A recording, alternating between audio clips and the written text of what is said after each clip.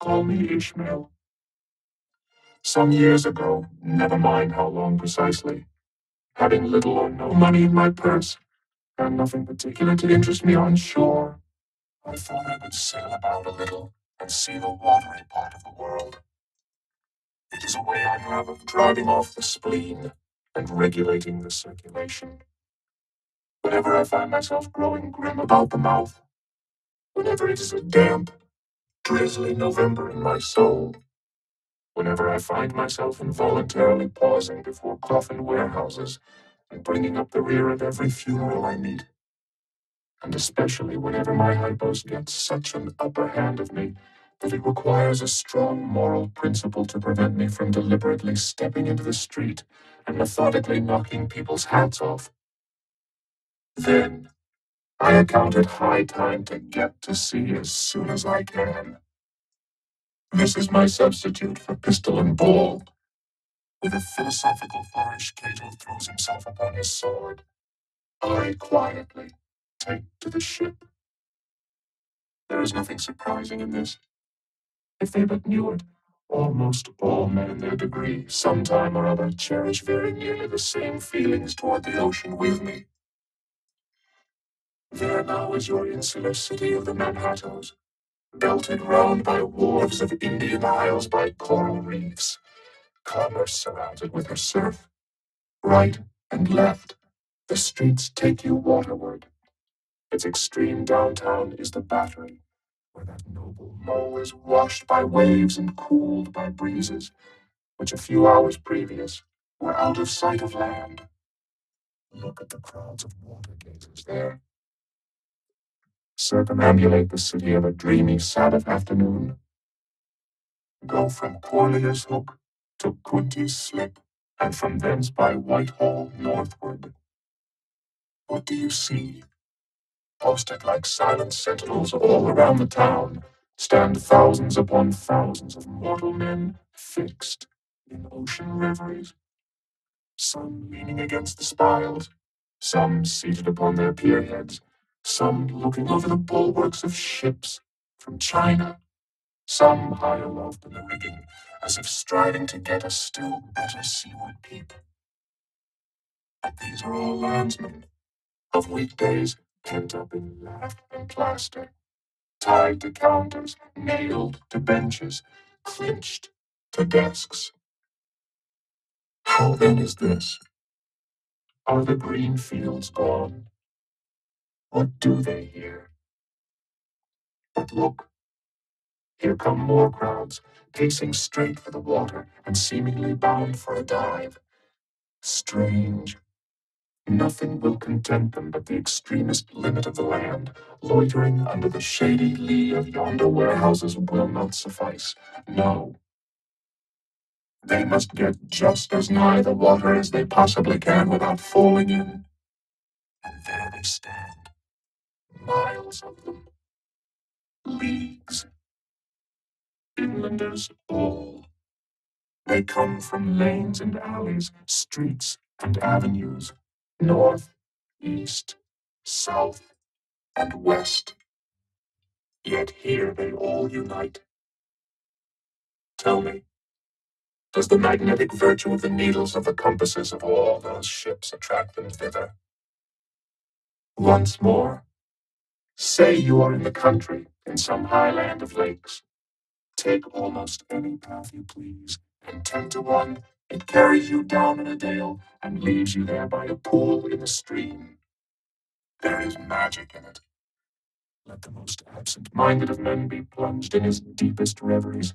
Stand that man on his legs, set his feet a-going, and he will infallibly lead you to water, if water there be in all that region.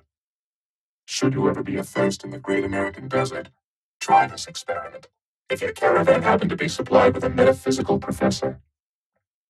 Yes, as everyone knows, meditation and water are wedded forever. But here is an artist. He desires to paint you the dreamiest, shadiest, quietest, most enchanting bit of romantic landscape in all the valley of the Saco. What is the chief element he employs? There stand his trees, each with a hollow trunk, as if a hermit and a crucifix were within.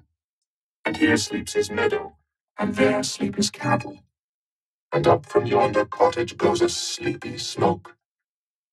Deep into distant woodlands winds a mazy way, reaching to overlapping spurs of mountains bathed in their hillside blue. And though the picture lies thus tranced, and though this pine tree shakes down its sighs and leaves upon this shepherd's head, yet all were vain, unless the shepherd's eyes were fixed upon the magic stream before him. Go visit the prairies in June, when for scores on scores of miles you wade knee-deep among tiger lilies. What is the one charm wanting? Water. There is not a drop of water there. Were Niagara but a cataract of sand, would you travel your 1,000 miles to see it? Why did the poor poet of Tennessee, upon suddenly receiving 2 handfuls of silver, deliberate whether to buy him a coat which he sadly needed, or invest his money in a pedestrian trip to Rockaway Beach? Why is almost every robust, healthy boy with a robust, healthy soul in him at some time or other crazy to go to sea? Why, upon your first voyage as a passenger, did you yourself feel such a mystical vibration when first told that you and your ship were now out of sight of land? Why did the old Persians hold the sea holy?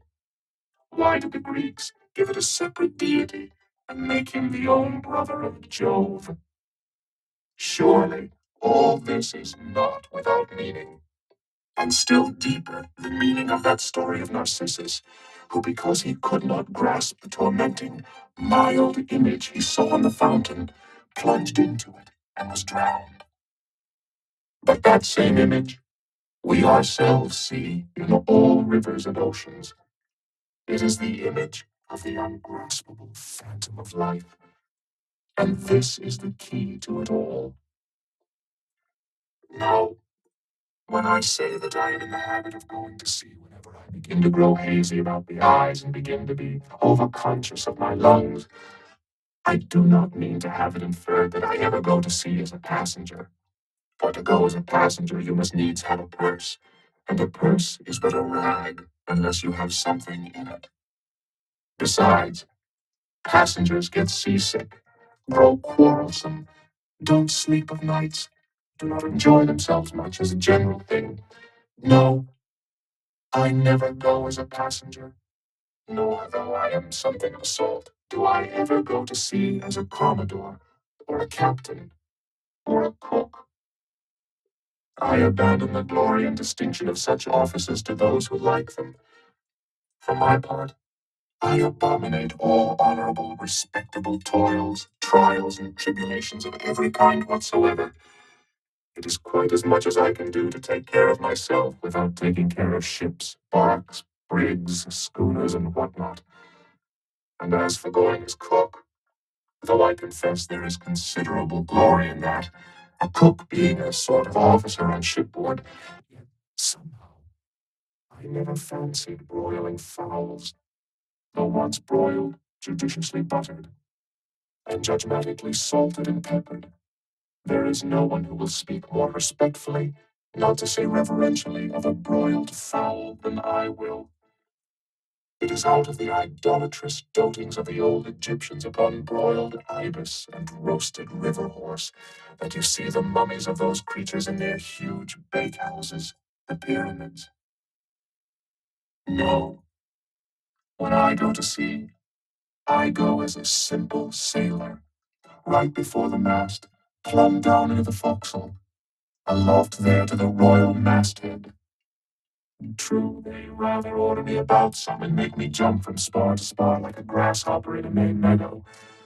And at first, this sort of thing is unpleasant enough. It touches one's sense of honor, particularly if you come of an old established family in the land, the Van Rensselaers, or Randolphs, or Hardicanutes, and more than all, if just previous to putting your hand into the tar pot, You have been lauding it as a country schoolmaster, making the tallest boys stand in awe of you. The transition is a keen one, I assure you, from a schoolmaster to a sailor, and requires a strong decoction of Seneca and the Stoics to enable you to grin and bear it. But even this wears off in time. What of it? If some old hunks of a sea captain orders me to get a broom and sweep down the decks, what does that indignity amount to, weighed, I mean, in the scales of the New Testament? Do you think the Archangel Gabriel thinks anything the less of me because I promptly and respectfully obey that old hunks in that particular instance? Who ain't a slave? Tell me that.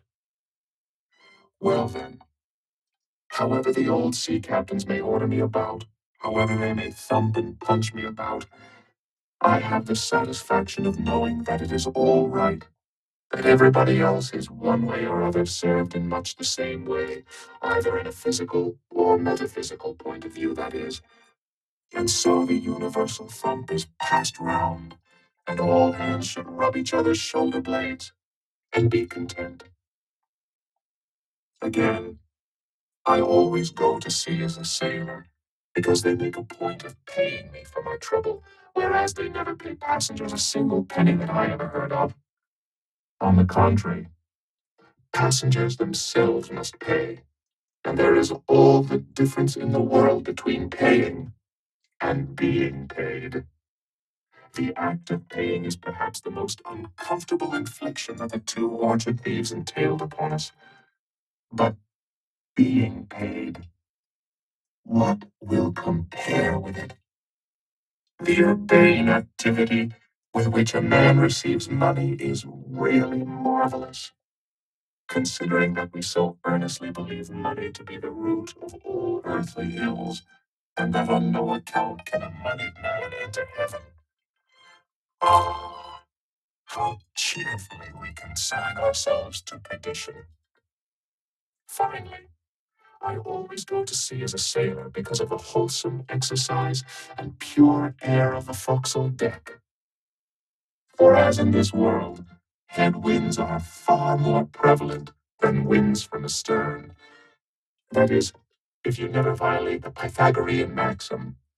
So for the most part, the Commodore on the quarterdeck gets his atmosphere at second hand from the sailors on the forecastle.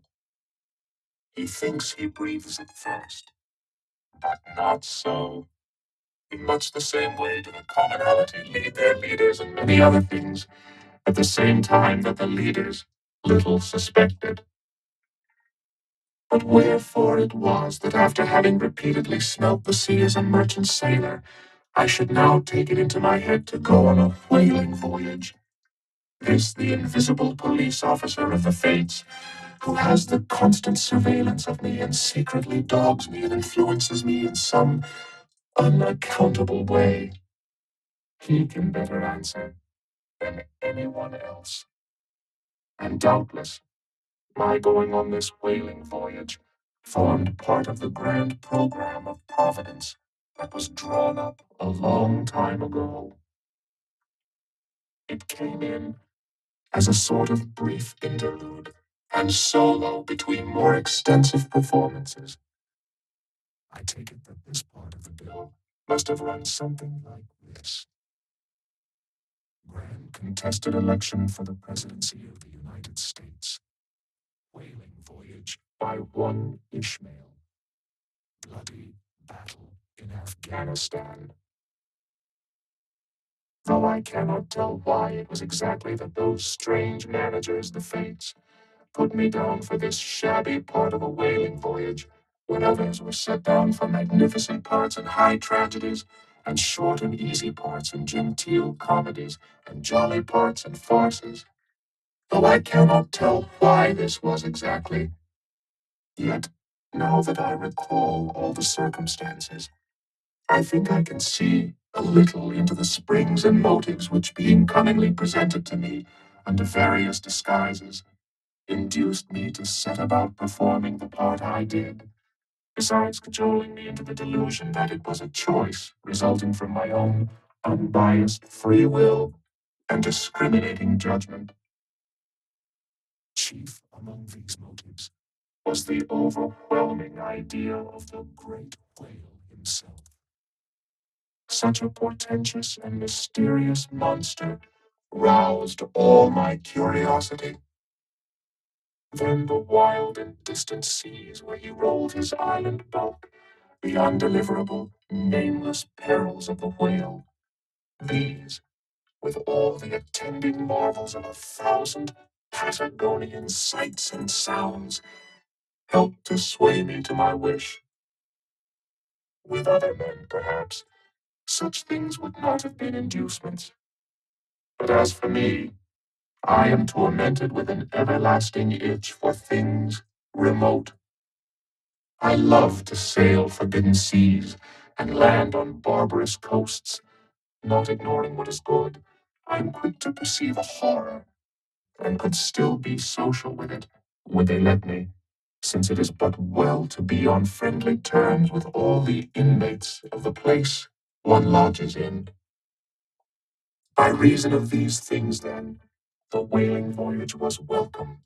The great floodgates of the wonder world swung open, and in the wild conceits that swayed me to my purpose, two and two there floated into my inmost soul endless processions of the whale, and midmost of them all, one grand hooded phantom, like a snow hill in the air.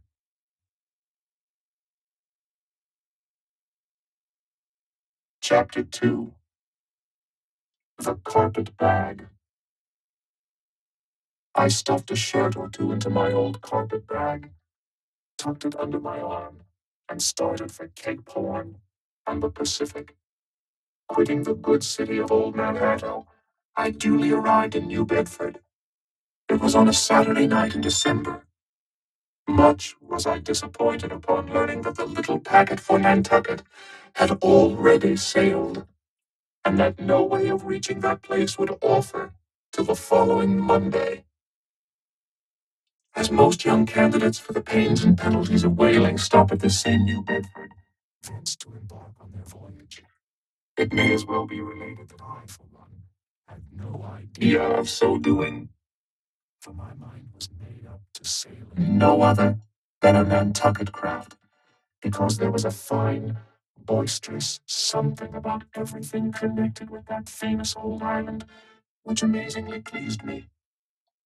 Besides, though New Bedford has of late been gradually monopolizing the business of whaling, and though in this matter poor old Nantucket is now much behind her, yet Nantucket was her great original, the Tyre of this Carthage, the place where the first dead American whale was stranded.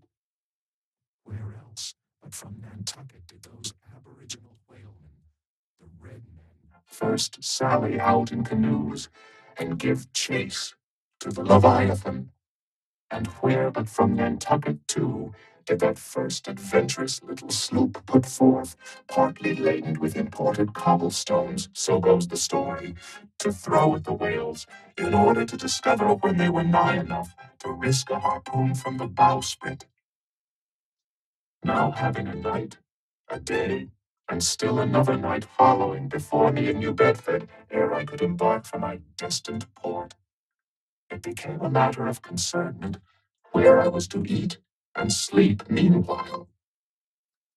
It was a very dubious looking, nay, a very dark and dismal night, bitingly cold and cheerless. I knew no one in the place. With anxious grapnels, I had sounded my pocket and only brought up a few pieces of silver. So, wherever you go, Ishmael, said I to myself, as I stood in the middle of a dreary street, shouldering my bag and comparing the gloom towards the north with the darkness towards the south. Wherever in your wisdom you may conclude to lodge for the night, my dear Ishmael, be sure to inquire the price, and don't be too particular. With halting steps, I paced the streets and passed the sign of the Crossed Harpoons. but it looked too expensive and jolly there. Further on, from the bright red windows of the Swordfish Inn, there came such fervent rays that it seemed to have melted the packed snow and ice from before the house, for everywhere else the congealed frost lay 10 inches thick in a hard, asphaltic pavement. Rather weary for me, when I struck my foot against the flinty projections, because from hard, remorseless surface the soles of my boots were in a most miserable plight. Too expensive and jolly again, thought I, pausing one moment to watch the broad glare in the street and hear the sounds of the tinkling glasses within. But go on, Ishmael, said I at last. Don't you hear? Get away from before the door. Your patched boots are stopping the way. So on I went. I now by instinct followed the streets that took me waterward, for there, doubtless, were the cheapest, if not the cheeriest inns. Such dreary streets, blocks of blackness, not houses on either hand, and here and there a candle, like a candle moving about in a tomb. At this hour of the night, of the last day of the week, that quarter of the town proved all but deserted. But presently I came to a smoky light, proceeding from a low, wide building, the door of which stood invitingly open. It had a careless look, as if it were meant for the uses of the public. So, entering, the first thing I did was to stumble over an ash box in the porch. Ha! Thought I. Ha! As the flying particles almost choked me. Are these ashes from that destroyed city Gomorrah? But the crossed harpoons and the swordfish? This, then, must needs be the sign of the trap. However, I picked myself up, and hearing a loud voice within, pushed on and opened a second interior door. It seemed the great black parliament sitting in Tophet. 100 black faces turned round in their rows to peer, and beyond, a black angel of doom was beating a book in a pulpit. It was a Negro church, and the preacher's text was about the blackness of darkness, and the weeping and wailing and teeth gnashing there. Ha! Ishmael, muttered I, backing out. Wretched entertainment at the sign of the trap. Moving on, I at last came to a dim sort of out-hanging light, not far from the docks, and heard a forlorn creaking in the air, and looking up, saw a swinging sign over the door with a white painting upon it, faintly representing a tall straight jet of misty spray, and these words underneath: The Spouter Inn, Peter Coffin. Coffin. Spouter. Rather ominous in that particular connection, thought I. But it is a common name in Nantucket, they say, and I suppose this Peter here is an emigrant from there. As the light looked so dim, and the place, for the time, looked quiet enough, and the dilapidated little wooden house itself looked as if it might have been carted here from the ruins of some burnt district, and as the swinging sign had a poverty-stricken sort of creak to it, I thought that here was the very spot for cheap lodgings and the best of pea coffee. It was a queer sort of place, a gable-ended old house, one side palsied as it were, and leaning over sadly. It stood on a sharp, bleak corner, where that tempestuous wind Euroclydon kept up a worse howling than ever it did about poor Paul's tossed craft. Euroclydon, nevertheless, is a mighty pleasant zephyr to anyone indoors, with his feet on the hob, quietly toasting for bed. In judging of that tempestuous wind called Euroclydon, says an old writer, of whose works I possess the only copy extant.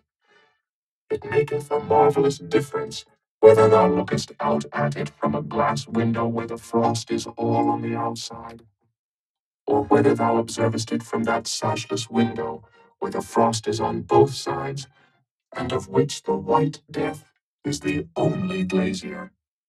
True enough, thought I, as this passage occurred to my mind. Old black letter, thou reasonest well. Yes, these eyes are windows, and this body of mine is the house. What a pity they did not stop up the chinks and the crannies, though, and thrust in a little lint here and there. But it's too late to make any improvements now. The universe is finished. The copestone is on, and the chips were carted off 1,000,000 years ago. Poor Lazarus there, chattering his teeth against the curbstone for his pillow, and shaking off his tatters with his shiverings.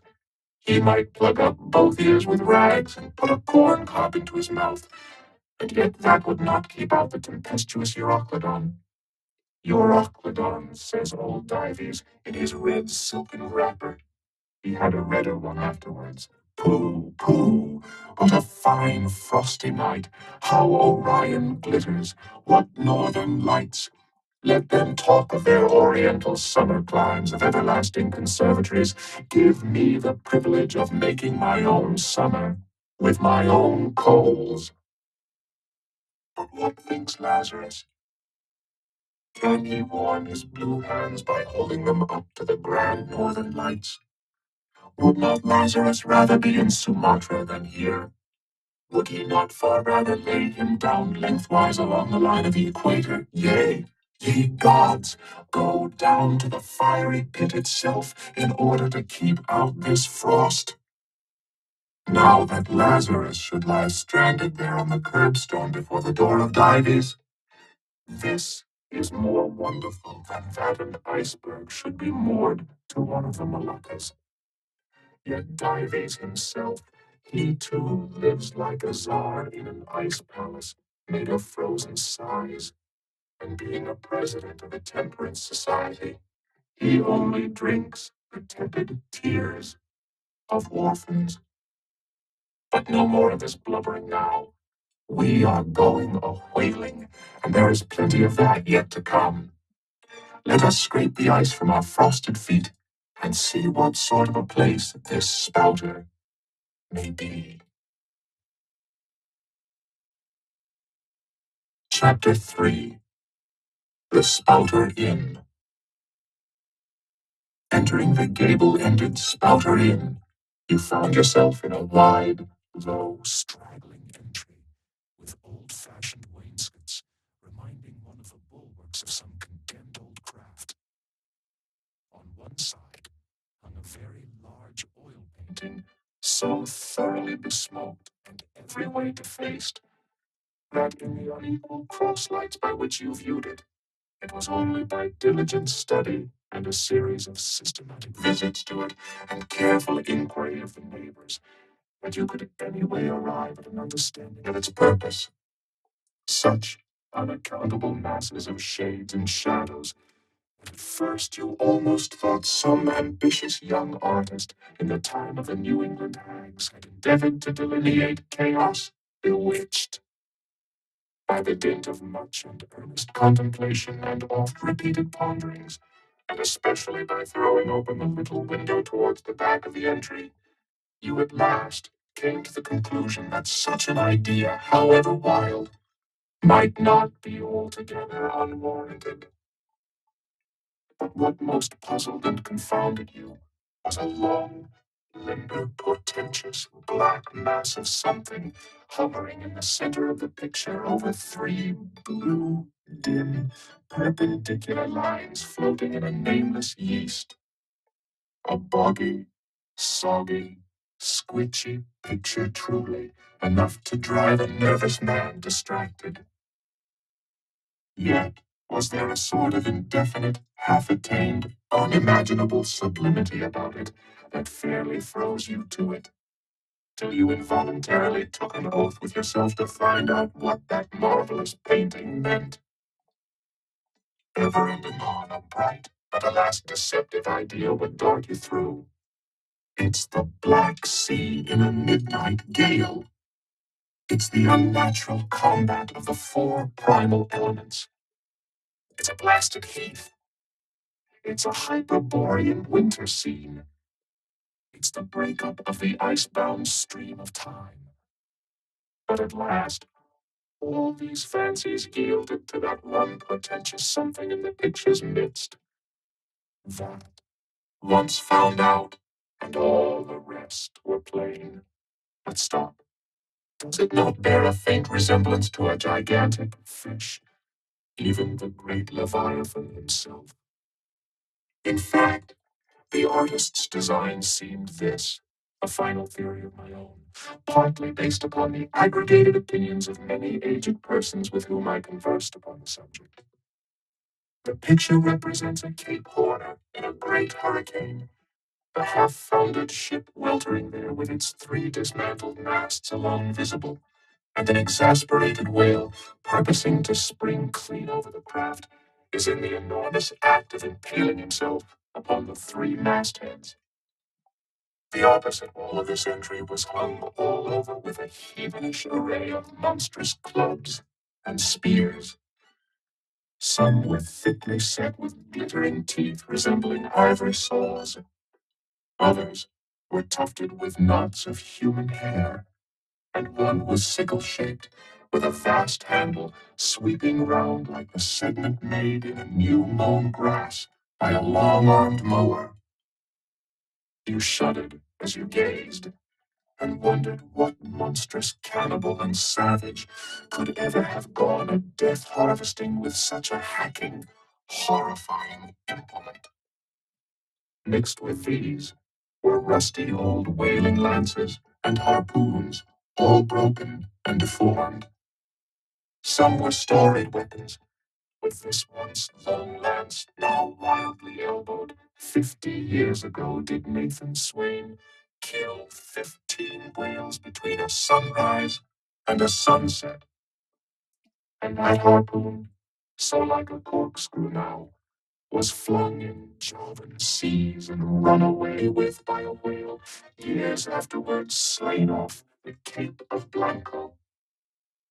The original iron entered nigh the tail, like a restless needle sojourning in the body of a man, travelled full 40 feet, and at last was found embedded in the hump.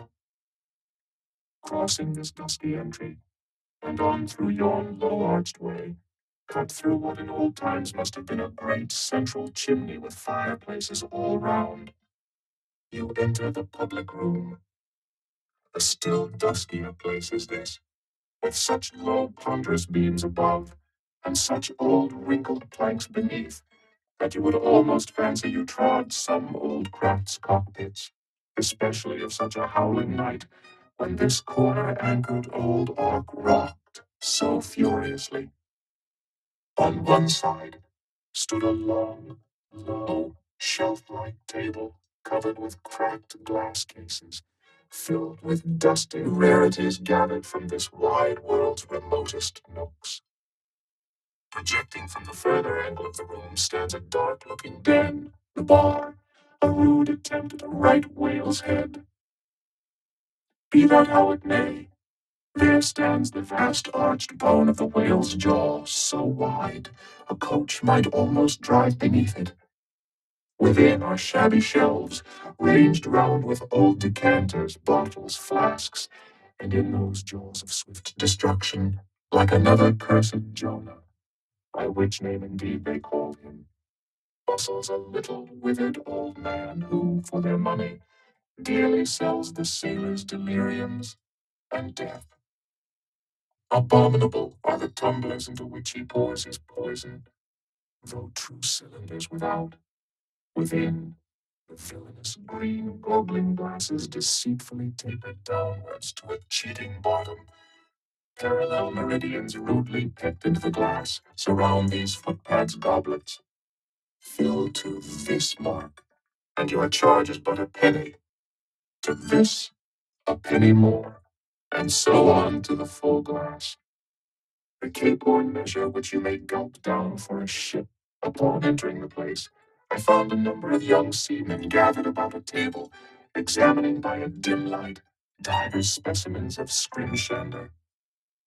I sought the landlord, and telling him I desired to be accommodated with a room, received for answer that his house was full, not a bed unoccupied. But avast, he added, tapping his forehead, you ain't no objections to sharing a harpooner's blanket, have you? I suppose you're going no whaling, so you'd better get used to that sort of thing. I told him that I never liked to sleep two in a bed, that if I should ever do so, it would depend upon who the harpooner might be, and that if he, the landlord, really had no other place for me, and the harpooner was not decidedly objectionable, why, rather than wander further about a strange town on so bitter a night, I would put up with the half of any decent man's blanket. I thought so. All right, take a seat. Supper? You want supper? Supper'll be ready directly. I sat down on an old wooden settle, carved all over like a bench on the battery. At one end, a ruminating tar was still further adorning it with his jackknife, stooping over and diligently working away at the space between his legs. He was trying his hand at a ship under full sail, but he didn't make much headway, I thought. At last, some 4 or 5 of us were summoned to our meal in an adjoining room. It was cold as Iceland. No fire at all. The landlord said he couldn't afford it. Nothing but 2 dismal tallow candles, each in a winding sheet. We were fain to button up our monkey jackets and hold to our lips cups of scalding tea with our half-frozen fingers. But the fare was one of the most substantial kind. Not only meat and potatoes, but dumplings, good heavens. Dumplings for supper. One young fellow in a green box coat addressed himself to these dumplings in a most direful manner. My boy, said the landlord, you're the nightmare to a dead certainty. Landlord, I whispered, that ain't the harpooner, is it? Oh, no, said he, looking a sort of diabolically funny. The harpooner is a dark-complexioned chap. He never eats dumplings, he don't. He eats nothing but steaks, and likes 'em rare. The devil he does, says I. Where is that harpooner? Is he here? He'll be here afore long, was the answer. I could not help it, and I began to feel suspicious of this dark-complexioned harpooner. At any rate, I made up my mind that if it so turned out that we should sleep together, he must undress and get into bed before I did.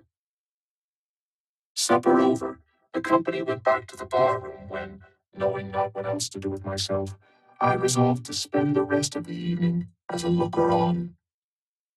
Presently, a rioting noise was heard without. Starting up, the landlord cried, that's the Grumpus's crew. I seed her reported in the offing this morning. A 4 years' voyage and a full ship. Hurrah, boys! Now we'll have the latest news from the Fijis. A tramping of sea boots was heard in the entry. The door was flung open, and in rolled a wild set of mariners enough, enveloped in their shaggy watch coats, and with their heads muffled in woolen comforters, all bedarned and ragged, and their beards stiff with icicles. They seemed an eruption of bears from Labrador. They had just landed from their boat, and this was the first house they entered.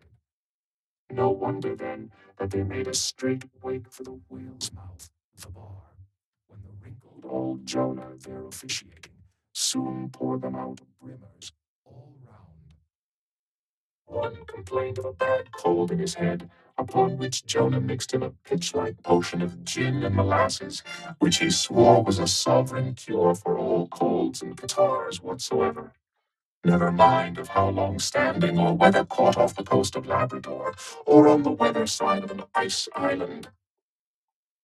The liquor soon mounted into their heads, as it generally does even with the errantest topers newly landed from sea, and they began capering about most obstreperously.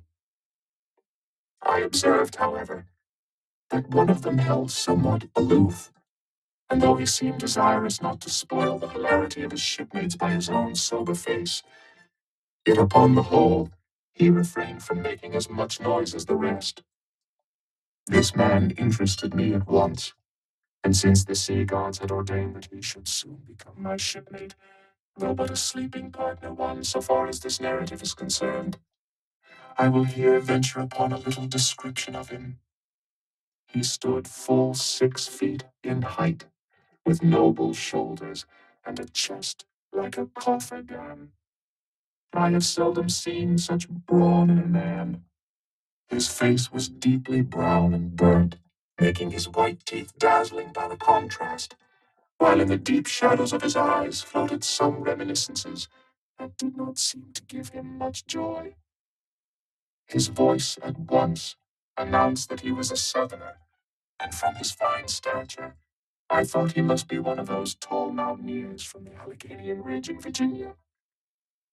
When the revelry of his companions had mounted to its height, this man slipped away, unobserved, and I saw no more of him till he became my comrade on the sea.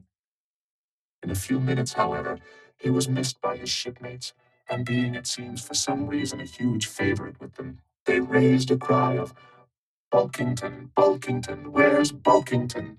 and darted out of the house in pursuit of him. It was now about 9 o'clock, and the room, seeming almost supernaturally quiet after these orgies, I began to congratulate myself upon a little plan that occurred to me just previous to the entrance of the seamen. No man prefers to sleep two in a bed. In fact, you would a good deal rather not sleep with your own brother. I don't know how it is, but people like to be private when they are sleeping. And when it comes to sleeping with an unknown stranger, in a strange inn, in a strange town, and that stranger a harpooner, then your objections indefinitely multiply. Nor was there any earthly reason why I, as a sailor, should sleep two in a bed, more than anybody else. For sailors no more sleep two in a bed at sea than bachelor kings do ashore. To be sure, they all sleep together in one apartment, but you have your own hammock, and cover yourself with your own blanket, and sleep in your own skin.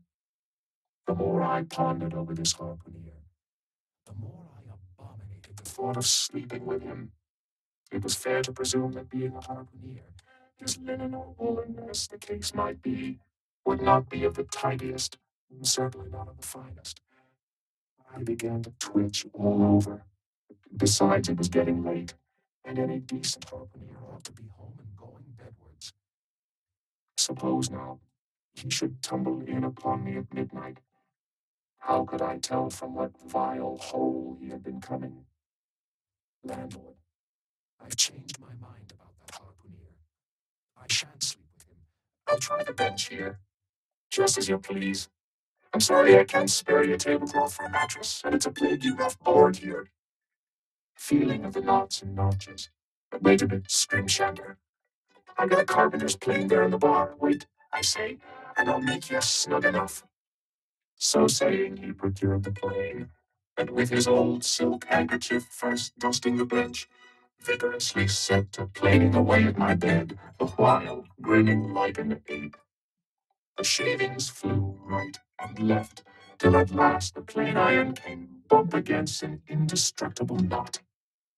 The landlord was near spraining his wrist, and I told him for heaven's sake to quit. The bed was soft enough to suit me, and I did not know how all the planing in the world could make eider down of a pine plank. So, gathering up the shavings with another grin, and throwing them into the great stove in the middle of the room, he went about his business, and left me in a brown study. I now took the measure of the bench, and found that it was a foot too short. But that could be mended with a chair. But it was a foot too narrow, and the other bench in the room was about 4 inches higher than the planed one, so there was no yoking them. I then placed the first bench lengthwise along the only clear space against the wall, leaving a little interval between them for my back to settle down in. But I soon found that there came such a draught of cold air over me from under the sill of the window that this plan would never do at all, especially as another current from the rickety door met the one from the window, and both together formed a series of small whirlwinds in the immediate vicinity of the spot where I had thought to spend the night.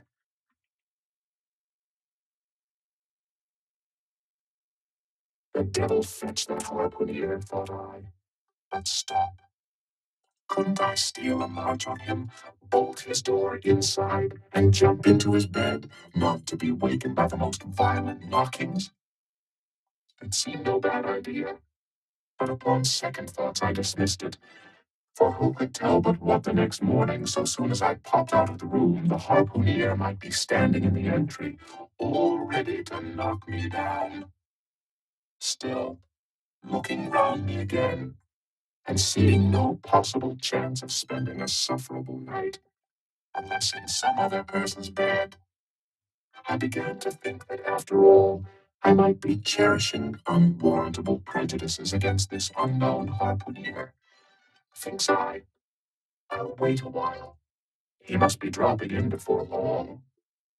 I'll have a good look at him then, and perhaps we may become jolly good bedfellows after all. There's no telling. But though the other boarders kept coming in by ones, twos, and threes and going to bed, yet no sign of my harpooner. Landlord, said I, what sort of a chap is he? Does he always keep such late hours? It was now hard upon 12 o'clock. The landlord chuckled again with his lean chuckle, and seemed to be mightily tickled at something beyond my comprehension. No, he answered. Generally he's an early bird, early to bed and early to rise. Yes, he's the bird what catches the worm. But tonight he went out peddling, you see, and I don't see what on earth keeps him so late, unless, maybe, he can't sell his head. Can't sell his head? What sort of a bamboozling story is this you are telling me? Getting into a towering rage. Do you pretend to say, landlord, that this harpooner is actually engaged this blessed Saturday night, or rather Sunday morning, in peddling his head around this town? That's precisely it, said the landlord, and I told him he couldn't sell his here. The market's overstocked. With what? Shouted I. With heads, to be sure. Ain't there too many heads in the world? I'll tell you what it is, landlord, said I quite calmly. You'd better stop spinning that yarn to me. I'm not green. Maybe not, taking out a stick and whittling a toothpick. But I rather guess you'll be done brown if that ere harpooner hears you a slandering his head. I'll break it for him, said I, now flying into a passion again at this unaccountable farrago of the landlord's. It's broke already, said he. Broke, said I. Broke, do you mean? Certain. And that's the very reason he can't sell it, I guess. Landlord, said I, going up to him as cool as Mount Hecla in a snowstorm. Landlord, stop whittling. You and I must understand one another, and that too without delay. I come to your house and want a bed. You tell me you can only give me half a one, that the other half belongs to a certain harpooner, and about this harpooner, whom I have not yet seen, you persist in telling me the most mystifying and exasperating stories, tending to beget me in an uncomfortable feeling towards the man whom you design for my bedfellow, a sort of connection, landlord, which is an intimate and confidential one in the highest degree. I now demand of you to speak out and tell me who and what this harpooner is, and whether I shall be in all respects safe to spend the night with him. And in the first place, you will be so good as to unsay that story about selling his head, which, if true, I take to be good evidence that this harpooner is stark mad. And I've no idea of sleeping with a madman, and you, sir, you, I mean landlord, you, sir, by trying to induce me to do so knowingly, would thereby render yourself liable to a criminal prosecution. Well, said the landlord, fetching a long breath, that's a pretty long sermon for a chap that rips a little now and then. But be easy, be easy.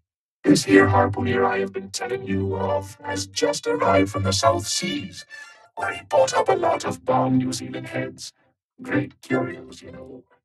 And he sold all of them but one. And that one he's trying to sell tonight, 'cause tomorrow's Sunday, and it would not do to be selling human heads about the streets when folks is going to churches. He wanted to last Sunday, but I stopped him just as he was going out of the door with foreheads strung on a string, for all the earth like a string of Indians. This account cleared up the otherwise unaccountable mystery, and showed that the landlord, after all, had had no idea of fooling me.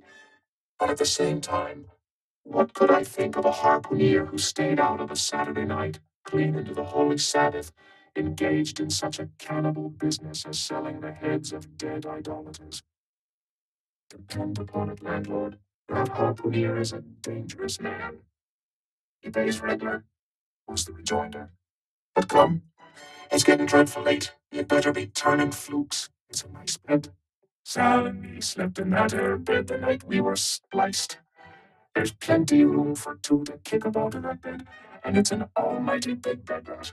Why, before we give it up, Sal used to put our Sam and little Johnny in the foot of it. But I got a dreaming and sprawling about one night, and somehow Sam got pitched on the floor and came near breaking his arm. After that, Sal said it wouldn't do. Come along here, I'll give you a glim in a jiffy. And so saying, he lighted a candle and held it towards me, offering to lead the way. But I stood irresolute, when looking at a clock in the corner, he exclaimed, I've won it's Sunday. You won't see that harpooner tonight. He's come to anchor somewhere. Come along then. Do come. Won't you come?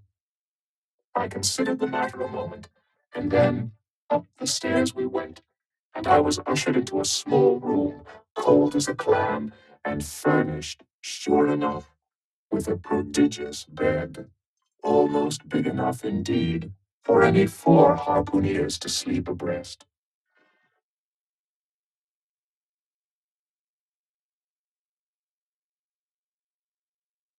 There, said the landlord, placing the candle on a crazy old sea chest that did double duty as a washstand and center table. There, make yourself comfortable now, and good night to you. I turned round from eyeing the bed, but he had disappeared. Folding back the counterpane, I stooped over the bed. Though none of the most elegant, it yet stood the scrutiny tolerably well. I then glanced round the room, and besides the bedstead and center table, could see no other furniture belonging to the place but a rude shelf, the four walls, and a papered fireboard representing a man striking a whale.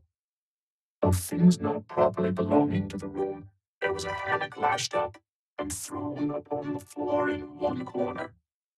Also a large seaman's bag containing the harpooner's wardrobe, no doubt, in lieu of a land trunk. Likewise, there was a parcel of outlandish bonefish hooks on the shelf over the fireplace, and a tall harpoon standing at the head of the bed. But what is this on the chest? I took it up and held it close to the light, and felt it, and smelt it, and tried every way possible to arrive at some satisfactory conclusion concerning it. I can compare it to nothing but a large doormat, ornamented at the edges with little tinkling tags, something like the stained porcupine quills round an Indian moccasin. There was a hole or slit in the middle of this mat, the same as in South American ponchos. But could it be possible that any sober harpooner would get into a doormat and parade the streets of any Christian town in that sort of guise? I put it on to try it, and it weighed me down like a hamper, being uncommonly shaggy and thick, and I thought a little damp, as though this mysterious harpooner had been wearing it of a rainy day. I went up in it to a bit of glass stuck against the wall, and I never saw such a sight in my life. I tore myself out of it in such a hurry that I gave myself a kink in the neck. I sat down on the side of the bed and commenced thinking about this head-peddling harpooner and his doormat. After thinking some time on the bedside, I got up and took off my monkey jacket, and then stood in the middle of the room thinking. I then took off my coat and thought a little more in my shirt sleeves, but beginning to feel very cold now, half undressed as I was, and remembering what the landlord said about the harpooner's not coming home at all that night, it being so very late, I made no more ado, but jumped out of my pantaloons and boots, and then, blowing out the light, tumbled into bed, and commended myself to the care of heaven. Whether that mattress was stuffed with corn cobs or broken crockery, there is no telling, but I rolled about a good deal and could not sleep for a long time. At last, I slid off into a light doze, and had pretty nearly made a good offing towards the land of Nod, when I heard a heavy footfall in the passage, and saw a glimmer of light come into the room from under the door. Lord save me, thinks I. That must be the harpooner, the infernal head peddler. But I lay perfectly still, and resolved not to say a word till spoken to. Holding a light in one hand, and that identical New Zealand head in the other, the stranger entered the room, and without looking towards the bed, placed his candle a good way off from me on the floor in one corner, and then began working away at the knotted cords of the large bag I before spoke of as being in the room. I was all eagerness to see his face, but he kept it averted for some time while employed in unlacing the bag's mouth. This accomplished, however, he turned round when, good heavens, what a sight! Such a face! It was of a dark, purplish, yellow color, here and there stuck over with large, blackish-looking squares. Yes, it's just as I thought. He's a terrible bedfellow. He's been in a fight, got dreadfully cut, and here he is, just from the surgeon. But at that moment he chanced to turn his face so towards the light that I plainly saw they could not be sticking plasters at all, those black squares on his cheeks. They were stains of some sort or other. At first I knew not what to make of this, but soon an inkling of the truth occurred to me. I remembered a story of a white man, a whaleman too, who, falling among the cannibals, had been tattooed by them. I concluded that this harpooner, in the course of his distant voyages, must have met with a similar adventure. And what is it, thought I, after all? It's only his outside. A man can be honest in any sort of skin. But then, what to make of his unearthly complexion, that part of it, I mean, lying round about and completely independent of the squares of tattooing? To be sure, it might be nothing but a good coat of tropical tanning, but I never heard of a hot sun's tanning a white man into a purplish yellow one. However, I had never been in the South Seas, and perhaps the sun there produced these extraordinary effects upon the skin. Now, while all these ideas were passing through me like lightning, this harpooner never noticed me at all. But, after some difficulty having opened his bag, he commenced fumbling in it, and presently pulled out a sort of tomahawk and a sealskin wallet with the hair on. Placing these on the old chest in the middle of the room, he then took the New Zealand head, a ghastly thing enough, and crammed it down into the bag. He now took off his hat, a new beaver hat, when I came nigh singing out with fresh surprise. There was no hair on his head, none to speak of at least. nothing but a small scalp knot twisted up on his forehead. His bald purplish head now looked for all the world like a mildewed skull. Had not the stranger stood between me and the door, I would have bolted out of it quicker than ever I bolted a dinner. Even as it was, I thought something of slipping out of the window, but it was the second floor back. I am no coward, but what to make of this head-peddling purple rascal altogether past my comprehension.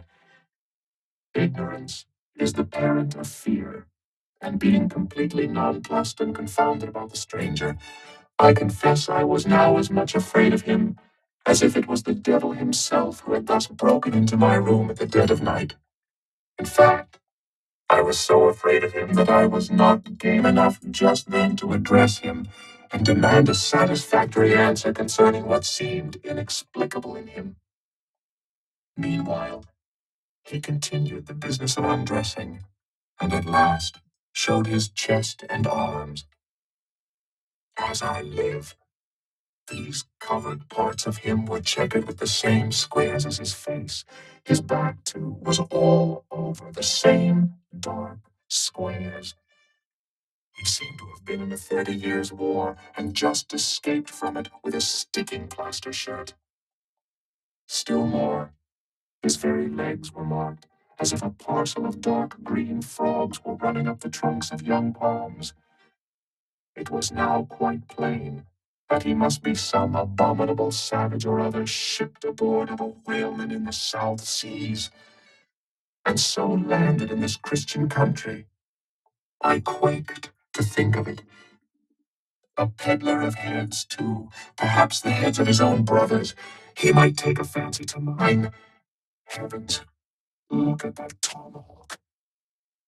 But there was no time for shuddering, for now the savage went about something that completely fascinated my attention and convinced me that he must indeed be a heathen.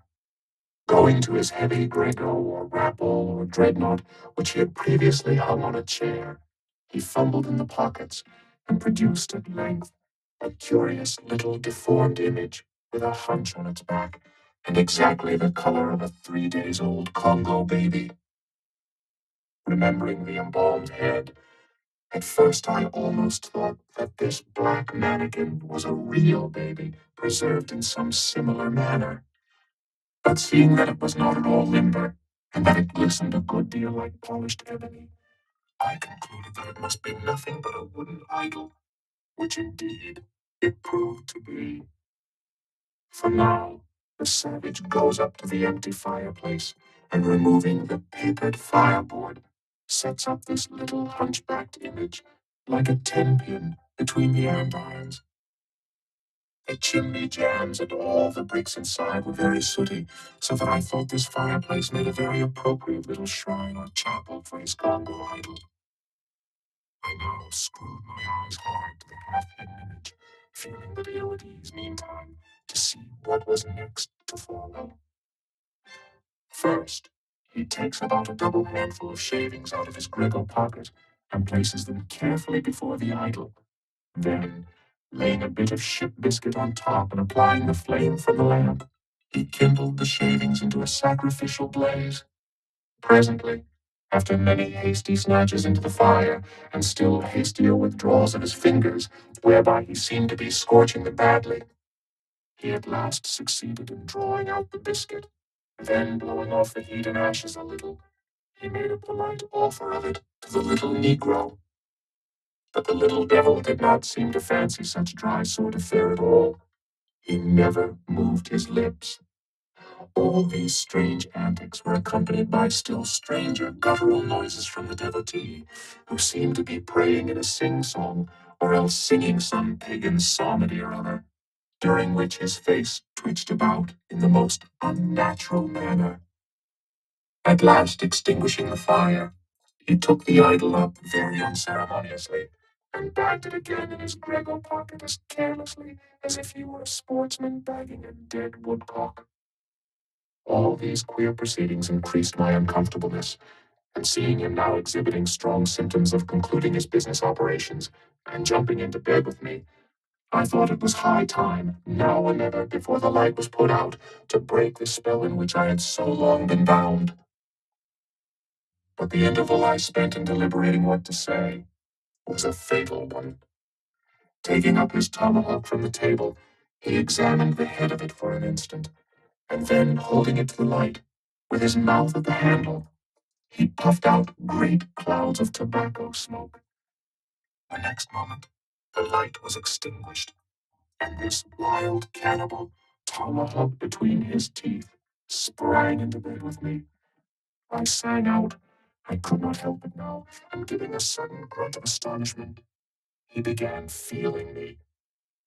Stammering out something I knew not what, I rolled away from him against the wall, and then conjured him, whoever or whatever he might be, to keep quiet and let me get up and light the lamp again. But his guttural responses satisfied me at once that he but ill comprehended my meaning. "Who devil you?" he at last said. "You no speaky. Damn I kill ye." And so saying, the lighted tomahawk began flourishing about me in the dark. "Landlord, for God's sake, Peter Coffin," shouted I. "Landlord, watch, coffin, angels, save me." "Speaky, tell me, who we be, or damn it, I kill ye," again growled the cannibal, while his horrid flourishings of a tomahawk scattered the hot tobacco ashes about me till I thought my linen would get on fire. But thank heaven, at that moment the landlord came into the room, light in hand, and leaping from the bed, I ran up to him. "Don't be afraid now," said he, grinning again. "Queequeg here wouldn't harm a hair of your head." "Stop your grinning," shouted I. "And why didn't you tell me that infernal harpooner was a cannibal? I thought you knowed it. Didn't I tell you he was a peddling heads around town? But turn folks again and go to sleep. Queequeg, look here. You sabe me, I sabe you. This man's sleepy, you sabe." "Me sabe plenty," grunted Queequeg, puffing away at his pipe and sitting up in bed. "You get in," he added, motioning to me with his tomahawk, and throwing the clothes to one side. He really did this in not only a civil, but a really kind and charitable way. I stood looking at him for a moment. For all his tattooings, he was on the whole a clean, comely-looking cannibal. "What's all this fuss I've been making about?" thought I to myself. "The man's a human being just as I am. He has just as much reason to fear me as I have to be afraid of him. Better sleep with a sober cannibal than a drunken Christian." "Landlord," said I, "tell him to stash his tomahawk there, or pipe, or whatever you call it. Tell him to stop smoking, in short, and I will turn in with him. But I don't fancy having a man smoking in bed with me. It's dangerous. Besides, I ain't insured." This being told to Queequeg, he at once complied, and again politely motioned me to get into bed, rolling over to one side as much as to say, "I won't touch a leg of ye."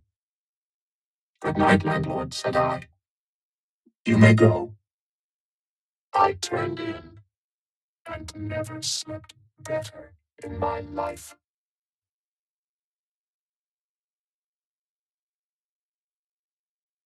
Chapter 4. The Counterpane. Upon waking next morning about daylight, I found Queequeg's arm thrown over me in the most loving and affectionate manner. You would almost thought I had been his wife. The counterpane was of patchwork, full of odd little party-colored squares and triangles, and this arm of his tattooed all over with an interminable Cretan labyrinth of a figure, no two parts of which were of one precise shade, owing, I suppose, to his keeping his arm at sea unmethodically in sun and shade, his shirt sleeves irregularly rolled up at various times. This same arm of his, I say, looked for all the world like a strip of that same patchwork quilt. Indeed, partly lying on it as the arm did when I first awoke. I could hardly tell it from the quilt. They so blended their hues together, and it was only by the sense of weight and pressure that I could tell that Queequeg was hugging me. My sensations were strange. Let me try to explain them. When I was a child, I will remember a somewhat similar circumstance that befell me. Whether it was a reality or a dream, I never could entirely settle. The circumstance was this. I had been cutting up some caper or other. I think it was trying to crawl up the chimney as I had seen a little sweep do a few days previous. And my stepmother, who somehow or other was all the time whipping me or sending me to bed supperless, my mother dragged me by the legs out of the chimney and packed me off to bed, though it was only 2 o'clock in the afternoon of the 21st June, the longest day of the year in our hemisphere. I felt dreadfully, but there was no help for it. So upstairs I went to my little room in the 3rd floor, undressed myself as slowly as possible so as to kill time, and with a bitter sigh, got between the sheets. I lay there dismally calculating that 16 entire hours must elapse before I could hope for a resurrection. 16 hours in bed. The small of my back ached to think of it. And it was so light, too. The sun shining in at the window, and a great rattling of coaches in the streets, and the sound of gay voices all over the house. I felt worse and worse. At last I got up, dressed, and softly going down on my stockinged feet, sought out my stepmother, and suddenly threw myself at her feet, beseeching her as a particular favor to give me a good slippering for my misbehavior, anything indeed but condemning me to lie abed such an unendurable length of time. But she was the best and most conscientious of stepmothers, and back I had to go to my room. For several hours, I lay there broad awake, feeling a great deal worse than I have ever done since, even from the greatest subsequent misfortunes. At last, I must have fallen into a troubled nightmare of a doze, and slowly waking from it, half steeped in dreams, I opened my eyes, and the before sunlit room was now wrapped in outer darkness. Instantly, I felt a shock running through all my frame. Nothing was to be seen, and nothing was to be heard, but a supernatural hand seemed placed in mine. My arm hung over the counterpane, and the nameless, unimaginable, silent form or phantom to which the hand belonged seemed closely seated by my bedside. For what seemed ages, piled on ages, I lay there, frozen with the most awful fears, not daring to drag away my hand, yet ever thinking that if I could but stir it one single inch, the horrid spell would be broken. I knew not how this consciousness at last glided away from me, but waking in the morning, I shudderingly remembered it all, and for days and weeks and months afterwards, I lost myself in confounding attempts to explain the mystery. Nay, to this very hour, I often puzzle myself with it. Now, take away the awful fear, and my sensations at feeling the supernatural hand in mine were very similar in their strangeness to those which I experienced on waking up and seeing Queequeg's pagan arm thrown around me. But at length, all the past night's events soberly recurred, one by one, in fixed reality, and then I lay only alive to the comical predicament. For though I tried to move his arm, unlock his bridegroom clasp, yet, sleeping as he was, he still hugged me tightly, as though naught but death should part us twain. I now strove to rouse him. Queequeg, but his only answer was a snore. I now strove to rouse him. Queequeg! But his only answer was a snore. I then rolled over, my neck feeling as if it were in a horse collar, and suddenly felt a slight scratch. Throwing aside the counterpane, there lay the tomahawk sleeping by the savage's side, as if it were a hatchet-faced baby. A pretty pickle, truly, thought I, a bed here in a strange house, in the broad day, with a cannibal and a tomahawk. Queequeg! In the name of goodness, Queequeg, wake! At length, by dint of much wriggling and loud and incessant expostulations upon the unbecomingness of his hugging a fellow male in that matrimonial sort of style, I succeeded in extracting a grunt, and presently he drew back his arm, shook himself all over like a Newfoundland dog just from the water, and sat up in bed, stiff as a pikestaff, looking at me and rubbing his eyes as if he did not altogether remember how I came to be there, though a dim consciousness of knowing something about me seemed slowly dawning over him. Meanwhile, I lay quietly eyeing him, having no serious misgivings now, and bent upon narrowly observing so curious a creature, when at last his mind seemed made up touching the character of his bedfellow, and he became, as it were, reconciled to the fact. He jumped out upon the floor, and by certain signs and sounds gave me to understand that, if it pleased me, he would dress first, and then leave me to dress afterwards, having the whole apartment to myself. Thinks I, Queequeg, under the circumstances, this is a very civilized overture. But the truth is, these savages have an innate sense of delicacy. Say what you will. It is marvelous how essentially polite they are. I pay this particular compliment to Queequeg because he treated me with so much civility and consideration, while I was guilty of great rudeness, staring at him from the bed and watching all his toilette motions, for the time my curiosity getting the better of my breeding. Nevertheless, a man like Queequeg you don't see every day. He and his ways were well worth unusual regarding. He commenced dressing at top by donning his beaver hat, very tall one by the by, and then, still minus his trousers, he hunted up his boots. What under the heavens he did it for, I cannot tell, but his next movement was to crush himself, boots in hand and hat on, under the bed, when from sundry violent gaspings and strainings, I inferred he was hard at work, booting himself, though by no law of propriety that I ever heard of is any man required to be private when putting on his boots. But Queequeg, do you see, was a creature in the transition state, neither caterpillar nor butterfly. He was just enough civilized to show off his outlandishness in the strangest possible manner. His education was not yet completed. He was an undergraduate. If he had not been a small degree civilized, he very probably would not have troubled himself with boots at all.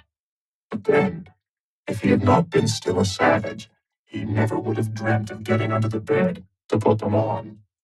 At last, he emerged with his hat very much dented and crushed down over his eyes, and began creaking and limping about the room as if, not being much accustomed to boots, his pair of damp, wrinkled, cowhide ones, probably not made to order either, rather pinched and tormented him at the first blow-off of a bitter cold morning. Seeing now that there were no curtains to the window, and that the street being very narrow, the house opposite commanded a plain view into the room, and observing more and more the indecorous figure that Queequeg made, staving about with little else but his hat and boots on, I begged him as well as I could to accelerate his toilet somewhat, and particularly to get into his pantaloons as soon as possible. He complied, and then proceeded to wash himself. At that time in the morning, any Christian would have washed his face, but Queequeg, to my amazement, contented himself with restricting his ablutions to his chest, arms, and hands. He then donned his waistcoat, and taking up a piece of hard soap on the washstand center table, dipped it into the water and commenced lathering his face.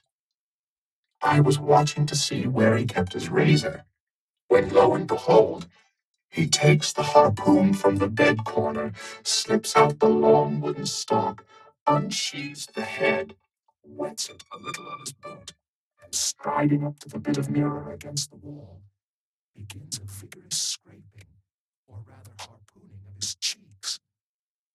Thinks I, Queequeg, this is using Roger's best cutlery with a vengeance. Afterwards, I wondered the less at this operation when I came to know of what fine steel the head of a harpoon is made, and how exceedingly sharp the long straight edges are always kept. The rest of his toilet was soon achieved, and he proudly marched out of the room, wrapped up in his great pilot monkey jacket, and sporting his harpoon like a marshal's baton. Chapter 5. Breakfast. I quickly followed suit, and descending into the bar-room, accosted the grinning landlord very pleasantly. I cherished no malice towards him, though he had been skylarking me with not a little in the matter of my bedfellow. However, a good laugh is a mighty good thing, and rather too scarce a good thing, the more's the pity. So if any one man, in his own proper person, affords stuff for a good joke to anybody, let him not be backward, but let him cheerfully allow himself to spend and be spent in that way. And the man that has anything bountifully laughable about him, be sure there is more in that man than you perhaps think for. The bar-room was now full of the boarders who had been dropping in the night previous, and whom I had not as yet had a good look at. They were nearly all whalemen, chief mates and second mates and third mates and sea carpenters and sea coopers and sea blacksmiths and sea harpooneers and shipkeepers, a brown and brawny company with bosky beards, an unshorn, shaggy set, all wearing monkey jackets for morning gowns. You could pretty plainly tell how long each one had been ashore. This young fellow's healthy cheek is like a sun-toasted pear in hue, and would seem to smell almost as musky. He cannot have been 3 days landed from his Indian voyage. That man next him looked a few shades lighter. You might say a touch of satin wood is in him.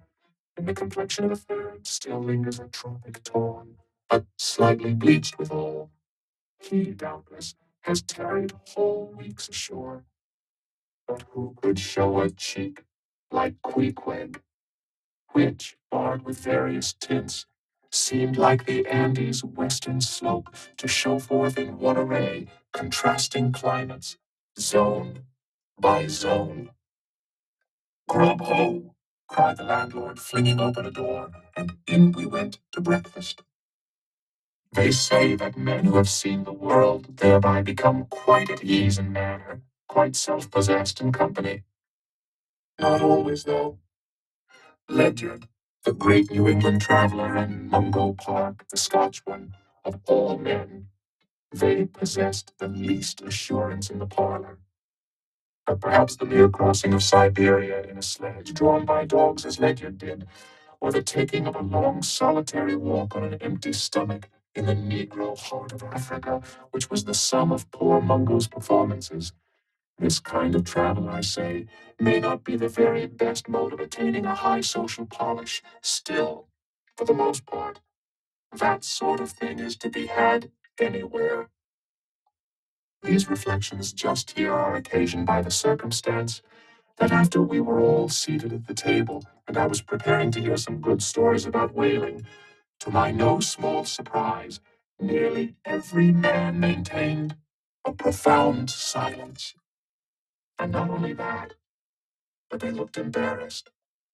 Yes, here were a set of sea dogs, many of whom without the slightest bashfulness had boarded great whales on the high seas, entire strangers to them, and dueled them dead without winking. And yet, here they sat, at a social breakfast table, all of the same calling, all of kindred tastes, looking round as sheepishly at each other as though they had never been out of sight of some sheepfold among the green mountains. A curious sight, these bashful bears, these timid warrior whalemen. But as for Queequeg, why, Queequeg sat there among them at the head of the table too, it so chanced, as cool as an icicle. To be sure, I cannot say much for his breeding. His greatest admirer could not have cordially justified his bringing his harpoon into breakfast with him, and using it there without ceremony, reaching over the table with it, to the imminent jeopardy of many heads, and grappling the beefsteaks toward him. But that was certainly very coolly done by him, and everyone knows that in most people's estimation, to do anything coolly is to do it genteelly. We will not speak of all Queequeg's peculiarities here, how he eschewed coffee and hot rolls, and applied his undivided attention to beefsteaks done rare.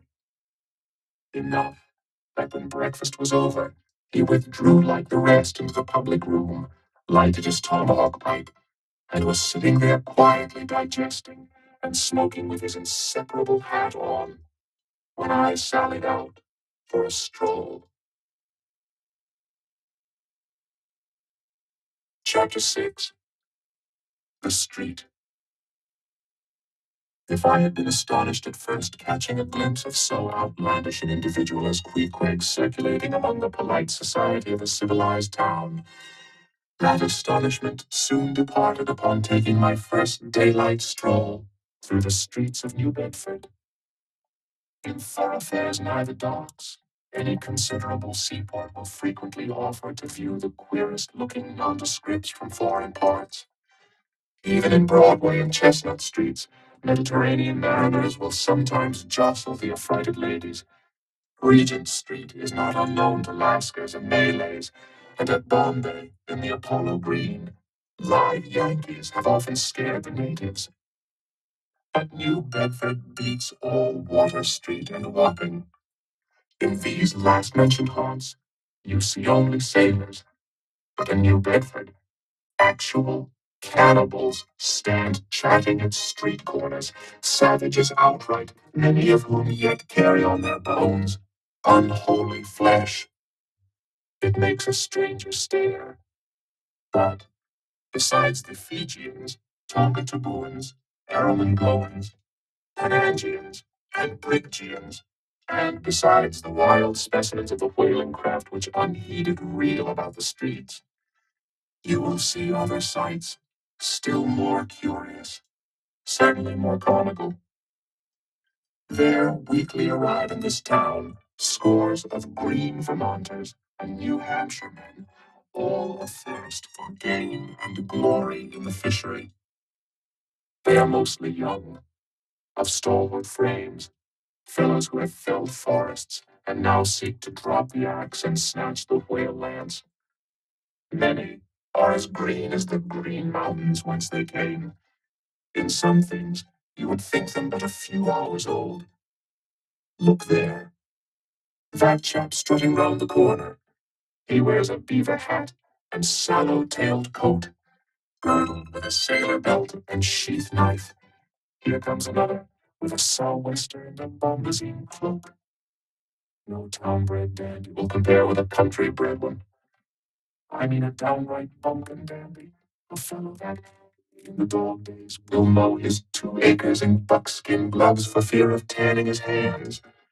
Now, when a country dandy like this takes it into his head to make a distinguished reputation and joins the great whale fishery, you should see the comical things he does upon reaching the seaport. In bespeaking his sea outfit, he orders bell buttons to his waistcoats, straps to his canvas trousers. Ah, poor hayseed! How bitterly will burst those straps in the first howling gale, when thou art driven, straps, buttons, and all, down the throat of the tempest. But think not that this famous town has only harpooneers, cannibals, and bumpkins to show her visitors. Not at all. Still, New Bedford is a queer place.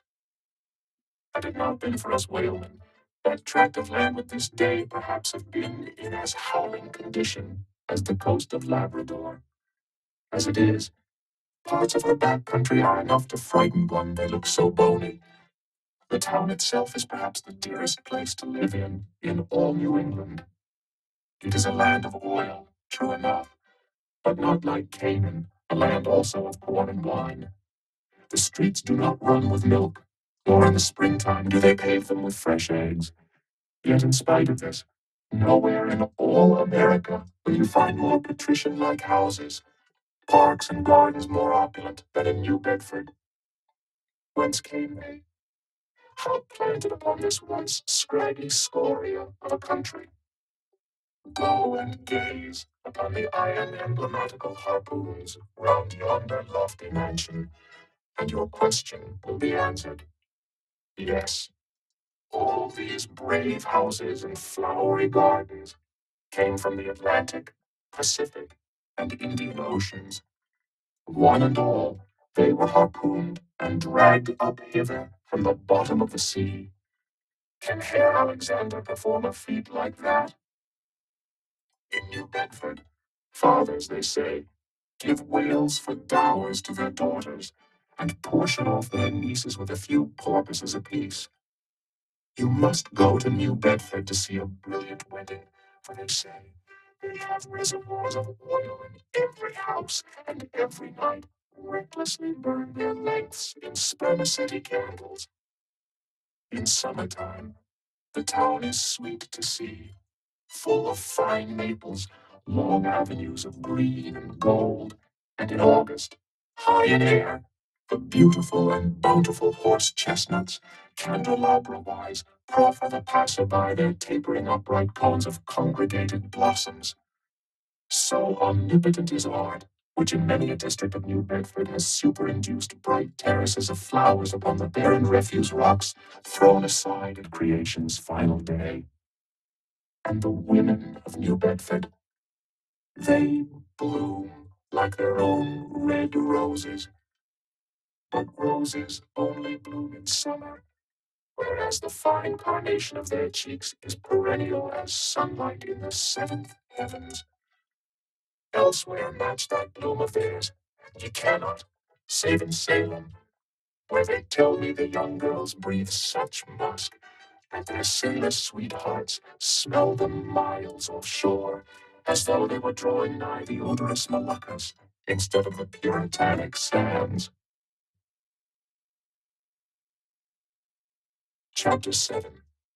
A Chapel. In this same New Bedford there stands a whaleman's chapel, and few are the moody fishermen, shortly bound for the Indian Ocean or Pacific, who fail to make a Sunday visit to the spot. I am sure that I did not. Returning from my first morning stroll, I again sallied out upon the special errand. The sky had changed from clear, sunny gold to driving sleet and mist. Wrapping myself in my shaggy jacket of the cloth called bearskin, I fought my way against the stubborn storm. Entering, I found a small, scattered congregation of sailors, and sailors' wives, and widows. A muffled silence reigned, only broken at times by the shrieks of the storm. Each silent worshipper seemed purposely sitting apart from the other, as if each silent grief were insular and incommunicable. The chaplain had not yet arrived, and there these silent islands of men and women sat steadfastly eyeing several marble tablets with black borders masoned into the wall on either side of the pulpit. Three of them ran something like the following, but I do not pretend to quote. Sacred to the memory of John Talbot, who at the age of 18 was lost overboard near the Isle of Desolation of Patagonia, November 1st, 1836. This tablet is erected to his memory by his sister. Sacred to the memory of Robert Long, Willis Ellery, Nathan Coleman, Walter Canny, Seth Macy, and Samuel Gleig, forming one of the boat's crews of the ship Eliza, who were towed out of sight by a whale on the offshore ground in the Pacific, December 31st, 1839. This marble is here placed by their surviving shipmates, sacred to the memory of the late Captain Ezekiel Hardy, who in the bows of his boat was killed by a sperm whale on the coast of Japan, August 3rd, 1833. This tablet is erected to his memory by his widow.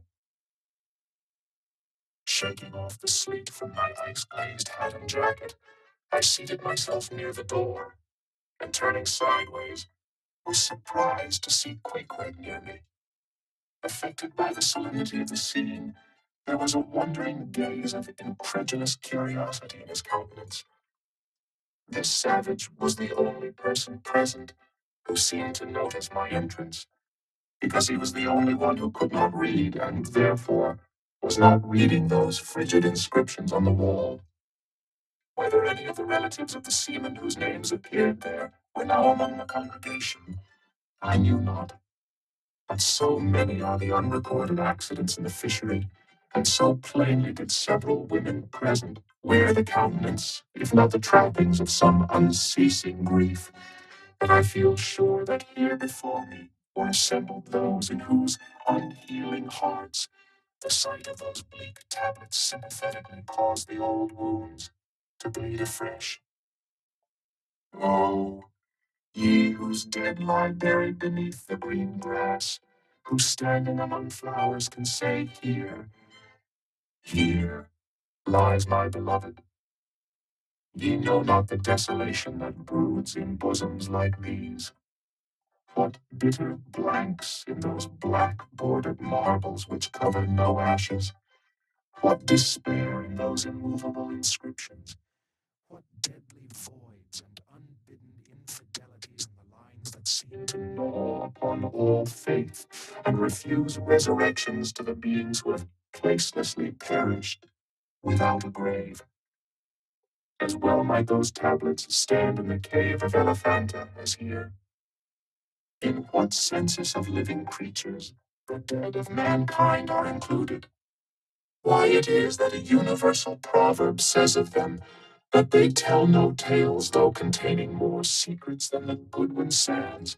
How it is that to his name, who yesterday departed for the other world, we prefix so significant and infidel a word, and yet do not thus entitle him, if he but embarks for the remotest Indies of this living earth. Why the life insurance companies pay death forfeitures upon immortals? In what eternal, unstirring paralysis and deadly, hopeless trance yet lies antique Adam, who died 60 round centuries ago? How it is that we still refuse to be comforted for those who we nevertheless maintain are dwelling in unspeakable bliss? Why all the living so strive to hush all the dead? Wherefore but the rumor of a knocking in a tomb will terrify a whole city? All these things are not without their meanings, but faith, like a jackal, feeds among the tombs, and even from these dead doubts she gathers her most vital hope. It needs scarcely to be told with what feelings on the eve of a Nantucket voyage I regarded those marble tablets, and by the murky light of that darkened, doleful day, read the fate of the whaleman who had gone before me. Yes, Ishmael, the same fate may be thine. But somehow I grew merry again. Delightful inducements to embark, fine chance for promotion. It seems a stove boat will make me an immortal by brevet. Yes, there is death in this business of whaling, a speechlessly quick, chaotic bounding of a man into eternity. But what then? Methinks we have hugely mistaken this matter of life and death. Methinks that what they call my shadow here on earth is my true substance. Methinks that in looking at things spiritual, We are too much like oysters observing the sun through the water, and thinking that thick water, the thinnest of air. Methinks my body is but the lees of my better being. In fact, take my body who will. Take it, I say, it is not me. And therefore 3 cheers for Nantucket, and come a stove boat and stove body when they will. For stave my soul, Jove himself cannot. Chapter 8. The Pulpit. I had not been seated very long ere a man of a certain venerable robustness entered. Immediately as the storm-pelted door flew back upon admitting him, a quick, regretful eyeing of him by all the congregation sufficiently attested that this fine old man was the chaplain. Yes, it was the famous Father Mapple, so called by the whalemen, among whom he was a very great favorite. He had been a sailor and a harpooner in his youth, but for many years past had dedicated his life to the ministry. At the time I now write of, Father Mapple was in the hardy winter of a healthy old age, that sort of old age which seems merging into a second flowering youth, for among all the fissures of his wrinkles there shone certain mild gleams of a newly developing bloom, the spring verdure peeping forth even before February snow. No one, having previously heard his history, could for the first time behold Father Mapple without the utmost interest, because there were certain engrafted clerical peculiarities about him, imputable to that adventurous maritime life he had led. When he entered, I observed that he carried no umbrella, and certainly had not come in his carriage, for his tarpaulin hat ran down with melting sleet, and his great pilot cloth jacket seemed almost to drag him to the floor with the weight of the water it had absorbed. However, hat and coat and overshoes were one by one removed and hung up in a little space in an adjacent corner, when, arrayed in a decent suit, he quietly approached the pulpit. Like most old-fashioned pulpits, it was a very lofty one, and since irregular stairs to such a height would, by its long angle with the floor, seriously contract the already small area of the chapel, the architect, it seemed, had acted upon the hint of Father Mapple, and finished the pulpit without a stairs, substituting a perpendicular side ladder, like those used in mounting a ship from a boat at sea. The wife of a whaling captain had provided the chapel with a handsome pair of red worsted man-ropes for this ladder, which, being itself nicely headed and stained with a mahogany color, the whole contrivance, considering what manner of chapel it was, seemed by no means in bad taste.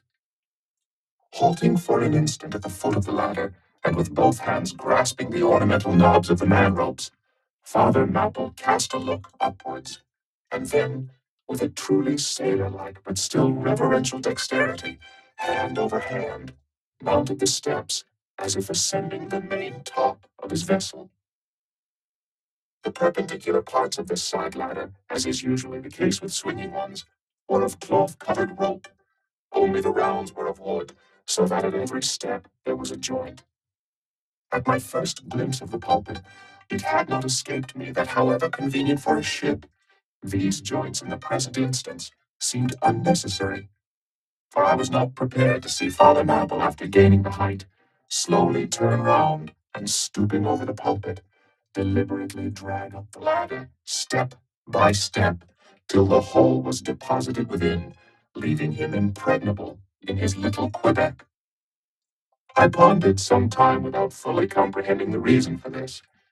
Father Mapple enjoyed such a wide reputation for sincerity and sanctity that I could not suspect him of courting notoriety by any mere tricks of the stage.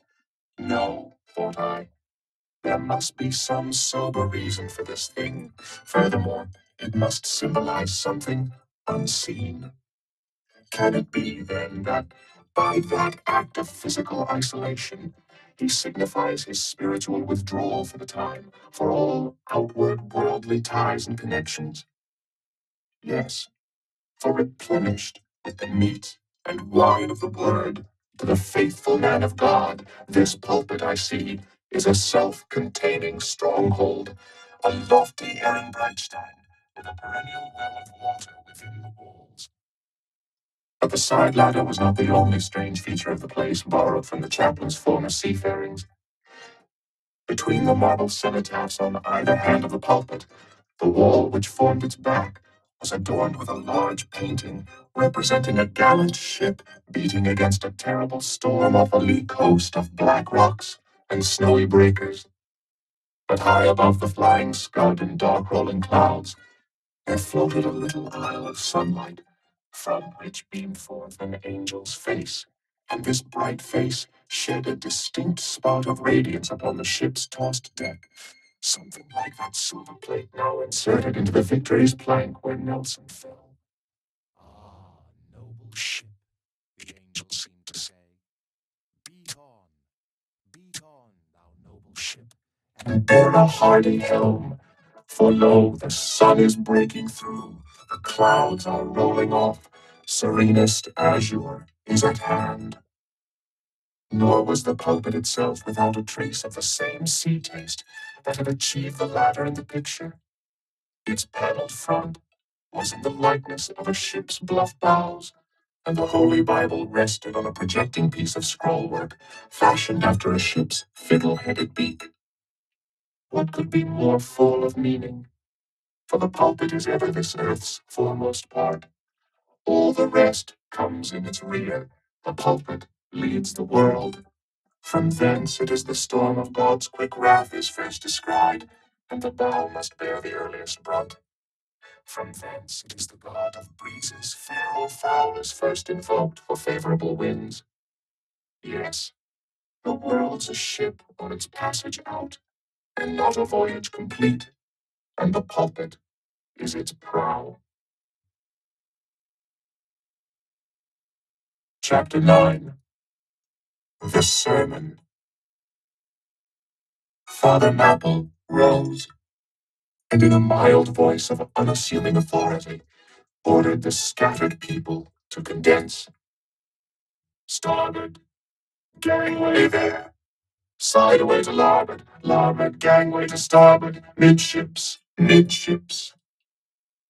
There was a low rumbling of heavy sea boots among the benches, and a still slighter shuffling of women's shoes, and all was quiet again, and every eye on the preacher.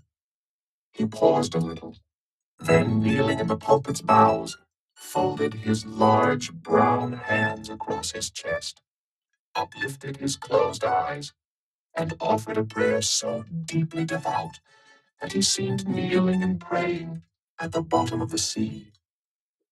This ended in prolonged, solemn tones, like the continual tolling of a bell in a ship that is foundering at sea in a fog.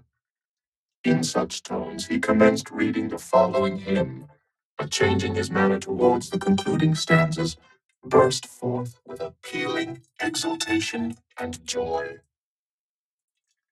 The ribs and terrors in the whale arched over me a dismal gloom, while all God's sunlit waves rolled by and left me deepening down to doom. I saw the opening maw of hell with endless pains and sorrows there, which none but they that feel can tell. Oh, I was plunging to despair.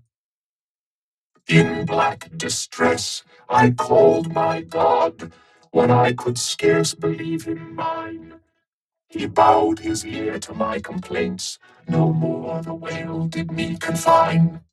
With speed he flew to my relief, as on a radiant dolphin borne. Awful, yet bright, as lightning shone the face of my deliverer, God. My song forever shall record that terrible, that joyful hour. I give the glory to my God. His all the mercy and the power. Nearly all joined in singing this hymn, which swelled high above the howling of the storm. A brief pause ensued. The preacher slowly turned over the leaves of the Bible, and at last, folding his hand down upon the proper page, said, "Beloved shipmates, clench the last verse of the first chapter of Jonah. And God had prepared a great fish to swallow up Jonah." Shipmates, this book, containing only 4 chapters, 4 yarns, is one of the smallest strands in the mighty cable of the Scriptures. Yet what depths of the soul does Jonah's deep sea line sound? What a pregnant lesson to us is this prophet. What a noble thing is that canticle in the fish's belly. How billow-like and boisterously grand.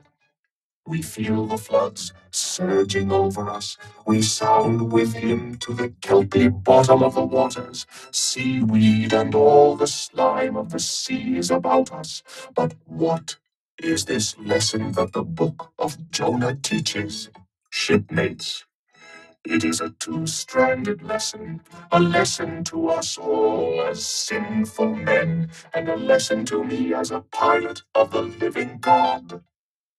As sinful men, it is a lesson to us all, because it is a story of the sin, hard-heartedness, suddenly awakened fears of swift punishment, repentance, prayers, and finally, the deliverance and joy of Jonah. As with all sinners among men, the sin of this son of Amittai was in his willful disobedience of the command of God. Never mind now what that command was or how conveyed, which he found a hard command.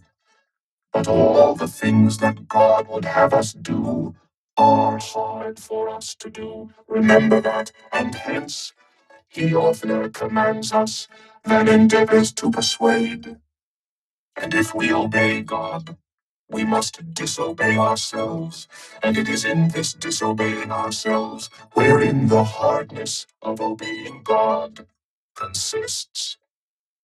With this sin of disobedience in him, Jonah still further flouts at God by seeking to flee from him. He thinks that a ship made by men will carry him into countries where God does not reign, but only the captains of this earth. He skulks about the wharves of Joppa and seeks a ship that's bound for Tarshish. There lurks perhaps a hitherto unheeded meaning here. By all accounts, Tarshish could have been no other city than the modern Cadiz. That's the opinion of learned men.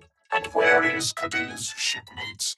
Cadiz is in Spain, as far by water from Joppa as Jonah could possibly have sailed in those ancient days when the Atlantic was an almost unknown sea. Because Joppa, the modern Jaffa, shipmates, is on the most easterly coast of the Mediterranean, the Syrian, and Tarshish or Cadiz more than 2,000 miles to the westward from that, just outside the Straits of Gibraltar. See ye not then, shipmates, that Jonah sought to flee worldwide from God? Miserable man!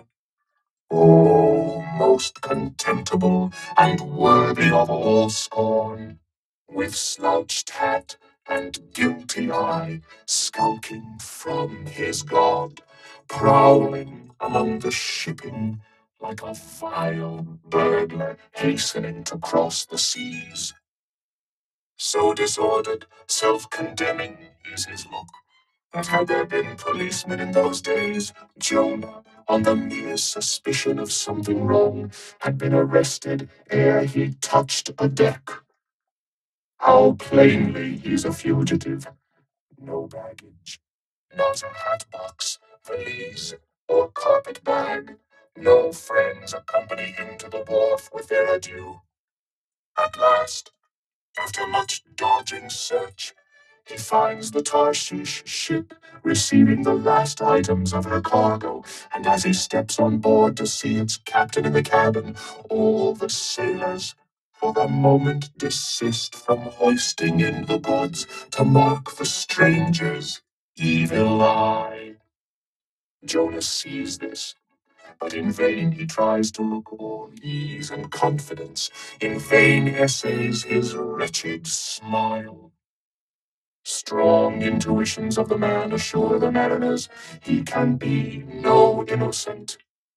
In their gamesome but still serious way, one whispers to the other, Jack, he's robbed a widow, or Joe, do you mark him, he's a bigamist, or Harry, lad, I guess he's the adulterer that broke jail in old Gomorrah, or belike one of the missing murderers from Sodom. Another runs to read the bill that's stuck against the spile upon the wharf to which the ship is moored, offering 500 gold coins for the apprehension of a parricide, and containing a description of his person. He reads and looks from Jonah to the bill, while all his sympathetic shipmates now crowd round Jonah, prepared to lay their hands upon him. Frighted Jonah trembles, and summoning all his boldness to his face, only looks so much more the coward. He will not confess himself suspected, but that itself is strong suspicion.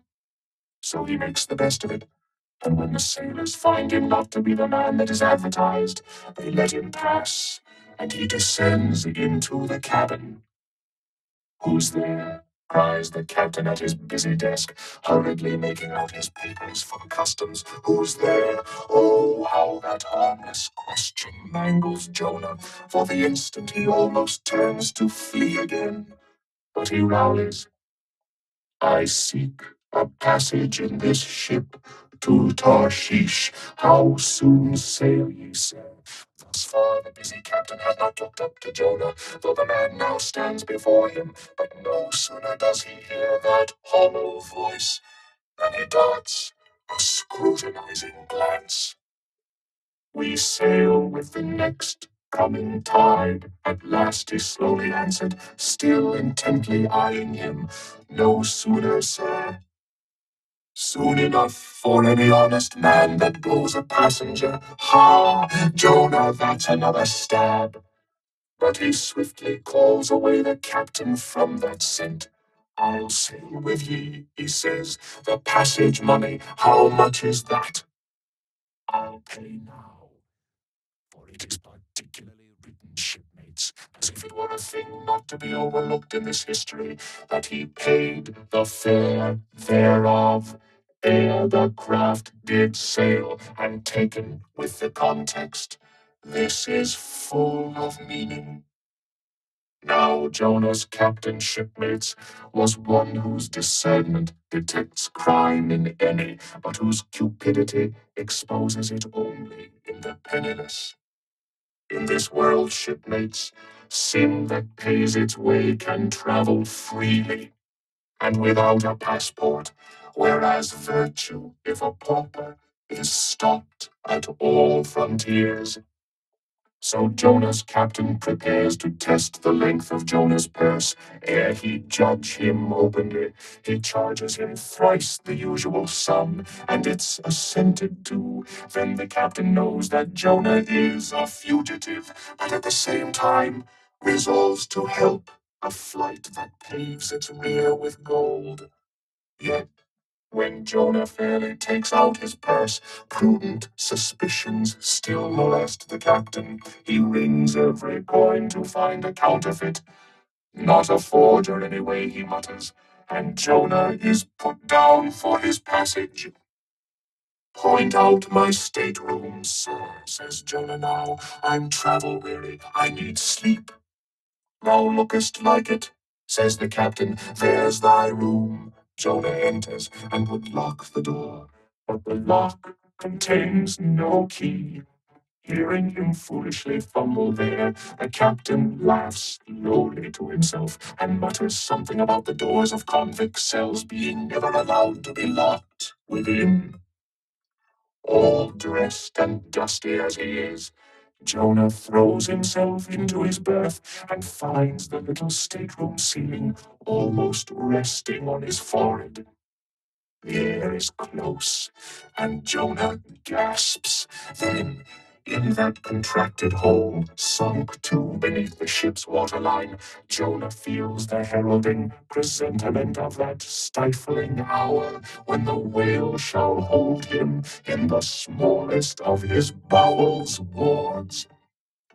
Screwed at its axis against the side, a swinging lamp slightly oscillates in Jonah's room, and the ship, heeling over towards the wharf with the weight of the last bales received, the lamp, flame and all, though in slight motion, still maintains a permanent obliquity with reference to the room, though in truth, infallibly straight itself, it but made obvious the false, lying levels among which it hung. The lamp alarms and frightens Jonah, as lying in his berth, his tormented eyes roll round the place, and this, thus far successful fugitive, finds no refuge for his restless glance.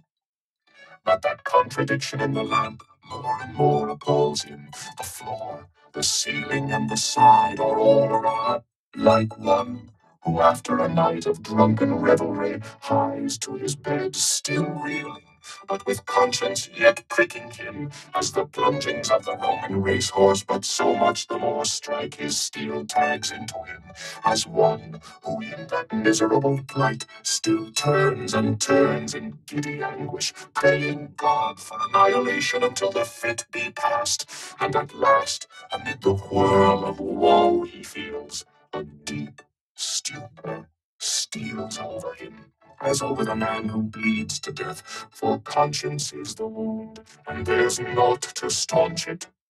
So, after sore wrestlings in his berth, Jonah's prodigy of ponderous misery drags him drowning down to sleep. And now the time of tide has come. The ship casts off her cables, and from the deserted wharf, the uncheered ship for Tarshish, all careening, glides to sea. That ship, my friends, was the first of recorded smugglers. The contraband was Jonah. But the sea rebels. He will not bear the wicked burden. A dreadful storm comes on, the ship is like to break.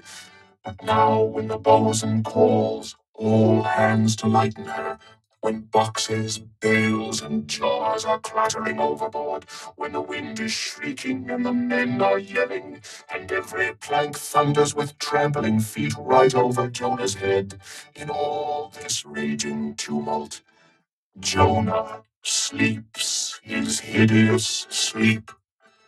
He sees no black sky and raging sea, feels not the reeling timbers, and little hears he or heeds he the far rush of the mighty whale, which even now with open mouth is cleaving the seas after him. Aye, shipmates, Jonah was gone down into the sides of the ship, a berth in the cabin as I have taken it, and was fast asleep. But the frightened master comes to him and shrieks in his dead ear, "What meanest thou, O sleeper, arise?" Startled from his lethargy by that direful cry, Jonah staggers to his feet, and stumbling to the deck, grasps a shroud to look out upon the sea. But at that moment he is sprung upon by a panther billow leaping over the bulwarks. Wave after wave thus leaps into the ship, and finding no speedy vent, runs roaring fore and aft, till the mariners come nigh to drowning while yet afloat, and ever As the white moon shows her affrighted face with the steep gullies and the blackness overhead, aghast, Jonah sees the rearing bowsprit pointing high upward, but soon beat downward again towards the tormented deep. Terrors upon terrors run shouting through his soul. In all his cringing attitudes, the god fugitive is now too plainly known. The sailors mark him. More and more certain grow their suspicions of him, and at last, fully to test the truth by referring the whole matter to high heaven, they fall to casting lots to see for whose cause this great tempest was upon them. The lot is Jonah's. That discovered, then how furiously they mob him with their questions. What is thine occupation? Whence comest thou? Thy country? What people? But mark now, my shipmates, the behavior of poor Jonah. The eager mariners but ask him who he is and where from, whereas they not only receive an answer to those questions, but likewise another answer to a question not put by them. But the unsolicited answer is forced from Jonah by the hard hand of God that is upon him. I am a Hebrew, he cries, and then, I fear the Lord, the God of heaven, who hath made the sea and the dry land. Fear him, O Jonah. Aye, well mightest thou fear the Lord God then. Straightway, he now goes on to make a full confession, whereupon the mariners become more and more appalled, but still are pitiful. For when Jonah, not yet supplicating God for mercy, since he but too well knew the darkness of his deserts, when wretched Jonah cries out to them to take him and cast him forth into the sea, for he knew that for his sake this great tempest was upon them, they mercifully turn from him and seek by other means to save the ship, but all in vain. The indignant gale howls louder. Then, with one hand raised invokingly to God, with the other they not unreluctantly lay hold of Jonah. And now behold Jonah taken up as an anchor and dropped into the sea, when instantly the oily calmness floats out from the east, and the sea is still, as Jonah carries down the gale with him, leaving smooth water behind. He goes down in the whirling heart of such a masterless commotion that he scarce heeds the moment when he drops, seething, into the yawning jaws awaiting him, and the whale shoots to all his ivory teeth like so many white bolts upon his prison. Then Jonah prayed unto the Lord out of the fish's belly. But observe his prayer and learn a weighty lesson, for sinful as he is, Jonah does not weep and wail for direct deliverance. He feels that his dreadful punishment is just. He leaves all his deliverance to God, contenting himself with this, that spite of all his pains and pangs, he will still look towards his holy temple. And here, shipmates, is true and faithful repentance, not clamorous for pardon, but grateful for punishment. And how pleasing to God was this conduct in Jonah is shown in the eventual deliverance of him from the sea and the whale. Shipmates, I do not place Jonah before you to be copied for his sin, but I do place him before you as a model for repentance. Sin not, but if you do, take heed to repent of it, like Jonah. While he was speaking these words, the howling of the shrieking, slanting storm without seemed to add new power to the preacher who, when describing Jonah's sea storm, seemed tossed by a storm himself. His deep chest heaved as with a ground swell. His tossed arms seemed the warring elements at work, and the thunders that rolled away from his swarthy brow, and the light leaping from his eye made all his simple hearers look on him with a quick fear that was strange to them. There now came a lull in his look, as he silently turned over the leaves of the book once more, and at last, standing motionless with closed eyes, for the moment, seemed communing with God and himself.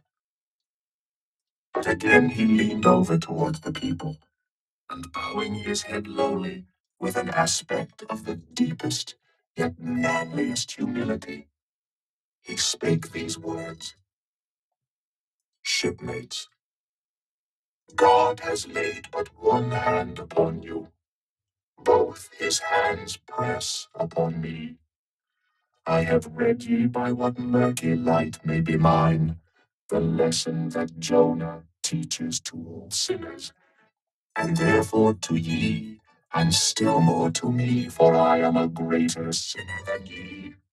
And now how gladly would I come down from this masthead, and sit on the hatches where you sit, and listen as you listen, while some one of you reads me that other and more awful lesson which Jonah teaches to me as a pilot of the living God.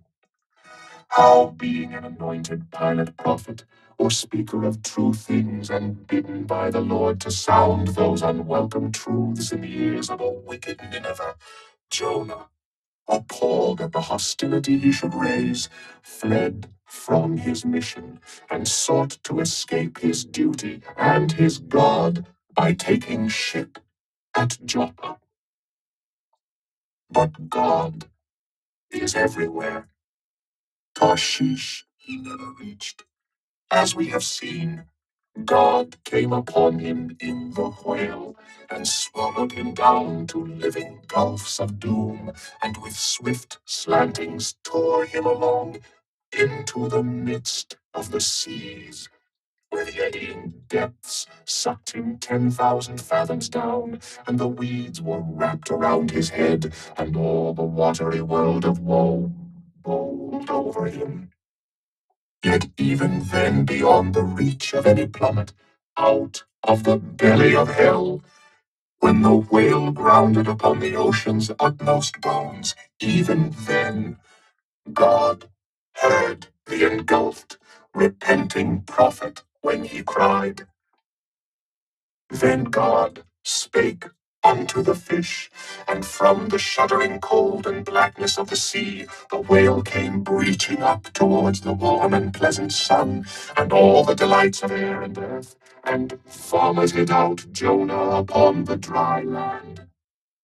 When the word of the Lord came a second time, and Jonah, bruised and beaten, his ears like two seashells, still multitudinously murmuring of the ocean, Jonah did the Almighty's bidding. And what was that, shipmates? To preach the truth to the face of falsehood. That was it. This, shipmates, this is that other lesson, and woe to that pilot of the living God who slights it. Woe to him whom this world charms from gospel duty. Woe to him that seeks to pour oil upon the waters when God has brewed them into a gale. Woe to him who seeks to please rather than to appall. Woe to him whose good name is more to him than goodness. Woe to him who, in this world, courts not dishonor. Woe to him who would not be true, even though to be false were salvation. Yea, woe to him who, as the great pilot Paul has it, while preaching to others, is himself a castaway. He drooped and fell away from himself for a moment. Then lifting his face to them again, showed a deep joy in his eyes as he cried out with a heavenly enthusiasm, But oh, shipmates, on the starboard hand of every woe, there is a sure delight, and higher the top of that delight, then the bottom of the woe is deep. Is not the main truck higher than the kelson is low? Delight is to him a far, far upward and inward delight, who against the proud gods and commodores of this earth ever stands forth his own inexorable self. Delight is to him whose strong arms yet support him, when the ship of this base, treacherous world has gone down beneath him. Delight is to him who gives no quarter of the truth, and kills, burns, and destroys all sin, though he pluck it out from under the robes of senators and judges. Delight, top gallant delight, is to him who acknowledges no law or lord, but the Lord his God, and is only a patriot to heaven. Delight is to him whom all the waves of the billows of the seas of the boisterous mob can never shake from this sure keel of the ages, and eternal delight and deliciousness will be his, who coming to lay him down can say with his final breath, O Father, chiefly known to me by thy rod, mortal or immortal, here I die. I have striven to be thine, more than to be this world's or mine own. Yet this is nothing. I leave eternity to thee. For what is man that he should live out the lifetime of his God? He said no more, but slowly waving a benediction, covered his face with his hands, and so remained kneeling till all the people had departed, and he was left alone in the place. Chapter 10. A Bosom Friend. Returning to the Spouter Inn from the chapel, I found Queequeg there quite alone, he having left the chapel before the benediction some time. He was sitting on a bench before the fire, with his feet on the stove hearth, and in one hand was holding close up to his face that little Negro idol of his, peering hard into its face, and with a jackknife gently whittling away at its nose, meanwhile humming to himself in his heathenish way. But being now interrupted, he put up the image, and pretty soon, going to the table, took up a large book there, and placing it on his lap, began counting the pages with deliberate regularity. At every 50th page, as I fancied, stopping a moment, looking vacantly around him, and giving utterance to a long-drawn, gurgling whistle of astonishment. He would then begin again at the next 50, seeming to commence at number 1 each time, as though he could not count more than 50. And it was only by such a large number of 50s being found together that his astonishment at the multitude of pages was excited. With much interest, I sat watching him, savage though he was, and hideously marred about the face, at least to my taste. His countenance yet had a something in it which was by no means disagreeable. You cannot hide the soul. Through all his unearthly tattooings, I thought I saw the traces of a simple, honest heart, and in his large, deep eyes, fiery, black, and bold, there seemed tokens of a spirit that would dare 1,000 devils. And besides all this, there was a certain lofty bearing about the pagan, which even his uncouthness could not altogether name. He looked like a man who had never cringed, and never had had a creditor. Whether it was too that his head being shaved, his forehead was drawn out in freer and brighter relief, and looked more expansive than it otherwise would, this I will not venture to decide.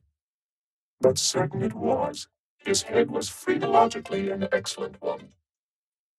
It may seem ridiculous, but it reminded me of General Washington's head, as seen in the popular busts of him.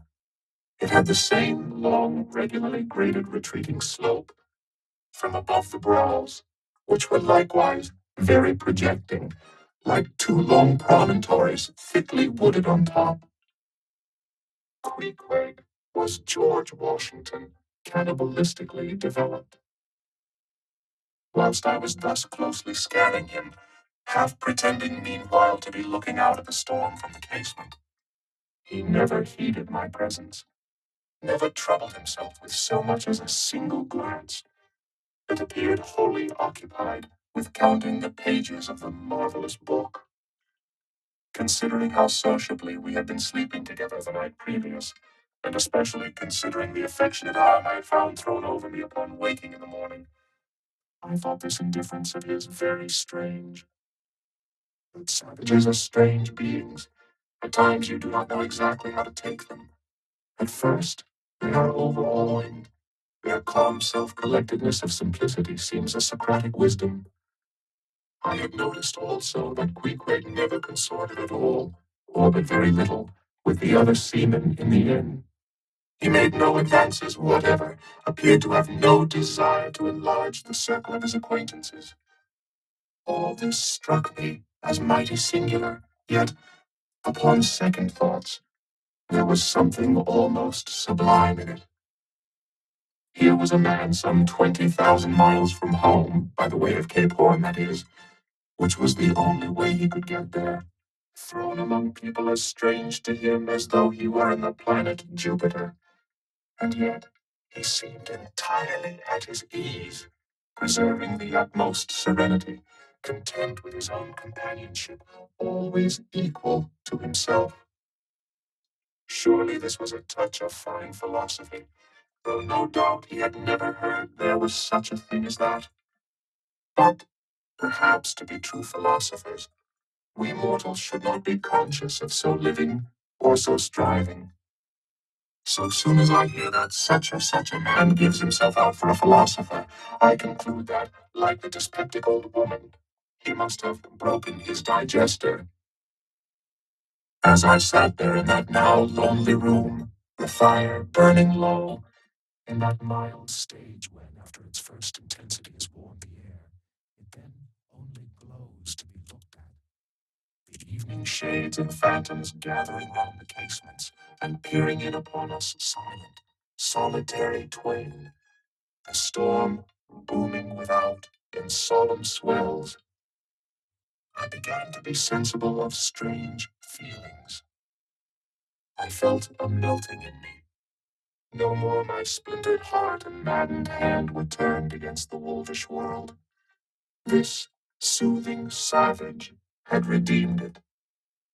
There he sat, his very indifference speaking a nature in which there lurked no civilized hypocrisies and bland deceits.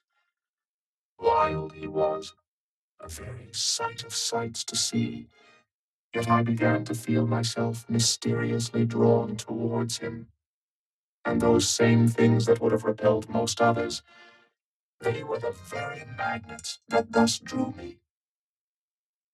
I'll try a pagan friend, thought I, since Christian kindness has proved but hollow courtesy. I drew my bench near him, and made some friendly signs and hints, doing my best to talk with him meanwhile. At first, he little noticed these advances, but presently, upon my referring to his last night's hospitalities, he made out to ask me whether we were again to be bedfellows. I told him yes, whereat I thought he looked pleased, perhaps a little complimented. We then turned over the book together, and I endeavored to explain to him the purpose of the printing and the meaning of the few pictures that were in it. Thus I soon engaged his interest, and from that we went to jabbering the best we could about the various outer sights to be seen in this famous town. Soon I proposed a social smoke, and producing his pouch and tomahawk, he quietly offered me a puff, and then we sat exchanging puffs from that wild pipe of his, and keeping it regularly passing between us. If there yet lurked any ice of indifference towards me in the pagan's breast, this pleasant, genial smoke we had soon thawed it out and left us cronies. He seemed to take to me quite as naturally and unbiddenly as I to him, and when our smoke was over, he pressed his forehead against mine, clasped me around the waist, and said that henceforth we were married, meaning, in his country's phrase, that we were bosom friends. He would gladly die for me, if need should be. In a countryman, this sudden flame of friendship would have seemed far too premature, a thing to be much distrusted. But in this simple savage, those old rules would not apply. After supper and another social chat and smoke, we went to our room together. He made me a present of his embalmed head, took out his enormous tobacco wallet, and groping under the tobacco, drew out some $30 in silver. Then, spreading them on the table and mechanically dividing them into two equal portions, pushed one of them towards me and said it was mine. I was going to remonstrate, but he silenced me by pouring them into my trousers pocket. I let them stay. He then went about his evening prayers, took out his idol, and removed the paper fireboard. By certain signs and symptoms, I thought he seemed anxious for me to join him, but well knowing what was to follow, I deliberated a moment whether, in case he invited me, I would comply or otherwise. I was a good Christian, born and bred in the bosom of the infallible Presbyterian Church. How then could I unite with this wild idolater in worshipping his piece of wood? But what is worship? Thought I. Do you suppose now, Ishmael, that the magnanimous God of heaven and earth, pagans and all included, can possibly be jealous of an insignificant bit of black wood? Impossible. But what is worship? To do the will of God, that is worship. And what is the will of God? To do my fellow man what I would have my fellow man do to me. That is the will of God. Now, Queequeg is my fellow man, and what do I wish that this Queequeg would do to me? Why, unite with me in my particular Presbyterian form of worship. Consequently, I must then unite with him in his, ergo, I must turn idolater.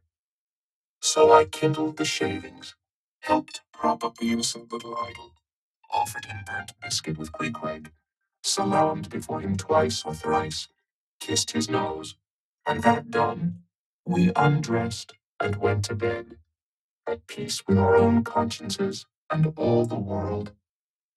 But we did not go to sleep without some little chat.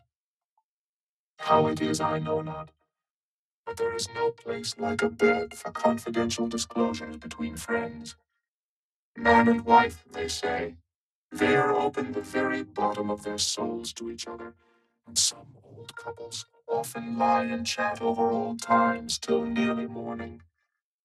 Thus, then, in our heart's honeymoon, lay I and Queequeg, a cozy, loving pair. Chapter 11. Nightgown.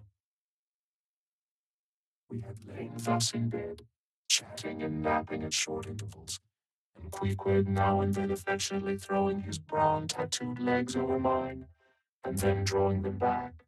So entirely sociable and free and easy were we, when at last, by reason of our confabulations, what little nappishness remained in us altogether departed, and we felt like getting up again, though daybreak was yet some way down the future.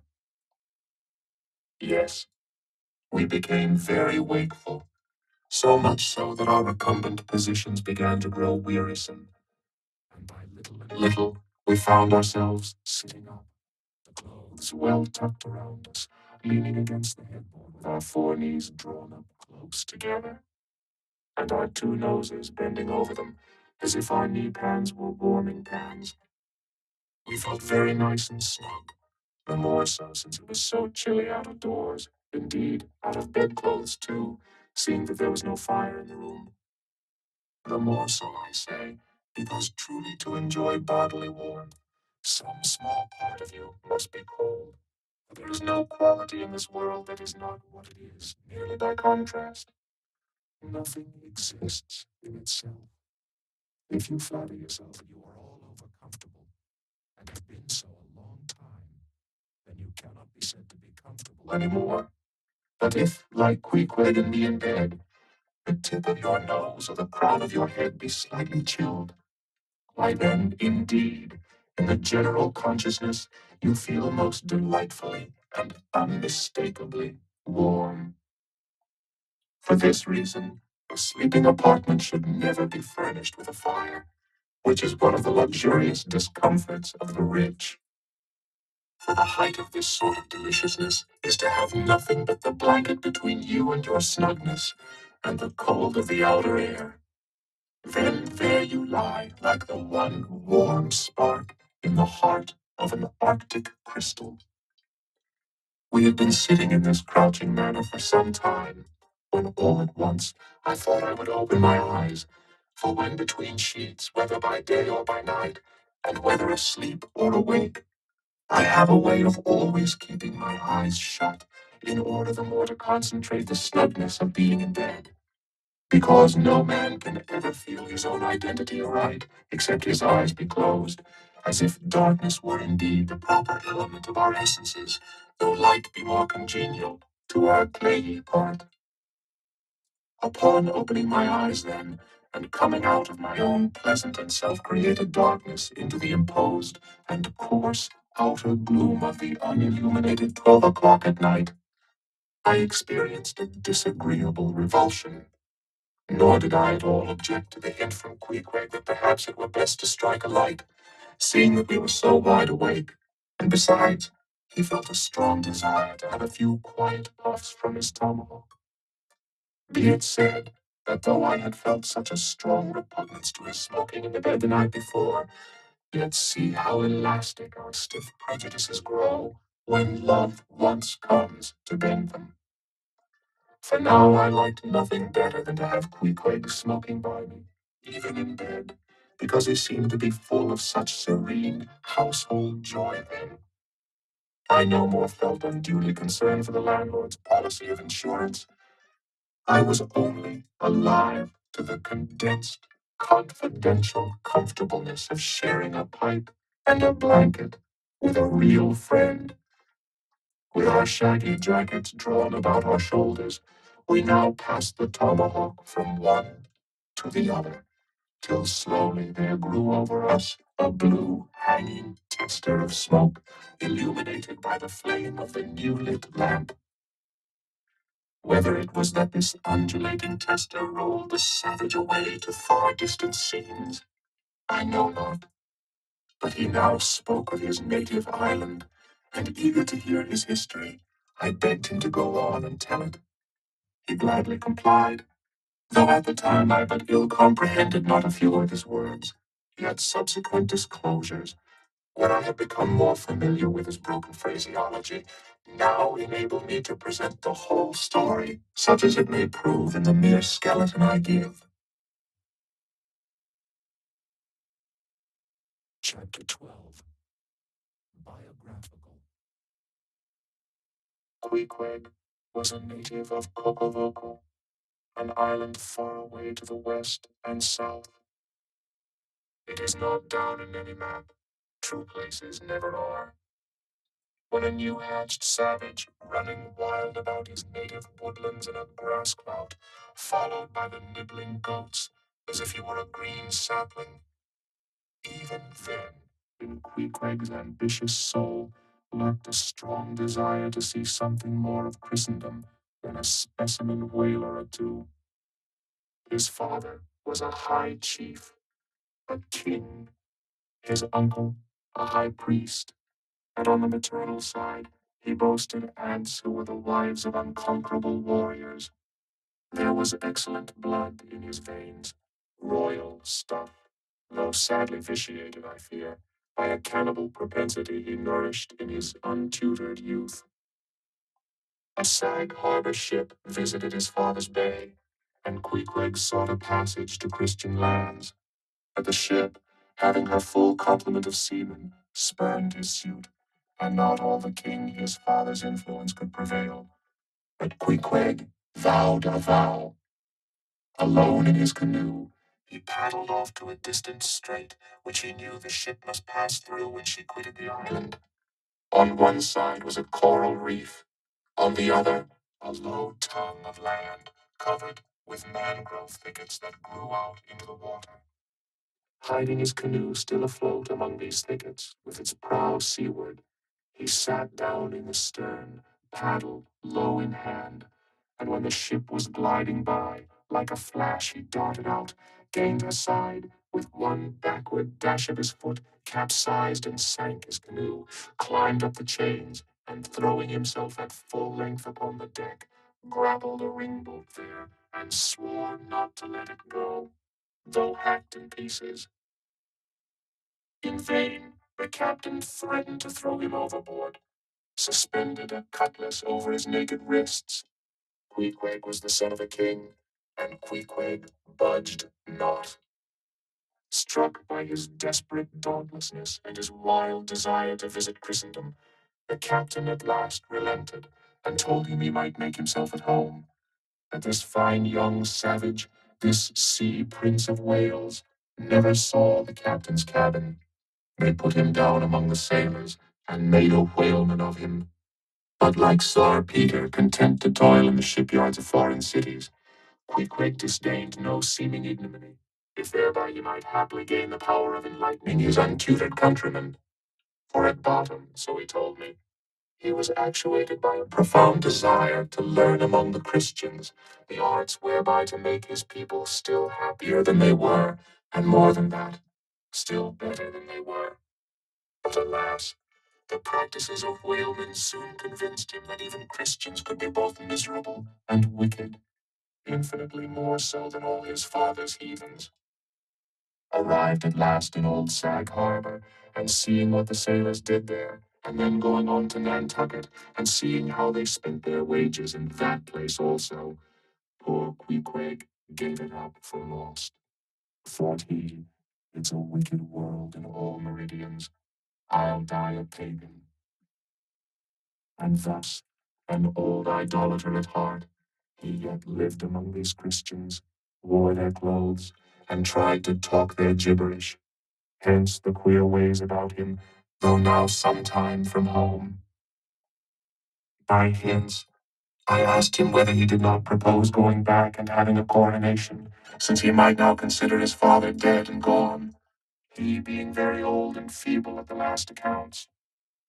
He answered no, not yet, and added that he was fearful Christianity, or rather Christians, had unfitted him for ascending the pure and undefiled throne of 30 pagan kings before him. But by and by, he said, he would return, as soon as he felt himself baptized again. For the nonce, however, he proposed to sail about and sow his wild oats in all 4 oceans. They had made a harpooner of him, and that barbed iron was in lieu of a scepter now. I asked him what might be his immediate purpose touching his future movements. He answered, to go to sea again in his old vocation. Upon this, I told him that whaling was my own design, and informed him of my intention to sail out of Nantucket as being the most promising port for an adventurous whaleman to embark from. He at once resolved to accompany me to that island, ship aboard the same vessel, get into the same watch, the same boat, the same mess with me. In short, to share my every hap, with both my hands in his, boldly dip into the potluck of both worlds. To all this I joyously assented, for besides the affection I now felt for Queequeg, he was an experienced harpooner, and as such, could not fail to be of great usefulness to one who, like me, was wholly ignorant of the mysteries of whaling, though well acquainted with the sea, as known to merchant seamen. His story being ended with his pipe's last dying puff, Queequeg embraced me, pressed his forehead against mine, and blowing out the light, we rolled over from each other, this way and that, and very soon were sleeping. Chapter 13. Wheelbarrow. Next morning, Monday, after disposing of the embalmed head to a barber for a block, I settled my own and comrade's bill, using, however, my comrade's money. The grinning landlord, as well as the boarders, seemed amazingly tickled at the sudden friendship which had sprung up between me and Queequeg, especially as Peter Coffin's cock and bull stories about him had previously so much alarmed me concerning the very person whom I now companied with. We borrowed a wheelbarrow, and embarking our things, including my own poor carpet bag and Queequeg's canvas sack and hammock, away we went down to the Moss, the little Nantucket packet schooner moored at the wharf.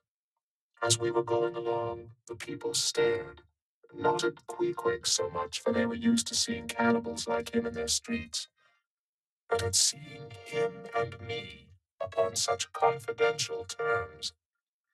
But we heeded them not, going along wheeling the barrow by turns, and Queequeg now and then stopping to adjust the sheath on his harpoon barbs. I asked him why he carried such a troublesome thing with him ashore, and whether all whaling ships did not find their own harpoons. To this, in substance, he replied, that though what I hinted was true enough, yet he had a particular affection for his own harpoon, because it was of assured stuff, well tried in many a mortal combat, and deeply intimate with the hearts of whales.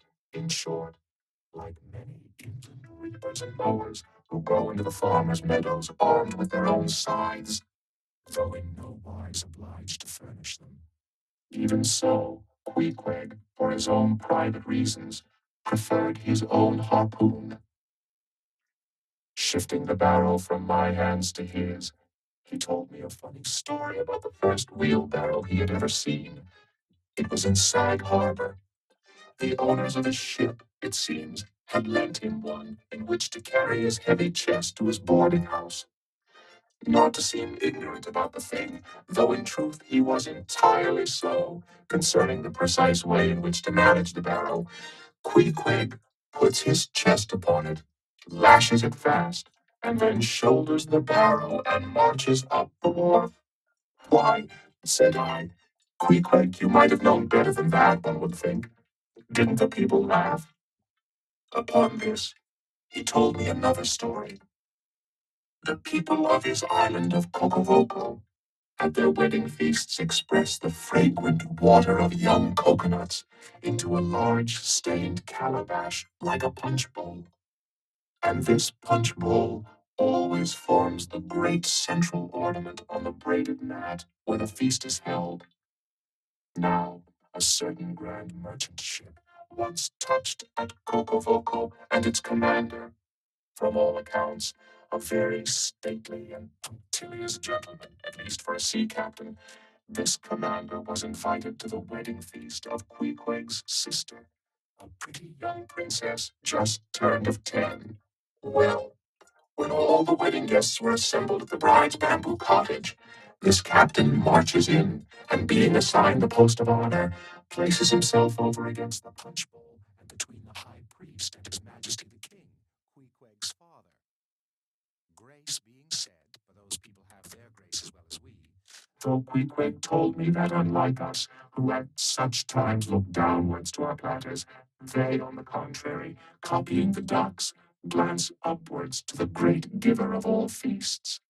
Grace, I say, being said, the high priest opens the banquet by the immemorial ceremony of the island, that is, dipping his consecrated and consecrating fingers into the bowl before the blessed beverage circulates. Seeing himself placed next the priest, and noting the ceremony, and thinking himself, being captain of a ship, as having plain precedence over a mere island king, especially in the king's own house, the captain coolly proceeds to wash his hands in the punch bowl, taking it, I suppose, for a huge finger glass. Now, said Queequeg, what you think now? Didn't our people laugh? At last, passage paid and luggage safe, we stood on board the schooner, hoisting sail, It glided down the Acushnet River.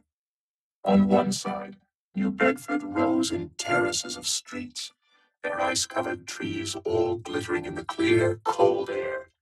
Huge hills and mountains of casks on casks were piled upon her wharves, and side by side, the world-wandering whale ships lay silent and safely moored at last, while from others came a sound of carpenters and coopers, with blended noises of fires and forges to melt the pitch, all betokening that new cruises were on the start.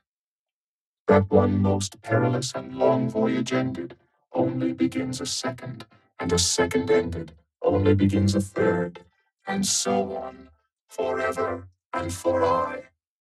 Such is the endlessness, yea, the intolerableness of all earthly effort. Gaining the more open water, the bracing breeze waxed fresh. The little moss tossed the quick foam from her bows as a young colt his snortings. How I snuffed that Tartar air, how I spurned that turnpike earth, that common highway all over dented with the marks of slavish heels and hooves, and turned me to admire the magnanimity of the sea, which will permit no records.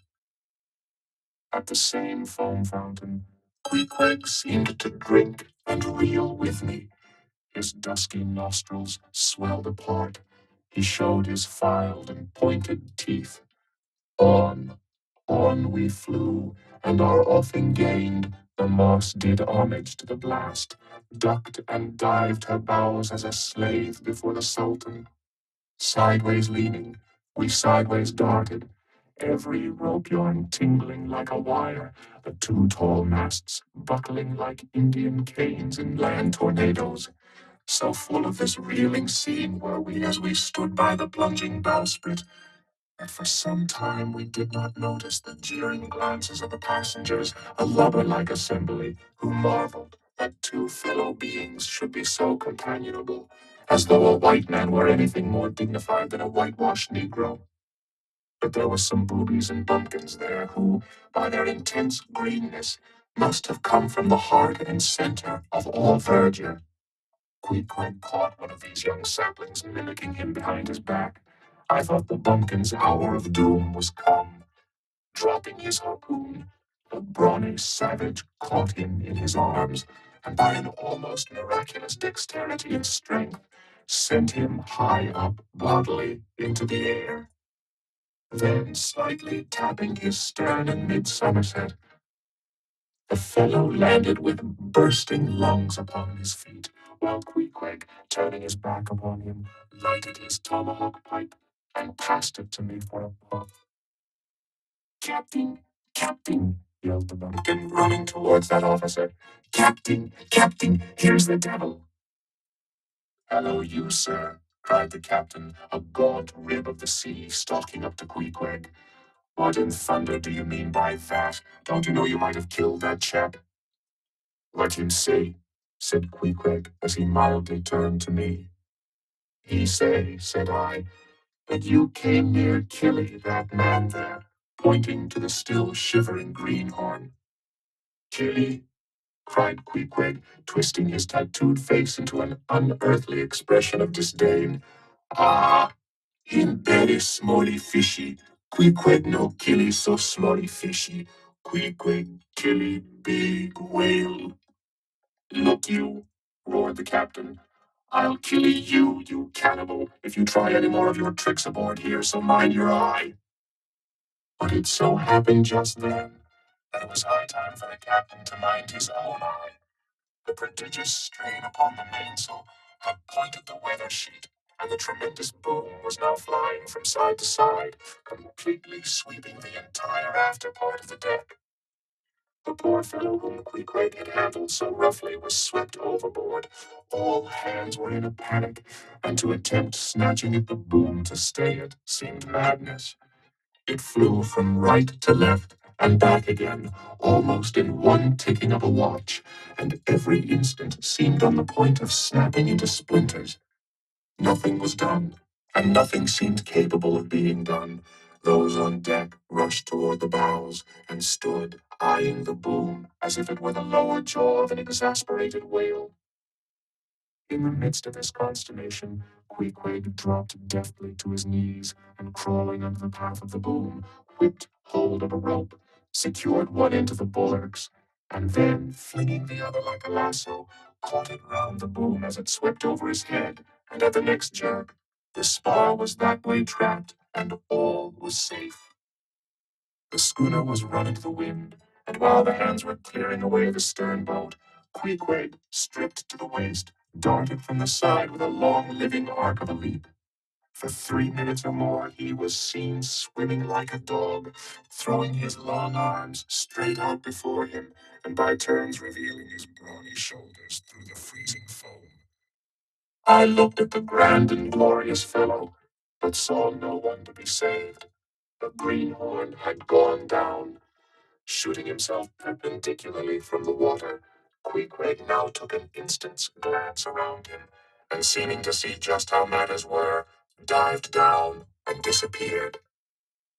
A few minutes more, and he rose again, one arm still striking out, and with the other dragging a lifeless form. The boat soon picked them up. The poor bumpkin was restored. All hands voted Queequeg a noble trump. The captain begged his pardon. From that hour I clove to Queequeg like a barnacle. Yea, till poor Queequeg took his last long dive. Was there ever such unconsciousness? He did not seem to think that he at all deserved a medal from the humane and magnanimous societies. He only asked for water, fresh water, something to wipe the brine off. That done, he put on dry clothes, lighted his pipe, and leaning against the bulwarks, and mildly eyeing those around him, seemed to be saying to himself, "It's a mutual, joint stock world in all meridians. We cannibals must help these Christians." Chapter 14. Nantucket. Nothing more happened on the passage worthy of mentioning, so after a fine run, we safely arrived in Nantucket. Nantucket. Take out your map and look at it. See what a real corner of the world it occupies. How it stands there, away offshore, more lonely than the Eddystone Lighthouse. Look at it. A mere hillock, and elbow of sand, all beach, without a background. There is more sand there than you would use in 20 years as a substitute for blotting paper. Some gamesome whites will tell you that they have to plant weeds there. They don't grow naturally. That they import Canada thistles. That they have to send beyond seas for a spile to stop a leak in an oil cask. That pieces of wood in Nantucket are carried about like bits of the true cross in Rome. That people there plant toadstools before their houses to get under the shade in summertime. That one blade of grass makes an oasis, 3 blades in a day's walk a prairie, that they will wear quicksand shoes, something like Laplander snowshoes, that they are so shut up, belted about, every way enclosed, surrounded, and made an utter island of by the ocean, that to their very chairs and tables small clams will sometimes be found adhering as to the backs of sea turtles. But these extravaganzas only show that Nantucket is no Illinois. Look now at the wondrous traditional story of how this island was settled by the red men. Thus goes the legend. In olden times, an eagle swooped down upon the New England coast and carried off an infant Indian in his talons. With loud laments, the parents saw their child borne out of sight over the wide waters. They resolved to follow in the same direction. Setting out in their canoes after a perilous passage, they discovered the island, and there they found an empty ivory casket, the poor little Indian's skeleton. What wonder, then, that these Nantucketers, born on a beach, should take to the sea for a livelihood? They first caught crabs and quahogs in the sand, grown bolder. They waded out with nets for mackerel. More experienced, they pushed off in boats and captured cod.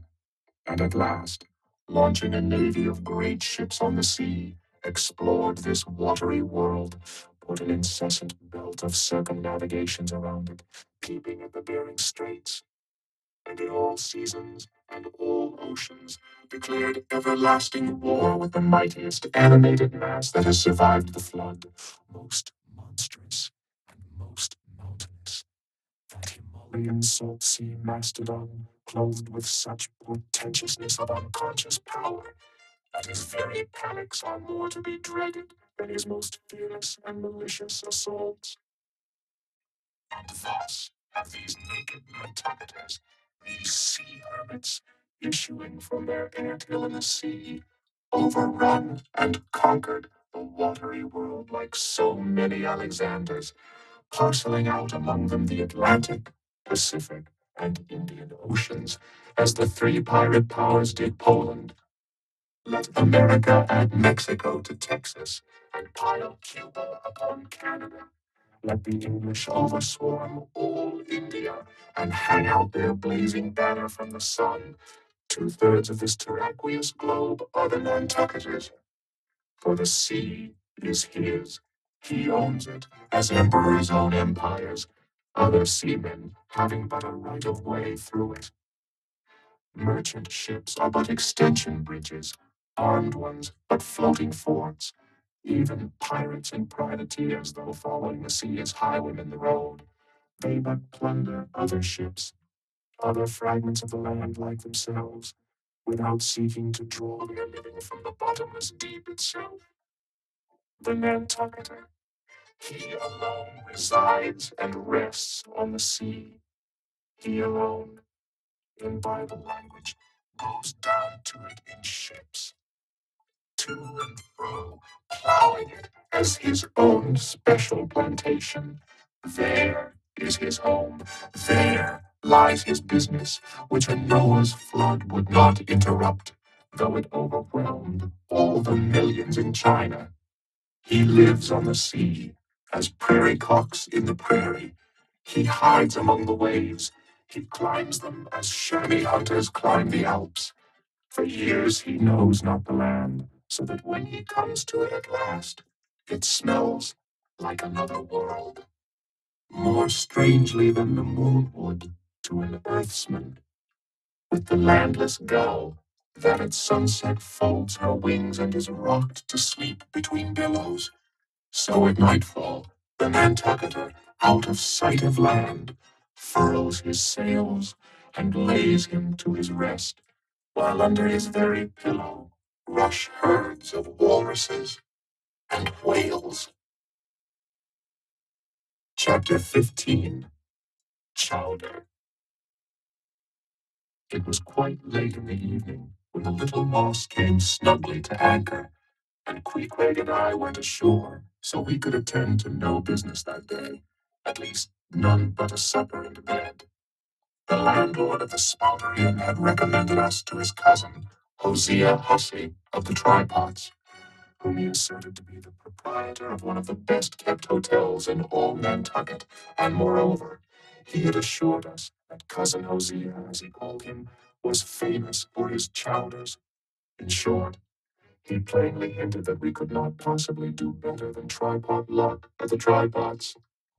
But the directions he had given us about keeping a yellow warehouse on our starboard hand till we opened a white church to the larboard, and then keeping that on the larboard hand till we made a corner 3 points to the starboard, and that done, then asked the first man we met where the place was.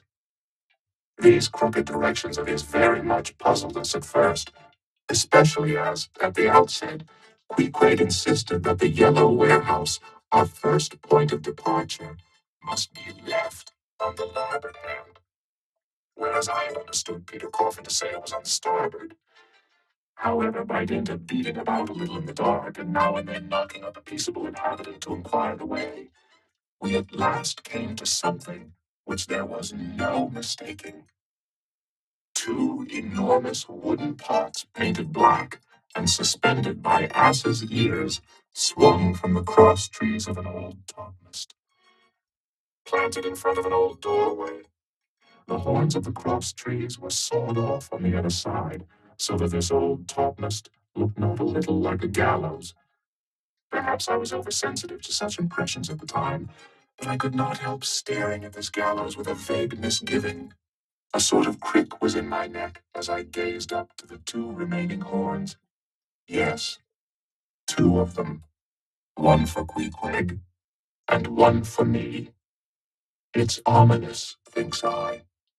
A coffin my innkeeper upon landing in my first whaling port. Tombstones staring at me in the whaleman's chapel. And here, a gallows, and a pair of prodigious black pots, too. Are these last throwing out oblique hints touching Tophet? I was called from these reflections by the sight of a freckled woman with yellow hair and a yellow gown, standing in the porch of the inn under a dull red lamp swinging there that looked much like an injured eye, and carrying on a brisk scolding with a man in a purple woolen shirt. "Get along with ye," she said to the man, "or I'll be combing ye." "Come on, Queequeg," said I. "All right, there's Mrs. Hussey." And so it turned out. Mr. Hosea Hussey being away from home, but leaving Mrs. Hussey entirely competent to attend to all his affairs. Upon making known our desires for supper and bed, Mrs. Hussey, postponing further scolding for the present, ushered us into a little room, and seating us at a table spread with the relics of a recently concluded repast, turned round to us and said, "Clam or cod?" "What's that about cards, ma'am?" said I with much politeness. "Clam or cod?" she repeated. "A clam for supper? A cold clam, is that what you mean, Mrs. Hussey?" says I. "But that's a rather cold and clammy reception in the winter time, ain't it, Mrs. Hussey?" But being in a great hurry to resume scolding the man in the purple shirt, who was waiting for it in the entry, and seeming to hear nothing but the word clam, Mrs. Hussey hurried towards an open door leading to the kitchen, and bawling out, "Clam for 2, disappeared. "Queequeg," said I, "do you think that we can make out a supper for us both on 1 clam?" However, a warm, savory steam from the kitchen served to belie the apparently cheerless prospect before us. But when that smoking chowder came in, the mystery was delightfully explained. Oh, sweet friends, hearken to me. It was made of small, juicy clams, scarcely bigger than hazelnuts, mixed with pounded ship biscuit and salted pork cut up into little flakes, the whole enriched with butter and plentifully seasoned with pepper and salt. Our appetites being sharpened by the frosty voyage, and in particular Queequeg, seeing his favorite fishy food before him, and the chowder being surpassingly excellent, we dispatched it with great expedition. When leaning back a moment and bethinking me of Mrs. Hussey's clam and cod announcement, I thought I would try a little experiment. Stepping to the kitchen door, I uttered the word cod with great emphasis and resumed my seat. In a few moments, the savory steam came forth again, but with a different flavor, and in good time, a fine cod chowder was placed before us. We resumed business, and while plying our spoons in the bowl, thinks I to myself, I wonder now if this here has any effect on the head. What's that stultifying saying about chowder-headed people? But look, Queequeg, ain't there a live eel in your bowl? Where's your harpoon? Fishiest of all fishy places was the try-pots, which well deserved its name, for the pots there were always boiling chowders. Chowder for breakfast, and chowder for dinner, and chowder for supper, till you began to look for fish bones coming through your clothes. The area before the house was paved with clam shells. Mrs. Hussey wore a polished necklace of codfish vertebra, and Hosea Hussey had his account books bound in superior old shark skin. There was a fishy flavor to the milk, too, which I could not at all account for, till one morning, happening to take a stroll along the beach among some fishermen's boats, I saw Hosea's brindled cow feeding on fish remnants and marching along the sand with each foot in a cod's decapitated head, looking very slipshod, I assure ye. Supper concluded, we received a lamp and directions from Mrs. Hussey concerning the nearest way to bed, but as Queequeg was about to precede me up the stairs, the lady reached forth her arm and demanded his harpoon. She allowed no harpoon in her chambers. Why not? Said I. Every true whaleman sleeps with his harpoon, but why not? Because it's dangerous, says she, ever since young Stiggs, coming from that unfortunate voyage of his, when he was gone 4 years and a half with only 3 barrels of oil, was found dead in my first floor back with his harpoon in his side.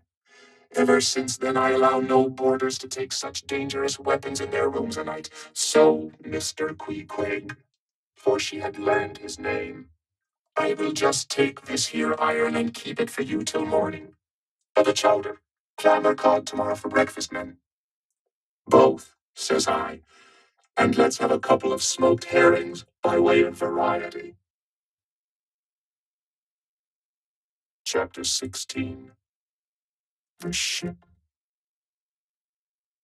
In bed, we concocted our plans for the morrow, but to my surprise and no small concern, Queequeg now gave me to understand that he had been diligently consulting Yojo, the name of his little black god, and Yojo had told him 2 or 3 times over, and strongly insisted upon it every way, that instead of our going together among the whaling fleet in harbor, and in concert selecting our craft, instead of this, I say, Yojo earnestly enjoined that the selection of the ship should rest wholly with me, inasmuch as Yojo purposed befriending us, and, in order to do so, had already pitched upon a vessel which, if left to myself, I, Ishmael, should infallibly light upon, for all the world as though it had turned out by chance, and in that vessel I must immediately ship myself, for the present, irrespective of Queequeg.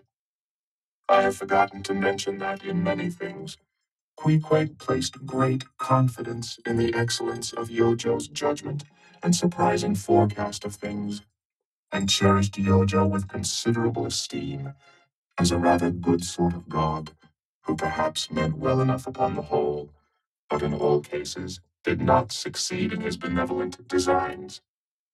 Now, this plan of Queequeg's, or rather Yojo's, touching the selection of our craft, I did not like that plan at all. I have not a little relied upon Queequeg's sagacity to point out the whaler best fitted to carry us and our fortunes securely. But as all my remonstrances produced no effect upon Queequeg, I was obliged to acquiesce, and accordingly prepared to set about this business with a determined rushing sort of energy and vigor that should quickly settle that trifling little affair. Next morning early, leaving Queequeg shut up with Yojo in our little bedroom, for it seemed that it was some sort of Lent or Ramadan or day of fasting, humiliation, and prayer with Queequeg and Yojo that day. How it was, I never could find out, for, though I applied myself to it several times, I never could master his liturgies and 39 articles. Leaving Queequeg then fasting on his tomahawk pipe, and Yojo warming himself at his sacrificial fire of shavings, I sallied out among the shipping. After much prolonged sauntering and many random inquiries, I learnt that there were 3 ships up for 3 years' voyages: the Devil Dam, the Titbit, and the Pequod. Devil Dam, I do not know the origin of. Titbit is obvious. Pequod, you will no doubt remember, was the name of a celebrated tribe of Massachusetts Indians, now extinct as the ancient Medes. I peered and pried about the Devil Dam. From her, hopped over to the Titbit, and finally, going on board the Pequod, looked around her for a moment, and then decided that this was the very ship for us. You may have seen many a quaint craft in your day, for aught I know.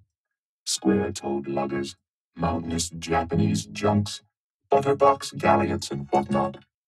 But take my word for it, you never saw such a rare old craft as this same rare old Pequod. She was a ship of the old school, rather small if anything, with an old-fashioned claw-footed look about her, long-seasoned and weather-stained in the typhoons and calms of all four oceans. Her old hull's complexion was darkened like a French grenadier's, who has alike fought in Egypt and Siberia. Her venerable bows looked bearded, her masts, cut somewhere on the coast of Japan where her original ones were lost overboard in a gale. Her masts stood stiffly up like the spines of the three old kings of Cologne. Her ancient decks were worn and wrinkled, like the pilgrim-worshipped flagstone in Canterbury Cathedral, where Becket bled. But to all these her old antiquities were added new and marvelous features, pertaining to the wild business that for more than half a century she had followed. Old Captain Peleg, many years her chief mate before he commanded another vessel of his own, and now a retired seaman, and one of the principal owners of the Pequod. This old Peleg, during the term of his chief mateship, had built upon her original grotesqueness, and inlaid it all over with a quaintness both of material and device, unmatched by anything except it be Thorkel Hake's carved buckler or bedstead. She was apparelled like any barbaric Ethiopian emperor, his neck heavy with pendants of polished ivory. She was a thing of trophies, a cannibal of a craft, tricking herself forth in the chaste bones of her enemies. All round her unpanelled open bulwarks were garnished like one continuous jaw, with the long sharp teeth of the sperm whale inserted there for pins to fasten her old hempen thews and tendons to. Those thews ran not through base blocks of land wood, but deftly travelled over sheaves of sea ivory, scorning a turnstile wheel at her reverend helm. She sported there a tiller, and that tiller was in one mass, curiously carved from the long, narrow lower jaw of her hereditary foe. The helmsman who steered by that tiller in a tempest felt like the Tartar when he holds back his fiery steed by clutching its jaw. A noble craft, but somehow a most melancholy. All noble things are touched with that. Now when I looked about the quarter-deck for someone having authority, in order to propose myself as a candidate for the voyage, at first I saw nobody, but I could not well overlook a strange sort of tent, or rather wigwam, pitched a little behind the mainmast. It seemed only a temporary erection used in port. It was of a conical shape, some 10 feet high, consisting of the long, huge slabs of limber black bone taken from the middle and highest part of the jaws of the right whale. Planted with their broad ends on the deck, a circle of these slabs laced together, mutually sloped towards each other, and at the apex united in a tufted point, where the loose, hairy fibers waved to and fro like the topknot on some old Potawatomi sachem's head. A triangular opening faced towards the bows of the ship, so that the insider commanded a complete view forward. And half concealed in this queer tenement, I at length found one who by his aspect seemed to have authority, and who, it being noon and the ship's work suspended, was now enjoying respite from the burden of command. He was seated on an old-fashioned oaken chair, wriggling all over with curious carving, and the bottom of which was formed of a stout interlacing of the same elastic stuff of which the wigwam was constructed. There was nothing so very particular, perhaps, about the appearance of the elderly man I saw.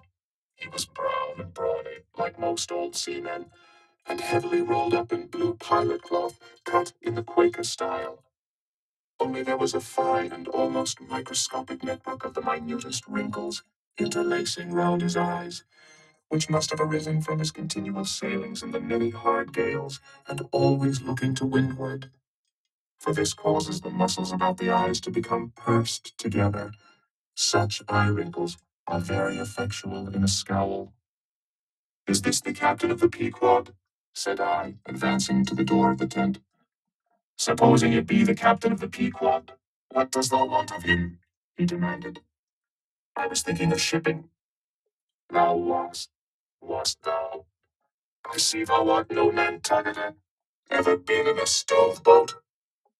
No, sir, I never have.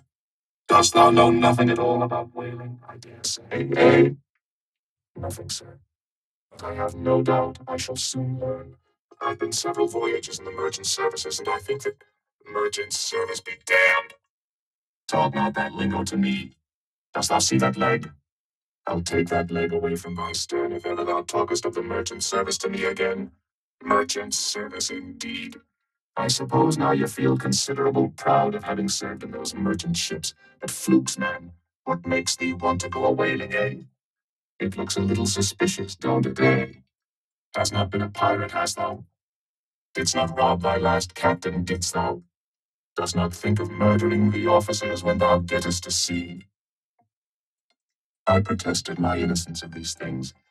I saw that under the mask of these half-humorous innuendos, this old seaman, as an insulated Quakerish Nantucketer, was full of his insular prejudices, and rather distrustful of all aliens, unless they hailed from Cape Cod or the Vineyard.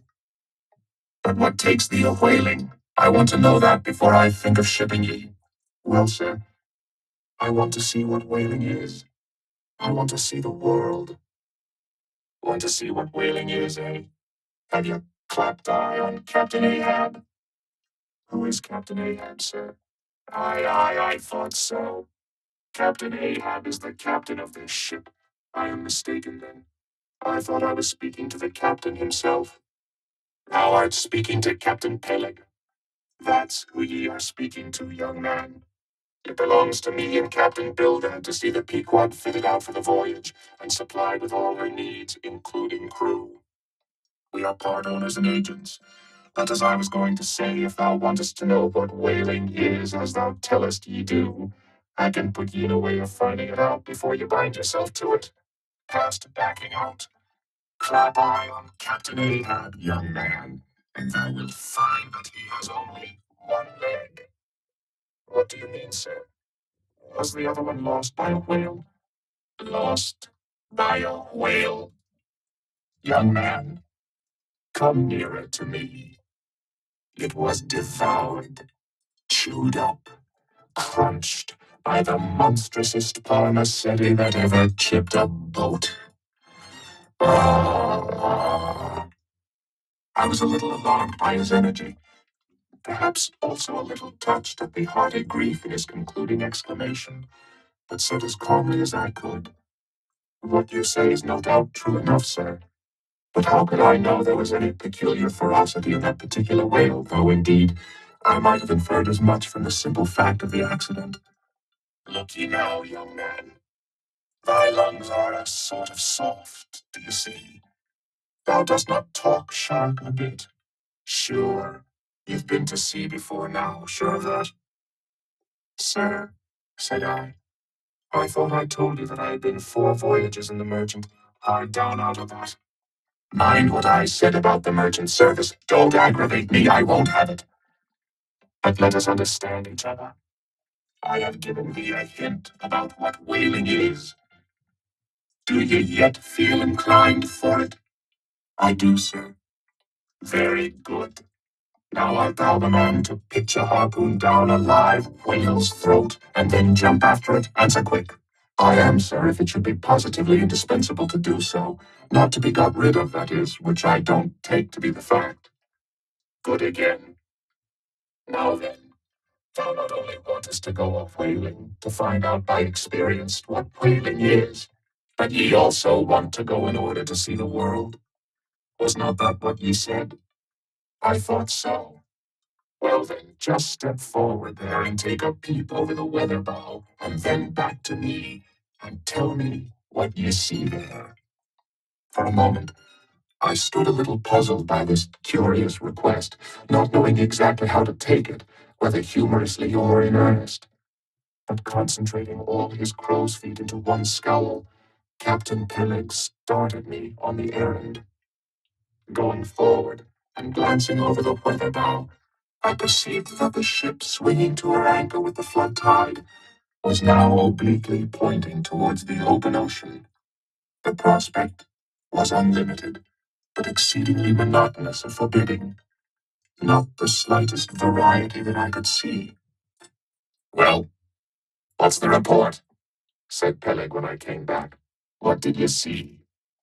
Not much, I replied. Nothing but water. Considerable horizon, though, and there's a squall coming up, I think. Well, what dost thou think, then, of seeing the world? Do you wish to go round Cape Horn to see any more of the day? Can't ye see the world where ye stand? I was a little staggered, but go a-whaling I must, and I would. And the Pequod was as good a ship as any. I thought the best.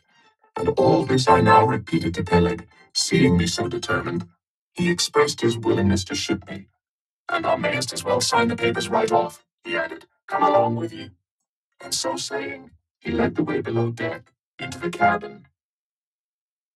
Seated on the transom was what seemed to me a most uncommon and surprising figure. It turned out to be Captain Bildad, who, along with Captain Peleg, was one of the largest owners of the vessel. The other shares, as is sometimes the case in these ports, being held by a crowd of old annuitants, widows, fatherless children, and chance rewards, each owning about the value of a timberhead or a foot of plank, or a nail or two in the ship. People in Nantucket invest their money in whaling vessels, the same way that you do yours in approved state stocks, bringing in good interest. Now, Bildad, like Peleg, and indeed many other Nantucketers, was a Quaker, the island having been originally settled by that sect, and to this day its inhabitants in general retain in an uncommon measure the peculiarities of the Quaker, only variously and anomalously modified by things altogether alien and heterogeneous. For some of these same Quakers are the most sanguinary of all sailors and whale hunters. They are fighting Quakers. They are Quakers with a vengeance. So that there are instances among them of men who, named with scripture names, a singularly common fashion in the island, and in childhood naturally imbibing the stately dramatic thee and thou of the Quaker idiom, still, from the audacious, daring, and boundless adventure of their subsequent lives, strangely blend with these unoutgrown peculiarities. A thousand bold dashes of character, not unworthy a Scandinavian sea king or a poetical pagan Roman. And when these things unite in a man of greatly superior natural force, with a globular brain and a ponderous heart, who has also, by the stillness and seclusion of many long night watches in the remotest waters, and beneath constellations never seen here at the north, been led to think untraditionally and independently, receiving all nature's sweet or savage impressions, fresh from her own virgin, voluntary, and confiding breast, and thereby chiefly, but with some help from accidental advantages, to learn a bold and nervous, lofty language. That man makes one in a whole nation's census, a mighty pageant creature, formed for noble tragedies. Nor will it at all detract from him, dramatically regarded, if either by birth or other circumstances he have what seems a half-wilful overruling morbidness at the bottom of his nature.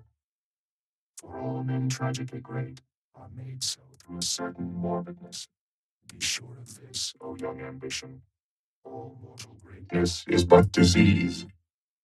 But as yet we have not to do with such an one, but with quite another, and still a man who, if indeed peculiar, it only results again from another phase of the Quaker, modified by individual circumstances.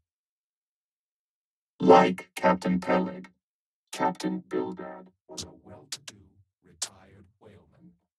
But unlike Captain Peleg, who cared not a rush for what are called serious things, and indeed deemed those self-same serious things the veriest of all trifles, Captain Bildad had not only been originally educated according to the strictest sect of Nantucket Quakerism, but all his subsequent ocean life and the sight of many unclad, lovely island creatures round the Horn, all that had not moved this native-born Quaker one single jot, had not so much as altered one angle of his vest.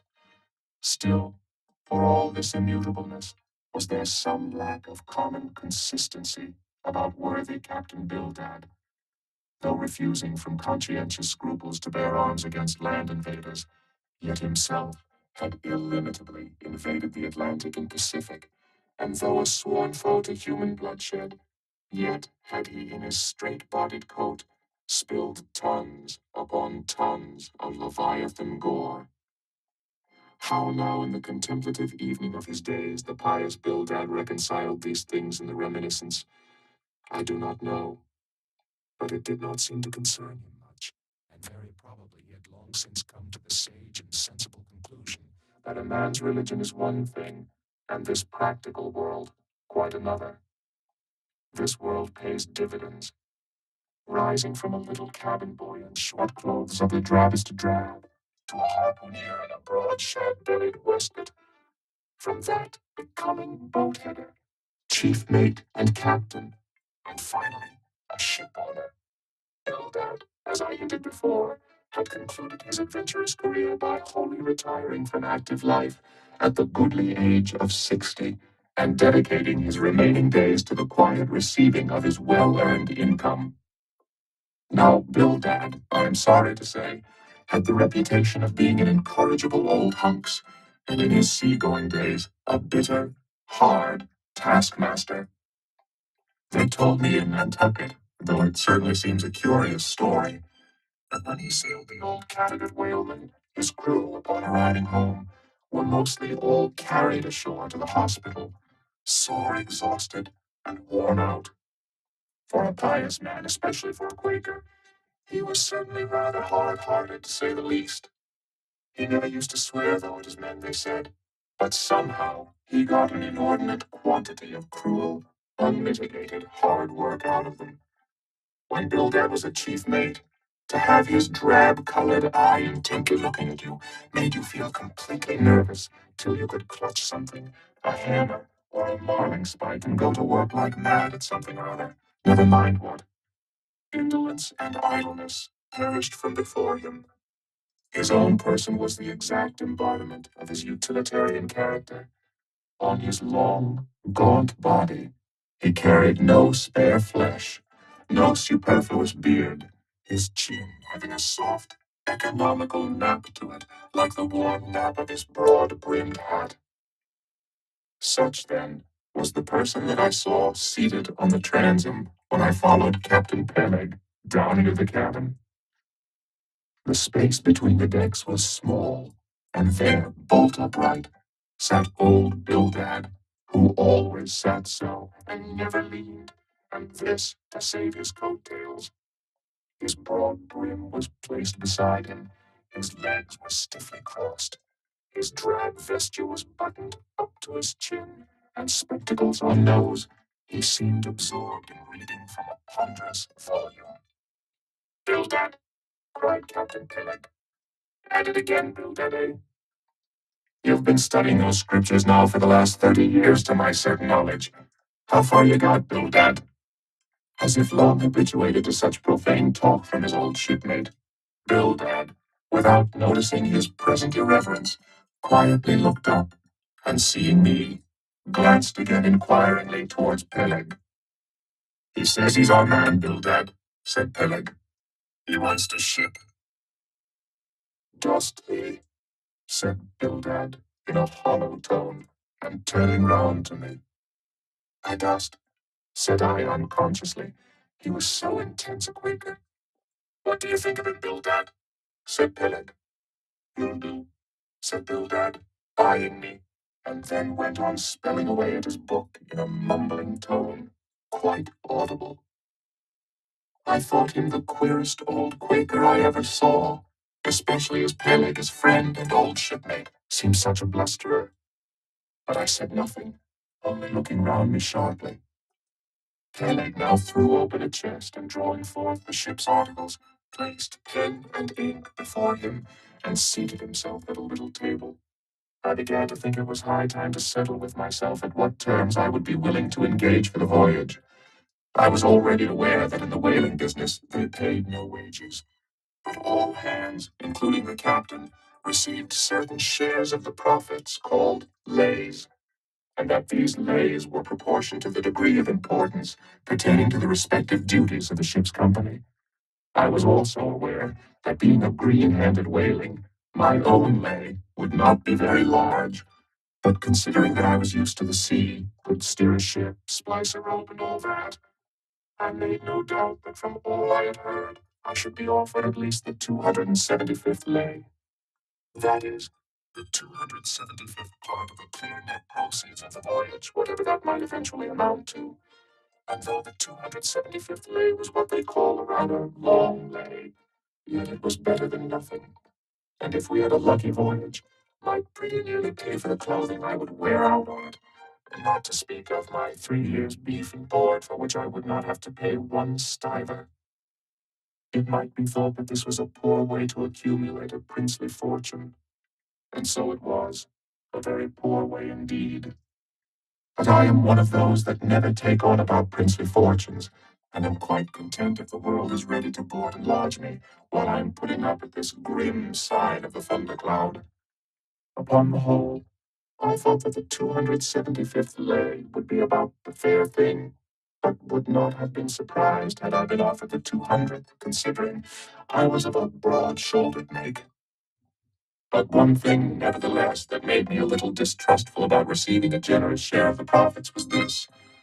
Ashore, I had heard something of both Captain Peleg and his unaccountable old crony Bildad, how that they, being the principal proprietors of the Pequod, therefore the other and more inconsiderable and scattered owners, left nearly the whole management of the ship's affairs to these two.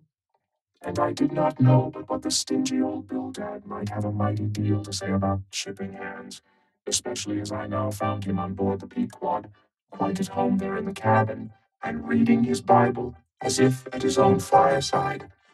Now, while Peleg was vainly trying to mend a pen with his jackknife, old Bildad, to my no small surprise, considering that he was such an interested party in these proceedings, Bildad never heeded us, but went on mumbling to himself out of his book. Lay not up for yourselves treasures upon the earth where moth. Well, Captain Bildad, interrupted Peleg, what do you say? What lay shall we give this young man? Thou knowest best, was the sepulchral reply. The 777th wouldn't be too much, would it? Where moth and rust do corrupt, but lay indeed, thought I, and such a lay, the 777th. Well, old Bildad, you are determined that I, for one, shall not lay up many lays here below where moth and rust do corrupt. It was an exceedingly long lay, that, indeed, and though from the magnitude of the figure it might at first deceive a landsman, yet the slightest consideration will show that though 777 is a pretty large number, yet, when you come to make a tenth of it, you will then see, I say, that the 777th part of a farthing is a good deal less than 777 gold doubloons, and so I thought at the time. Why, blast your eyes, Bildad, cried Peleg. Thou dost not want to swindle this young man. He must have more than that. 777th, again said Bildad, without lifting his eyes, and then went on mumbling. For where your treasure is, there will your heart be also. I'm going to put him down for the 300th, said Peleg. Do you hear that, Bildad? The 300th lay, I say. Bildad laid down his book, and turning solemnly towards him, said, Captain Peleg, thou hast a generous heart, but thou must consider the duty thou owest to the other owners of this ship, widows and orphans, many of them, and that if we too abundantly reward the labors of this young man, we may be taking the bread from those widows and those orphans. The 777th lay, Captain Peleg. Thou, Bildad, roared Peleg, starting up and clattering about the cabin. Blast ye, Captain Bildad. If I had followed thy advice in these matters, I would afore now had a conscience to lug about that would be heavy enough to founder the largest ship that ever sailed round Cape Horn. Captain Peleg, said Bildad steadily, thy conscience may be drawing 10 inches of water, or 10 fathoms, I can't tell. But as thou art still an impenitent man, Captain Peleg, I greatly fear lest thy conscience be but a leaky one, and will in the end sink thee foundering down to the fiery pit, Captain Peleg.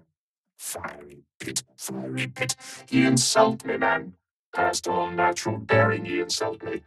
It's an ill-fired outrage to tell any human creature that he's bound to hell, flukes, and flames. Bildad, say that again to me and start my soul bolting out. I'll swallow a live goat with all his hair and horns on, out of the cabin, you canting drab-colored son of a wooden gun. A straight wake with ye. As he thundered out this, he made a rush at Bildad, but with a marvelous, oblique, sliding celerity. Bildad, for that time, eluded him. Alarmed at this terrible outburst between the two principal and responsible owners of the ship, and feeling half a mind to give up all idea of sailing in a vessel so questionably owned and temporarily commanded, I stepped aside from the door to give egress to Bildad, who, I made no doubt, was all eagerness to vanish from before the awakened wrath of Peleg. But to my astonishment, he sat down again on the transom very quietly, and seemed to have not the slightest intention of withdrawing. He seemed quite used to impenitent Peleg and his ways. As for Peleg, after letting off his rage as he had, there seemed no more left in him, and he too sat down like a lamb, though he twitched a little as if still nervously agitated. Oh, he whistled at last. The squall's gone off to leeward, I think. Bildad, thou used to be good at sharpening a lance. Mend that pen, will you? My jackknife here needs the grindstone. Thank you. Thank you, Bildad. Now then, my young man, Ishmael's thy name, didn't you say? Well then, down you go here, Ishmael, for the 300th lay. Captain Peleg, said I. I have a friend with me who wants to ship too. Shall I bring him down tomorrow? To be sure, said Peleg. Fetch him along and we'll look at him. What lay does he want? Groaned Bildad, glancing up from the book in which he had again been burying himself. Oh, never thee mind about that, Bildad, said Peleg. Has he ever whaled at any? Turning to me. Killed more whales than I can count, Captain Peleg. Well, bring him along then. And after signing the papers, off I went, nothing doubting but that I had done a good morning's work, and that the Pequod was the identical ship that Yojo had provided to carry Queequeg and me round the Cape. But I had not proceeded far when I began to bethink me that the captain with whom I was to sail yet remained unseen by me, though indeed in many cases a whale ship will be completely fitted out and receive all her crew on board ere the captain makes himself visible by arriving to take command. For sometimes these voyages are so prolonged, and the shore intervals at home so exceedingly brief, that if the captain have a family or any absorbing concernment of that sort, he does not trouble himself much about his ship in port, but leaves her to the owners till all is ready for sea. However, it is always as well to have a look at him before irrevocably committing yourself into his hands.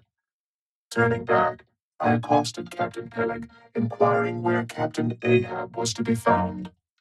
And what dost thou want of Captain Ahab? It's all right enough thou art shipped. Yes, but I should like to see him. But I didn't think thou wilt be able to be present. I don't know exactly what's the matter with him, but he keeps close inside the house, a sort of sick. And yet he doesn't look so. In fact, he ain't sick. But no, he isn't well either. Anyhow, young man, he won't always see me, so I don't suppose he will thee. He's a queer man, Captain Ahab, so some think, but a good one. Oh, thou'lt like him well enough. No fear, no fear. He's a grand, ungodly, godlike man, Captain Ahab. Doesn't speak much, but when he does speak, then you may well listen. Mark ye, be forewarned. Ahab's above the common. Ahab's been in colleges, as well as among the cannibals. Been used to deeper wonders than the waves. Fixed his fiery lance in mightier, stranger foes than whales.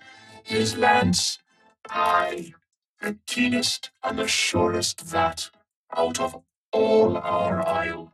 Oh, he ain't Captain Bildad, no, and he ain't Captain Peleg.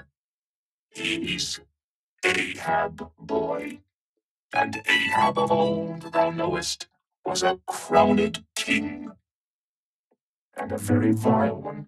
When that wicked king was slain, the dogs, did they not lick his blood? Come hither to me. Hither, hither, said Peleg, with a significance in his eye that almost startled me. Look ye, lad, never say that on board the Pequod, never say it anywhere. Captain Ahab did not name himself. 'Twas a foolish, ignorant whim of his crazy widowed mother, who died when he was only a 12-month old, and yet the old squatistic at Gayhead said that the name would somehow prove prophetic, and perhaps other fools like her may tell me the same. I wish to warn thee, it's a lie. I know Captain Ahab well. I've sailed with him as mate years ago. I know what he is. A good man. Not a pious good man like Bildad, but a swearing good man, something like me. Only there's a good deal more of him. I know that he was never very jolly, and I know that on the passage home he was a little out of his mind for a spell. And it was the sharp shooting pains in his bleeding stump that brought that about, as anyone might see. I know, too, that ever since he lost his leg last voyage by that accursed whale, he's been a kind of moody, desperate, moody, and savage sometimes. But that will all pass off, and once for all, let me tell thee and assure thee, young man, it's better to sail with a moody good captain than a laughing bad one. So goodbye to thee, and wrong not Captain Ahab, because he happens to have a wicked name. Besides, my boy, he has a wife. Not 3 voyages wedded, a sweet, resigned girl. Think of that. By that sweet girl, that old man has a child. Hold ye then there can be any utter, hopeless harm in Ahab? No, no, my lad. Stricken, blasted if he be, Ahab has his humanities.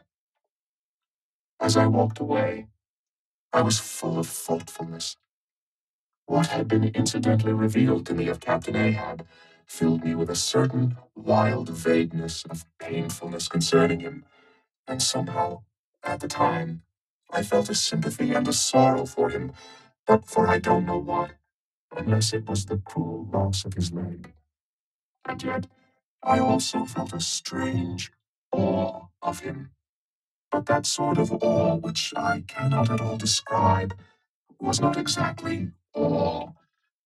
I do not know what it was, but I felt it, and it did not disincline me towards him, though I felt impatience at what seemed like mystery in him, so imperfectly as he was known to me then.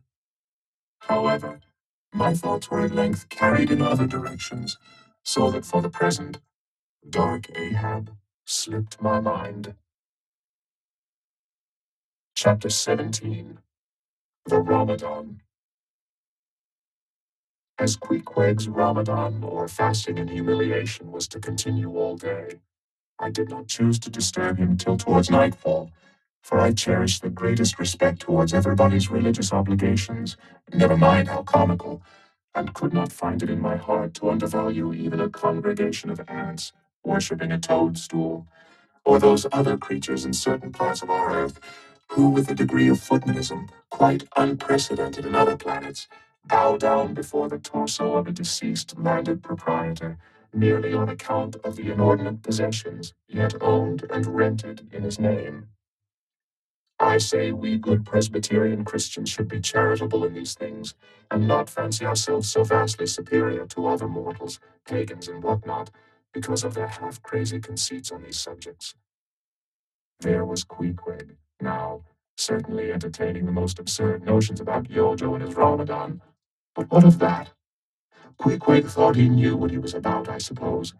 He seemed to be content, and there let him rest. All our arguing with him would not avail. Let him be, I say, and heaven have mercy on us all, Presbyterians and pagans alike, for we are all somehow dreadfully cracked about the head, and sadly need mending. Towards evening, when I felt assured that all his performances and rituals must be over, I went up to his room and knocked at the door, but no answer. I tried to open it, but it was fastened inside. Queequeg, said I softly through the keyhole. All silent. I say, Queequeg, why don't you speak? It's I, Ishmael. But all remained still as before. I began to grow alarmed. I had allowed him such abundant time, I thought he might have had an apoplectic fit. I looked through the keyhole, but the door opening into an odd corner of the room, the keyhole prospect, was but a crooked and sinister one. I could only see part of the footboard of the bed and a line of the wall, but nothing more. I was surprised to behold, resting against the wall, the wooden shaft of Queequeg's harpoon, which the landlady the evening previous had taken from him, before our mounting to the chamber. That's strange, thought I. But at any rate, since the harpoon stands yonder, and he seldom or never goes abroad without it, therefore he must be inside here, and no possible mistake. Queequeg, Queequeg, all still. Something must have happened. Apoplexy. I tried to burst open the door, but it stubbornly resisted. Running down the stairs, I quickly stated my suspicions to the first person I met, the chambermaid. La, la, she cried. I thought something must be the matter. I went to make the bed after breakfast, and the door was locked, and not a mouse to be heard. And it's been just so silent ever since, but I thought, maybe you had both gone off and locked your baggage in for safekeeping. La, la, ma'am, mistress, murder, Miss Hussy, apoplexy. And with these cries, she ran towards the kitchen, I following. Mrs. Hussey soon appeared, with a mustard pot in one hand and a vinegar cruet in the other, having just broken away from the occupation of attending to the castors and scolding her little black boy meantime. Woodhouse, cried I, which way to it? Run, for God's sake, and fetch something to pry open the door. The axe. The axe. He's had a stroke. Depend upon it. And so saying, I was unmethodically rushed upstairs again empty-handed, when Mrs. Hussey interposed the mustard pot and vinegar cruet, and the entire castor of her countenance. What's the matter with you, young man? Get the axe, for God's sake. Run for the doctor, someone, while I pry it open. Look here, said the landlady, quickly putting down the vinegar cruet so as to have one hand free. Look here. Are you talking about prying open any of my doors? And with that, she seized my arm. What's the matter with you? What's the matter with you, shipmate? In as calm but rapid a manner as possible, I gave her to understand the whole case. Unconsciously clapping the mustard pot to one side of her nose, she ruminated for an instant, then exclaimed, No, I haven't seen it since I put it there. Running to a little closet under the landing of the stairs, she glanced in, and returning, told me that Queequeg's harpoon was missing. He's killed himself, she cried.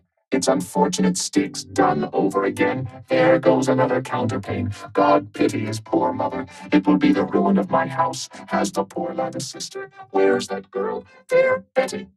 Go to Snarls the painter and tell him to paint me a sign with no suicides permitted here and no smoking in the parlor. Might as well kill both birds at once. Kill? The Lord be merciful to his ghost. What's that noise there? You, young man, avast there. And running up after me, she caught me as I was again trying to force open the door. I won't allow it. I won't have my premises spoiled. Go for the locksmith. There's one about a mile from here, but avast. Putting her hand in her side pocket. Here's a key that'll fit, I guess. Let's see. And with that, she turned it in the lock. But alas, Queequeg's supplemental bolt remained unwithdrawn within. "Have to burst it open," said I, and was running down the entry a little for a good start, when the landlady caught at me, again vowing I should not break down her premises. But I tore from her, and with a sudden bodily rush, dashed myself full against the mark. With a prodigious noise, the door flew open, and the knob, slamming against the wall, sent the plaster to the ceiling. And there, good heavens, there sat Queequeg, altogether cool and self-collected, right in the middle of the room, squatting on his hams and holding Yojo on top of his head. He looked neither one way nor the other, but sat like a carved image with scarce a sign of active life. "Queequeg," said I, going up to him. "Queequeg, what's the matter with you?" "He hain't been sitting so all day, has he?" said the landlady. But all we said, not a word could we drag out of him. I almost felt like pushing him over so as to change his position, for it was almost intolerable. It seemed so painfully and unnaturally constrained, especially as in all probability he had been sitting so for upwards of 8 or 10 hours, going too without his regular meals. "Mrs. Hussey," said I, "he's alive at all events, so leave us if you please, and I will see to this strange affair myself." Closing the door upon the landlady, I endeavored to prevail upon Queequeg to take a chair, but in vain. There he sat, and all I could do for all my polite arts and blandishments, he would not move a peg, nor say a single word, nor even look at me, nor notice my presence in any the slightest way. I wonder, thought I, if this can possibly be a part of his Ramadan. Do they fast on their hams that way in his native island? It must be so. Yes, it's part of his creed, I suppose. Well then, let him rest. He'll get up sooner or later, no doubt. It can't last forever, thank God. And his Ramadan only comes once a year. And I don't believe it's very punctual then. I went down to supper. After sitting a long time listening to the long stories of some sailors who had just come from a plum pudding voyage, as they called it, that is, a short whaling voyage in a schooner or brig, confined to the north of the line, in the Atlantic Ocean only. After listening to these plum puddingers till nearly 11 o'clock, I went upstairs to go to bed, feeling quite sure by this time Queequeg must certainly have brought his Ramadan to a termination. But no, there he was, just where I had left him. He had not stirred an inch. I began to grow vexed with him. It seemed so downright senseless and insane to be sitting there all day and half the night on his hands in a cold room, holding a piece of wood on his head. For heaven's sake, Queequeg, get up and shake yourself. Get up and have some supper. You'll starve. You'll kill yourself, Queequeg. But not a word did he reply. Despairing of him, therefore, I determined to go to bed and to sleep, and no doubt before a great while he would follow me. But previous to turning in, I took my heavy bearskin jacket and threw it over him, as it promised to be a very cold night, and he had nothing but his ordinary round jacket on. For some time, do all I would, I could not get into the faintest doze. I had blown out the candle, and the mere thought of Queequeg, not 4 feet off, sitting there in that uneasy position, stark alone in the cold and dark, this made me really wretched. Think of it, sleeping all night in the same room with a wide-awake pagan on his hands in this dreary, unaccountable Ramadan. But somehow I dropped off at last, and knew nothing more till break of day, when, looking over the bedside, there squatted Queequeg, as if he had been screwed down to the floor. But as soon as the first glimpse of sun entered the window, up he got, with stiff and grating joints, but with a cheerful look, limped towards me where I lay, pressed his forehead again against mine, and said his Ramadan was over. Now, as I before hinted, I have no objection to any person's religion, be it what it may, so long as that person does not kill or insult any other person, because that other person doesn't believe it also. But when a man's religion becomes really frantic, when it is a positive torment to him and, in fine, makes this earth of ours an uncomfortable inn to lodge in, then I think it high time to take that individual aside and argue the point with him. And just so I now did with Queequeg. Queequeg, said I, get into bed now and lie and listen to me. I then went on, beginning with the rise and progress of the primitive religions and coming down to the various religions of the present time, during which time I labored to show Queequeg that all these Lents, Ramadans, and prolonged ham squattings in cold, cheerless rooms were stark nonsense, bad for the health, useless for the soul, opposed, in short, to the obvious laws of hygiene and common sense. I told him, too, that he being in other things such an extremely sensible and sagacious savage, it pained me, very badly pained me, to see him now so deplorably foolish about this ridiculous Ramadan of his. Besides, argued I, fasting makes the body cave in. Hence the spirit caves in, and all thoughts born of a fast must necessarily be half-starved. This is the reason why most dyspeptic religionists cherish such melancholy notions about their hereafters. In one word, Queequeg, said I, rather digressively, hell is an idea first born on an undigested apple dumpling, and since then perpetuated through the hereditary dyspepsias nurtured by Ramadans.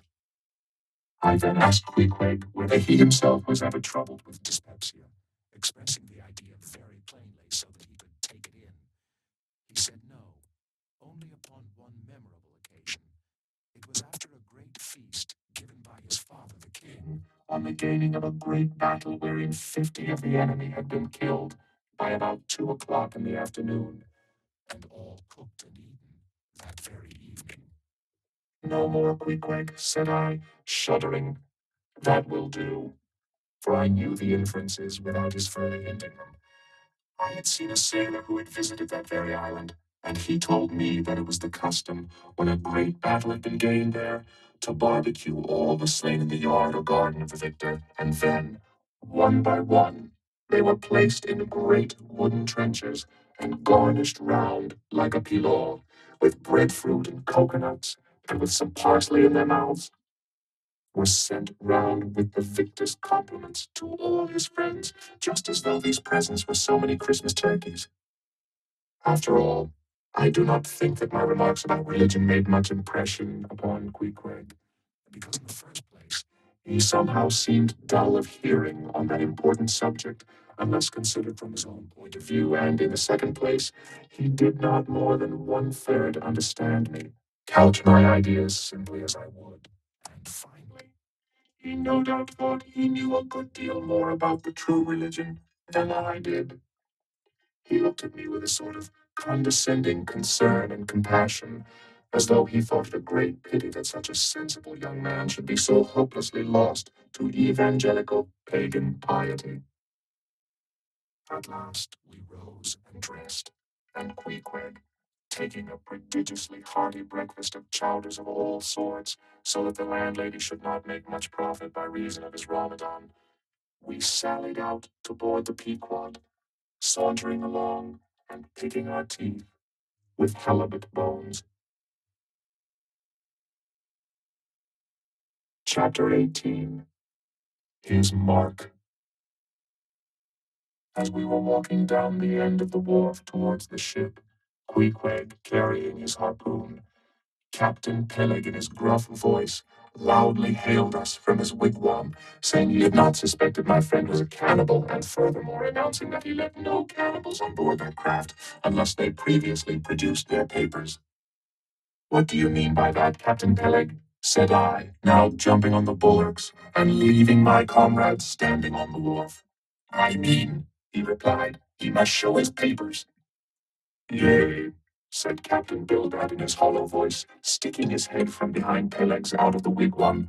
He must show that he's converted, son of darkness.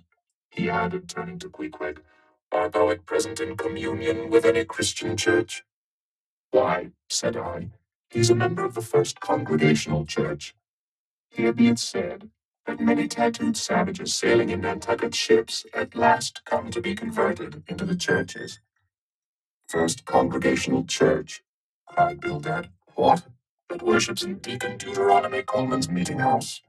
And so saying, taking out his spectacles, he rubbed them with his great yellow bandana handkerchief, and putting them on very carefully, came out of the wigwam, and leaning stiffly over the bulwarks, took a good, long look at Queequeg. How long has he been a member? He then said, turning to me. Not very long, I rather guess, young man.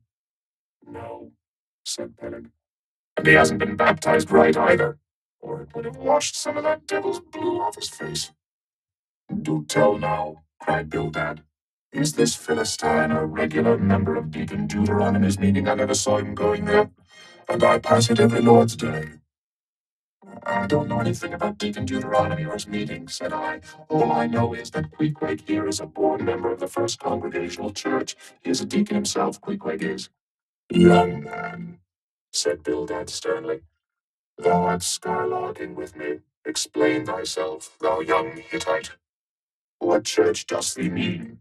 Answer me. Finding myself thus hard pushed, I replied, I mean, sir, the same ancient Catholic church to which you and I and Captain Peleg there and Queequeg here and all of us and every mother's son and soul of us belong. The great and everlasting first congregation of this whole worshipping world. We all belong to that. Only some of us cherish some queer crotchets nowadays touching the grand belief. In that, we all join hands. Splice. Thou meanst splice hands, cried Peleg, drawing nearer. Young man, you'd better ship for a missionary instead of a foremast hand. I never heard a better sermon. Deacon Deuteronomy, why Father Apple himself couldn't beat it, and he's reckoned something. Come aboard, come aboard. Never mind about the papers. I say tell Quahog there, what's that you call him? Tell Quahog to step along by the great anchor. What a harpoon he's got there. Looks like good stuff, that, and he handles it about right. I say, Quahog, or whatever your name is, did you ever stand in the head of a whaleboat? Did you ever strike a fish? Without saying a word, Queequeg, in his wild sort of way, jumped upon the bulwarks, from thence into the bows of one of the whaleboats hanging to the side, and then bracing his left knee and poising his harpoon, cried out in some such way as this. Kippen, you see him small drop tar on water there. You see him. Well, suppose him run whale eye, well then, and taking sharp aim at it, he darted the iron right over Bildad's broad brim, clean across the ship's decks, and struck the glistening tar spot out of sight. Now, said Queequeg, quietly hauling in the line, "S'pose him whaley eye, why, that will be dead." Quick, Bildad, said Peleg to his partner, who, aghast at the close vicinity of the flying harpoon, had retreated towards the cabin gangway. Quick, I say, you, Bildad, and get the ship's papers. We must have Hedgehog there, I mean Quahog, in one of our boats. Look ye, Quahog, we'll give you the 90th lay, and that's more than ever was given a harpooner yet out in Nantucket. So down we went into the cabin, and to my great joy, Queequeg was soon enrolled among the same ship's company to which I myself belonged. When all preliminaries were over and Peleg had got everything ready for signing, he turned to me and said, I guess Quahog there don't know how to write, does he? I say, Quahog, blast you, dost thou sign thy name or make thy mark? But at this question, Queequeg, who had twice or thrice before taken part in similar ceremonies, looked no ways abashed, but taking the offered pen, copied upon the paper, in the proper place, an exact counterpart of a queer, round figure which was tattooed upon his arm, so that through Captain Peleg's obstinate mistake touching his appellative, it stood something like this: Quahog, his mark. Meanwhile, Captain Bildad sat earnestly and steadfastly eyeing Queequeg, and at last, rising solemnly and fumbling in the huge pockets of his broad-skirted drab coat, took out a bundle of tracts, and selecting one entitled "The Latter Day Coming, or No Time to Lose," placed it in Queequeg's hands, and then grasping them and the book with both his, looked earnestly into his eyes, and said, "Son of darkness, I must do my duty, Bobby. I am part owner of this ship and feel concern for the souls of all its crew. If thou still clingest to thy pagan ways, which I sadly fear, I beseech thee, remain not for a Belial bondsman. Spurn the idle bell and the hideous dragon. Turn from the wrath to come. Mind thine eye, I say. Oh, goodness gracious, steer clear of the fiery pit." Something of the salt sea yet lingered in old Bildad's language, heterogeneously mixed with scriptural and domestic phrases. Avast there, Bildad, avast now spoiling our harpooneer," cried Peleg. "Pious harpooneers never make good voyagers. It takes the shark out of them. No harpooneer is worth a straw who ain't pretty sharkish. There was young Nat Swain, once the bravest boat header out of all Nantucket and the Vineyard. He joined the meeting and never came to good. He got so frightened about his plaguey soul that he shrinked and sheered away from whales for fear of afterclaps, in case he got stove and went to Davy Jones. "Peleg, Peleg," said Bildad, lifting his eyes and hands. "Thou thyself, as I myself, hast seen many a perilous time. Thou knowest, Peleg, what it is to have the fear of death. How then canst thou prate in this ungodly guise? Thou beliest thine own heart, Peleg. Tell me, when this same Pequod here had her three masts overboard in that typhoon on Japan, that same voyage when thou went mate with Captain Ahab, didst thou not think of death and the judgment then?" Hear him now," cried Peleg, marching across the cabin and thrusting his hands far down into his pockets. "Hear him, all of ye. Think of that. When every moment we thought the ship would sink, death and the judgment then, what, with all three masts making such an everlasting thundering against the side, and every sea breaking over us fore and aft. Think of death and the judgment then? No, no time to think about death then. Life was what Captain Ahab and I was thinking of, and how to save all hands, how to rig jury masts, how to get into the nearest port. That was what I was thinking of." Bildad said no more, but buttoning up his coat, stalked on deck where we followed him. There he stood, very quietly overlooking some sailmakers who were mending a topsail in the waist.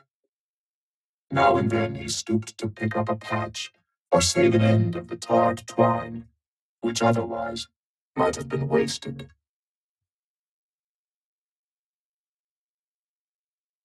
Chapter 19. The Prophet.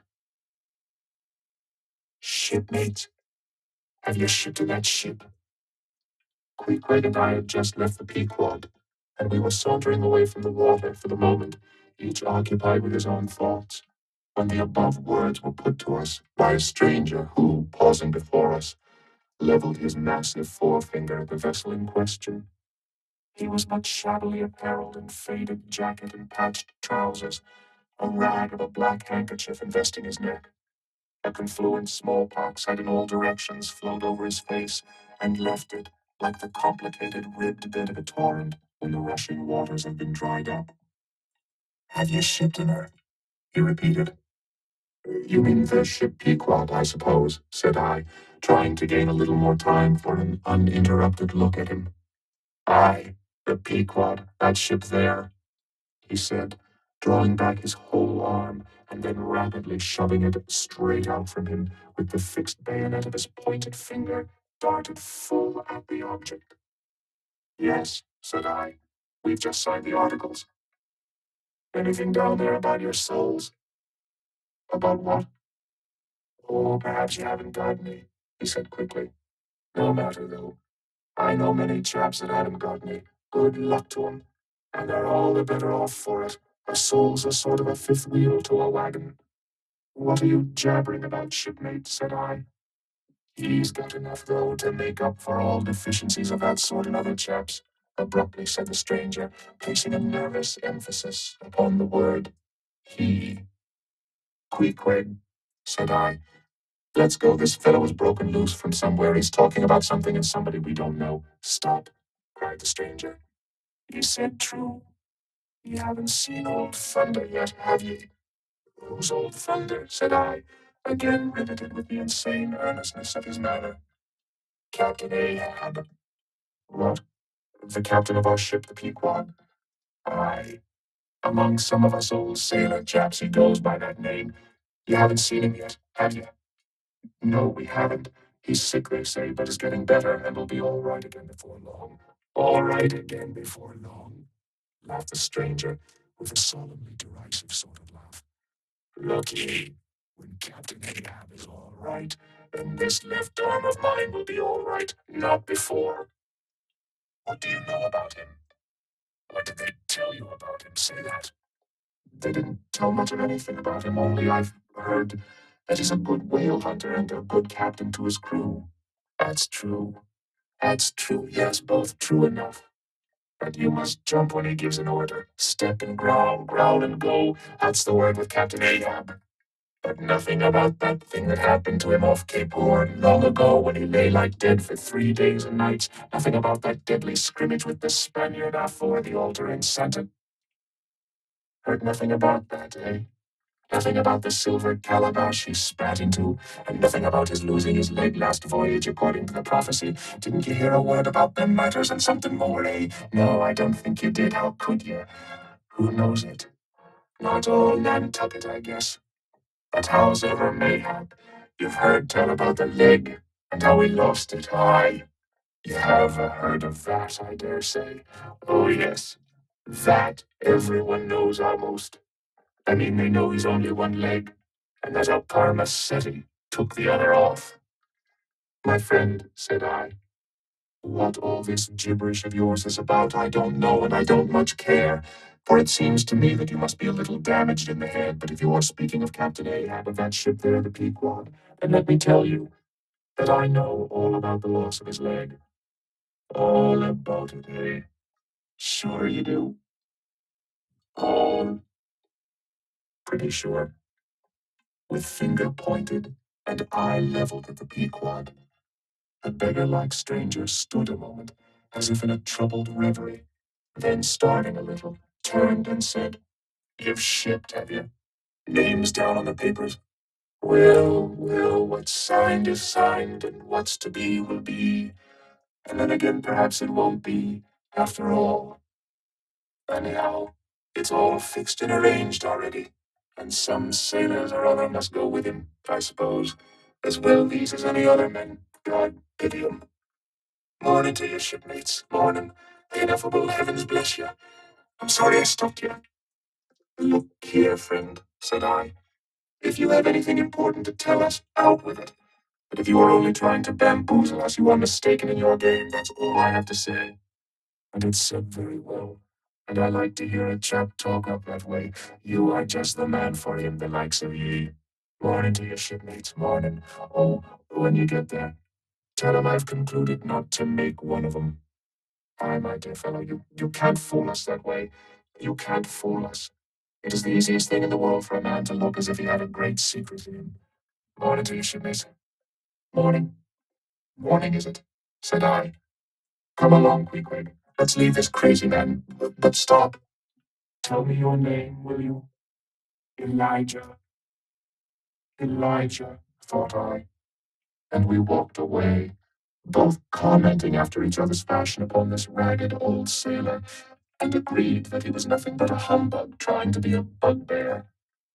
But we had not gone perhaps above 100 yards when, chancing to turn a corner and looking back as I did so, who should be seen but Elijah following us, though at a distance. Somehow the sight of him struck me so that I said nothing to Queequeg of his being behind, but passed on with my comrade, anxious to see whether the stranger would turn the same corner that we did. He did, And then it seemed to me that he was dogging us, but with what intent I could not for the life of me imagine. This circumstance, coupled with his ambiguous, half-hinting, half-revealing, shrouded sort of talk, now begat in me all kinds of vague wonderments and half-apprehensions, and all connected with the Pequod, and Captain Ahab, and the leg he had lost, and the Cape Horn fit, and the silver calabash, and what Captain Peleg had said of him when I left the ship the day previous, and the prediction of the squall Tistig, and the voyage we had bound ourselves to sail, and 100 other shadowy things.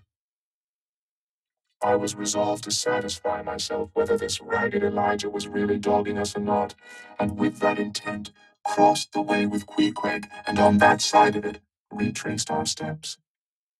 But Elijah passed on, without seeming to notice us.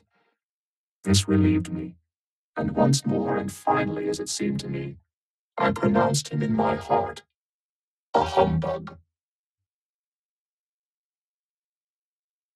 Chapter 20. All astir. A day or two passed, and there was great activity aboard the Pequod. Not only were the old sails being mended, but new sails were coming on board, and bolts of canvas, and coils of rigging, in short, everything betokened that the ship's preparations were hurrying to a close. Captain Peleg seldom or never went ashore, but sat in his wigwam keeping a sharp lookout upon the hands. Bildad did all the purchasing and providing of the stores, and the men employed in the hold and on the rigging were working till long after nightfall. On the day following Queequeg signing the articles, word was given at all the inns where the ship's company was stopping that their chests must be on board before night, for there was no telling how soon the vessel might be sailing.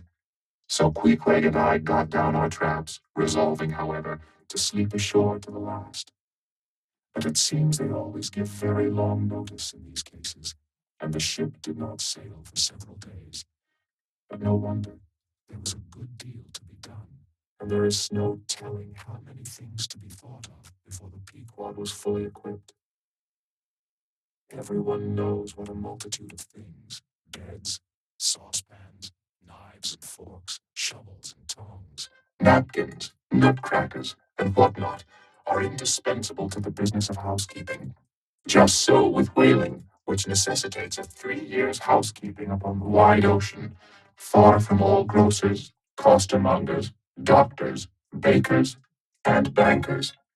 And though this also holds true of merchant vessels, yet not by any means to the same extent as with whalemen.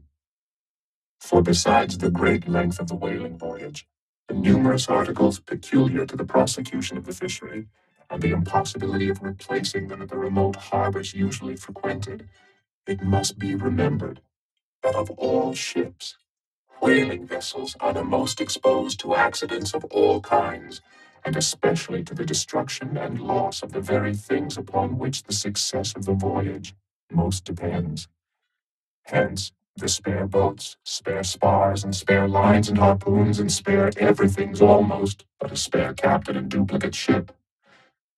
At the period of our arrival at the island, the heaviest stowage of the Pequod had been almost completed, comprising her beef, bread, water, fuel, and iron hoops and staves. But, as before hinted, for some time there was a continual fetching and carrying on board of divers odds and ends of things, both large and small. Chief among those who did this fetching and carrying was Captain Bildad's sister, a lean old lady of a most determined and indefatigable spirit, but withal very kind-hearted, who seemed resolved that, if she could help it, nothing should be found wanting in the Pequod after once fairly getting to sea. At one time she would come on board with a jar of pickles for the steward's pantry, another time with a bunch of quills for the chief mate's desk, where he kept his log, a third time with a roll of flannel for the small of someone's rheumatic back. Never did any woman better deserve her name, which was Charity, Aunt Charity, as everybody called her.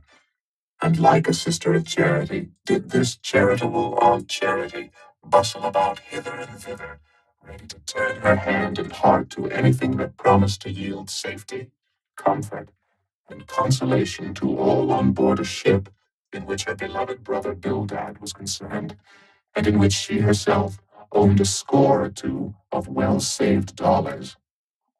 But it was startling to see this excellent-hearted Quakeress coming on board, as she did the last day, with a long oil ladle in one hand and a still longer whaling lance in the other.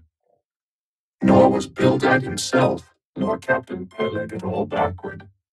As for Bildad, he carried about with him a long list of the articles needed, and at every fresh arrival, down went his mark opposite that article upon the paper.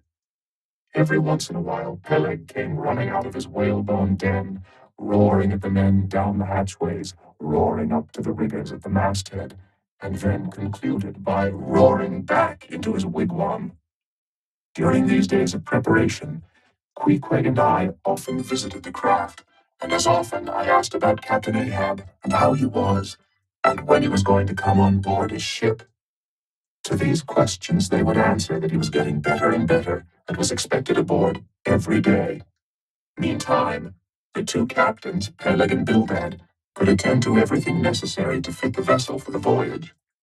If I'd been downright honest with myself, I would have seen very plainly in my heart that I did but half fancy being committed this way to so long a voyage, without once laying my eyes on the man who was to be the absolute dictator of it, so soon as the ship sailed out upon the open sea. But when a man suspects any wrong, it sometimes happens that if he be already involved in the matter, he insensibly strives to cover up his suspicions, even from himself, and much this way it was with me. I said nothing, and tried to think nothing.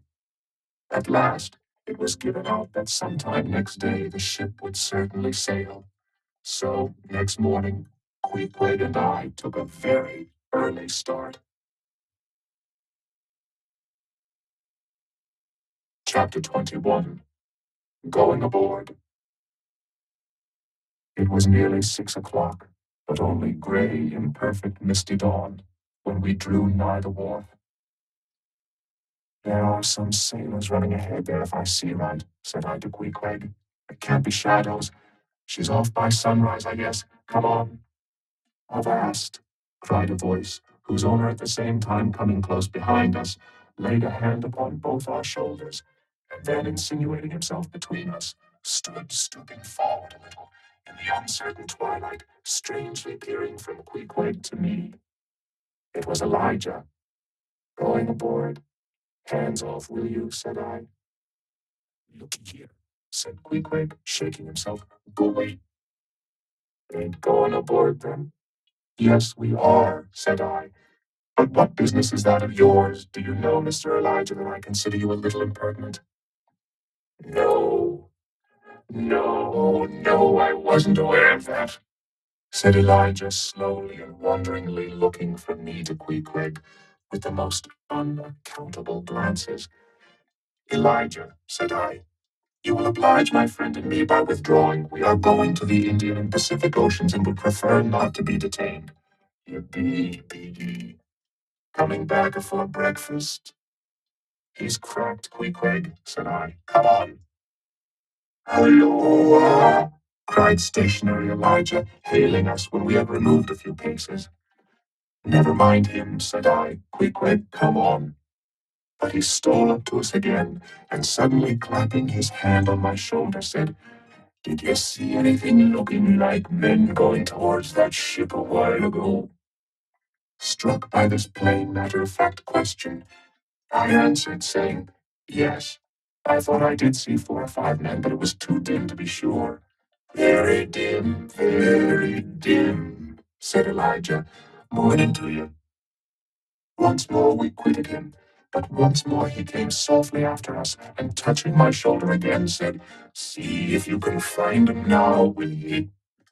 Find who? Morning to you. Morning to you, he rejoined again, moving off. Oh, I was going to warn you against, but never mind, it's all in the family too. Sharp frost this morning, ain't it? Goodbye to you. Shan't see you again very soon, I guess, unless it's before the grand jury. And with these cracked words he finally departed, leaving me, for the moment, in no small wonderment at his frantic impudence. At last, stepping on board the Pequod, we found everything in profound quiet, not a soul moving. The cabin entrance was locked within. The hatches were all on, and lumbered with coils of rigging. Going forward to the forecastle, we found the slide of the scuttle open. Seeing a light, we went down, and found only an old rigger there, wrapped in a tattered pea-jacket. He was thrown at whole length upon two chests, his face downwards and enclosed in his folded arms. The profoundest slumber slept upon him. Those sailors we saw, Queequeg, where can they have gone to? Said I, looking dubiously at the sleeper. But it seemed that, when on the wharf, Queequeg had not at all noticed what I now alluded to. Hence I would have thought myself to have been optically deceived in that matter, were it not for Elijah's otherwise inexplicable question. But I beat the thing down, and again, marking the sleeper, jocularly hinted to Queequeg that perhaps we had best sit up with the body, telling him to establish himself accordingly. He put his hand upon the sleeper's rear, as though feeling if it was soft enough, and then, without more ado, sat quietly down there. Gracious, Queequeg, don't sit there, said I. Oh, que tout sit, said Queequeg. My country way won't hurt him face. Face, said I. Call that his face? Very benevolent countenance then, but how hard he breathes. He's heaving himself. Get off, Queequeg. You are heavy. It's grinding the face of the poor. Get off, Queequeg. Look, he'll twitch you off soon. I wonder he don't wake.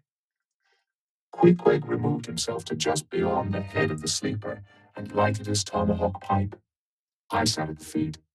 We kept the pipe passing over the sleeper from one to the other. Meanwhile, upon questioning him in his broken fashion, Queequeg gave me to understand that, in his land, owing to the absence of settees and sofas of all sorts, the king, chiefs, and great people generally were in the custom of fattening some of the lower orders for ottomans. And to furnish a house comfortably in that respect, you had only to buy up 8 or 10 lazy fellows and lay them round in the piers and alcoves. Besides, it was very convenient on an excursion, much better than those garden chairs which are convertible into walking sticks upon occasion. A chief calling his attendant and desiring him to make a settee of himself under a spreading tree, perhaps in some damp, marshy place. While narrating these things, every time Queequeg received the tomahawk from me, he flourished the hatchet side of it over the sleeper's head. What's that for, Queequeg? Very easy, Killy. Oh, very easy. He was going on with some wild reminiscences about his tomahawk pipe, which, it seemed, had in its two uses both brained his foes and soothed his soul, when we were directly attracted to the sleeping rigger. The strong vapor now completely filling the contracted hole, it began to tell upon him. He breathed with a sort of muffledness, then seemed troubled in the nose, then revolved over once or twice, then sat up and rubbed his eyes. Hello, he breathed at last. Who be ye smokers? Shipped men, answered I. When does she sail? Aye, aye, ye are going in her, be ye? She sails today. The captain came aboard last night. What captain? Ahab.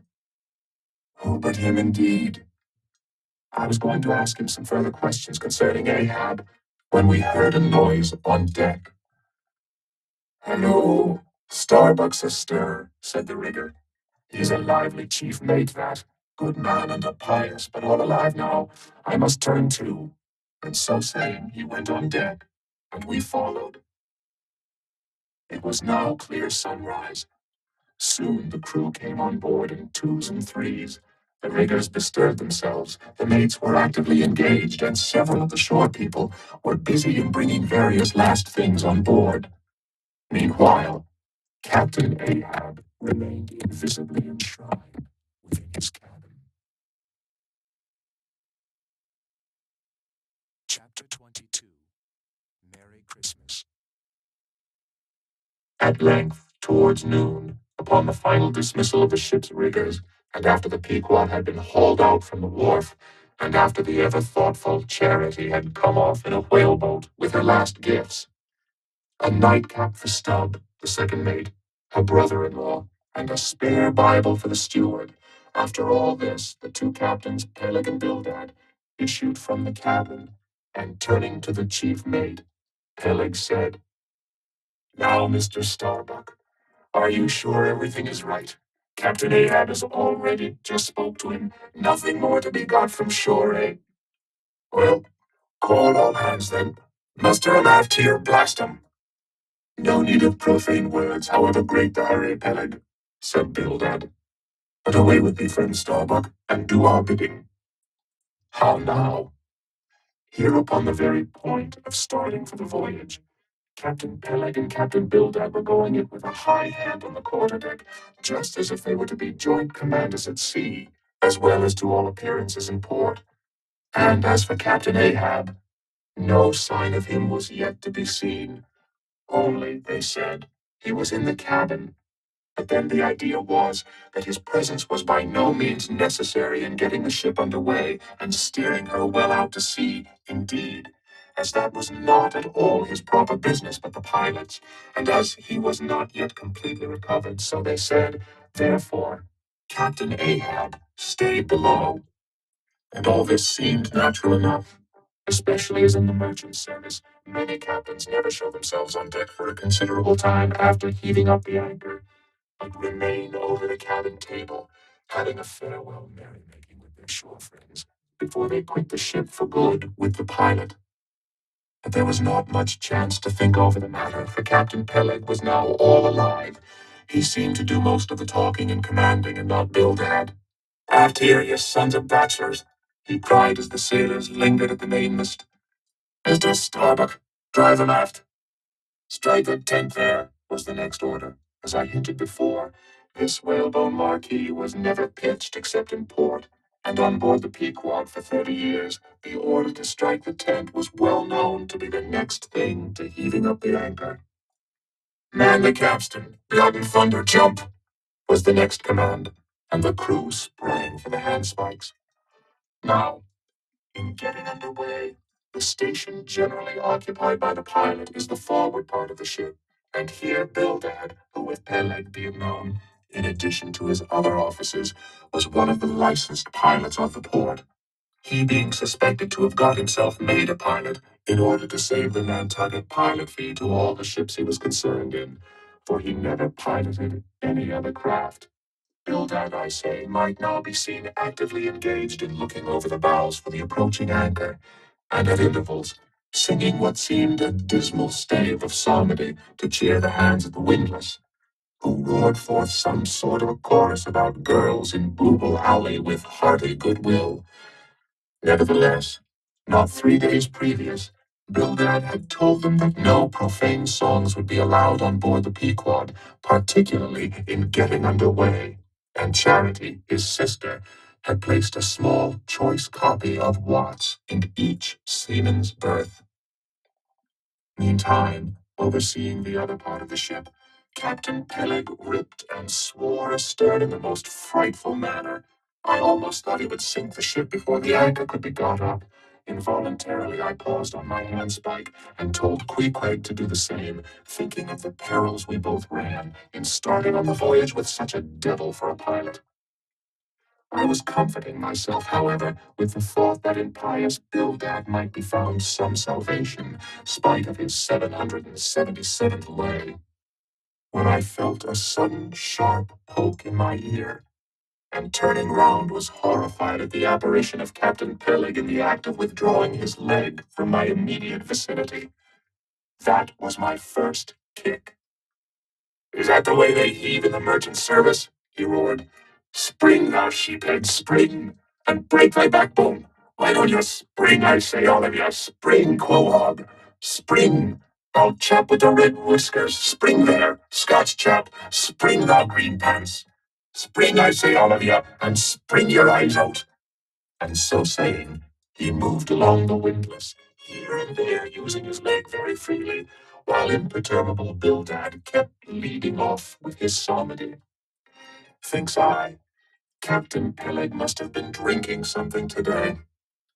At last the anchor was up, the sails were set, and off we glided. It was a short, cold Christmas, and as the short northern day merged into night, we found ourselves almost brought upon the wintry ocean, whose freezing spray cased us in ice, as in polished armor. The long rows of teeth on the bulwarks glistened in the moonlight, and like the white ivory tusks of some huge elephant, vast curving icicles depended from the bows. Lank Bildad as pilot headed the first watch, and ever and anon as the old craft deep dived into the green seas, and sent the shivering frost all over her, and the winds howled, and the cordage rang, his steady notes were heard. Sweet fields beyond the swelling flood stand dressed in living green, so to the Jews old Canaan stood, while Jordan rolled between. Never did those sweet words sound more sweetly to me than then. They were full of hope and fruition, spite of this frigid winter night in the boisterous Atlantic, spite of my wet feet and wetter jacket. There was yet, it then seemed to me, many a pleasant haven in store, and meads and glades so eternally vernal that the grass shot up by the spring, untrodden, unwilted, remains at midsummer. At last we gained such an offing that the two pilots were needed no longer. The stout sailboat that had accompanied us began ranging alongside. It was curious and not unpleasing how Peleg and Bildad were affected at this juncture, especially Captain Bildad, for loath to depart, yet very loath to leave for good, a ship bound on so long and perilous a voyage, beyond both stormy capes, a ship in which some thousands of his hard-earned dollars were invested, a ship in which an old shipmate sailed as captain, a man almost as old as he, once more starting to encounter all the terrors of the pitiless jaw, loath to say goodbye to a thing so every way brimful of every interest to him. Poor old Bildad lingered long, paced the deck with anxious strides, ran down into the cabin to speak another farewell word there, again came on deck, and looked to windward, looked towards the wide and endless waters, only bounded by the far-off, unseen eastern continents, looked towards the land, looked aloft, looked right and left, looked everywhere and nowhere, and at last, mechanically coiling a rope upon its pin, convulsively grasped stout Peleg by the hand, and holding up a lantern for a moment, stood gazing heroically in his face, as much as to say, "Nevertheless, friend Peleg, I can stand it, yes, I can." As for Peleg himself, he took it more like a philosopher, but for all his philosophy there was a tear twinkling in his eye when the lantern came too near, and he too did not a little run from cabin to deck, now a word below, and now a word with Starbuck, the chief mate. But at last he turned to his comrade with a final sort of look about him. "Captain Bildad, come, old shipmate, we must go. Back to the main yard there, boat ahoy. Stand by to come close alongside now. Careful, careful. Come, Bildad boy, say your last. Luck to ye, Starbuck. Luck to ye, Mr. Stubb. Luck to ye, Mr. Flask. Goodbye and good luck to ye all. And this day 3 years I'll have a hot supper smoking for ye in old Nantucket. Hurrah and away." "God bless ye and have ye in his holy keeping, then," murmured old Bildad almost incoherently. "But I hope you'll have fine weather now, so that Captain Ahab may soon be moving among ye. A pleasant sun is all ye needs, and you'll have plenty of them in the tropic voyage ye go. Be careful in the hunt, ye mates. Don't stave the boats needlessly, ye harpooneers. Good white cedar plank is raised full 3% within the year, and don't forget your prayers either. Mr. Starbuck, mind that Cooper don't waste the spare staves. Oh, the sail needles are in the green locker. Don't wail it too much, Lord daysman, but don't miss a fair chance either. That's rejecting heaven's good gifts. Have an eye to the molasses tears, Mr. Stubb. It was a little leaky, I thought. If you touch out the islands, Mr. Flask, beware of fornication. Goodbye, goodbye.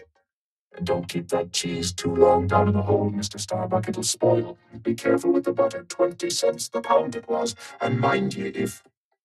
Come, come, Captain Bildad, stop palavering away. And with that, Peleg hurried him over the side, and both dropped into the boat. Ship and boat diverged.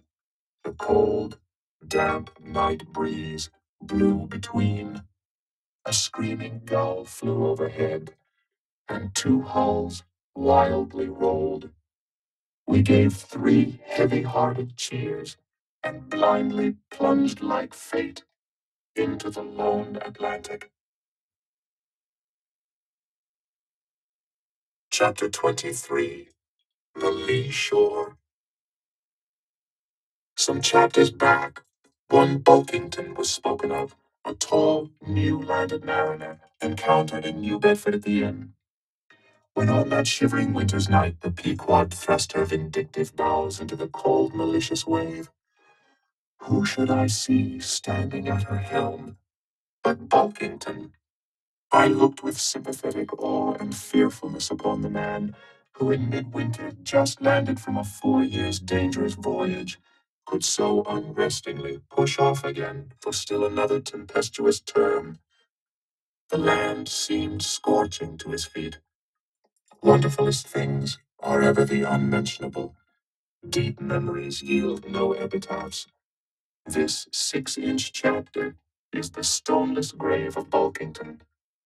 Let me only say that it fared with him as with the storm-tossed ship that miserably drives along the leeward land.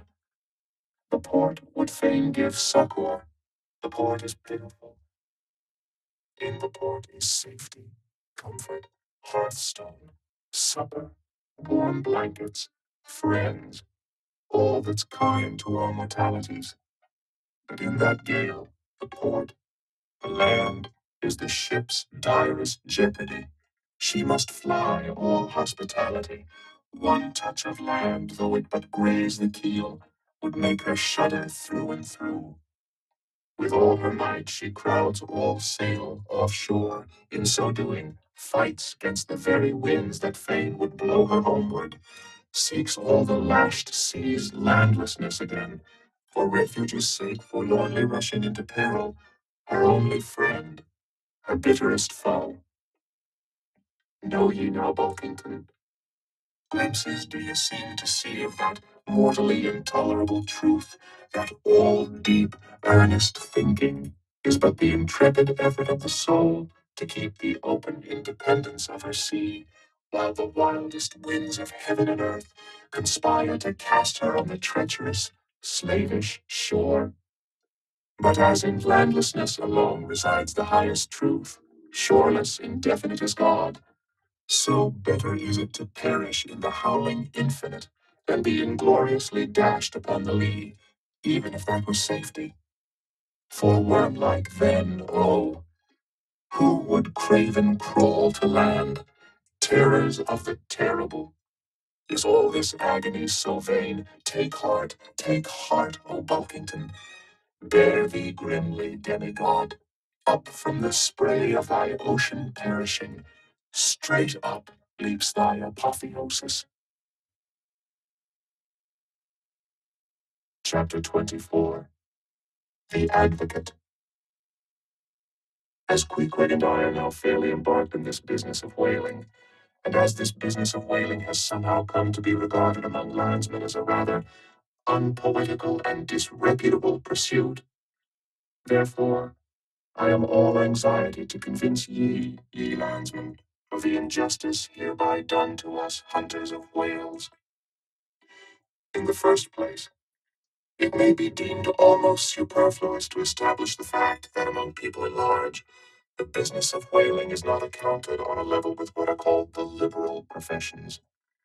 If a stranger were introduced into any miscellaneous metropolitan society, It would but slightly advance the general opinion of his merits were he presented to the company as a harpooner, say, and if, in emulation of the naval officers, he should append the initials S.W.F., sperm whale fishery, to his visiting card, such a procedure would be deemed preeminently presuming and ridiculous.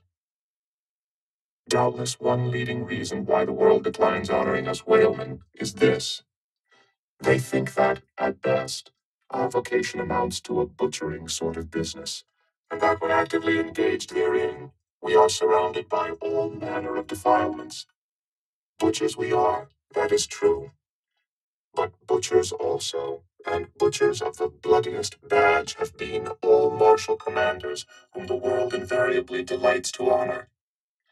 And as for the matter of the alleged uncleanliness of our business, ye shall soon be initiated into certain facts hitherto pretty generally unknown, and which, upon the whole, will triumphantly plant the sperm whale ship at least among the cleanliest things of this tidy earth. But even granting the charge in question to be true, what disordered, slippery decks of a whale ship are comparable to the unspeakable carrion of those battlefields from which so many soldiers return to drink in all ladies' plaudits? And if the idea of peril so much enhances the popular conceit of the soldier's profession, let me assure ye that many a veteran who has freely marched up to a battery would quickly recoil at the apparition of the sperm whale's vast tail, fanning into eddies the air over his head. For what are the comprehensible terrors of man compared with the interlinked terrors and wonders of God? But though the world scouts at us whale hunters, yet does it unwittingly pay us the profoundest homage, yea, an all-abounding adoration. For almost all the tapers, lamps, and candles that burn round the globe burn, as before so many shrines, to our glory. But look at this matter in other lights, weigh it in all sorts of scales, see what we whalemen are, and have been. Why did the Dutch in De Witt's time have admirals of their whaling fleets? Why did Louis XVI of France, at his own personal expense, fit out whaling ships from Dunkirk and politely invite to that town some score or two of families from our own island of Nantucket? Why did Britain between the years 1750 and 1788 pay to her whalemen in bounties upwards of £1,000,000?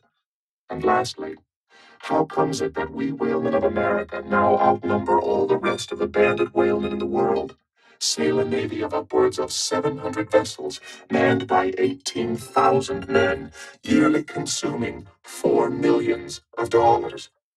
The ship's worth, at the time of sailing, $20 million, and every year importing into our harbors a well-reaped harvest of $7 million. How comes all this, if there be not something puissant in whaling? But this is not the half. Look again. I freely assert that the cosmopolite philosopher cannot, for his life, point out one single peaceful influence which within the last 60 years has operated more potentially upon the whole broad world, taken in one aggregate, than the high and mighty business of whaling. One way and another, it has begotten events so remarkable in themselves and so continuously momentous in their sequential issues, that whaling may well be regarded as the Egyptian mother who bore offspring themselves pregnant from her womb. It would be a hopeless, endless task to catalogue all these things. Let a handful suffice. For many years past, the whale ship has been the pioneer in ferreting out the remotest and least known parts of the earth. She has explored the seas and archipelagos which had no chart, where no Cook or Vancouver had ever sailed. If American and European men of war now peacefully ride in once savage harbors, let them fire salutes to the honor and the glory of the whale ship, which originally showed them the way, and first interpreted between them and the savages. They may celebrate as they will the heroes of exploring expeditions, your Cooks, your Cruisensterns, but I say that scores of anonymous captains have sailed out of Nantucket that were as great, and greater than your cook and your Krinsenstern. For in their succorless empty-handedness, they, in the heathenish sharp waters, and by the beaches of unrecorded javelin islands, battled with virgin wonders and terrors, that Cook, with all his marines and muskets, would not willingly have dared. All that is made such a flourish of in the old South Sea voyages, those things were but the lifetime commonplaces of our heroic Nantucketers. Often, adventures which Vancouver dedicates 3 chapters to, these men accounted unworthy of being set down in a ship's common log. Ah, the world! Oh, the world! Until the whale fishery round at Cape Horn, no commerce but colonial, scarcely any intercourse but colonial, was carried on between Europe and the long line of the opulent Spanish provinces on the Pacific coast. It was the whalemen who first broke through the jealous policy of the Spanish crown, touching those colonies, and, if space permitted, it might be distinctly shown how from those whalemen at last eventuated the liberation of Peru, Chile, and Bolivia from the yoke of old Spain, and the establishment of the eternal democracy in those parts. That great America on the other side of the sphere, Australia, was given to the enlightened world by the whalemen after its first blunder-born discovery by a Dutchman. All other ships long shunned those shores as pestiferously barbarous, but the whale ship touched there. The whale ship is the true mother of that now mighty colony. Moreover, in the infancy of the first Australian settlement, the emigrants were several times saved from starvation by the benevolent biscuit of the whale ship, luckily dropping an anchor in their waters. The uncounted isles of all Polynesia confess the same truth, and do commercial homage to the whale ship that cleared the way for the missionary and the merchant, and in many cases carried the primitive missionaries to their first destinations. If that double-bolted land, Japan, is ever to become hospitable, it is the whale ship alone to whom the credit will be due, for already she is on the threshold.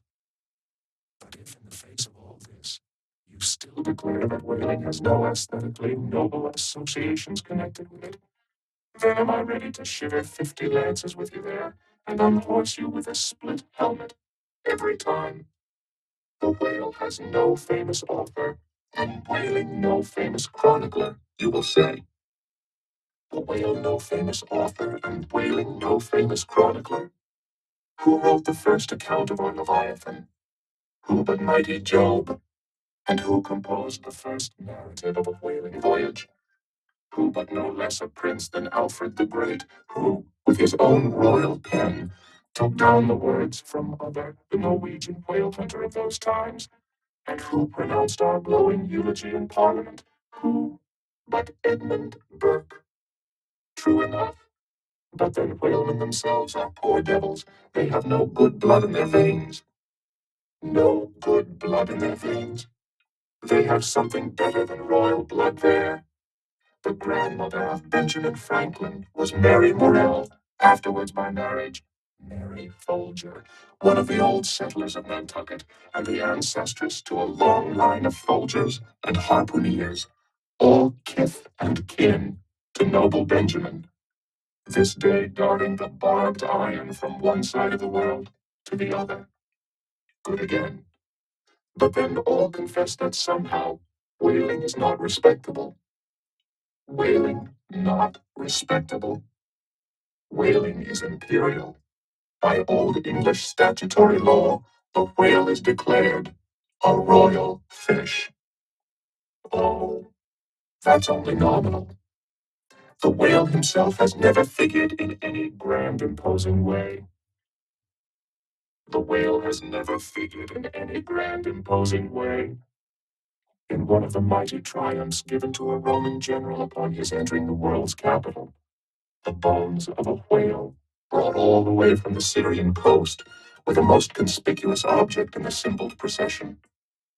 Granted, since you cite it, but say what you will, there is no real dignity in whaling. No dignity in whaling. The dignity of our calling The very heavens attest. Cetus is a constellation in the south. No more. Drive down your hat in presence of the Tsar and take it off to Queequeg. No more. I know a man that in his lifetime has taken 350 whales. I account that man more honorable than that great captain of antiquity who boasted of taking as many walled towns. And as for me, if, by any possibility, there be any as yet undiscovered prime thing in me, if I shall ever deserve any real repute in that small but high hushed world which I might not be unreasonably ambitious of, if hereafter I shall do anything that, upon the whole, a man might rather have done than to have left undone, if, at my death, my executors, or more properly my creditors, find any precious MSS on my desk, then here I prospectively ascribe all the honor and the glory to whaling. For a whale ship was my Yale College and my Harvard. Chapter 25. Postscript. In behalf of the dignity of whaling, I would fain advance naught but substantiated facts. But after embattling his facts, an advocate who should wholly suppress a not unreasonable surmise, which might tell eloquently upon his cause, such an advocate, would he not be blameworthy? It is well known that at the coronation of kings and queens, even modern ones, a certain curious process of seasoning them for their functions is gone through. There is a salt cellar of state, so called, and there may be a caster of state. How they use the salt, precisely, who knows? Certain I am, however, that a king's head is solemnly oiled at his coronation, even as a head of salad. Can it be, though, that they anoint it with a view of making its interior run well, as they anoint machinery? Much might be ruminated here concerning the essential dignity of this regal process, because in common life we esteem but meanly and contemptibly a fellow who anoints his hair and palpably smells of that anointing. In truth, a mature man who uses hair oil, unless medicinally, that man has probably got a quaggy spot in him somewhere. As a general rule, he can't amount to much in his totality. But the only thing to be considered here is this: what kind of oil is used at coronations? Certainly it cannot be olive oil, nor macassar oil, nor castor oil, nor bear's oil, nor train oil, nor cod liver oil. What then can it possibly be but sperm oil in its unmanufactured, unpolluted state, the sweetest of all oils? Think of that, ye loyal Britons. We whalemen supply your kings and queens with coronation stuff.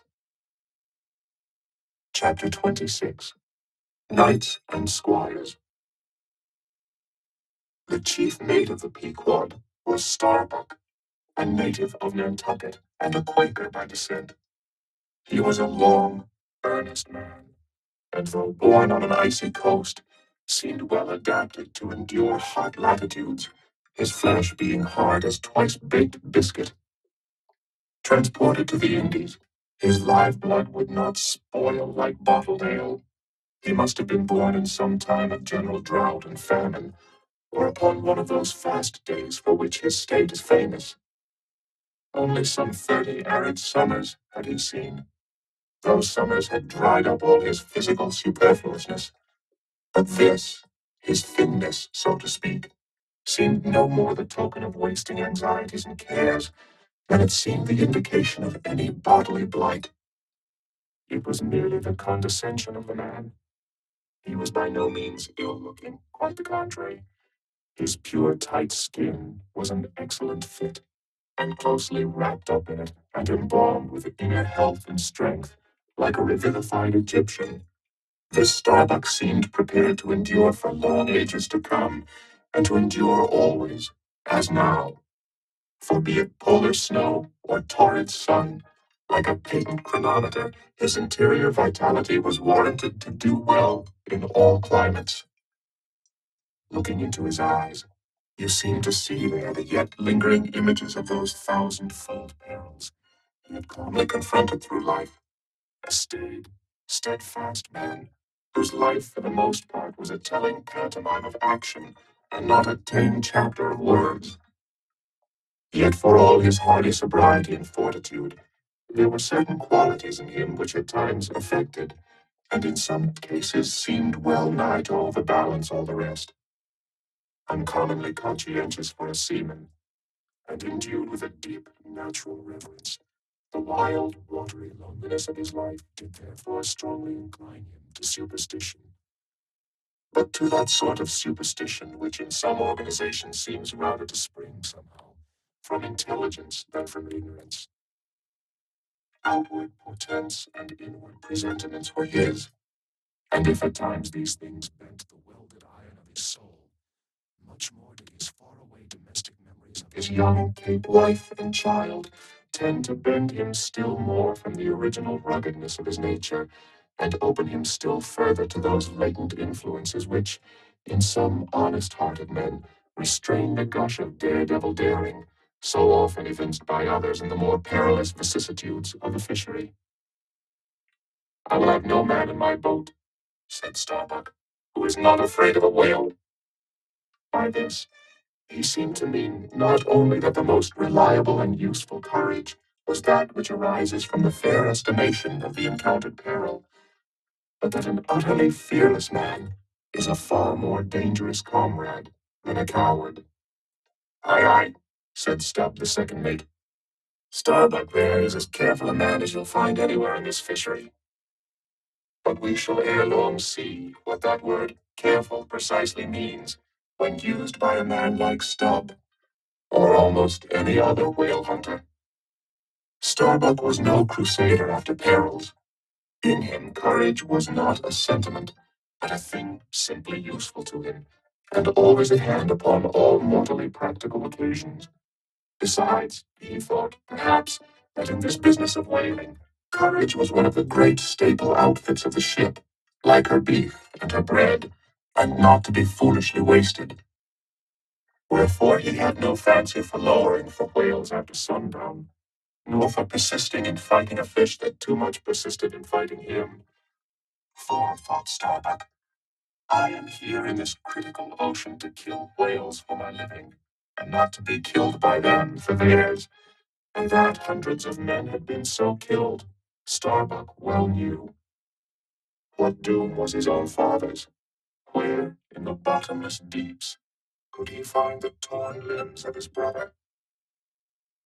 With memories like these in him, and moreover, given to a certain superstitiousness, as has been said, the courage of this Starbuck, which could nevertheless still flourish, must indeed have been extreme.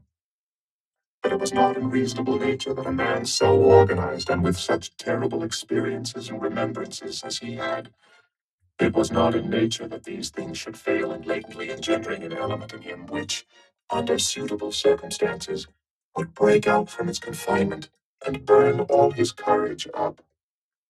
And brave as he might be, it was that sort of bravery, chiefly visible in some intrepid men, which, while generally abiding firm in the conflict with seas, or winds, or whales, or any of the ordinary irrational horrors of the world, yet cannot withstand those more terrific, because more spiritual terrors, which sometimes menace you from the concentrating brow of an enraged and mighty man. But were the coming narrative to reveal in any instance the complete abasement of poor Starbuck's fortitude, scarce might I have the heart to write it, for it is a thing most sorrowful, nay, shocking, to expose the fall of valor in the soul. Men may seem detestable as joint stock companies and nations, knaves, fools, and murderers they may be. Men may have mean and meager faces, but man, in the ideal, is so noble and so sparkling, such a grand and glowing creature, that over any ignominious blemish in him all his fellows should run to throw their costliest robes.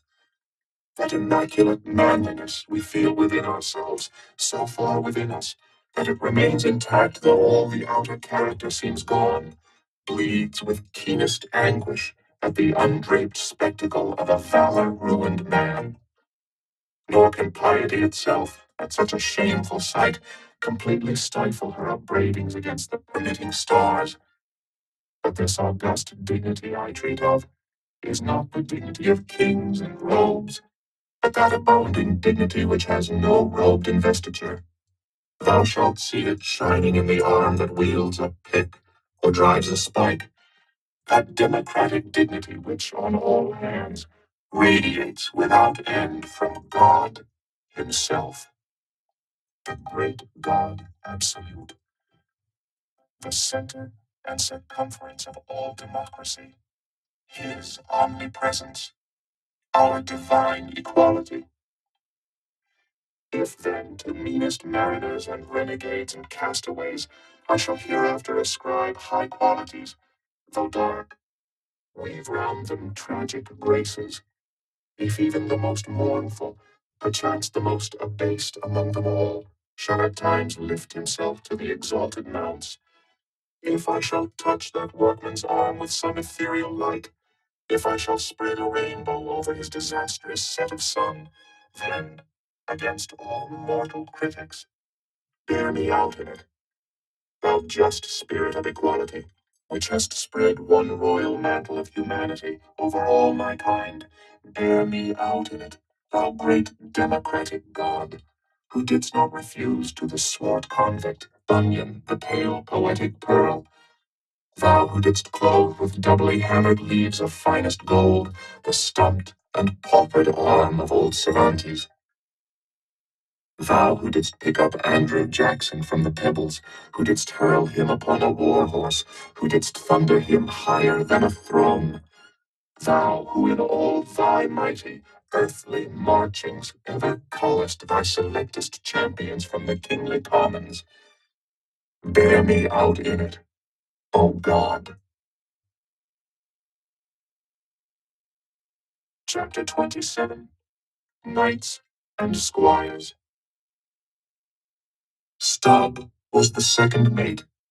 He was a native of Cape Cod, and hence, according to local usage, he was called a Cape Codman, a happy-go-lucky, neither craven nor valiant, taking perils as they came with an indifferent air, and while engaged in the most imminent crisis of the chaos, toiling away, calm and collected as a journeyman joiner engaged for the year, good-humored, easy, and careless.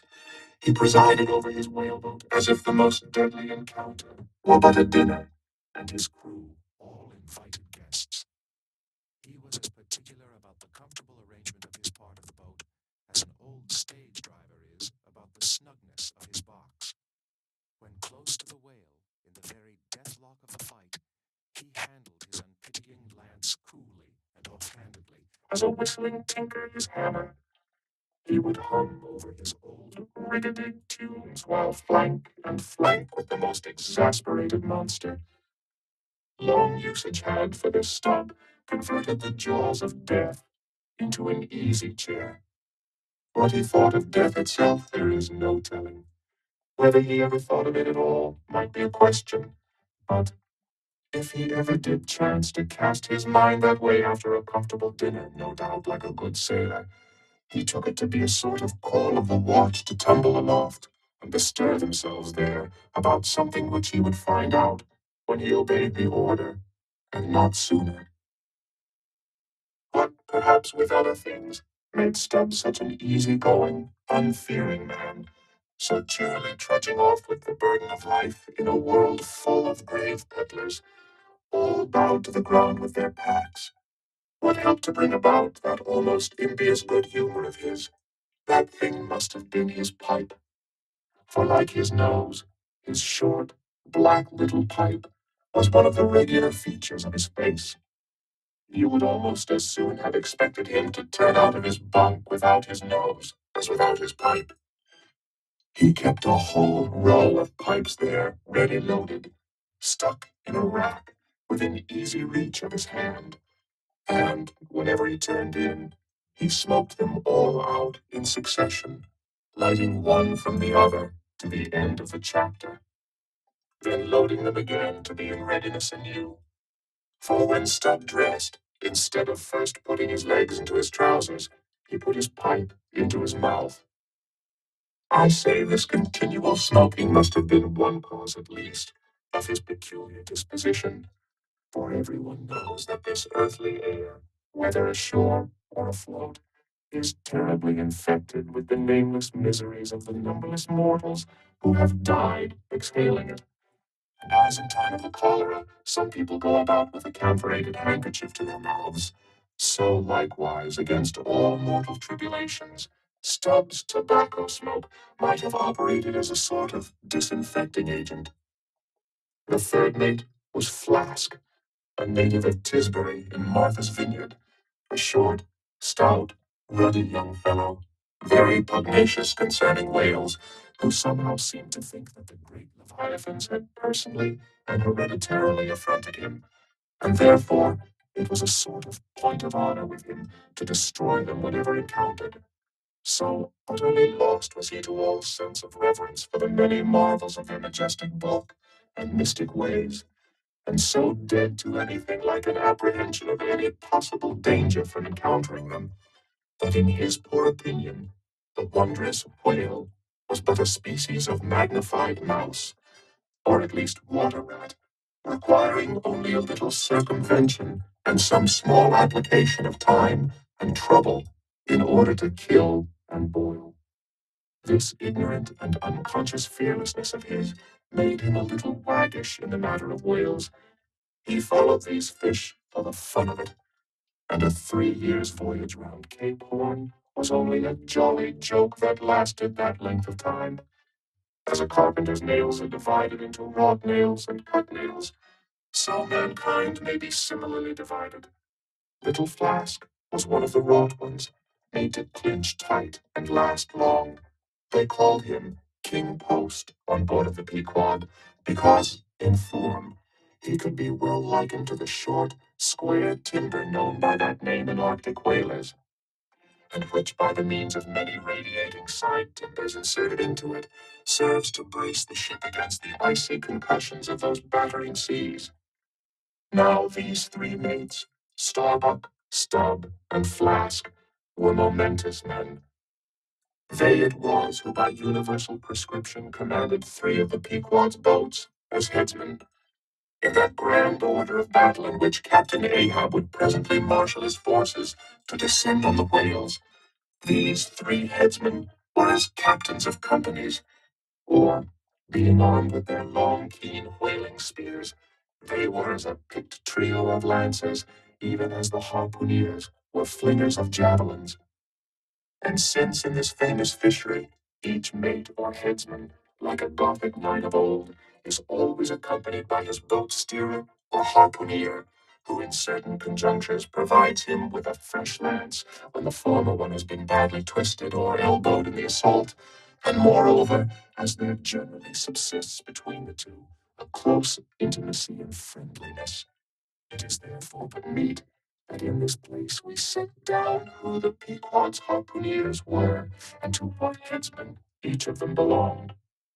First of all was Queequeg, whom Starbuck, the chief mate, had selected for his squire, but Queequeg is already known.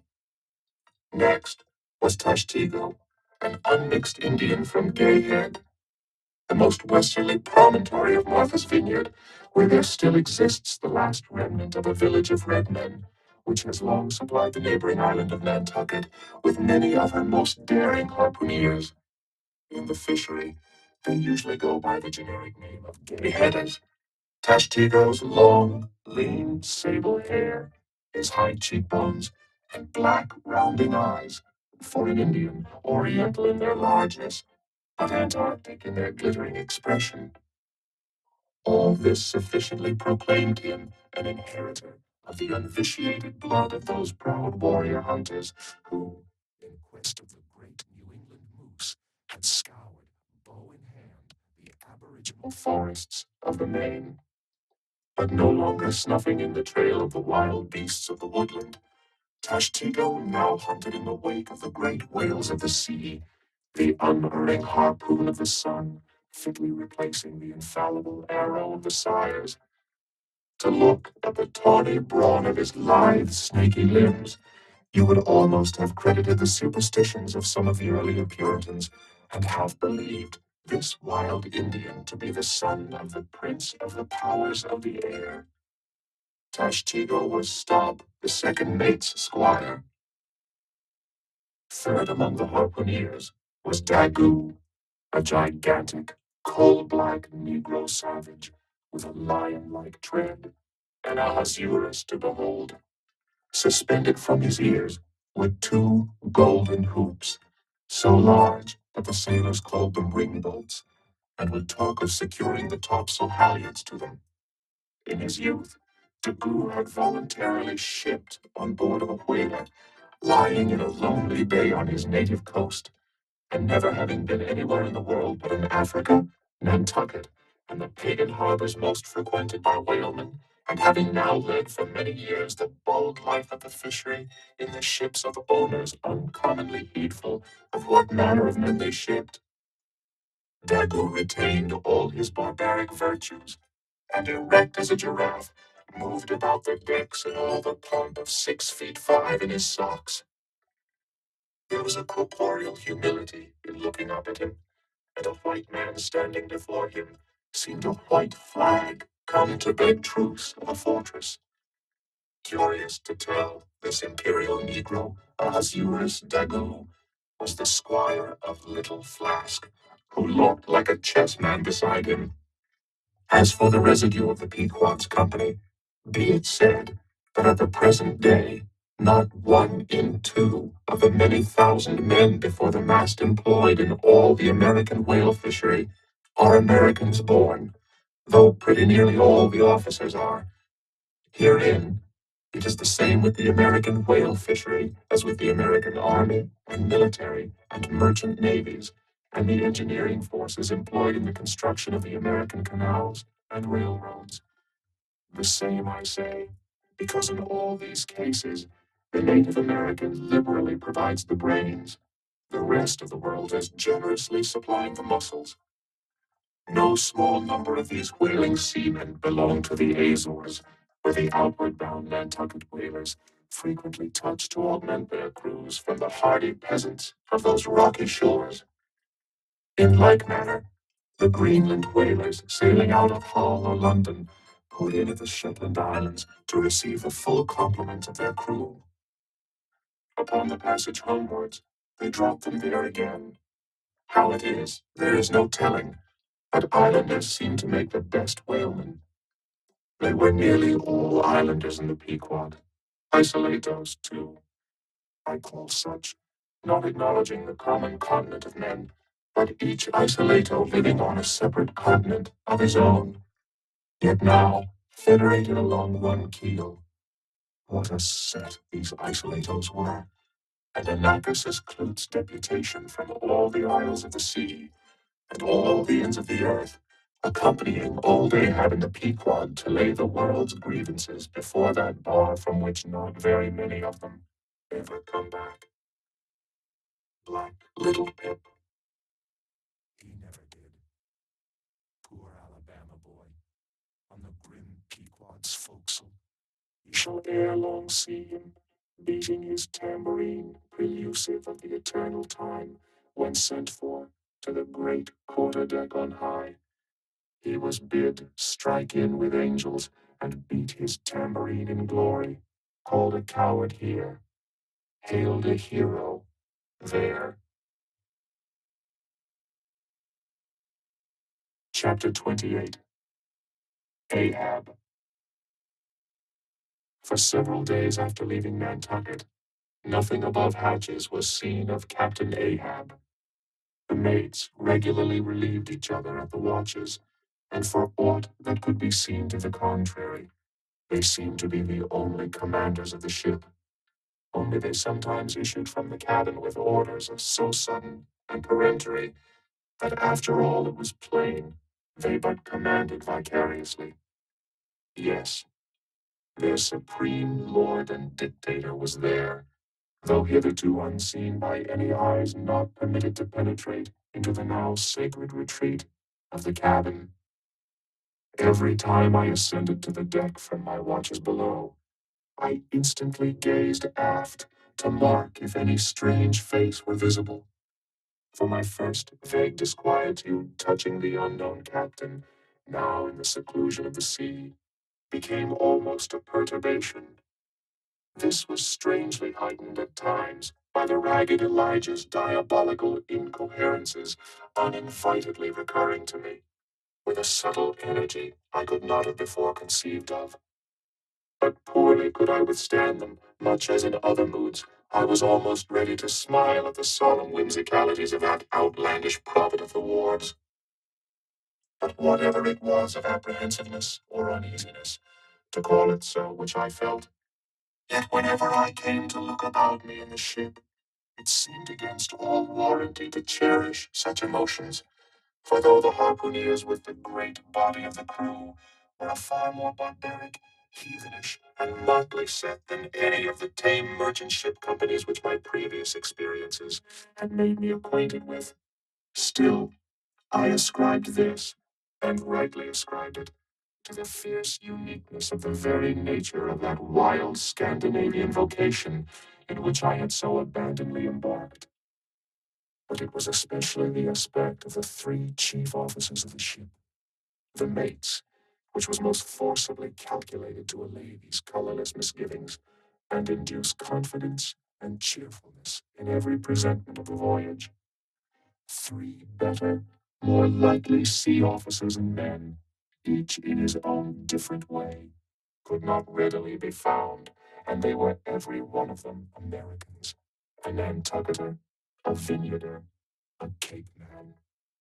Now, it being Christmas when the ship shot out from her harbor, for a space we had biting polar weather, though all the time running away from it to the southward, and by every degree and minute of latitude which we sailed, gradually leaving that merciless winter and all its intolerable weather behind us. It was one of those less lowering but still gray and gloomy enough mornings of the transition, when with a fair wind the ship was rushing through the water with a vindictive sort of leaping and melancholy rapidity, that as I mounted to the deck at the call of the forenoon watch, so soon as I leveled my glance towards the taffrail, foreboding shivers ran over me. Reality outran apprehension. Captain Ahab stood upon his quarterdeck. There seemed no sign of common bodily illness about him, nor of the recovery from any. He looked like a man cut away from the stake when the fire has overrunningly wasted all the limbs without consuming them, or taking away one particle from their compacted, aged robustness. His whole high, broad form seemed made of solid bronze and shaped in an unalterable mold, like Cellini's cast Perseus, threading its way out from among his gray hairs and continuing right down one side of his tawny, scorched face and neck till it disappeared in his clothing. You saw a slender, rod-like mark, lividly whitish. It resembled that perpendicular seam sometimes made in the straight, lofty trunk of a great tree when the upper lightning tearingly darts it down, and without wrenching a single twig, peels and grooves out the bark from top to bottom ere running off into the soil, leaving the tree still greenly alive, but branded. Whether that mark was born with him, or whether it was the scar left by some desperate wound, no one could certainly say. By some tacit consent throughout the voyage, little or no allusion was made to it, especially by the mates. But once Tashtigo Sr., an old gay-haired Indian among the crew, superstitiously asserted that not till he was full 40 years old did Ahab become that way branded, and then it came upon him, not in the fury of any mortal fray, but in an elemental strife at sea.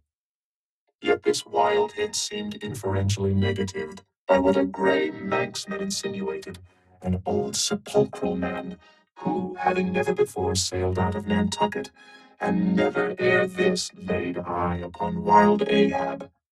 Nevertheless, the old sea traditions, the immemorial credulities properly invested this old Manxman with preternatural powers of discernment, so that no white sailor seriously contradicted him when he said that if ever Captain Ahab should be tranquilly laid out, which might hardly come to pass, so he muttered, then whoever should do that last office for the dead would find a birthmark on him from crown to soul.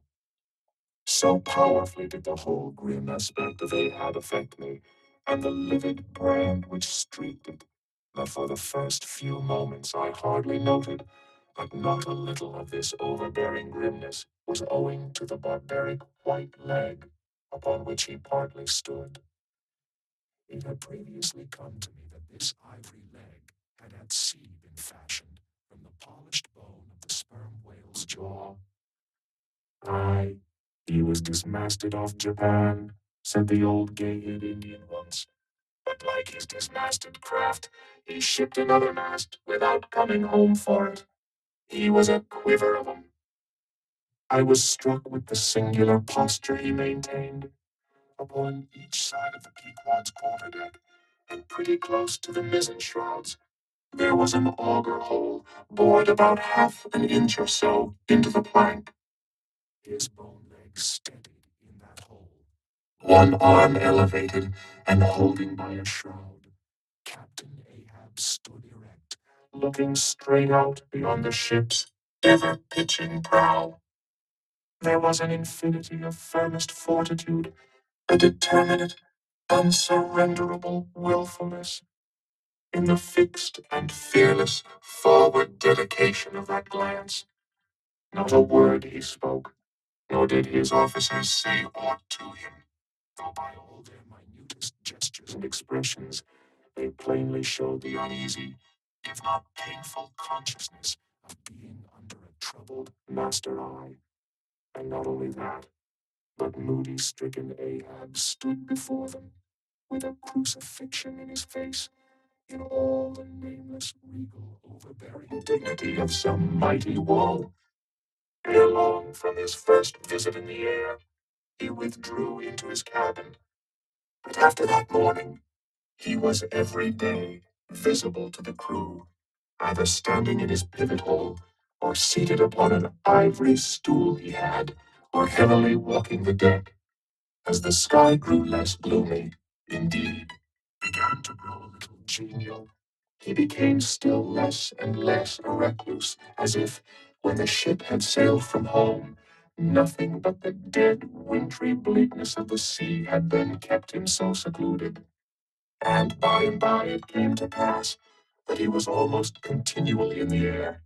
But as yet, for all that he said, or perceptibly did, on the at last sunny deck, he seemed as unnecessary there as another mast.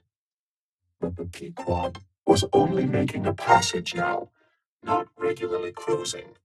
Nearly all whaling preparatives needing supervision, the mates were fully competent to, so that there was little or nothing out of himself to employ or excite Ahab now, and thus chase away, for that one interval, the clouds that layer upon layer were piled upon his brow, as ever all clouds choose the loftiest peaks to pile themselves upon. Nevertheless, ere long, the warm, warbling persuasiveness of the pleasant holiday weather we came to seemed gradually to charm him from his mood, for as when the red-cheeked dancing girls, April and May, trip home to the wintry misanthropic woods, even the barest, ruggedest, most thunder-cloven old oak will at least send forth some few green sprouts to welcome such glad-hearted visitants. So Ahab did, in the end, a little respond to the playful allurings of that girlish air. More than once did he put forth the faint blossom of a look, which in any other man would have soon flowered out in a smile. Chapter 29. Enter Ahab, to him, Stub. Some days elapsed, and ice and icebergs all astern. The Pequod now went rolling through the bright Quito spring, which at sea almost perpetually reigns on the threshold of the eternal August of the tropic. The warmly cool, clear, ringing, perfumed, overflowing, redundant days were as crystal goblets of Persian sherbet, heaped up, flaked up with rose-water snow. The starred and stately nights seemed haughty dames in jeweled velvets, nursing at home in lonely pride the memory of their absent conquering earls, the golden helmeted sons. For sleeping man, 'twas hard to choose between such winsome days and such seducing nights, but all the witcheries of that unwaning weather did not merely lend new spells and potencies to the outward world. Inward they turned upon the soul, especially when the still mild hours of eve came on. Then memory shot her crystals as the clear ice most forms of noiseless twilights, and all these subtle agencies, more and more, they wrought on Ahab's texture. Old age is always wakeful, as if, the longer linked with life, the less man has to do with aught that looks like death. Among sea commanders, the old graybeards will oftenest leave their berths to visit the night-cloaked deck. It was so with Ahab, only that now of late he seemed so much to live in the open air that, truly speaking, his visits were more to the cabin than from the cabin to the planks. It feels like going down into one's tomb, he would mutter to himself, for an old captain like me to be descending this narrow scuttle, to go to my grave dug berth. So, almost every 24 hours, when the watches of the night were set, and the band on deck sentineled the slumbers of the band below, and when, if a rope was to be hauled upon the forecastle, the sailors flung it not rudely down as by day, but with some cautiousness dropped it to its place, for fear of disturbing their slumbering shipmates. When this sort of steady quietude would begin to prevail habitually, the silent steersman would watch the cabin scuttle, and ere long the old man would emerge, griping at the iron banister to help his crippled way. Some considerating touch of humanity was in him, for at times like these, he usually abstained from patrolling the quarterdeck, because to his wearied mates seeking repose within 6 inches of his ivory heel, such would have been the reverberating crack and din of that bony step, that their dreams would have been of the crunching teeth of sharks. But once the mood was on him too deep for common regardings, and as with heavy, lumber-like pace, he was measuring the ship from taffrail to mainmast, Stubb, the odd second mate, came up from below and with certain unassured, deprecating humorousness hinted that if Captain Ahab was pleased to walk the planks, then no one could say nay, but there might be some way of muffling the noise, hinting something indistinctly and hesitatingly about a globe of tow, and the insertion into it of the ivory heel. Ah, Stubb, thou didst not know Ahab then. Am I a cannonball, Stubb? Said Ahab, that thou wouldst want me in that fashion. But though thy ways I had forgot, below to thy nightly grave, where such as ye sleep between shrouds, to use ye to the filling one at last. Down, dog, and kennel.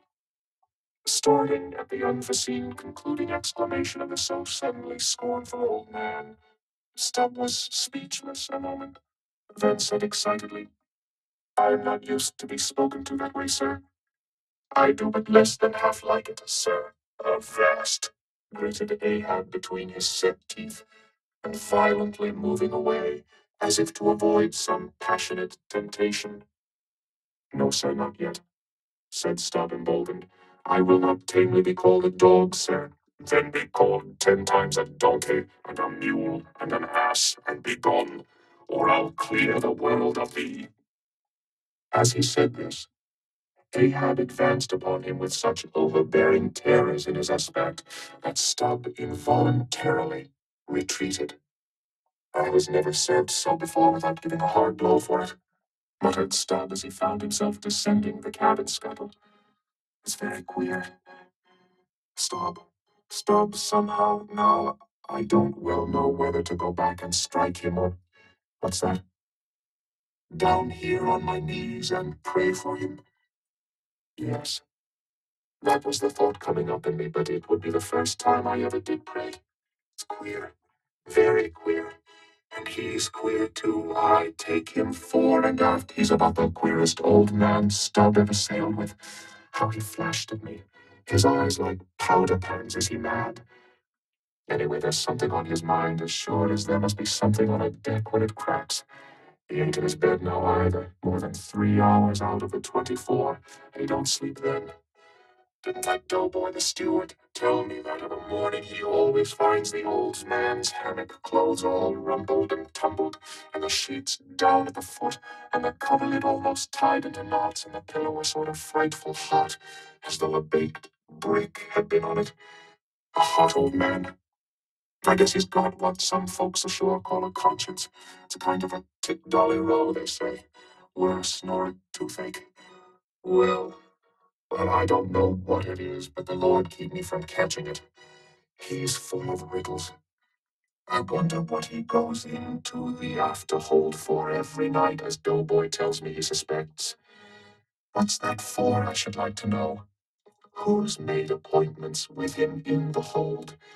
Ain't that queer now? But there's no telling, it's the old game. Here goes for a snooze. Damn me. It's worth a fellow's while to be born into the world, if only to fall right asleep. And now that I think of it, that's about the first thing babies do, and that's a sort of queer too. Damn me, but all things are queer, come to think of them. But that's against my principles. Think not is my 11th commandment, and sleep when you can is my 12th. So here goes again. But how's that? Didn't he call me a dog? Blazes. He called me 10 times a donkey, and piled a lot of jackasses on top of that. He might as well have kicked me and done with it. Maybe he did kick me, and I didn't observe it. I was so taken all aback with his brow somehow. It flashed like a bleached bone. What the devil's the matter with me? I don't stand right on my legs. Coming afoul of that old man has a sort of turned me wrong side out. By the Lord, I must have been dreaming. Though, how? How? How?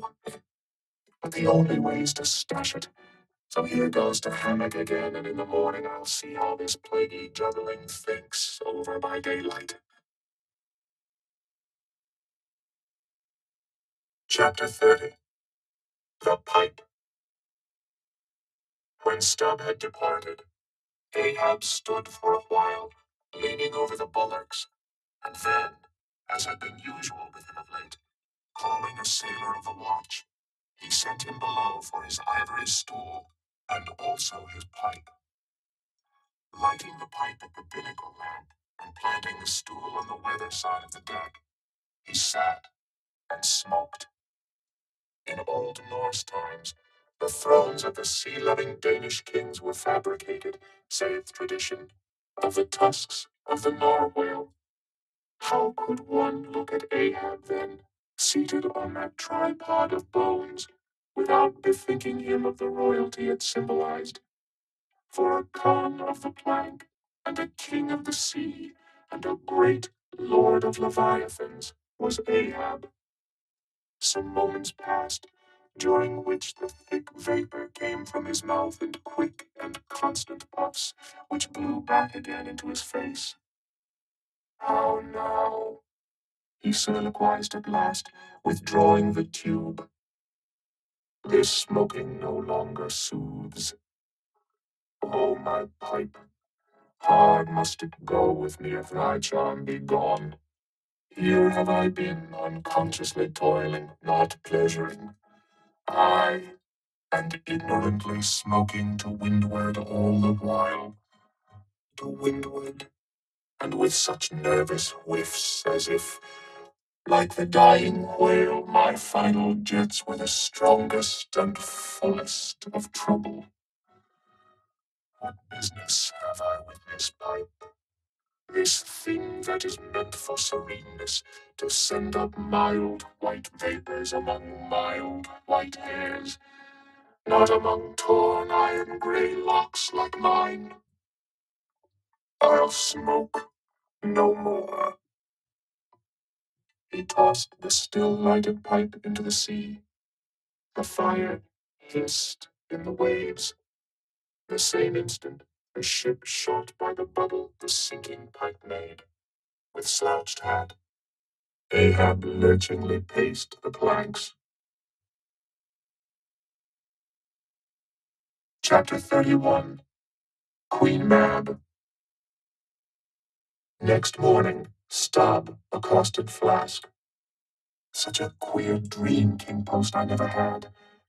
You know the old man's ivory leg? Well, I dreamed he kicked me with it, and when I tried to kick back, upon my soul, my little man, I kicked my leg right off. And then, presto, Ahab seemed a pyramid, and I, like a blazing fool, kept kicking at it. But what was still more curious, Flask, you know how curious all dreams are. Through all this rage that I was in, I somehow seemed to be thinking to myself that after all, it was not much of an insult, that kick from Ahab. Why, thinks I, what's the row? It's not a real leg, only a false leg. And there's a mighty difference between a living thump and a dead thump. That's what makes a blow from the hand, Flask, 50 times more savage to bear than a blow from a cane. The living member. That makes the living insult, my little man. And thinks I to myself all the while, mind, while I was stubbing my silly toes against that cursed pyramid. So confoundedly contradictory was it all the while, I say, I was thinking to myself, what's his leg now? But a cane, a whalebone cane. Yes, thinks I. It was only a playful cudgeling, in fact, only a whaleboning that he gave me, not a base kick. Besides, thinks I, look at it once. Why, the end of it, the foot part, what a small sort of end it is, whereas if a broad-footed farmer kicked me, there's a devilish broad insult. But this insult is whittled down to a point only. But now comes the greatest joke of the dream, Flask.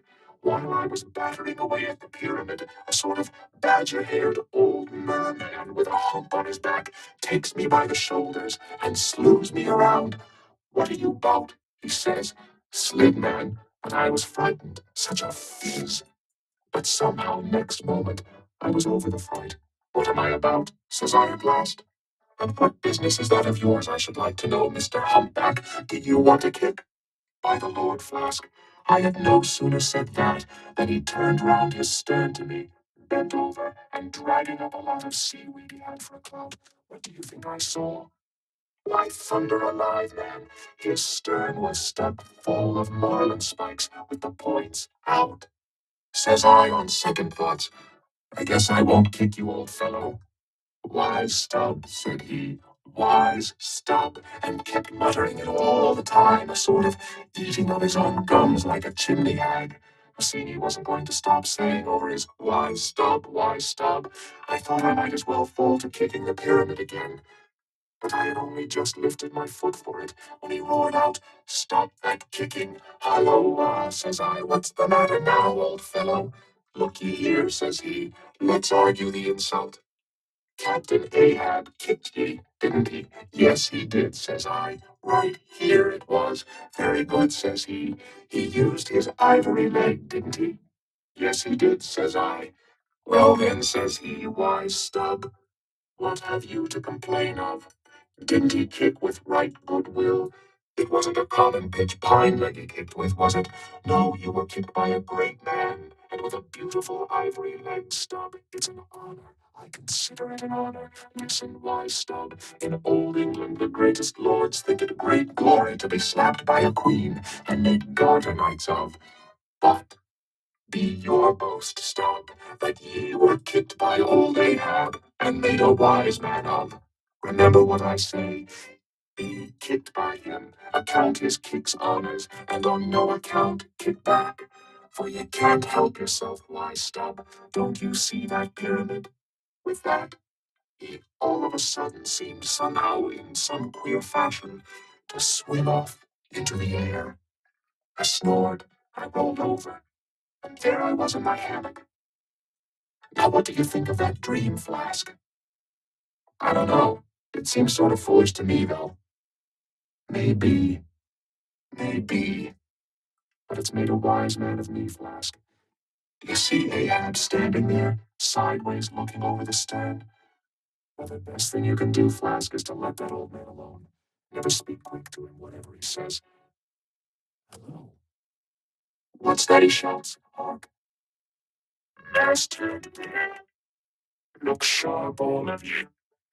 There are whales hereabouts. If you see a white one, split your lungs for him. What do you think of that now, Flask? Ain't there a small drop of something queer about that, eh? A white whale. Did you mark that, man? Look ye. There's something special in the wind. Stand by for it, Flask. Ahab has that's bloody on his mind. But he comes this way. Chapter 32. Cetology. Already we are boldly launched upon the deep, but soon we shall be lost in its unshored, harborless immensities.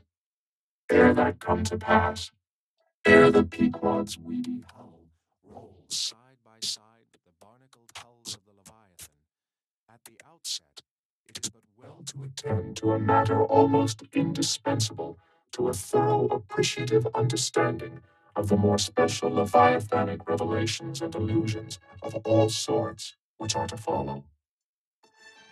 It is some systematized exhibition of the whale in his broad genera that I would now fain put before you. Yet it is no easy task. The classification of the constituents of a chaos, nothing less, is here essayed. Listen to what the best and latest authorities have laid down. No branch of zoology is so much involved as that which is entitled cetology, says Captain Scoresby, A.D. 1820. It is not my intention, were it in my power, to enter into the inquiry as to the true method of dividing the cetacea into groups and families. Utter confusion exists among the historians of this animal, sperm whale, says Surgeon Beale, A.D. 1839.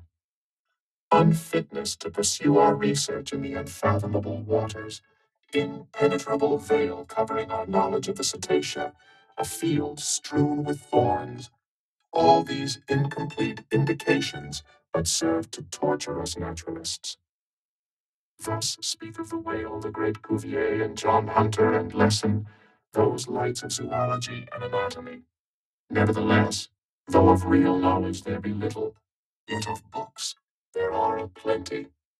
And so in some small degree with cetology, or the science of whales. Many are the men, small and great, old and new, landsmen and seamen, who have at large or in little written of the whale. Run over a few. The authors of the Bible: Aristotle, Pliny, Aldrovandi, Sir Thomas Browne, Gessner, Ray, Linnaeus, Rondeletius, Willoughby, Green, Artedi, Sebald, Brisson, Martin, Lacepede, Bonneterre, Demarest, Baron Cuvier, Frederick Cuvier, John Hunter, Owen, Scoresby, Beale, Bennett, J. Ross Brown, the author of Miriam Coffin, Olmsted, and the Reverend Henry T. Cheever. But to what ultimate generalizing purpose all these have written, the above cited extracts will show. Of the names in this list of whale authors, only those following Owen ever saw living whales, but one of them was a real professional harpooner and whaleman. I mean Captain Scoresby. On the separate subject of the Greenland or right whale, he is the best existing authority. But Scoresby knew nothing and says nothing of the great sperm whale, compared with which the Greenland whale is almost unworthy mentioning. And here be it said that the Greenland whale is an usurper upon the throne of the seas. He is not even by any means the largest of the whales, yet, owing to the long priority of his claims and the profound ignorance which, till some 70 years back, invested the then fabulous or utterly unknown sperm whale, and which ignorance to this present day still reigns in all but some few scientific retreats and whale ports, this usurpation has been every way complete. Reference to nearly all the leviathanic allusions in the great poets of past days will satisfy you that the Greenland whale, without one rival, was to them the monarch of the seas. But the time has at last come for a new proclamation. This is Charing Cross, hear ye, good people all. The Greenland whale is deposed. The great sperm whale now reigneth. There are only two books in being which at all pretend to put the living sperm whale before you, and at the same time, in the remotest degree, succeed in the attempt. These books are Beale's and Bennett's, both in their time surgeons to English South Sea whale ships, and both exact and reliable men.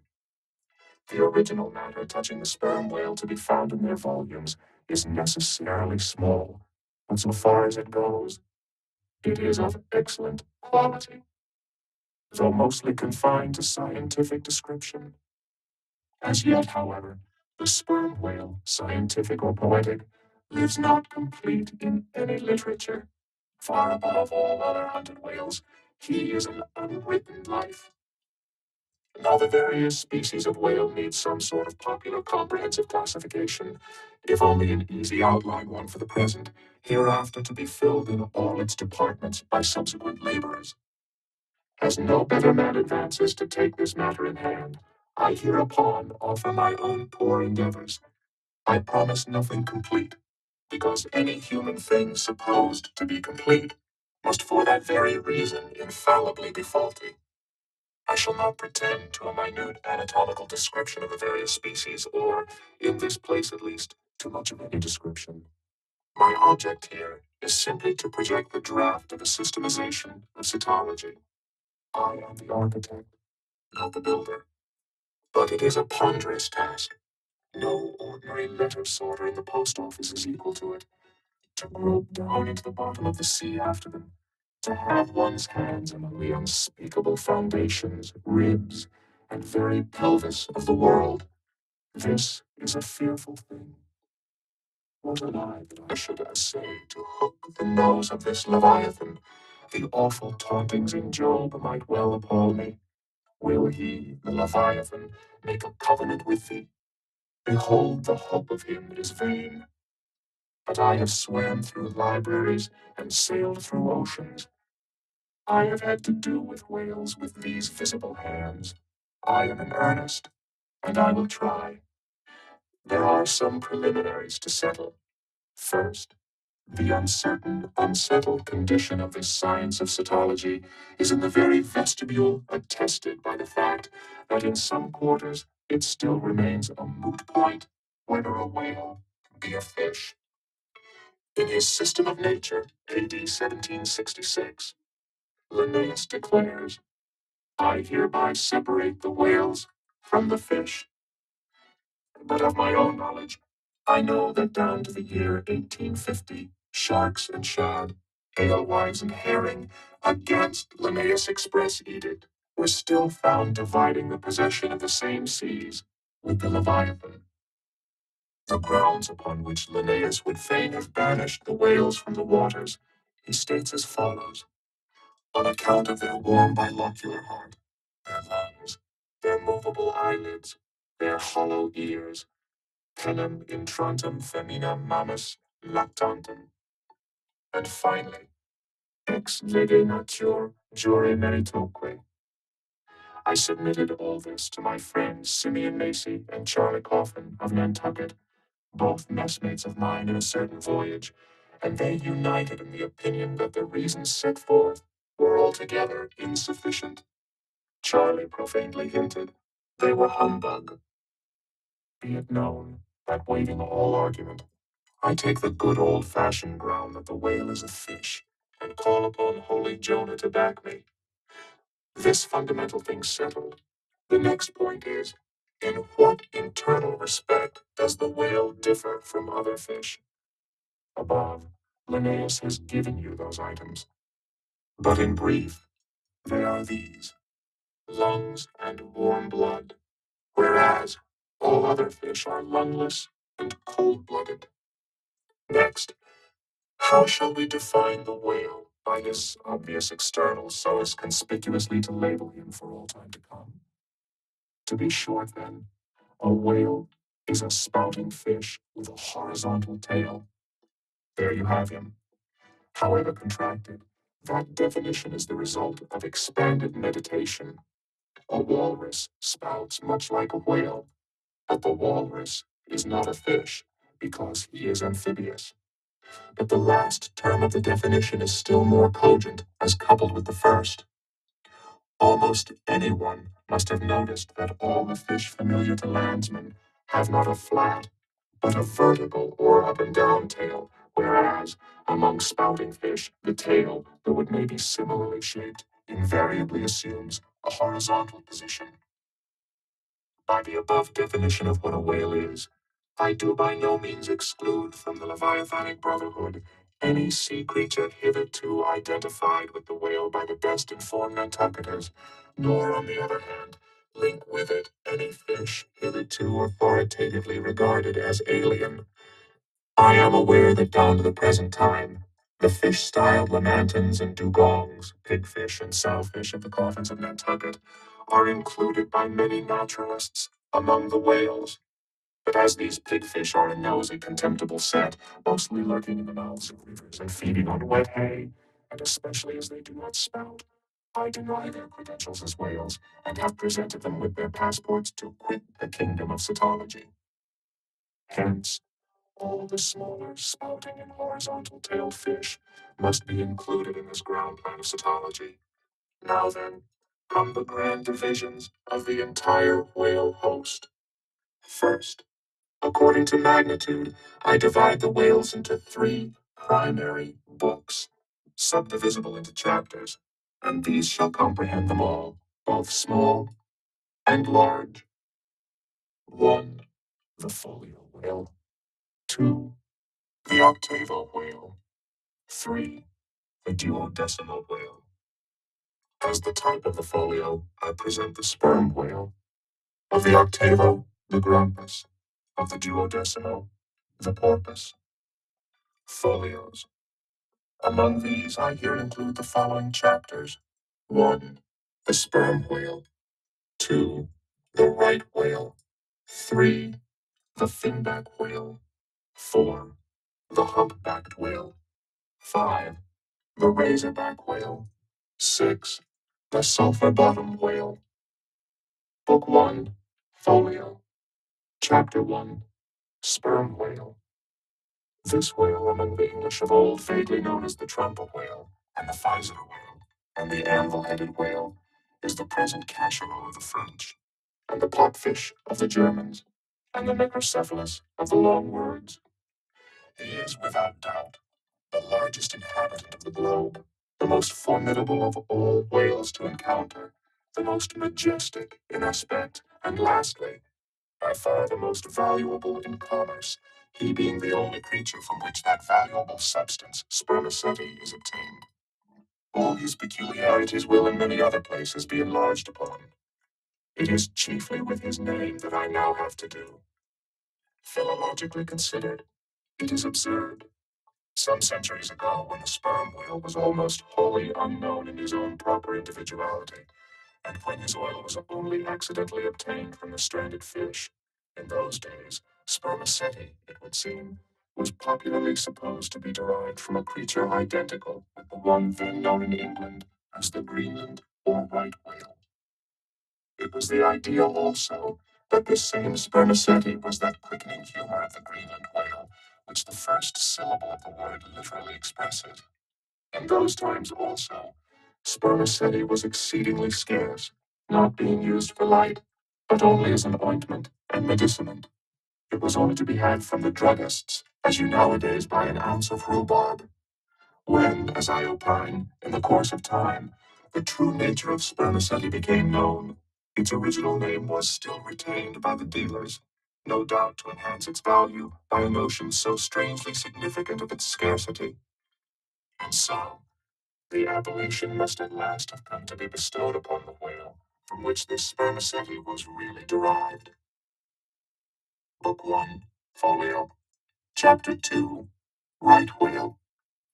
In one respect, this is the most venerable of the leviathans, being the one first regularly hunted by man. It yields the article commonly known as whalebone or baleen, and the oil specially known as whale oil, an inferior article in commerce. Among the fishermen, he is indiscriminately designated by all the following titles: the whale, the Greenland whale, the black whale, the great whale, the true whale, the right whale. There is a deal of obscurity concerning the identity of the species, thus multitudinously baptized. What, then, is the whale, which I conclude in the second species of my folios? It is the great mysticetus of the English naturalists, the Greenland whale of the English whalemen, the Baleen ordinaire of the French whalemen, the Groenland's whalefisk of the Swedes. It is the whale which, for more than 2 centuries past, has been hunted by the Dutch and English in the Arctic seas.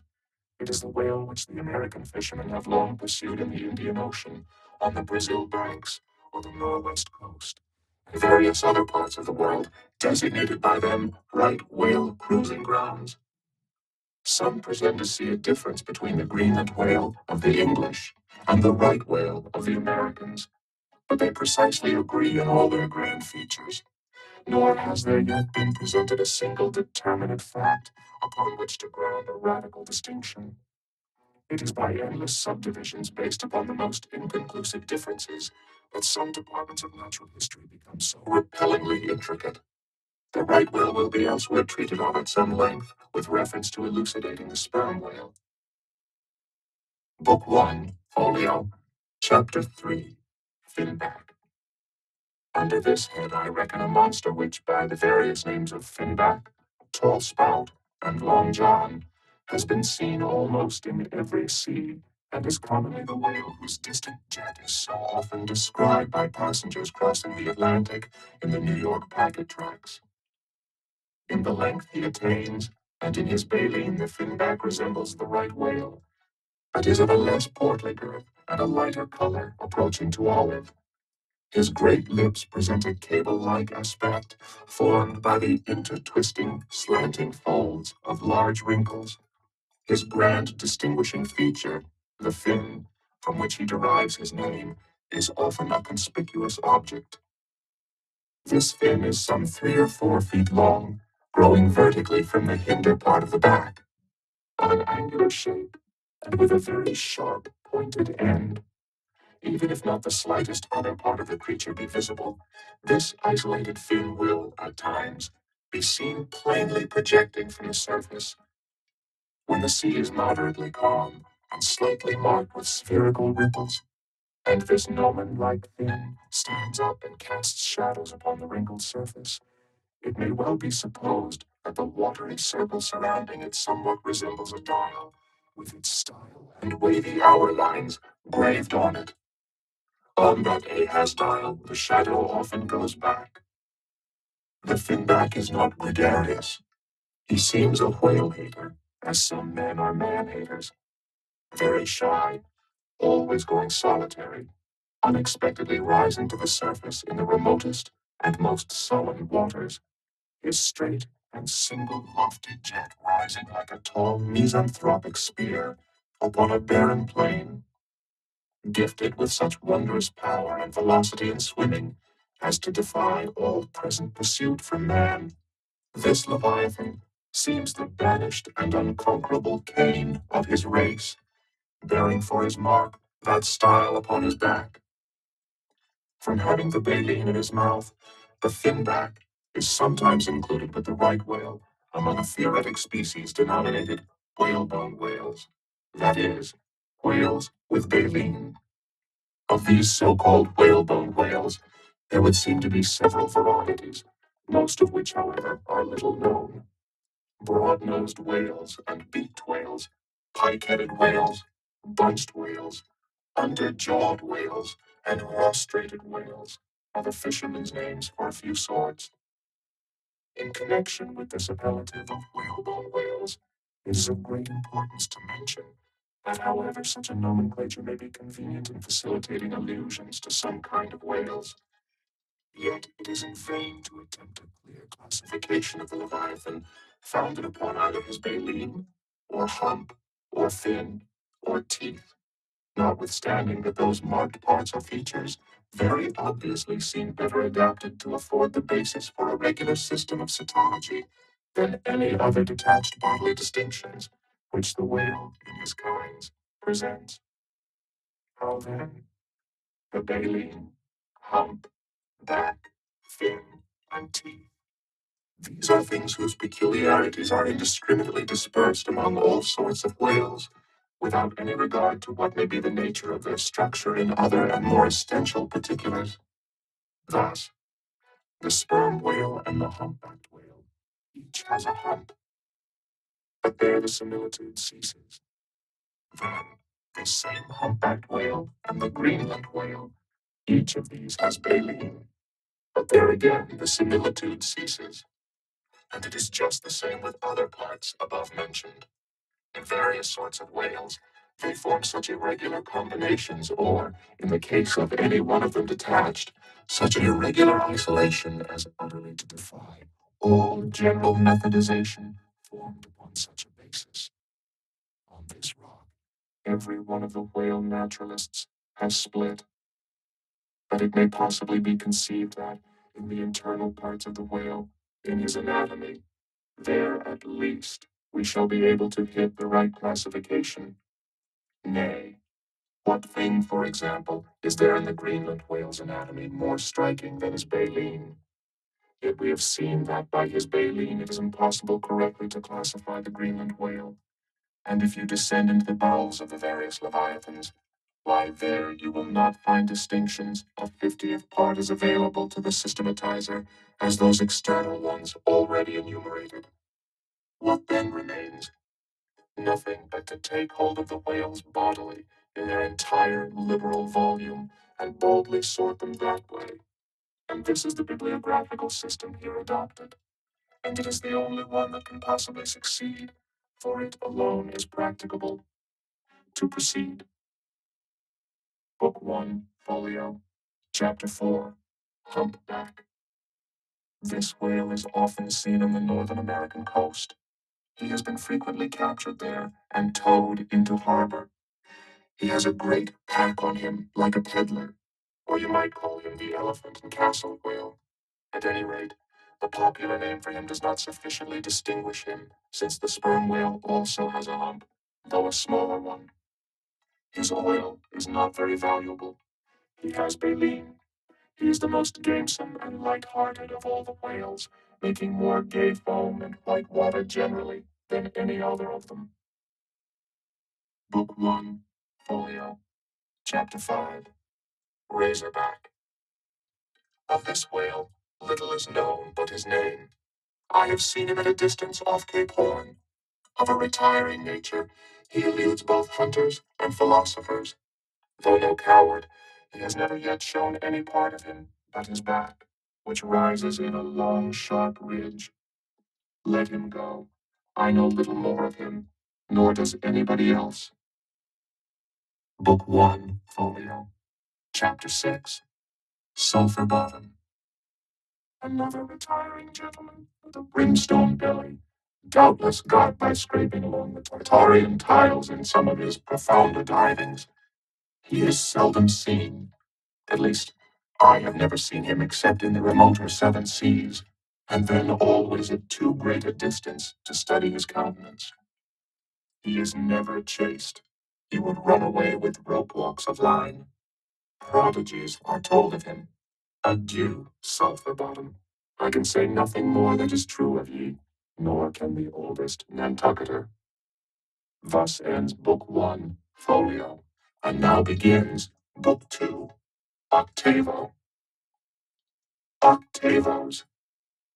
Why this Book of Whales is not denominated the quarto is very plain, because while the whales of this order, though smaller than those of the former order, nevertheless retain a proportionate likeness to them in figure, yet the bookbinder's quarto volume, in its diminished form, does not preserve the shape of a folio volume, but the octavo volume does.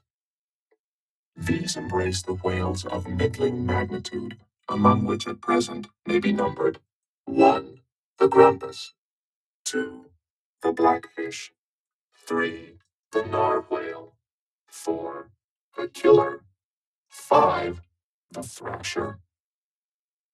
Book 2, Octavo, Chapter 1, Grumpus. Though this fish, whose loud sonorous breathing, or rather blowing, has furnished a proverb to landsmen, is so well known a denizen of the deep, yet he is not popularly classed among whales. But possessing all the grand distinctive features of the Leviathan, most naturalists have recognized him for one. He is of moderate octavo size, varying from 15 to 25 feet in length, and of corresponding dimensions round the waist. He swims in herds. He is never regularly hunted, though his oil is considerable in quantity and pretty good for light. By some fishermen, his approach is regarded as premonitory of the advance of the great sperm whale. Book 2, Octavo, Chapter 2, Blackfish. I give the popular fishermen's names for all these fish, for generally they are the best. Where any name happens to be vague or inexpressive, I shall say so and suggest another. I do so now, touching the blackfish, so called because blackness is the rule among almost all whales. So call him the hyena whale if you please. His voracity is well known, and from the circumstance that the inner angles of his lips are curved upwards, he carries an everlasting Mephistophelian grin on his face. This whale averages some 16 or 18 feet in length. He is found in almost all latitudes. He has a peculiar way of showing his dorsal hooked fin in swimming, which looks something like a Roman nose. When not more profitably employed, the sperm whale hunters sometimes capture the hyena whale to keep up the supply of cheap oil for domestic employment. As some frugal housekeepers, in the absence of company and quite alone by themselves, burn unsavory tallow instead of odorous wax. Though their blubber is very thin, some of these whales will yield you upwards of 30 gallons of oil. Book 2, Octavo, Chapter 3, Narwhale. That is, nostril whale. Book 2, Octavo, Chapter 3, Narwhale. That is, nostril whale. Another instance of a curiously named whale, so named, I suppose, from his peculiar horn being originally mistaken for a peaked nose. The creature is some 16 feet in length, while its horn averages 5 feet, though some exceed 10, and even attain to 15 feet. Strictly speaking, this horn is but a lengthened tusk, growing out from the jaw in a line a little depressed from the horizontal. But it is only found on the sinister side, which has an ill effect, giving its owner something analogous to the aspect of a clumsy left-handed man. What precise purpose this ivory horn or lance answers, it would be hard to say. It does not seem to be used like the blade of the swordfish and billfish, though some sailors tell me that the narwhale employs it for a rake in turning over the bottom of the sea for food. Charlie Coffin said it was used for an ice piercer, for the narwhale, rising to the surface of the polar sea and finding it sheeted with ice, thrusts his horn up and so breaks through. But you cannot prove either of these surmises to be correct. My own opinion is that however this one-sided horn may really be used by the narwhale, however that may be, it would certainly be very convenient to him for a folder in reading pamphlets. The narwhale I have heard called the tusked whale, the horned whale, and the unicorn whale.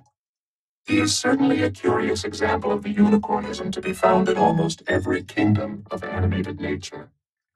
From certain cloistered old authors, I have gathered that this same sea unicorn's horn was in ancient days regarded as the great antidote against poison, and as such, preparations of it brought immense prices.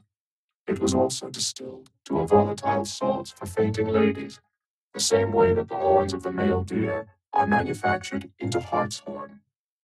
Originally, it was in itself accounted an object of great curiosity. Black letter tells me that Sir Martin Frobisher, on his return from that voyage, when Queen Bess did gallantly wave her jeweled hand to him from a window of Greenwich Palace, as his bold ship sailed down the Thames, when Sir Martin returned from that voyage, saith Black letter, on bended knees he presented to her highness a prodigious long horn of the narwhale, which for a long period after hung in the castle at Windsor. An Irish author avers that the Earl of Leicester, on bended knees, did likewise present to her highness another horn, pertaining to a land beast of the unicorn nature.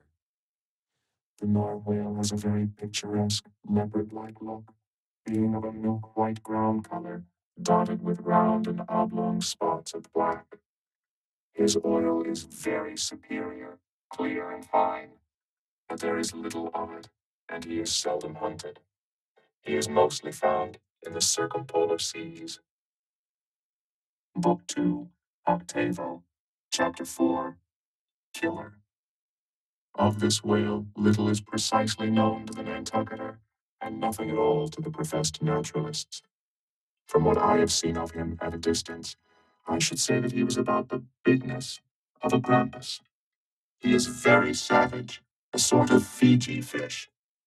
He sometimes takes the great folio whales by the lip and hangs there like a leech till the mighty brute is worried to death. The killer is never hunted. I never heard what sort of oil he has. Exception might be taken to the name bestowed upon this whale on the ground of its indistinctness, for we are all killers, on land and on sea, Bonapartes and sharks included. Book 2, Octavo, Chapter 5, Thrasher. This gentleman is famous for his tail, which he uses for a ferule in thrashing his foes. He mounts the folio whale's back, and as he swims, he works his passage by flogging him, as some schoolmasters get along in the world by a similar process. Still less is known of the thrasher than of the killer. Both are outlaws, even in the lawless seas. Thus ends Book 2, Octavo, and begins Book 3, Duodecimo. Duodecimos. These include the smaller whales.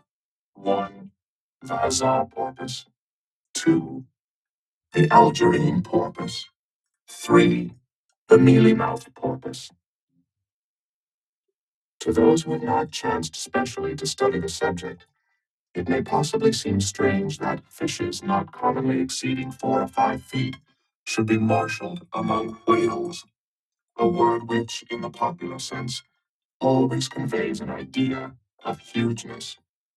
But the creatures set down above as duodecimos are infallibly whales, by the terms of my definition of what a whale is, i.e., a spouting fish with a horizontal tail. Book 3, Duodecimo, Chapter 1, Huzzar porpoise. This is the common porpoise found almost all over the globe. The name is of my own bestowal, for there are more than one sort of porpoises, and something must be done to distinguish them. I call him thus because he always swims in hilarious shoals, which upon the broad sea keep tossing themselves to heaven like caps in a Fourth of July crowd. Their appearance is generally hailed with delight by the mariner, full of fine spirits, They invariably come from the breezy billows to windward. They are the lads that always live before the wind. They are accounted a lucky omen. If you yourself can withstand 3 cheers at beholding these vivacious fish, then heaven help ye. The spirit of godly gamesomeness is not in ye. A well-fed, plump huzzah porpoise will yield you 1 good gallon of good oil. But the fine and delicate fluid extracted from his jaws is exceedingly valuable. It is in request among jewelers and watchmakers. Sailors put it on their hones. A porpoise meat is good eating, you know. It may never have occurred to you that a porpoise spouts. Indeed, his spout is so small that it is not very readily discernible. But the next time you have a chance, watch him, and you will then see the great sperm whale himself in miniature. Book 3, Duodecimo, Chapter 2, Algerine Porpoise. A pirate, very savage. He is only found, I think, in the Pacific. He is somewhat larger than the huzzah porpoise, but much of the same general make. Provoke him, and he will buckle to a shark. I have lowered for him many times, but never yet saw him captured. Book 3, Duodecimo, Chapter 3, Mealy-mouthed Porpoise. The largest kind of porpoise, and only found in the Pacific, so far as it is known. The only English name by which he has hitherto been designated is that of the fishers, right whale porpoise, from the circumstance that he is chiefly found in the vicinity of that folio. In shape, he differs in some degree from the huzzah porpoise, being of a less rotund and jolly girth. Indeed, he is of quite a neat and gentlemanlike figure. He has no fins on his back. Most other porpoises have. He has a lovely tail and sentimental Indian eyes of a hazel hue, but his mealy mouth spoils all. Though his entire back down to his side fins is of a deep sable, yet a boundary line distinct as the mark in a ship's hull, called the bright waist. That line streaks him from stem to stern with 2 separate colors, black above and white below. The white comprises part of his head and the whole of his mouth, which makes him look as if he had just escaped from a felonious visit to a meal bag, a most mean and mealy aspect. His oil is much like that of the common porpoise. Beyond the duodecimo, this system does not proceed, inasmuch as the porpoise is the smallest of the whales. Above, you have all the leviathans of note, but there are a rabble of uncertain, fugitive, half-fabulous whales, which, as an American whaleman, I know by reputation, but not personally. I shall enumerate them by their forecastle appellations, for possibly such a list may be valuable to future investigators, who may complete what I have here but begun. If any of the following whales shall hereafter be caught and marked, then he can readily be incorporated into this system according to his folio, octavo, or duodecimo magnitude. The bottlenose whale, the junk whale, the pudding-headed whale, the cape whale, the leading whale, the cannon whale, the scrag whale, the coppered whale, the elephant whale, the iceberg whale, the quag whale, the blue whale, etc. From Icelandic, Dutch, and Old English authorities, there might be quoted other lists of uncertain whales, blessed with all manner of uncouth names, but I omit them as altogether obsolete, and can hardly help suspecting them for mere sounds, full of leviathanism, but signifying nothing. Finally, it was stated at the outset that this system would not be here and at once perfected. You cannot but plainly see that I've kept my word, but I now leave my pseudological system standing thus unfinished, even as the great cathedral of Cologne was left, with the crane still standing upon the top of the uncompleted tower. For small erections may be finished by their first architects. Grand ones, true ones, ever leave the copestone to posterity. God keep me from ever completing anything. This whole book is but a draft, nay, but the draft of a draft. Oh, time, strength, cash, and patience. Chapter 33. The Spexender. Concerning the officers of the whalecraft, this seems as good a place as any to set down a little domestic peculiarity on shipboard, arising from the existence of the harpooner class of officers, a class unknown, of course, in any other marine than the whale fleet. The large importance attached to the harpooner's vocation is evinced by the fact that originally in the old Dutch fishery, 2 centuries and more ago, the command of a whale ship was not wholly lodged in the person now called the captain, but was divided between him and an officer called the Spexender. Literally, this word means fat cutter. Usage, however, in time, made it equivalent to chief harpooner. In those days, the captain's authority was restricted to the navigation and general management of the vessel, while over the whale hunting department and all its concerns, the Spexender or chief harpooner reigned supreme. In the British Greenland fishery, under the corrupted title of Spexioneer, this old Dutch official is still retained, but his former dignity is sadly abridged. At present, he ranks simply as senior harpooner, and as such, is but one of the captain's more inferior subalterns. Nevertheless, as upon the good conduct of the harpooneers, the success of a whaling voyage largely depends, and since, in the American fishery, he is not only an important officer in the boat, but under certain circumstances, night watches on a whaling ground, the command of the ship's deck is also his. Therefore, a grand political maxim of the sea demands that he should nominally live apart from the men before the mast, and be in some way distinguished as their professional superior, though always by them familiarly regarded as their social equal. Now, the grand distinction drawn between officer and man at sea is this: the first lives aft, the last lives forward.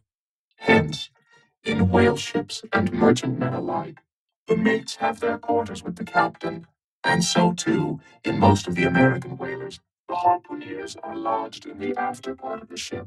That is to say, they take their meals in the captain's cabin and sleep in a place indirectly communicating with it. Though the long period of a southern whaling voyage, by far the longest of all voyages now or ever made by man, the peculiar perils of it, and the community of interest prevailing among a company, all of whom, high or low, depend for their profits, not upon fixed wages, but upon their common luck, together with their common vigilance, intrepidity, and hard work. Though all these things do in some cases tend to beget a less rigorous discipline than in merchantmen generally, yet never mind how much like an old Mesopotamian family these whalemen may, in some primitive instances, live together.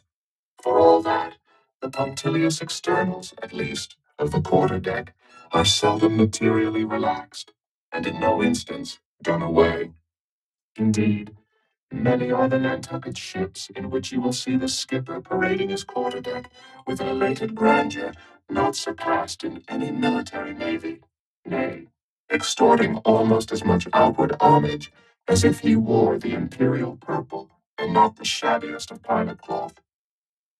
And though of all men the moody captain of the Pequod was the least given to that sort of shallowest assumption, and though the only homage he ever exacted was implicit, instantaneous obedience, though he required no man to remove the shoes from his feet ere stepping upon the quarterdeck, and though there were times when, owing to peculiar circumstances connected with events hereafter to be detailed, he addressed them in unusual terms, whether of condescension or in terrorem or otherwise, yet even Captain Ahab was by no means unobservant of the paramount forms and usages of the sea. Nor perhaps will it fail to be eventually perceived that behind those forms and usages, as it were, He sometimes masked himself, incidentally making use of them for other and more private ends than they were legitimately intended to subserve. That certain sultanism of his brain, which had otherwise in a good degree remained unmanifested through those forms, that same sultanism became incarnate in an irresistible dictatorship.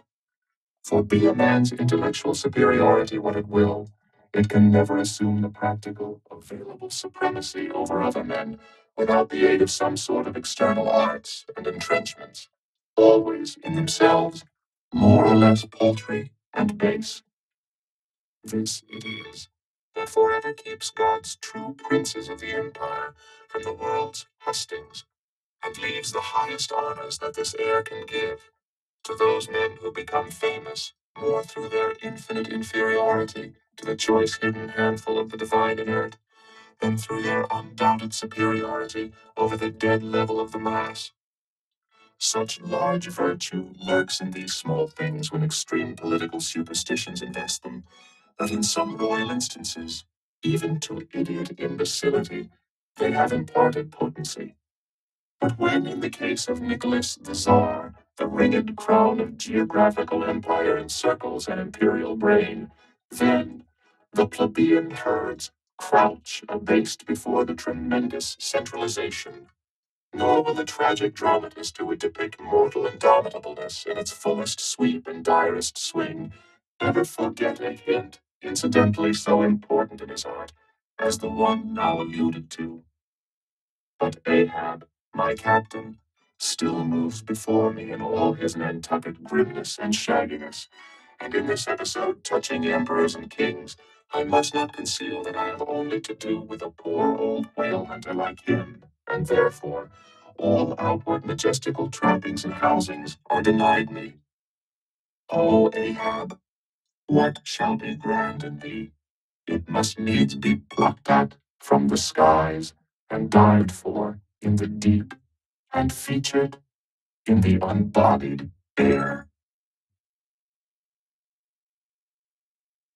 Chapter 34.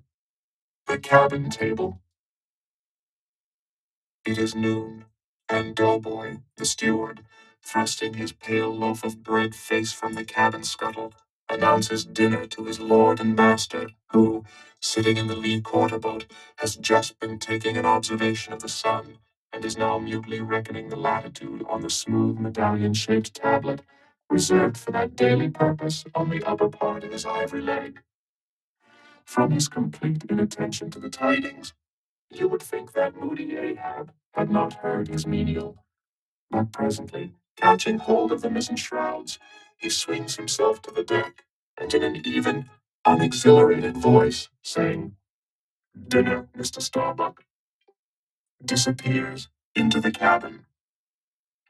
When the last echo of his sultan's step has died away, and Starbuck, the first emir, has every reason to suppose that he is seated, then Starbuck rouses from his quietude, takes a few turns along the planks, and, after a grave peep into the binnacle, says, with some touch of pleasantness, "Dinner, Mr. Stubb," and descends the scuttle. The second emir lounges about the rigging a while, and then, slightly shaking the main brace to see whether it be all right with that important rope, he likewise takes up the old burden, and with a rapid "Dinner, Mr. Flask," follows after his predecessors. But the third emir, now seeing himself all alone on the quarter-deck, seems to feel relieved from some curious restraint, for, tipping all sorts of knowing winks in all sorts of directions and kicking off his shoes, he strikes into a sharp but noiseless squall of a hornpipe right over the Grand Turk's head, and then, by a dexterous sleight, pitching his cap up into the mizzen-top for a shelf, he goes down rollicking, so far at least as he remains visible from the deck, reversing all other processions by bringing up the rear with music. But ere stepping into the cabin doorway below, he pauses, ships a new face altogether, and then, independent, hilarious little Flask enters King Ahab's presence in the character of Abjectus, or the slave. It is not the least among the strange things bred by the intense artificialness of sea usages, that while in the open air of the deck, some officers will, upon provocation, bear themselves boldly and defiantly enough towards their commander, yet 10 to 1. Let those very officers the next moment go down to their customary dinner in that same commander's cabin, and straightway their inoffensive, not to say deprecatory and humble air towards him, as he sits at the head of the table. This is marvelous, sometimes most comical. Wherefore this difference? A problem? Perhaps not. To have been Belshazzar, king of Babylon, and to have been Belshazzar not haughtily, but courteously, therein certainly must have been some touch of mundane grandeur. But he who in the rightly regal and intelligent spirit presides over his own private dinner table of invited guests, that man's unchallenged power and dominion of individual influence for the time, that man's royalty of state transcends Belshazzar's, for Belshazzar was not the greatest, who has but once dined his friends, has tasted what it is to be Caesar. It is a witchery of social czarship, which there is no withstanding. Now, if to this consideration you superadd the official supremacy of a shipmaster, then by inference you will derive the cause of that peculiarity of sea life just mentioned. Over his ivory inlaid table, Ahab presided, like a mute, maned sea lion on the white coral beach, surrounded by his warlike but still deferential cubs. In his own proper turn, each officer waited to be served. They were as little children before Ahab, and yet, in Ahab, there seemed not to lurk the smallest social arrogance. With one mind, their intent eyes all fastened upon the old man's knife as he carved the chief dish before him. I do not suppose that for the world they would have profaned that moment with the slightest observation, even upon so neutral a topic as the weather. No, and when reaching out his knife and fork, between which the slice of beef was locked, Ahab thereby motioned Starbuck's plate towards him. The mate received his meat as though receiving alms, and cut it tenderly, and a little started if perchance the knife grazed against the plate, and chewed it noiselessly, and swallowed it, not without circumspection. For like the coronation banquet at Frankfurt, where the German emperor profoundly dines with the 7 imperial electors, so these cabin meals were somehow solemn meals, eaten in awful silence. And yet at table old Ahab forbade not conversation, only he himself was dumb. What a relief it was to choking Stubb when a rat made a sudden racket in the hold below. And poor little Flask, he was the youngest son and little boy of this weary family party. His were the shin bones of the saline beef. His would have been the drumsticks. For Flask to have presumed to help himself, this must have seemed to him tantamount to larceny in the first degree. Had he helped himself at that table, doubtless, never more would he have been able to hold his head up in this honest world. Nevertheless, strange to say, Ahab never forbade him, and had Flask helped himself, the chances were Ahab had never so much as noticed it. Least of all did Flask presume to help himself to butter, whether he thought the owners of the ship had denied it to him on account of its glutting his clear, sunny complexion, or whether he deemed that, on so long a voyage in such marketless waters, butter was at a premium, and therefore was not for him. A subaltern, however it was, Flask, alas, was a butterless man. Another thing, Flask was the last person down at the dinner, and Flask was the first man up. Consider, for hereby Flask's dinner was badly jammed in point of time. Starbuck and Stubb both had the start of him, and yet they also have the privilege of lounging in the rear.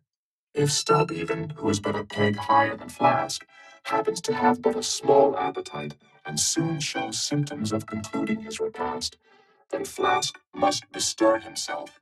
He will not get more than 3 mouthfuls that day, for it is against holy usage for Stubb to precede Flask to the deck. Therefore it was that Flask once admitted in private that ever since he had arisen to the dignity of an officer, from that moment he had never known what it was to be otherwise than hungry, more or less. For what he ate did not so much relieve his hunger as keep it immortal in him. Peace and satisfaction, thought Flask, have forever departed from my stomach. I am an officer, but how I wish I could fist a bit of old-fashioned beef in the forecastle, as I used to when I was before the mast. There's the fruits of promotion now. There's the vanity of glory. There's the insanity of life. Besides, if it were so that any mere sailor of the Pequod had a grudge against Flask, in Flask's official capacity, all that sailor had to do in order to obtain ample vengeance was to go after dinner time and get a peep at Flask through the cabin skylight, sitting silly and dumbfounded before awful Ahab. Now Ahab and his 3 mates formed what may be called the first table in the Pequod's cabin. After their departure, taking place in inverted order to their arrival, the canvas cloth was cleared, or rather was restored to some hurried order by the pallid steward, and then the 3 harpooneers were bidden to the feast, they being its residuary legatees. They made a sort of temporary servants' hall of the high and mighty cabin, in strange contrast to the hardly tolerable constraint and nameless invisible domineerings of the captain's table, was the entire carefree license and ease, the almost frantic democracy of those inferior fellows, the harpooneers. While their masters, the mates, seemed afraid of the sound of the hinges of their own jaws, the harpooneers chewed their food with such a relish that there was a report to it. They dined like lords. They filled their bellies like Indian ships, all day loading with spices. Such portentous appetites had Queequeg and Tashtego that to fill out the vacancies made by the previous repast, often the pale doughboy was fain to bring on a great baron of salt junk, seemingly quarried out of the solid ox. And if he were not lively about it, if he did not go with a nimble hop, skip, and jump, then Tashtego had an ungentlemanly way of accelerating him by darting a fork at his back, harpoon-wise. And once Daggoo, seized with a sudden humor, assisted Doughboy's memory by snatching him up bodily and thrusting his head into a great empty wooden trencher, while Tashtego, knife in hand, began laying out the circle preliminary to scalping him. He was naturally a very nervous, shuddering sort of little fellow, this bread-faced steward, the progeny of a bankrupt baker and a hospital nurse. And what with the standing spectacle of the black terrific Ahab, and the periodical, tumultuous visitations of these 3 savages, Doughboy's whole life was one continual lip quiver. Commonly, after seeing the harpooneers furnished with all things they demanded, he would escape from their clutches into his little pantry adjoining, and fearfully peep out at them through the blinds of its door, till all was over. It was a sight to see Queequeg seated over against Tashtego, opposing his filed teeth to the Indians. Crosswise to them, Daggoo, seated on the floor, for a bench would have brought his hearse-plumed head to the low carlins, at every motion of his colossal limbs, making the low cabin framework to shake, as when an African elephant goes passenger in a ship. But for all this, the great Negro was wonderfully abstemious, not to say dainty. It seemed hardly possible that by such comparatively small mouthfuls he could keep up the vitality diffused through so broad, baronial, and superb a person. But doubtless this noble savage fed strong and drank deep of the abounding element of air, and through his dilated nostrils snuffed in the sublime life of the worlds. Not by beef or by bread are giants made or nourished, But Queequeg, he had a mortal, barbaric smack of the lip in eating, an ugly sound enough, so much so that the trembling doughboy almost looked to see whether any marks of teeth lurked in his own lean arms. And when he would hear Tashtigo singing out for him to produce himself, that his bones might be picked, the simple-witted steward all but shattered the crockery hanging round him in the pantry by his sudden fits of the palsy. Nor did the whetstones which the harpooneers carried in their pockets for their lances and other weapons, and with which whetstones at dinner they would ostentatiously sharpen their knives, that grating sound did not at all tend to tranquilize poor Doughboy. How could he forget that in his island days, Queequeg, for one, must certainly have been guilty of some murderous, convivial indiscretions? Alas, Doughboy, hard fares the white waiter who waits upon cannibals. Not a napkin should he carry on his arm, but a buckler. In good time, though, to his great delight, the three salt sea warriors would rise and depart. To his credulous, fable-mongering ears, all their martial bones jiggling in them at every step, like Moorish scimitars in scabbards. But though these barbarians dined in the cabin and nominally lived there, still being anything but sedentary in their habits, they were scarcely ever in it except at meal times and just before sleeping time, when they passed through it to their own peculiar quarters. In this one matter, Ahab seemed no exception to most American whale captains, who, as a set, rather inclined to the opinion that by rights the ship's cabin belongs to them, and that it is by courtesy alone that anybody else is, at any time, permitted there, so that in real truth the mates and harpooneers of the Pequod might more properly be said to have lived out of the cabin than in it. For when they did enter it, it was something as a street door enters a house, turning inwards for a moment, only to be turned out the next, and as a permanent thing, residing in the open air. Nor did they lose much hereby. In the cabin was no companionship. Socially, Ahab was inaccessible. Though nominally included in the census of Christendom, he was still an alien to it. He lived in the world, as the last of the grizzly bears lived in settled Missouri. And as when spring and summer had departed, that wild Logan of the woods, burying himself in the hollow of a tree, lived out the winter there, sucking his own paws, so in his inclement, howling old age, Ahab's soul, shut up in the caved trunk of his body, there fed upon the sullen paws of its gloom. Chapter 35. The Masthead.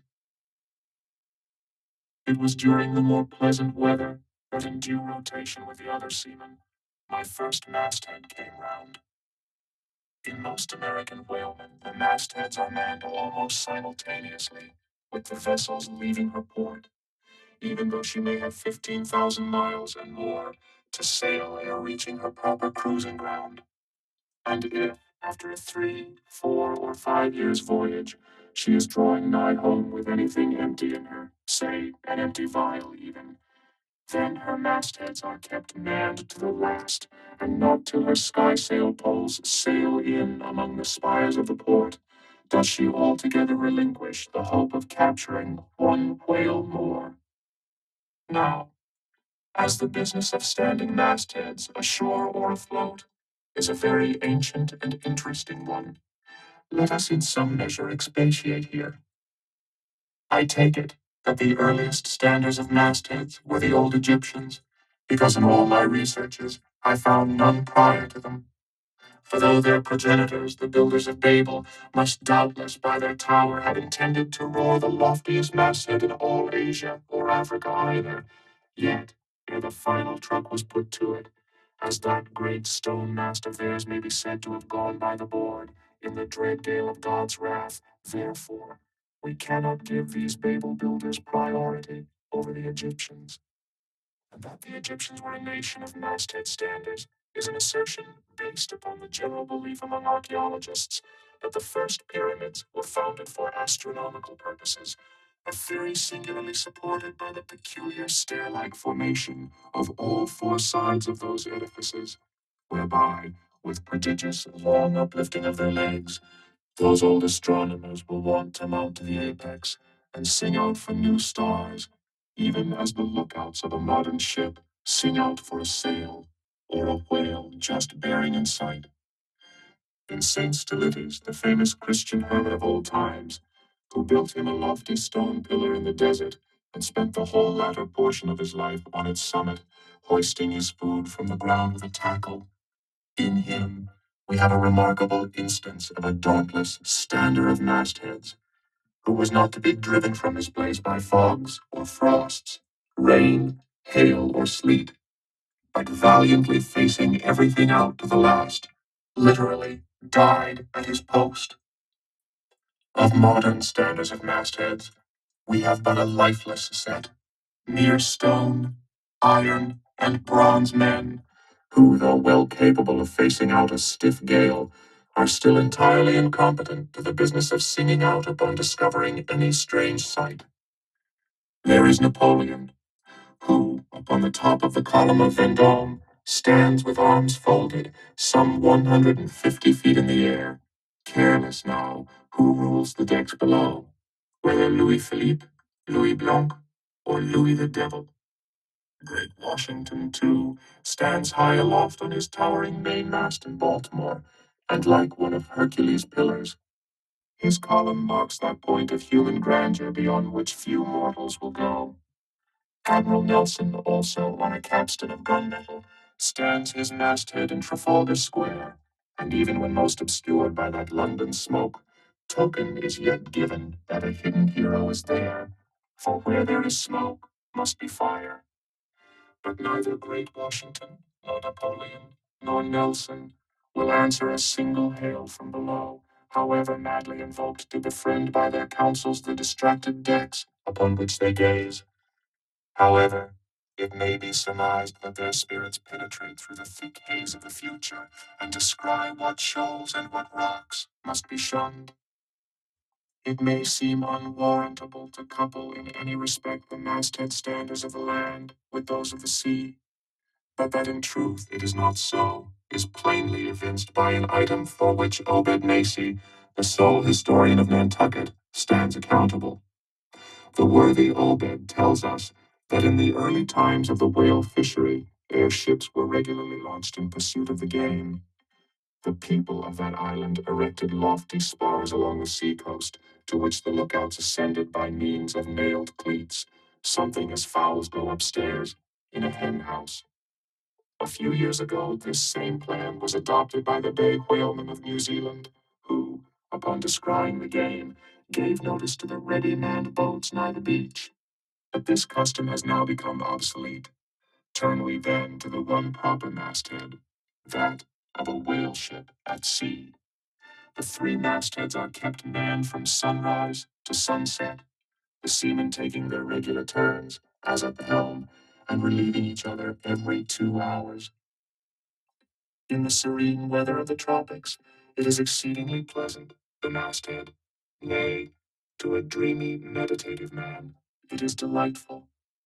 There you stand, 100 feet above the silent decks, striding along the deep, as if the masts were gigantic stilts, while beneath you, and between your legs, as it were, swim the hugest monsters of the sea, even as ships once sailed between the boots of the famous Colossus at Old Rhodes.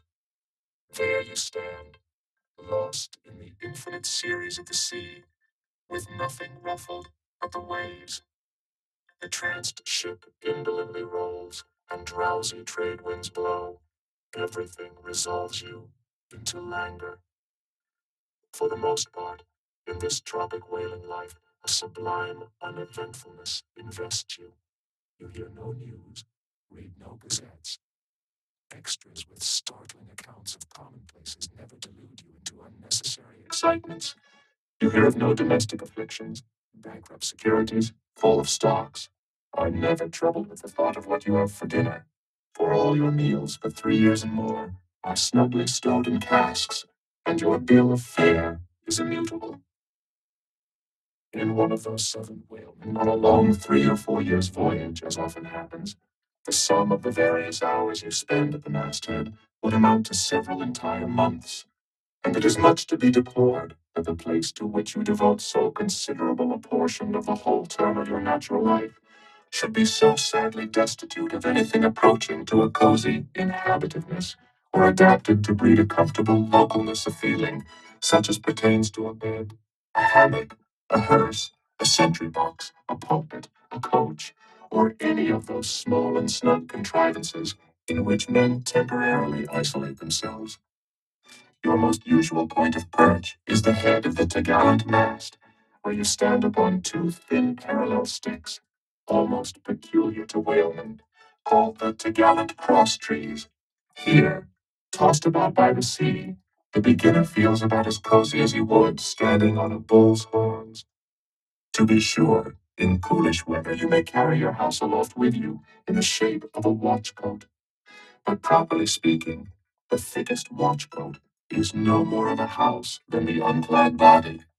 For as the soul is glued inside of its fleshy tabernacle, and cannot freely move about in it, nor even move out of it, without running great risk of perishing, like an ignorant pilgrim crossing the snowy Alps in winter, so a watch coat is not so much of a house as it is a mere envelope or additional skin encasing you.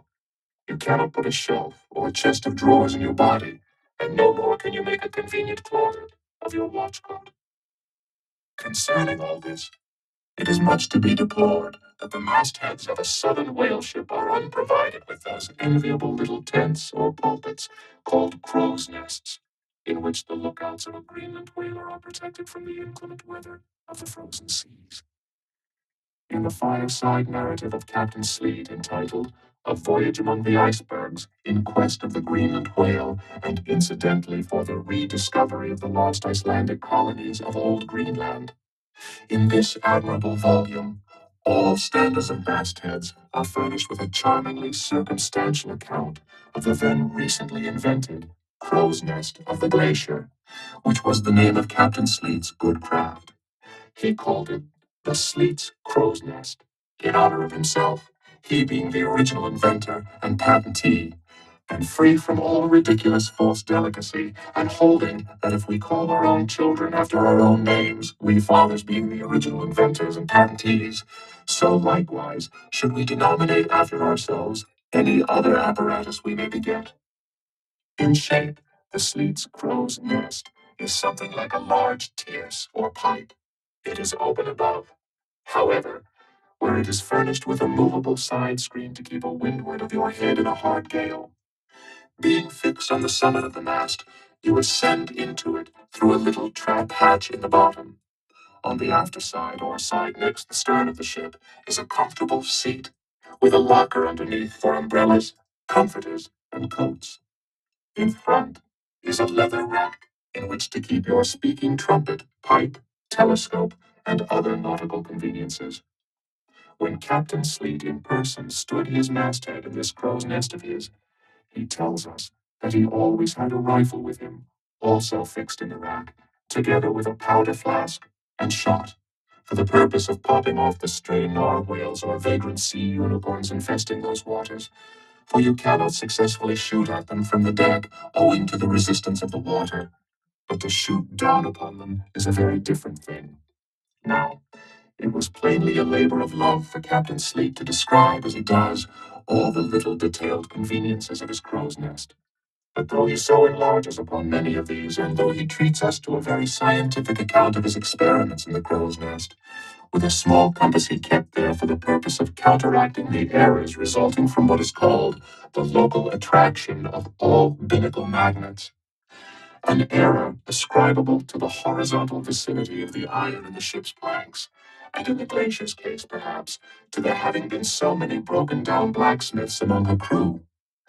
I say that though the captain is very discreet and scientific here, yet, for all his learned binnacle deviations, azimuth compass observations, and approximate errors, he knows very well, Captain Sleet, that he was not so much immersed in those profound magnetic meditations as to fail being attracted occasionally towards that well-replenished little case bottle, so nicely tucked in on one side of his crow's nest, within easy reach of his hand. Though, upon the whole, I greatly admire and even love the brave, the honest, and learned captain, yet I take it very ill of him that he should so utterly ignore that case bottle, seeing what a faithful friend and comforter it must have been, while with mittened fingers and hooded head he was studying the mathematics aloft there in that bird's nest, within 3 or 4 perches of the pole. But if we southern whale fishers are not so snugly housed aloft as Captain Sleet and his Greenland men were, yet that disadvantage is greatly counterbalanced by the widely contrasting serenity of those seductive seas in which we southern fishers mostly float. For one, I used to lounge up the rigging very leisurely, resting in the top to have a chat with Queequeg, or anyone else off duty whom I might find there. Then, ascending a little way further and throwing a lazy leg over the topsail yard, take a preliminary view of the watery pastures, and so at last mount to my ultimate destination. Let me make a clean breast of it here, and frankly admit that I kept but sorry guard. With the problem of the universe revolving in me, how could I, being left completely to myself at such a thought-engendering altitude, how could I but lightly hold my obligations to observe all whale ships' standing orders? Keep your weather eye open and sing out every time. And let me in this place movingly admonish you, ye ship owners of Nantucket. Beware of enlisting in your vigilant fisheries any lad with lean brow and hollow eye, given to unseasonable meditativeness, and who offers to ship with feed on instead of bowditch in his head. Beware of such a one, I say. Your whales must be seen before they can be killed, and this sunken-eyed young Platonist will tow you 10 wakes round the world and never make you 1 pint of sperm the richer. Nor are these mentions at all unneeded, for nowadays the whale fishery furnishes an asylum for many romantic, melancholy, and absent-minded young men disgusted with the carking cares of earth, and seeking sentiment in tar and blubber. Childe Harold not unfrequently perches himself upon the masthead of some luckless, disappointed whale ship, and in moody phrase ejaculates, "Roll on, thou deep and dark blue ocean, roll. 10,000 blubber hunters sweep over thee in vain." Very often do the captains of such ships take those absent-minded young philosophers to task, upbraiding them with not feeling sufficient interest in the voyage, half hinting that they are so hopelessly lost to all honorable ambition, as that in their secret souls they would rather not see whales than otherwise. But all in vain. Those young Platonists have a notion that their vision is imperfect. They are short-sighted. What use, then, to strain the visual nerve? They have left their opera glasses at home. "Why, thou monkey," said a harpooner to one of those lads, "we've been cruising now hard upon 3 years, and thou hast not raised a whale yet. Whales are as scarce as hen's teeth whenever thou art up there." Perhaps they were, or perhaps there might have been shoals of them in the far horizon, but lulled into such an opium-like listlessness of vacant, unconscious reverie is this absent-minded youth by the bending cadence of the waves with thoughts, that at last he loses his identity, takes the mystic ocean at his feet for the visible image of that deep, blue, bottomless soul pervading mankind and nature, and every strange, half-seen, gliding, beautiful thing that eludes him, every dimly discovered, uprising fin of some undiscernible form, seems to him the embodiment of those elusive thoughts that only people the soul by continually flitting through it. In this enchanted mood, thy spirit ebbs away to whence it came, becomes diffused through time and space, like Wycliffe's sprinkled pantheistic ashes, forming at last a part of every shore, the round globe over. There is no life in thee now, except that rocking life imparted by a gently rolling ship. by her, borrowed from the sea, by the sea, from the inscrutable tides of God.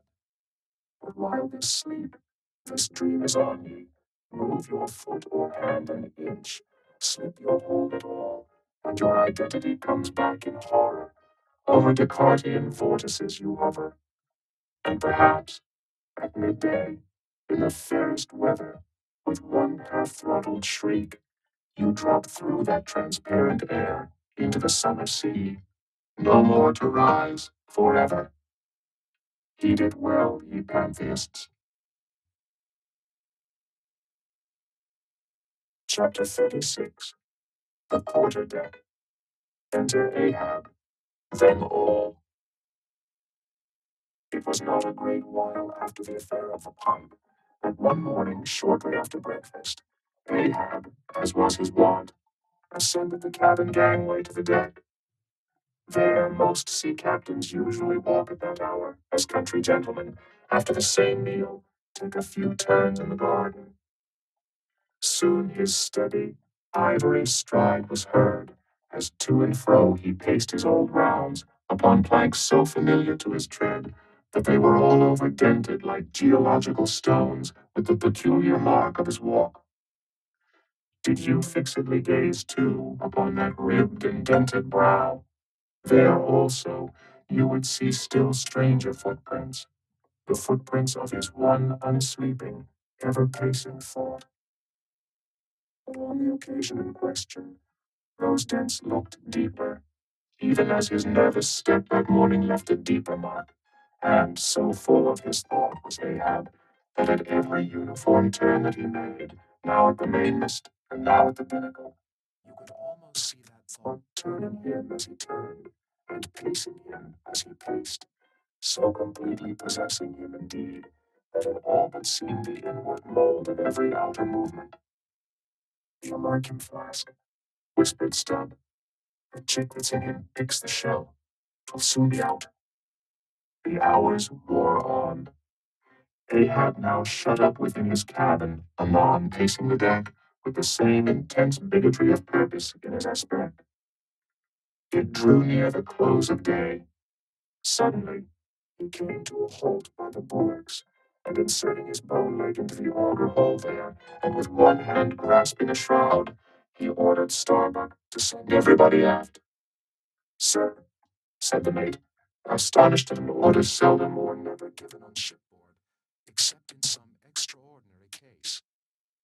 "Send everybody aft," repeated Ahab.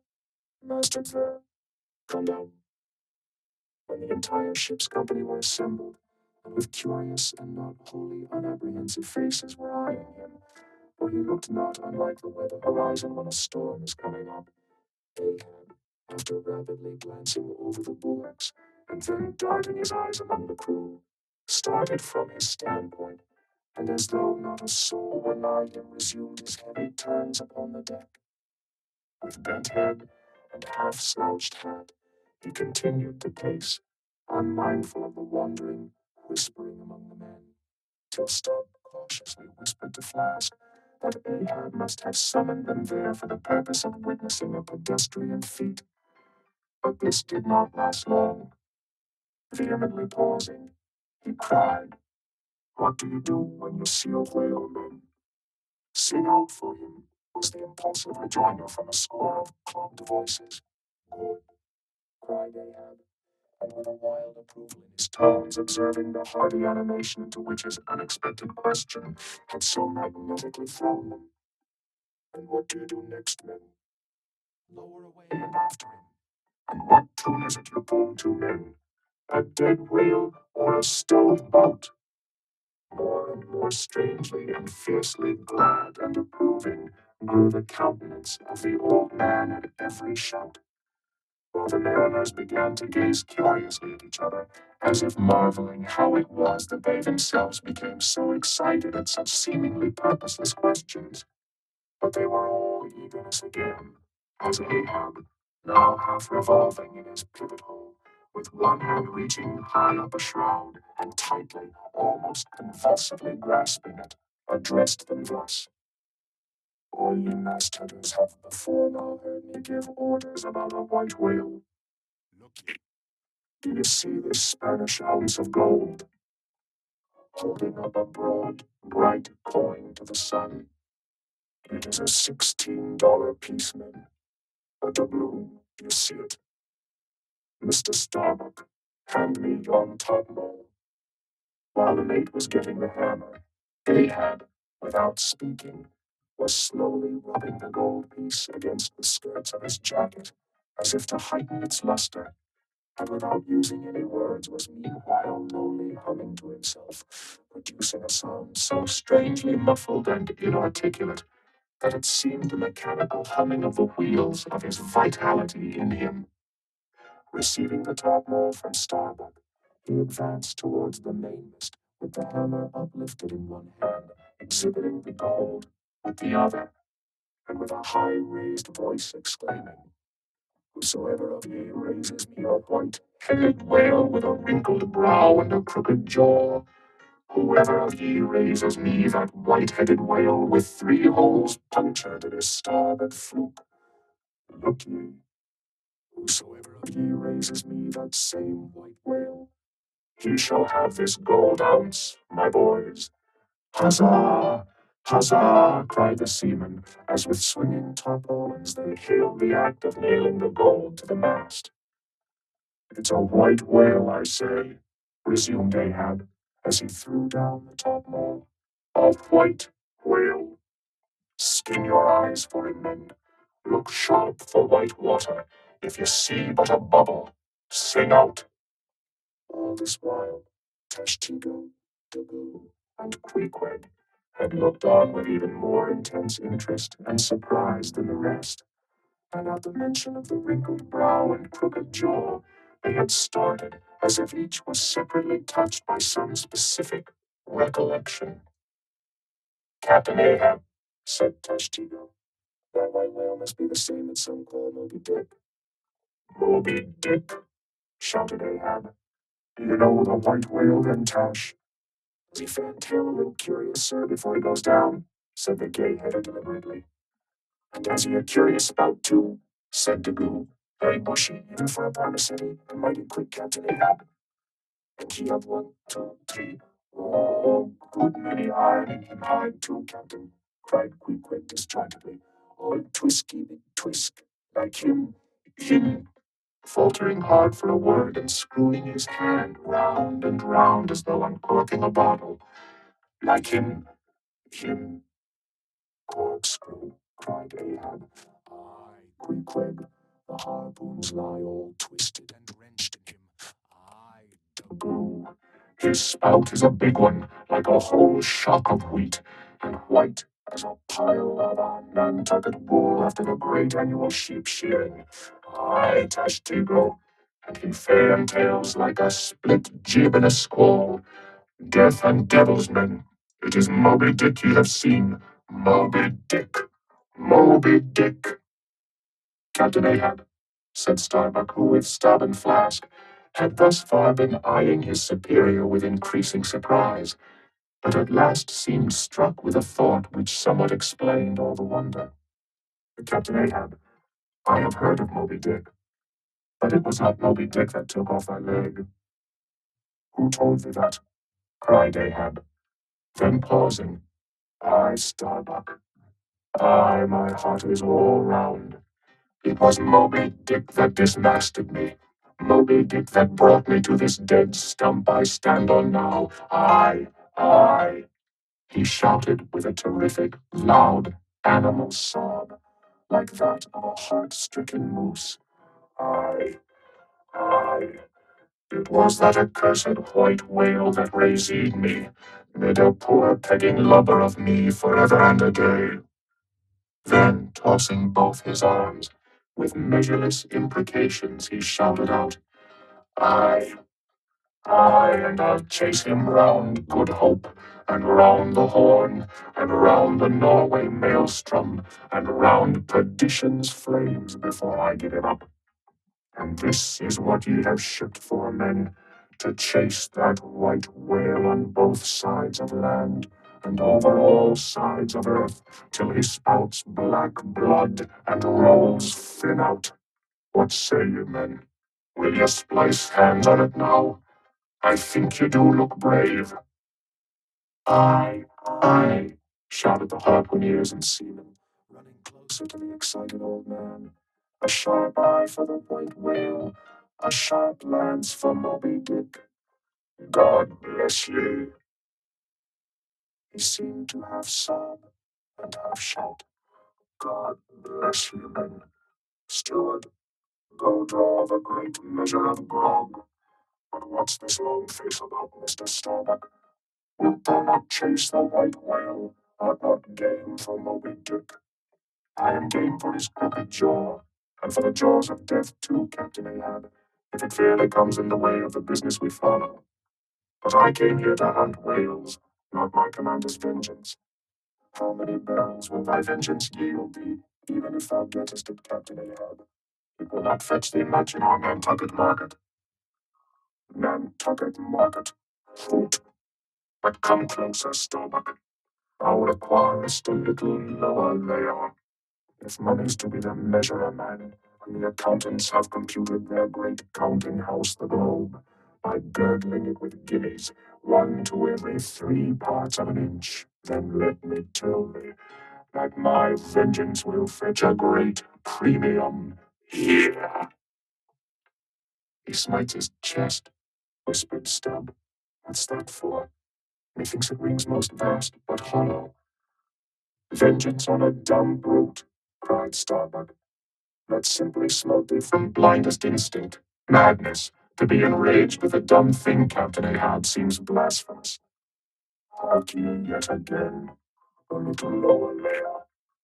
All visible objects, man, are but as pasteboard masks. But in each event, in the living act, the undoubted deed, there, some unknown but still reasoning thing puts forth the moldings of its features from behind the unreasoning mask. If man will strike, strike through the mask. How can the prisoner reach outside except by thrusting through the wall? To me, the white whale is that wall, shoved near to me. Sometimes I think there's naught beyond, but 'tis enough. He tasks me, he heaps me. I see in him outrageous strength, with an inscrutable malice sinewing it. That inscrutable thing is chiefly what I hate, and be the white whale agent, or be the white whale principal, I will wreak that hate upon him. Talk not to me of blasphemy, man. I'd strike the sun if it insulted me. For could the sun do that, then could I do the other, since there is ever a sort of fair play herein, jealousy presiding over all creations. But not my master, man, is even that fair play. Who's over me?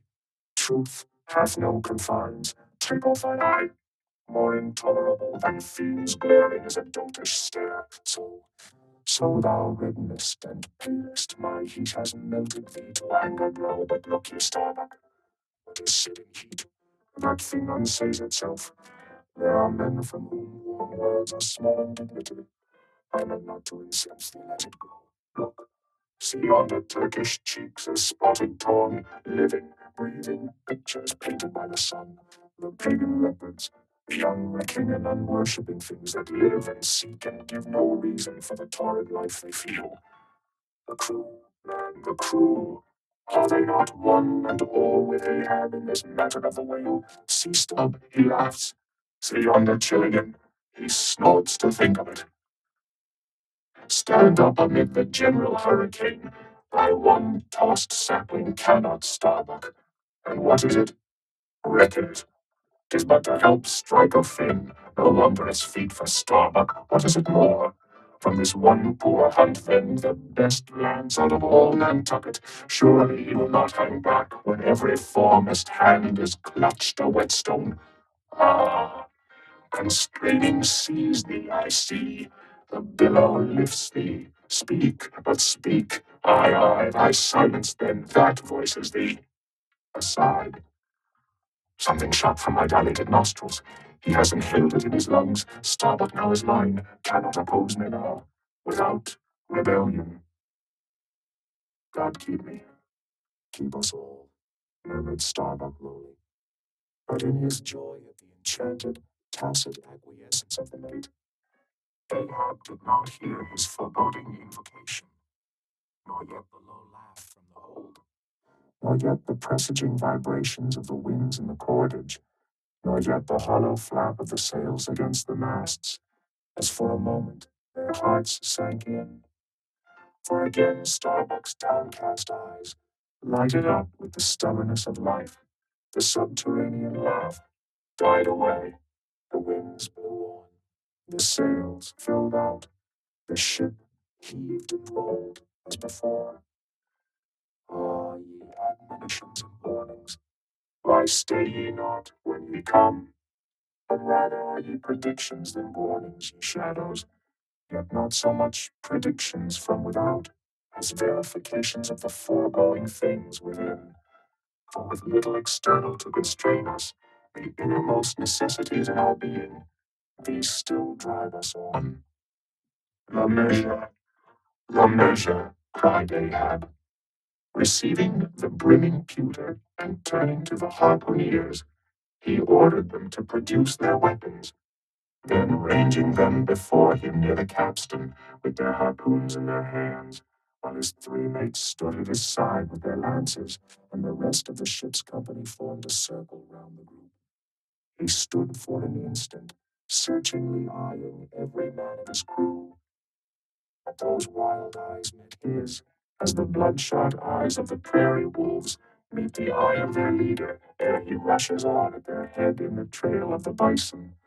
But alas, only to fall into the hidden snare of the Indian.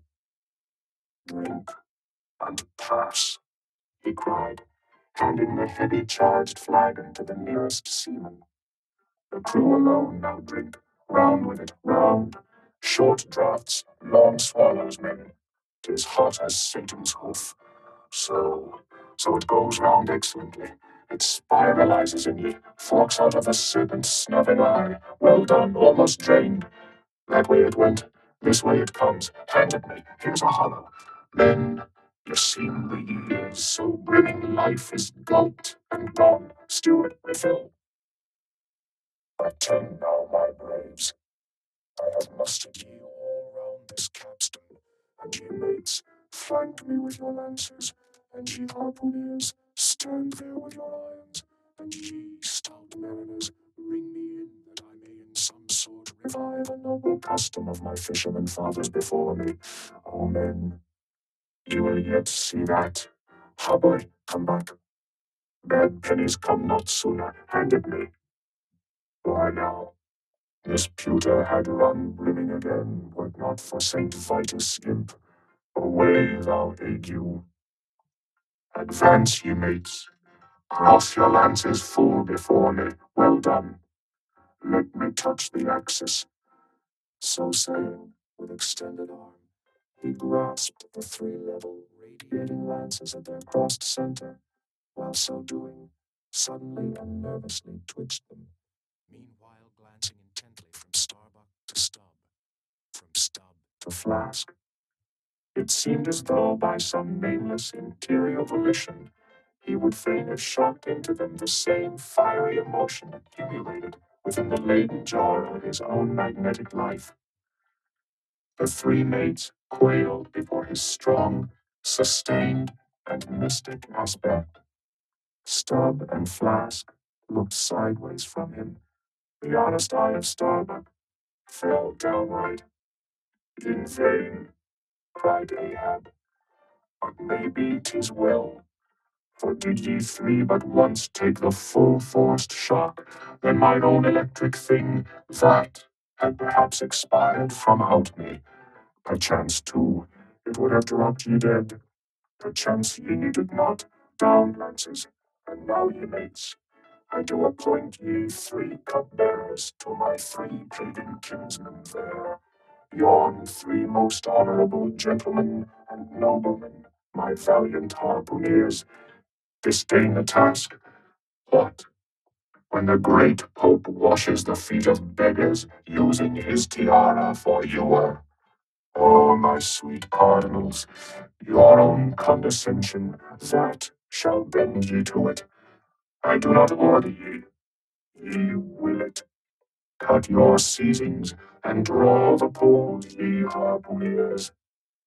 Silently, obeying the order, the three harpooneers now stood, with the detached iron part of their harpoons, some 3 feet long, held, barbs up, before him. Stab me not with that keen steel, cant them over. Know ye not the goblet end? Turn up the socket, so now, ye cup-bearers, advance. The irons, take them, hold them while I fill. Forthwith, slowly going from one officer to the other, he brimmed the harpoon sockets with the fiery waters from the pewter. Now, 3 to 3 ye stand. Commend the murderous chalices. Bestow them, ye who are now made parties to this indissoluble league. Ha, Starbuck, but the deed is done. Yon ratifying sun now waits to sit upon it. Drink, ye harpooneers, drink, and swear. Ye men that man the deathful whaleboat's bow, death to Moby Dick. God hunt us all if we do not hunt Moby Dick to his death. The long, barbed steel goblets were lifted, and to cries and maledictions against the white whale, the spirits were simultaneously quaffed down with a hiss. Starbuck paled, and turned, and shivered. Once more and finally, the replenished pewter went the rounds among the frantic crew when, waving his free hand to them, they all dispersed, and Ahab retired within his cabin. Chapter 37. Sunset. The cabin by the stern windows, Ahab sitting alone and gazing out. I leave a white and turbid wake, pale waters, paler cheeks, where'er I sail.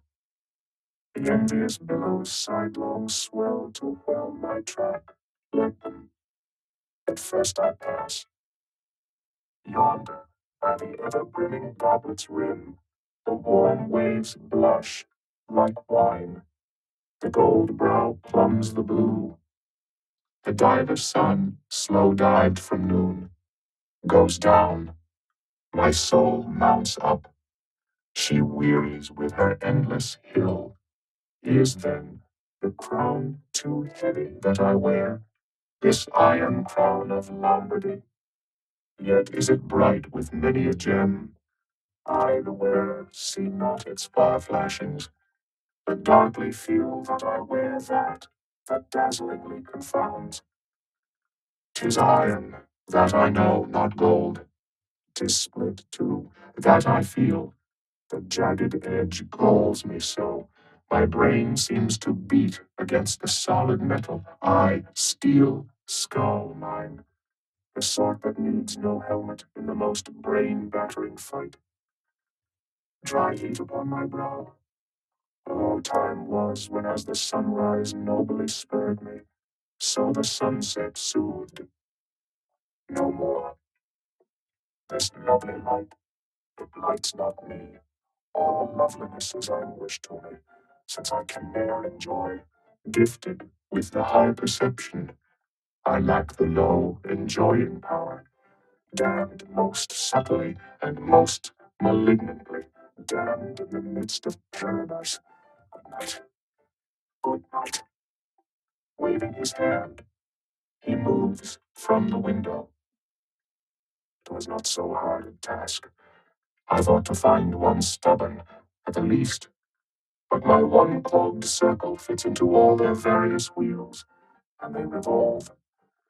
Or, if you will, like so many anthills of powder, they all stand before me, and I their match. Oh, hard, that to fire others, the match itself must needs be wasting what I've dared, I've willed, and what I've willed, I'll do. They think me mad. Starbuck does. But I'm demoniac. I am madness maddened. That wild madness that's only gone to comprehend itself. The prophecy was that I should be dismembered, and I lost this leg. I now prophesy that I will dismember my dismemberer. Now then, be the prophet and the fulfiller one. That's more than ye great gods ever were. I laugh and hoot at ye cricket players, ye pugilists, ye deaf Burkes and blinded Bendigos. I will not say as schoolboys do to bullies, take some one of your own size, don't pommel me. No, ye have knocked me down, and I am up again. But ye have run and hidden. Come forth from behind your cotton bags. I have no long gun to reach ye. Come, Ahab's compliments to ye. Come and see if ye can swerve me. Swerve me? Ye cannot swerve me, else ye swerve yourselves. Man has you there, swerve me. The path to my fixed purpose is laid with iron rails whereon my soul is grooved to run. Over ensounded gorges, through the rifled hearts of mountains, under torrents' beds, unerringly I rush. Naught's an obstacle, naught's an angle to the iron way. Chapter 38. Dusk. By the mainmast, Starbuck leaning against it. My soul is more than matched. She's overmanned by a madman. Insufferable sting that sanity should ground arms on such a field. But he drilled deep down and blasted all my reason out of me. I think I see his impious end, but feel that I must help him to it. Will I, the ineffable thing has tied me to him, tows me with a cable I have no knife to cut. Horrible old man, who's over him? He cries, I. He would be a Democrat to all above. Look, how he lords it over all below. Oh, I plainly see my miserable office. To obey, rebelling, and worse yet, to hate with touch of pity. For in his eyes I read some lurid woe would shrivel me up had I it. It is their hope. Time and tide flow wide. The hated whale has the round watery world to swim in, as the small goldfish has its glassy globe. His heaven-insulting purpose God may wish aside. I would upheart, were it not like lead. But my whole clocks run down, my heart the all-controlling weight. I have no key to lift again. A burst of revelry from the forecastle. Oh God, to sail with such a heathen crew that have small touch of human mothers in them, whelped somewhere by the sharkish sea. The white whale is their demogorgon. Hark, the infernal orgies. That revelry is forward, mark the unfaltering silence aft. Methinks it pictures life. Foremost through the sparkling sea shoots on the gay embattled bantering bow, but only to drag dark Ahab after it, where he broods within his sternward cabin, builded over the dead water of the wake, and further on, hunted by its wolfish gurglings. The long howl thrills me through. Peace, ye revelers, and set the watch. Our life, 'tis an hour like this, with soul beat down and held to knowledge, as wild, untutored things are forced to feed. Oh, life, 'tis now that I do feel the latent horror in thee. But 'tis not me. That horror's out of me, and with the soft feeling of the human in me, yet will I try to fight ye grim phantom futures. Stand by me, hold me, bind me, oh, ye blessed influences. Chapter 39. First Night Watch. Foretop. Stub, solus, and mending a brace. Hop, hop, hop, hop, hop. Clear my throat. I've been thinking it over ever since, and that, The final consequence. Why so? Because a laugh's the wisest, easiest answer to all that's queer, and come what will, one comfort's always left. That unfailing comfort is, it's all predestinated. I had not always talked with Starbuck, but to my poor eye, Starbuck then looked something as I the other evening felt. Be sure the old mogul has fixed him too. I twigged it, knew it. It had the gift, might readily have prophesied it. But when I clapped my eye upon his skull, I saw it. Well, Stubb, wise Stubb, that's my title. Well, Stubb, what of it, Stubb? Here's the carcass. I know not all that may be coming, but be it what it will, I'll go to it laughing. Such a waggish leering as lurks in all your horribles. I feel funny. Voila, you're a skinner. What's my juicy little pair at home doing now, crying its eyes out? Giving a party to the last arrived harpooneers, I dare say, gay as a frigate's pennant, and so am I. Voila, you're a skinner. Oh, we'll drink tonight with hearts as light, to loves as gay and fleeting, as bubbles that swim on the beaker's brim and break on the lips while meeting. A brave stave that. Who calls? Mr. Starbuck, aye, sir. Aside, he's my superior. He has his too, if I'm not mistaken. Aye, sir, just through with this job. Coming. Chapter 40. Midnight. Forecastle. Harpooneers and sailors. Foresail rises and discovers the watch standing, lounging, leaning, and lying in various attitudes, all singing in chorus.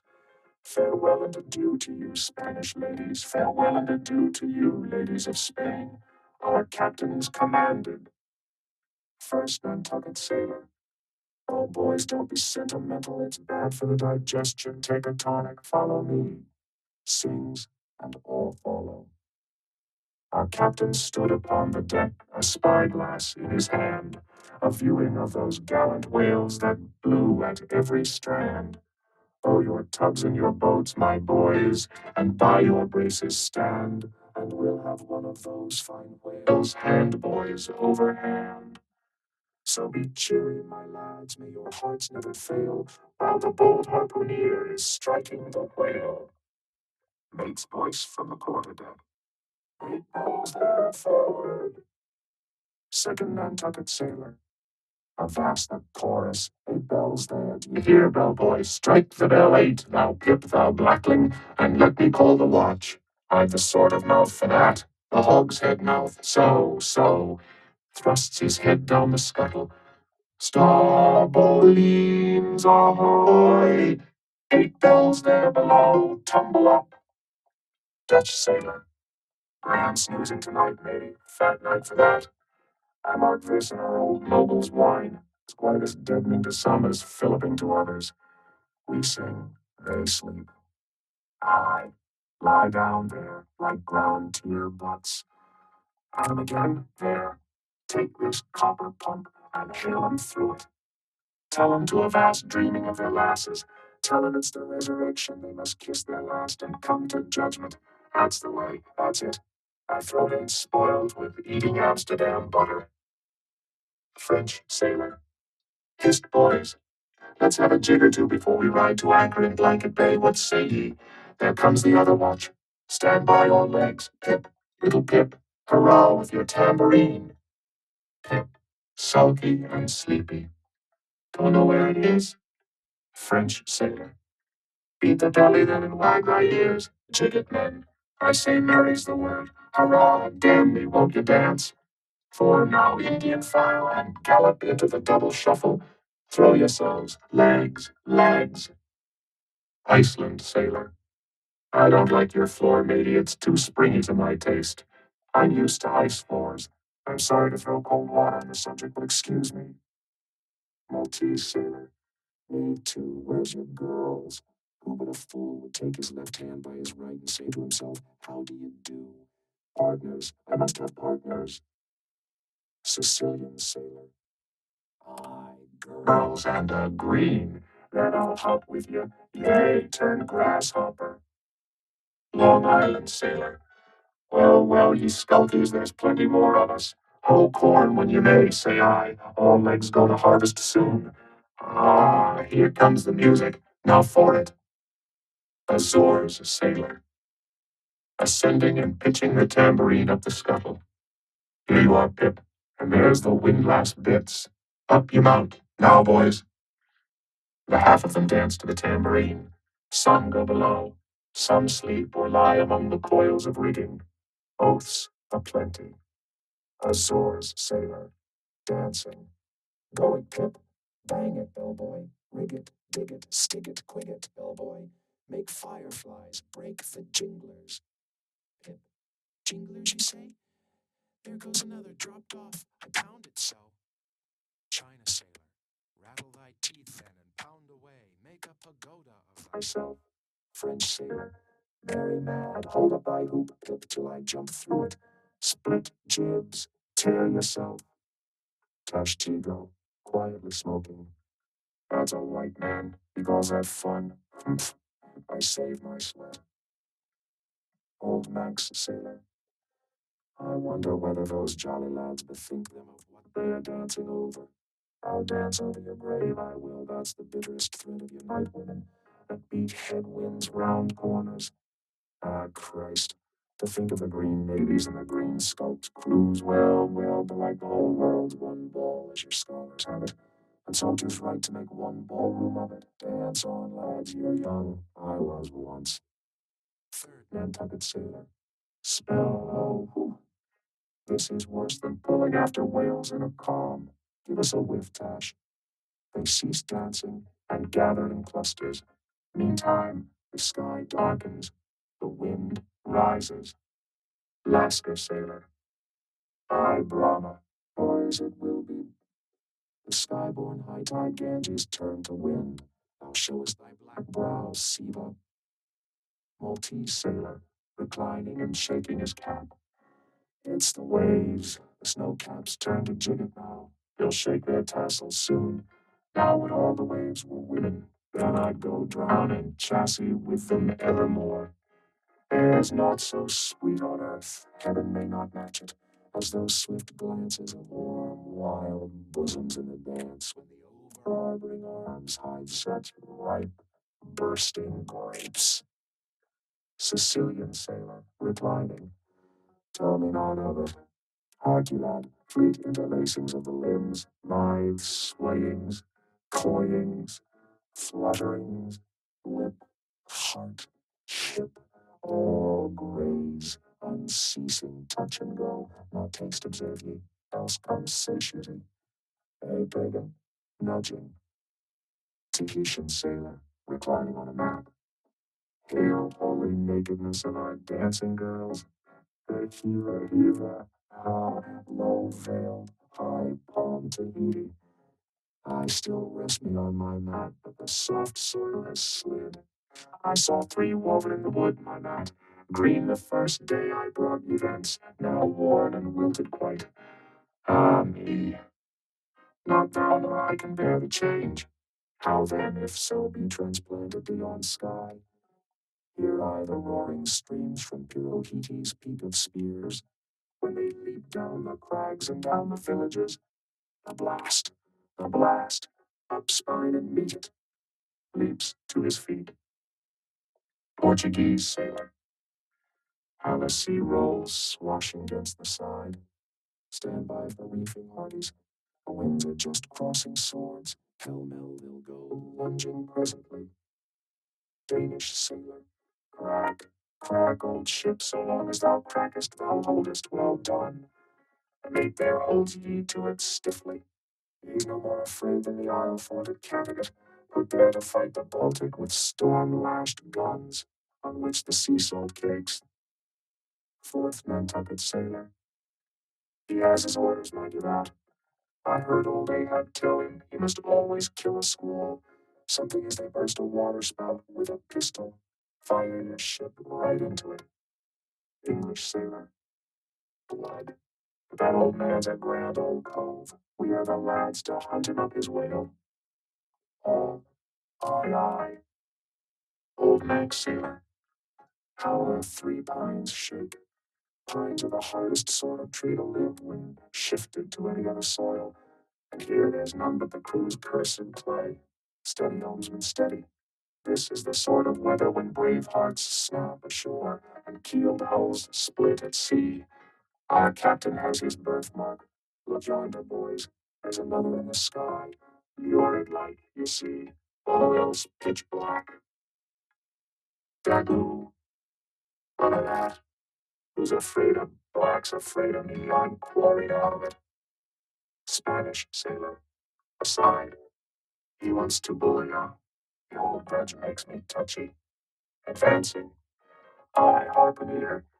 Thy race is the undeniable dark side of mankind. Devilish dark at that, no offense. Dagoo. Grimly. None. St. Jago's sailor. That Spaniard's mad or drunk. But that can't be. Or else in his one case our old mogul's fire waters are somewhat long in working. Fifth Nantucket sailor. What's that I saw? Lightning? Yes. Spanish sailor. No. Dagoo showing his teeth. Dagoo springing. Swallow thy mannikin. White skin, white liver. Spanish sailor meeting him. Knifey hardly. Big frame, small spirit. All a row, a row, a row. Tashtigo with a whip. A row alow and a row aloft. Gods and men both brawlers. Belfast sailor. A row, a row, a row. The Virgin be blessed, a row. Plunge in with ye. English sailor. Fair play. Snatch the Spaniard's knife. A ring, a ring. Old Manx sailor. Ready formed. There. The ringed horizon. In that ring, Cain struck Abel. Sweet work, right work. No. Why then, God, madest thou the ring? Mate's voice from the quarterdeck. Hands by the halyards, in topgallant sails. Stand by to reef topsails. All the squall, the squall. Jump, my jollies. They scatter. Pip, shrinking under the windlass. Jollies. Lord help such jollies. Crish crash. There goes the jib stay. Bling, wang. God. Duck lower pip. Here comes the royal yard. It's worse than being in the world woods, the last day of the year. Who'd go climbing after chestnuts now? But there they go, all cursing, and here I don't. Fine prospects to 'em. They're on the road to heaven. Hold on hard. Jiminy, what a squall. But those chaps there are worst yet. They are your white squalls, they. White squalls, white whale. Sure, sure. Here have I heard all their chat just now, and the white whale. Sure, sure. But spoken of once, and only this evening, it makes me jingle all over like my tambourine. That anaconda of an old man swore him in to hunt him. Oh, thou big white god aloft there somewhere in yon darkness, have mercy on this small black boy down here. Preserve him from all men that have no bowels to feel fear. Chapter 41. Moby Dick. I, Ishmael, was one of that crew. My shouts had gone up with the rest. My oath had been welded with theirs. And stronger I shouted, and more I did hammer and clinch my oath, because of the dread in my soul. A wild, mystical, sympathetical feeling was in me. Ahab's quenchless feud seemed mine. With greedy ears I learned the history of that murderous monster against whom I and all the others had taken our oaths of violence and revenge. For some time past, though at intervals only, the unaccompanied, secluded white whale had haunted those uncivilized seas most frequented by the sperm whale fishermen. But not all of them knew of his existence. Only a few of them, comparatively, had knowingly seen him, while the number who as yet had actually and knowingly given battle to him was small indeed. For owing to the large number of whale cruisers, the disorderly way they were sprinkled over the entire watery circumference, many of them adventurously pushing their quest along solitary latitudes, so as seldom or never for a whole 12-month or more on a stretch to encounter a single news-telling sail of any sort. The inordinate length of each separate voyage, the irregularity of the times of sailing from home, all these, with other circumstances, direct and indirect, long obstructed the spread through the world-wide whaling fleet of the special individualizing tidings concerning Moby Dick. It was hardly to be doubted that several vessels reported to have encountered at such or such a time, or on such or such a meridian, a sperm whale of uncommon magnitude and malignity, which whale, after doing great mischief to his assailants, had completely escaped them. To some minds, it was not an unfair presumption, I say, that the whale in question must have been no other than Moby Dick. Yet as of late, the sperm whale fishery had been marked by various and not unfrequent instances of great ferocity, cunning, and malice in the monster attacked. Therefore it was that those who by accident ignorantly gave battle to Moby Dick, such hunters, perhaps for the most part, were content to ascribe the peculiar terror he bred more, as it were, to the perils of the sperm whale fishery at large than to the individual cause. In that way mostly, the disastrous encounter between Ahab and the whale had hitherto been popularly regarded. And as for those who, previously hearing of the white whale, by chance caught sight of him, in the beginning of the thing they had every one of them almost as boldly and fearlessly lowered for him as for any other whale of that species. But at length, such calamities did ensue in these assaults, not restricted to sprained wrists and ankles, broken limbs, or devouring amputations, but fatal to the last degree of fatality. These repeated disastrous repulses all accumulating and piling their terrors upon Moby Dick. Those things had gone far to shake the fortitude of many brave hunters, to whom the story of the white whale had eventually come. Nor did wild rumors of all sorts fail to exaggerate, and still the more horrify the true histories of these deadly encounters. For not only do fabulous rumors naturally grow out of the very body of all surprising, terrible events, as the smitten tree gives birth to its fungi, but in maritime life, far more than in that of terra firma, wild rumors abound, wherever there is any adequate reality for them to cling to. And as the sea surpasses the land in this matter, so the whale fishery surpasses every other sort of maritime life in the wonderfulness and fearfulness of the rumors which sometimes circulate there. For not only are whalemen as a body unexempt from that ignorance and superstitiousness hereditary to all sailors, but of all sailors, they are by all odds the most directly brought into contact with whatever is appallingly astonishing in the sea. Face to face, they not only eye its greatest marvels, but hand to jaw give battle to them.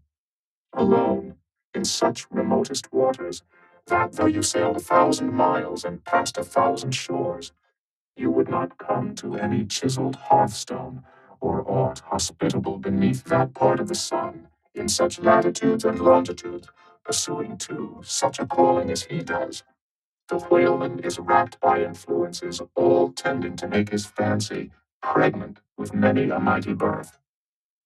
No wonder, then, that ever-gathering volume from the mere transit over the widest watery spaces, the outblown rumors of the white whale, did in the end incorporate with themselves all manner of morbid hints and half-formed fetal suggestions of supernatural agencies, which eventually invested Moby Dick with new terrors, unborrowed from anything that visibly appears, so that in many cases, such a panic did he finally strike that few, who by those rumors at least had heard of the white whale, few of those hunters were willing to encounter the perils of his jaw. But there were still other and more vital practical influences at work. Not even at the present day has the original prestige of the sperm whale, as fearfully distinguished from all other species of the leviathan, died out of the minds of the whalemen as a body. There are those this day among them who, though intelligent and courageous enough in offering battle to the Greenland or right whale, would perhaps, either from professional inexperience, or incompetency, or timidity, decline a contest with the sperm whale. At any rate, there are plenty of whalemen, especially among those whaling nations not sailing under the American flag, who have never hostilely encountered the sperm whale, but whose sole knowledge of the Leviathan is restricted to the ignoble monster primitively pursued in the north. Seated on their hatches, these men will hearken with a childish fireside interest and awe to the wild, strange tales of southern whaling. Nor is the preeminent tremendousness of the great sperm whale anywhere more feelingly comprehended than on board of those prows which stem him. And, as if the now tested reality of his might had in former legendary times thrown its shadow before it, we find some book naturalists, Olassen and Pavelsen, declaring the sperm whale not only to be a consternation to every other creature in the sea, but also to be so incredibly ferocious as continually to be athirst for human blood, or even down to so late a time as Cuvier's, were these or almost similar impressions effaced. For in his natural history, the Baron himself affirms that at sight of the sperm whale, all fish, sharks included, are struck with the most lively terror and, often in the precipitancy of their flight, dash themselves against the rocks with such violence as to cause instantaneous death. And however the general experience in the fishery may amend such reports as these, yet in their full terribleness, even to the bloodthirsty item of Pavelson, the superstitious belief in them is, in some vicissitudes of their vocation, revived in the minds of hunters, so that overawed by the rumors and portents concerning him, not a few of the fishermen recalled, in reference to Moby Dick, the earlier days of the sperm whale fishery, when it was oftentimes hard to induce long-practiced right whalemen to embark in the perils of this new and daring warfare. Such men protesting that although other leviathans might be hopefully pursued, yet to chase and point lance at such an apparition as the sperm whale was not for mortal man, that to attempt it would be inevitably to be torn into a quick eternity. On this head, there are some remarkable documents that may be consulted. Nevertheless, some there were who, even in the face of these things, were ready to give chase to Moby Dick, and a still greater number who, chancing only to hear of him distantly and vaguely, without the specific details of any certain calamity, and without superstitious accompaniments, were sufficiently hardy not to flee from the battle if offered. One of the wild suggestions referred to, as at last coming to be linked with the white whale in the minds of the superstitiously inclined, was the unearthly conceit that Moby Dick was ubiquitous, that he had actually been encountered in opposite latitudes at one and the same instant of time. Nor, credulous as such minds must have been, was this conceit altogether without some faint show of superstitious probability, for as the secrets of the currents and the seas have never yet been divulged, even to the most erudite research, so the hidden ways of the sperm whale when beneath the surface remain, in great part, unaccountable to his pursuers, and from time to time have originated the most curious and contradictory speculations regarding them, especially concerning the mystic modes whereby, after sounding to a great depth, he transports himself with such vast swiftness to the most widely distant points. It is a thing well known to both American and English whale ships, and as well a thing placed upon authoritative record years ago by Scoresby, that some whales have been captured far north in the Pacific, in whose bodies have been found the barbs and harpoons darted in the Greenland seas. Nor is it to be gainsaid that in some of these instances it has been declared that the interval of time between the two assaults could not have exceeded very many days. Hence, by inference, it has been believed by some whalemen that the Northwest Passage, so long a problem to man, was never a problem to the whale. So that here, in the real living experience of living men, the prodigies related in old times of the inland Strela mountain in Portugal, near whose top there was said to be a lake in which the wrecks of ships floated up to the surface, and that still more wonderful story of the Arethusa fountain near Syracuse, whose waters were believed to have come from the Holy Land by an underground passage. These fabulous narrations are almost fully equaled by the realities of the whaleman. Forced into familiarity then with such prodigies as these, and knowing that after repeated intrepid assaults, the white whale had escaped alive, it cannot be much matter of surprise that some whalemen should go still further in their superstitions, declaring Moby Dick not only ubiquitous, but immortal. For immortality is but ubiquity in time. That though groves of spears should be planted in his flanks, he would still swim away unharmed. Or if indeed he should ever be made to spout thick blood, such a sight would be but a ghastly deception, for again in unsanguined billows, hundreds of leagues away, his unsullied jet would once more be seen.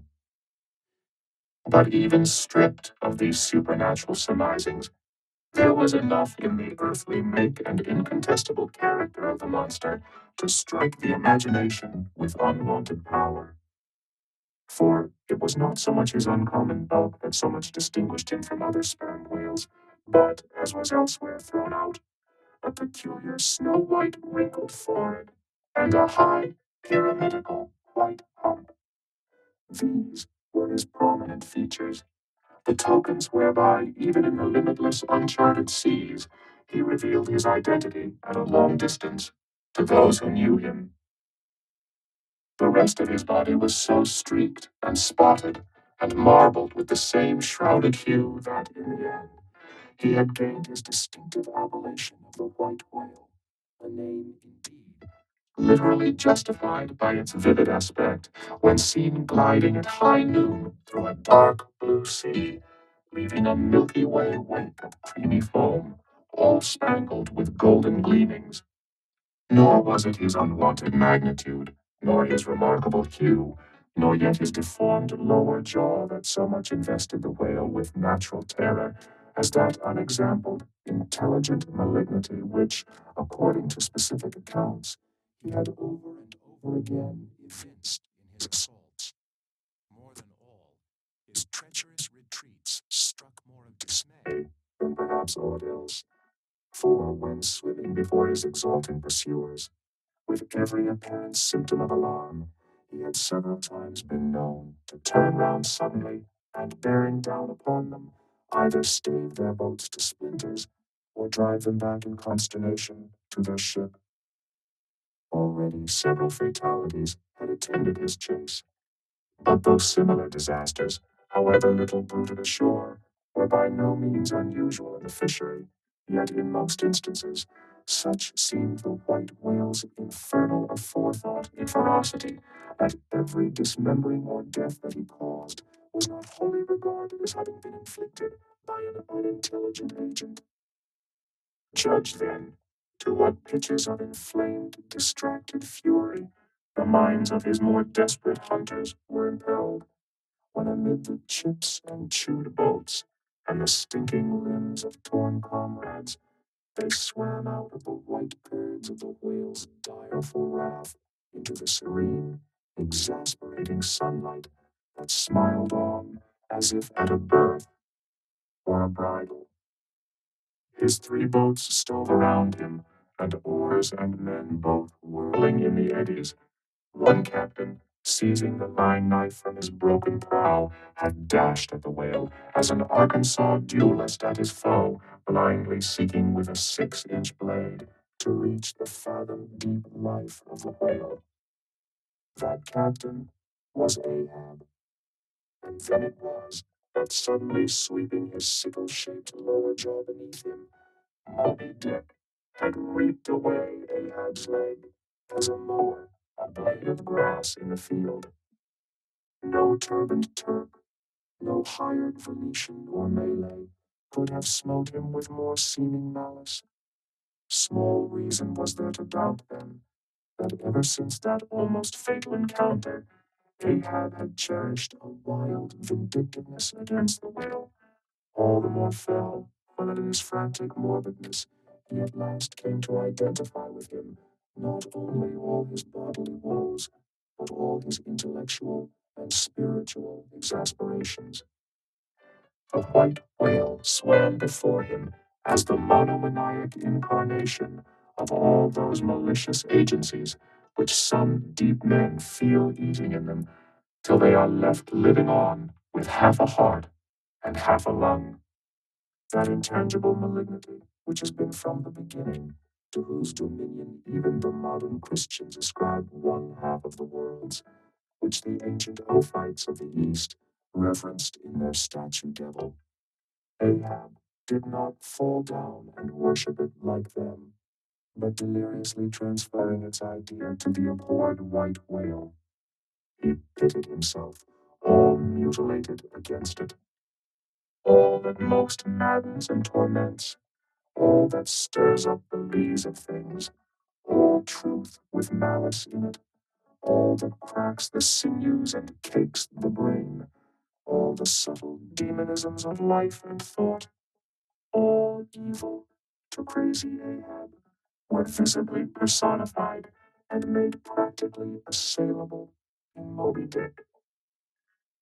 He piled upon the whale's white hump the sum of all the general rage and hate felt by his whole race from Adam down, and then, as if his chest had been a mortar, he burst his hot heart's shell upon it.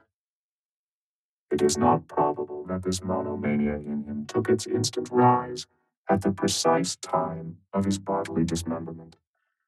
Then, in darting at the monster, knife in hand, he had but given loose to a sudden, passionate, corporal animosity, and when he received the stroke that tore him, he probably felt the agonizing bodily laceration, but nothing more.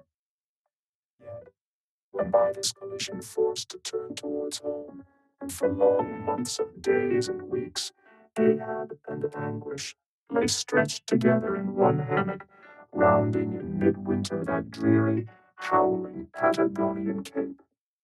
Then it was that his torn body and gashed soul bled into one another, and so interfusing, made him mad. That it was only then, on the homeward voyage after the encounter, that the final monomania seized him, seems all but certain from the fact that, at intervals during the passage, he was a raving lunatic, and though unlimbed of a leg, yet such vital strength yet lurked in his Egyptian chest, and was moreover intensified by his delirium, that his mates were forced to lace him fast, even there, as he sailed, raving in his hammock.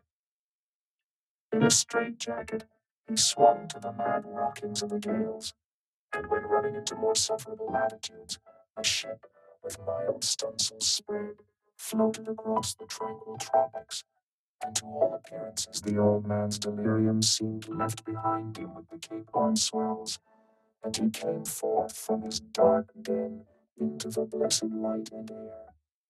Even then, when he bore that firm, collected front, however pale, and issued his calm orders once again, and his mates thanked God the direful madness was now gone, even then, Ahab, in his hidden self, raved on. Human madness is oftentimes a cunning and most feline thing. When you think it fled, it may have but become transfigured into some still subtler form. Ahab's full lunacy subsided not, but deepeningly contracted, like the unabated Hudson, when that noble Northman flows narrowly but unfathomably through the Highland Gorge. But, as in his narrow-flowing monomania, not one jot of Ahab's broad madness had been left behind. So in that broad madness, not one jot of his great natural intellect had perished. That before living agent now became the living instrument, if such a furious trope may stand. His special lunacy stormed his general sanity and carried it and turned all its concentrated cannon upon its own mad mark, so that far from having lost his strength, Ahab, to that one end, did now possess 1,000-fold more potency than ever he had sanely brought to bear upon any one reasonable object. This is much, yet Ahab's larger, darker, deeper part remains unhinted. But vain to popularize profundities, and all truth is profound. Winding far down from within the very heart of this spiked Hotel de Cluny, where we here stand, however grand and wonderful, now quit it, and take your way, ye nobler, sadder souls, to those vast Roman halls of Thermes, where far beneath the fantastic towers of man's upper earth, his root of grandeur, his whole awful essence sits in bearded state, an antique, buried beneath antiquities, and throned on torsos. So with a broken throne, the great gods mock that captive king. So like a caryatid, he patient sits, upholding on his frozen brow the piled entablatures of ages. Wind ye down there, ye prouder, sadder souls. Question that proud, sad king. A family likeness. Aye, he did beget ye young exiled royalties, and from your grim sire only will the old state secret come. Now in his heart Ahab had some glimpse of this, namely, all my means are sane, my motive and my object mad, yet without power to kill, or change, or shun the fact. He likewise knew that to mankind he did long dissemble, in some sort, did still. But that thing of his dissembling was only subject to his perceptibility, not to his will determinate. Nevertheless, so well did he succeed in that dissembling, that when with ivory leg he stepped ashore at last, no Nantucketer thought him otherwise than but naturally grieved, and that to the quick with the terrible casualty which had overtaken him. The report of his undeniable delirium at sea was likewise popularly ascribed to a kindred cause, and so too all the added moodiness which always afterwards, to the very day of sailing in the Pequod on the present voyage, sat brooding on his brow. Nor is it so very unlikely that far from distrusting his fitness for another whaling voyage on account of such dark symptoms, the calculating people of that prudent isle were inclined to harbor the conceit that for those very reasons he was all the better qualified and set on edge for a pursuit so full of rage and wildness as the bloody hunt of whales. Gnawed within and scorched without, with the infixed, unrelenting fangs of some incurable idea, such an one, could he be found, would seem the very man to dart his iron and lift his lance against the most appalling of all brutes, or, if for any reason thought to be corporeally incapacitated for that, yet such an one would seem superlatively competent to cheer and howl on his underlings to the attack. But be all this as it may, certain it is that with the mad secret of his unabated rage bolted up and keyed in him, Ahab had purposely sailed upon the present voyage with the one only and all-engrossing object of hunting the white whale. Had any one of his old acquaintances on shore but half dreamed of what was lurking in him then, how soon would their aghast and righteous souls have wrenched the ship from such a fiendish man? They were bent on profitable cruises, the profit to be counted down in dollars from the mint. He was intent on an audacious, immitigable, and supernatural revenge. Here, then, was this gray-headed, ungodly old man, chasing with curses a Job's whale round the world, at the head of the crew, too, chiefly made up of mongrel renegades and castaways and cannibals, morally enfeebled also by the incompetence of mere unaided virtue or right-mindedness in Starbuck, the invulnerable jollity of indifference and recklessness in Stubb, and the pervading mediocrity in Flask. Such a crew, so officered, seemed specially picked and packed by some infernal fatality to help him to his monomaniac revenge. How it was that they so aboundingly responded to the old man's ire, by what evil magic their souls were possessed, that at times his hate seemed almost theirs, the white whale as much their insufferable foe as his. How all this came to be, what the white whale was to them, or how to their unconscious understandings also, in some dim, unsuspected way, he might have seemed the gliding great demon of the seas of life. All this to explain would be to dive deeper than Ishmael can go. The subterranean miner that works in us all. How can one tell whither leads his shaft by the ever-shifting, muffled sound of his pick? Who does not feel the irresistible arm drag? What skiff in tow of a 74 can stand still? For one, I gave myself up to the abandonment of the time and the place, but while yet all the rush to encounter the whale could see naught in that brute but the deadliest ill. Chapter 42. The Whiteness of the Whale. What the white whale was to Ahab has been hinted. What at times he was to me, as yet remains unsaid. Aside from those more obvious considerations touching Moby Dick, which could not but occasionally awaken in any man's soul some alarm, there was another thought, or rather vague, nameless horror concerning him, which at times by its intensity completely overpowered all the rest, and yet so mystical and well-nigh ineffable was it, that I almost despair of putting it in a comprehensible form. It was the whiteness of the whale that above all things appalled me.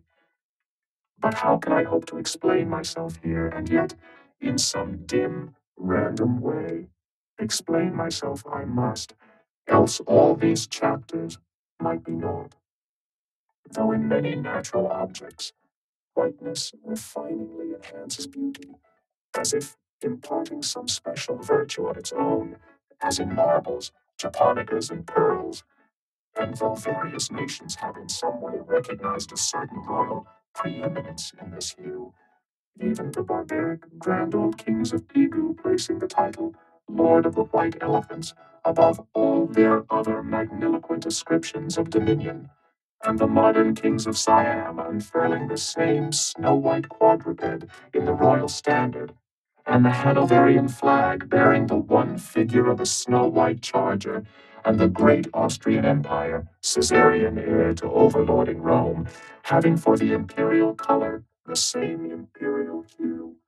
And though this preeminence in it applies to the human race itself, giving the white man ideal mastership over every dusky tribe, and though, besides all this, whiteness has been even made significant of gladness, for among the Romans a white stone marked a joyful day, and though in other mortal sympathies and symbolizings this same hue is made the emblem of many touching, noble things, the innocence of brides, the benignity of age, though among the red men of America the giving of the white belt of wampum was the deepest pledge of honor, though in many climes Whiteness typifies the majesty of justice in the ermine of the judge, and contributes to the daily state of kings and queens drawn by milk-white steeds, though even in the higher mysteries of the most august religions, it has been made the symbol of the divine spotlessness and power.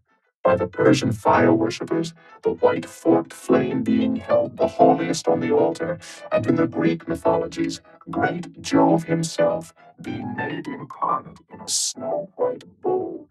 And though to the noble Iroquois the midwinter sacrifice of the sacred white dog was by far the holiest festival of their theology, that spotless, faithful creature being held the purest envoy they could send to the Great Spirit with the annual tidings of their own fidelity, and though directly from the Latin word for white, all Christian priests derive the name of one part of their sacred vesture, the alb or tunic, worn beneath the cassock, and though among the holy pomps of the Roman faith, white is specially employed in the celebration of the Passion of our Lord, though in the vision of St. John, white robes are given to the redeemed, and the 24 elders stand clothed in white before the great white throne, and the Holy One that sitteth there, white like wool. Yet for all these accumulated associations with whatever is sweet and honorable and sublime, there yet lurks an elusive something in the innermost idea of this hue, which strikes more of panic to the soul than that redness which affrights in blood. This elusive quality it is which causes the thought of whiteness, when divorced from more kindly associations and coupled with any object terrible in itself, to heighten that terror to the furthest bounds. Witness the white bear of the poles and the white shark of the tropics. What but their smooth, flaky whiteness makes them the transcendent horrors they are? That ghastly whiteness it is which imparts such an abhorrent mildness, even more loathsome than terrific, to the dumb gloating of their aspect, so that not the fierce-fanged tiger in his heraldic coat can so stagger courage as the white-shrouded bear or shark. With reference to the polar bear, it may possibly be urged by him who would fain go still deeper into this matter, that it is not the whiteness, separately regarded, which heightens the intolerable hideousness of that brute, for analyzed, the heightened hideousness, it might be said, only arises from the circumstance that the irresponsible ferociousness of the creature stands invested in the fleece of celestial innocence and love, and hence, by bringing together two such opposite emotions in our minds, the polar bear frightens us with so unnatural a contrast.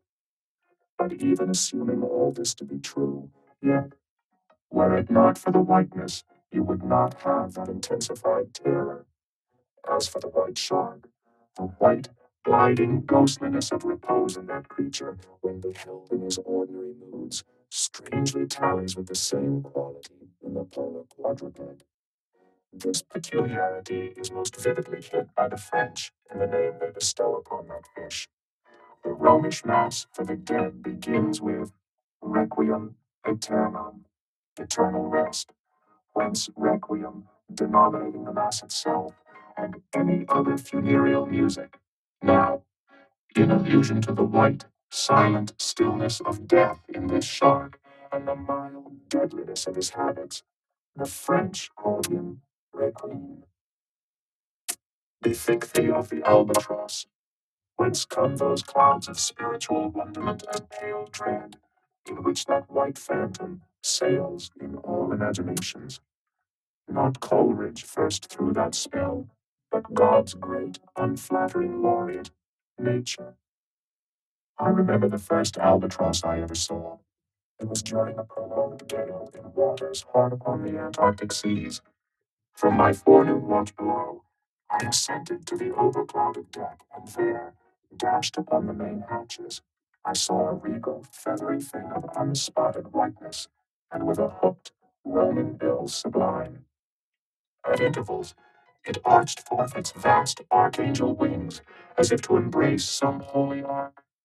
Wondrous flutterings and throbbings shook it, though bodily and harmed, It uttered cries as some king's ghost in supernatural distress. Through its inexpressible strange eyes, methought I peeped to secrets which took hold of God. As Abraham before the angels, I bowed myself. The white thing was so white, its wings so wide. In those forever exiled waters, I had lost the miserable warping memories of traditions and of towns. Long I gazed at that prodigy of plumage. I cannot tell, can only hint the things that darted through me then. But at last I awoke, and turning, asked a sailor what bird was this. A goney, he replied. Goney. I never had heard that name before.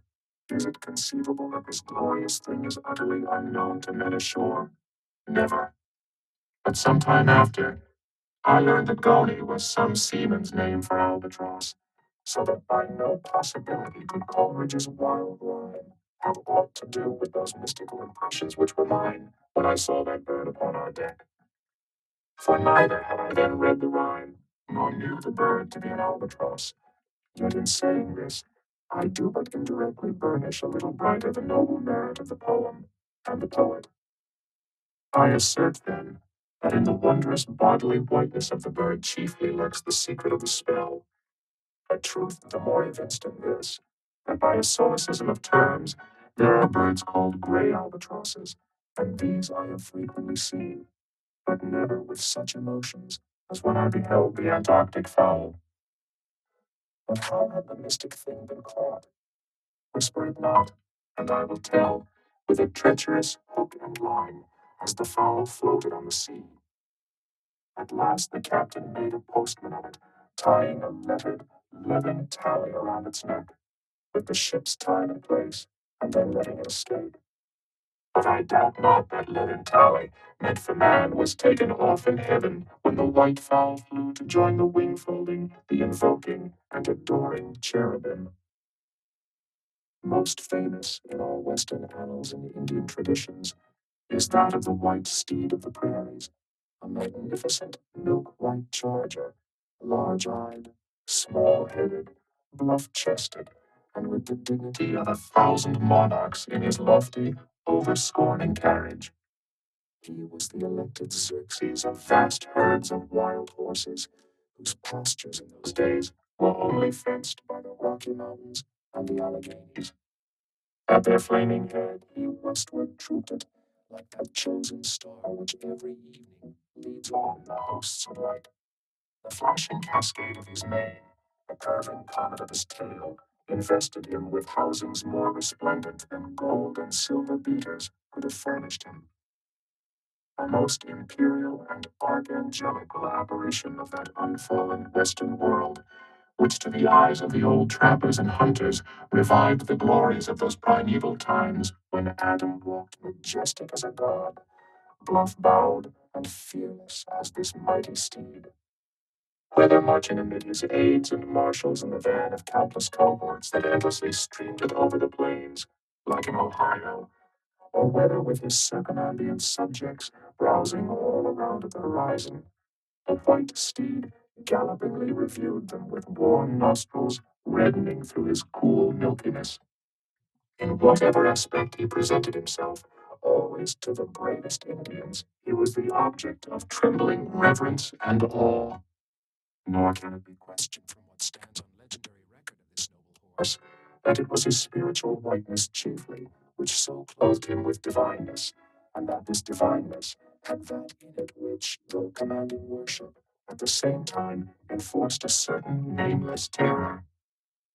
But there are other instances where this whiteness loses all that accessory and strange glory which invests in it a white steed and albatross. What is it that in the albino man so peculiarly repels and often shocks the eye, as that sometimes he is loathed by his own kith and kin? It is that whiteness which invests him, a thing expressed by the name he bears. The albino is as well made as other men, has no substantive deformity, and yet this near aspect of all-pervading whiteness makes him more strangely hideous than the ugliest abortion. Why should this be so? Nor in quite other aspects does nature in her least palpable, but not the less malicious agencies, fail to enlist among her forces this crowning attribute of the terrible. From its snowy aspect, the gauntleted ghost of the southern seas has been denominated the white squall, nor in some historic instances has the art of human malice omitted so potent an auxiliary. How wildly it heightens the effect of that passage in Froissart, when masked in the snowy symbol of their faction, the desperate white hoods of Ghent murder their bailiff in the marketplace. Nor in some things does the common hereditary experience of all mankind fail to bear witness to the supernaturalism of this hue. It cannot well be doubted that the one visible quality in the aspect of the dead which most appalls the gazer is the marble pallor lingering there, as if indeed that pallor were as much the badge of consummation in the other world as of mortal trepidation here. And from that pallor of the dead, we borrow the expressive hue of the shroud in which we wrap them, nor even in our superstitions do we fail to throw the same snowy mantle round our phantoms, all ghosts rising in a milk-white fog. Yea, while these terrors seize us, let us add that even the King of Terrors, when personified by the evangelist, rides on his pallid horse. Therefore, in his other moods, symbolize whatever grand or gracious thing he will by whiteness. No man can deny that in its profoundest idealized significance, it calls up a peculiar apparition to the soul. But though without dissent this point be fixed, how is mortal man to account for it? To analyze it would seem impossible. Can we then, by the citation of some of those instances wherein this thing of whiteness, though for the time either wholly or in great part stripped of all direct associations calculated to impart to it aught fearful, but nevertheless is found to exert over us the same sorcery, however modified, can we thus hope to light upon some chance clue to conduct us to the hidden cause we seek? Let us try.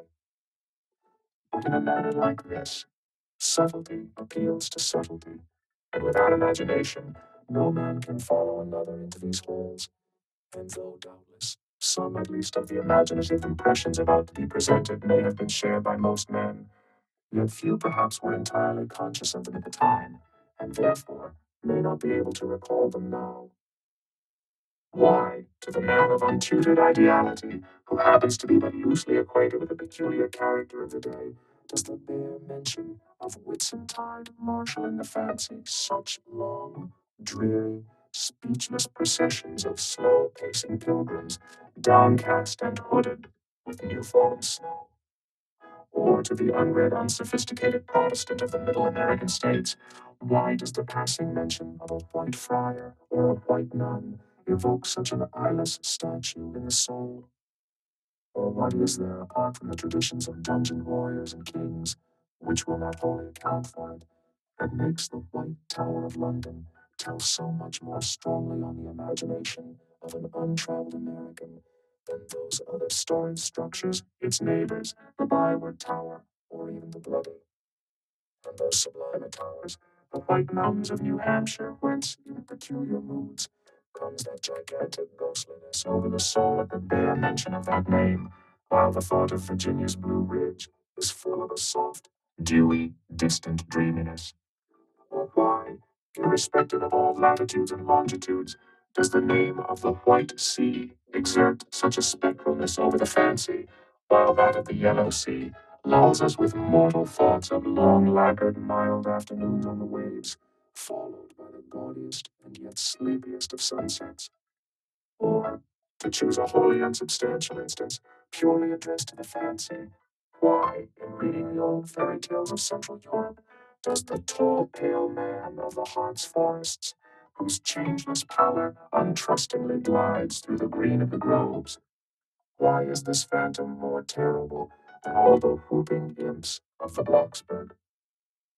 Nor is it altogether the remembrance of her cathedral toppling earthquakes, nor the stampedos of her frantic seas, nor the tearlessness of arid skies that never rain, nor the sight of her wide field of leaning spires, wrenched copestones and crosses all adroop, like canted yards of anchored fleets, and her suburban avenues of house walls lying over upon each other as a tossed pack of cards. It is not these things alone which make tearless Lima the strangest, saddest city thou canst see. For Lima has taken the white veil, and there is a higher horror in this whiteness of her woe. Old as Pizarro, this whiteness keeps her ruins forever new, admits not the cheerful greenness of complete decay, spreads over her broken ramparts the rigid pallor of an apoplexy that fixes its own distortions. I know that to the common apprehension, this phenomenon of whiteness is not confessed to be the prime agent in exaggerating the terror of objects otherwise terrible, nor to the unimaginative mind is there aught of terror in those appearances whose awfulness to another mind almost solely consists in this one phenomenon, especially when exhibited under any form at all approaching to muteness or universality. What I mean by these two statements may perhaps be respectively elucidated by the following examples. First, the mariner, when drawing nigh the coasts of foreign lands, if by night he hear the roar of breakers, starts to vigilance, and feels just enough of trepidation to sharpen all his faculties. But under precisely similar circumstances, let him be called from his hammock to view his ship sailing through a midnight sea of milky whiteness, as if from encircling headlands shoals of cold white bears were swimming round him. Then he feels a silent, superstitious dread. The shrouded phantom of the whitened waters is horrible to him as a real ghost. In vain, the lead assures him he is still off soundings. Heart and helm they both go down. He never rests till blue water is under him again. Yet where is the mariner who would tell thee, Sir, it was not so much the fear of striking hidden rocks as the fear of that hideous whiteness that so stirred me? Second, to the native Indian of Peru, the continual sight of the snow-hounded Andes conveys naught of dread, except, perhaps, in the mere fancying of the eternal frosted desolateness reigning at such vast altitudes, and the natural conceit of what a fearfulness it would be to lose oneself in such inhuman solitudes. Much the same is it with the backwoodsman of the West, who with comparative indifference views an unbounded prairie sheeted with driven snow, no shadow of tree or twig to break the fixed trance of whiteness.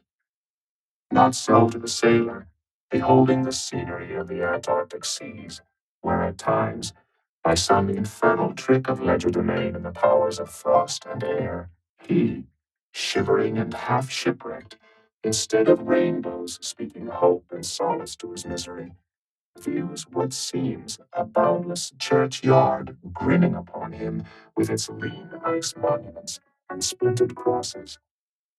But thou sayest, methinks this white lead chapter about whiteness is but a white flag hung out from a craven soul, thou surrenderest to a hypo, Ishmael. Tell me, why this strong young colt, foaled in some peaceful valley of Vermont, far removed from all beasts of prey, why is it that upon the sunniest day, if you but shake a fresh buffalo robe behind him, so that he cannot even see it, but only smells its wild animal muskiness, why will he start, snort, and with bursting eyes paw the ground in frenzies of affright?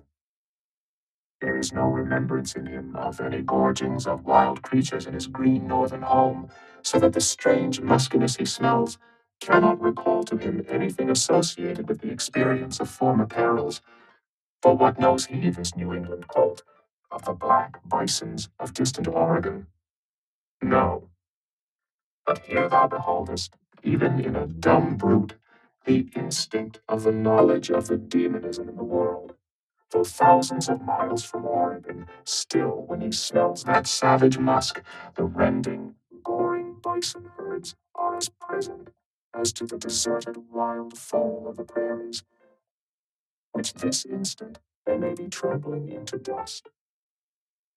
Thus, then, the muffled rollings of a milky sea, the bleak rustlings of the festooned frosts of mountains, the desolate shiftings of the windrowed snows of prairies, all these to Ishmael are as the shaking of that buffalo robe to the frightened colt. Though neither knows where lie the nameless things of which the mystic sign gives forth such hints, yet with me, as with the colt, somewhere those things must exist, though in many of its aspects this visible world seems formed in love.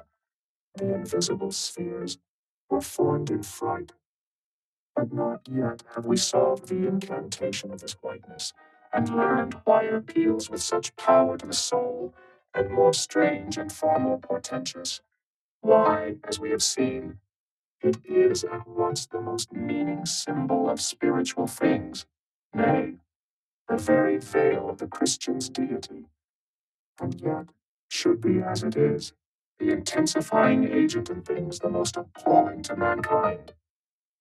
Is it that by its indefiniteness it shadows forth the heartless voids and immensities of the universe, and thus stabs us from behind with the thought of annihilation when beholding the white depths of the Milky Way?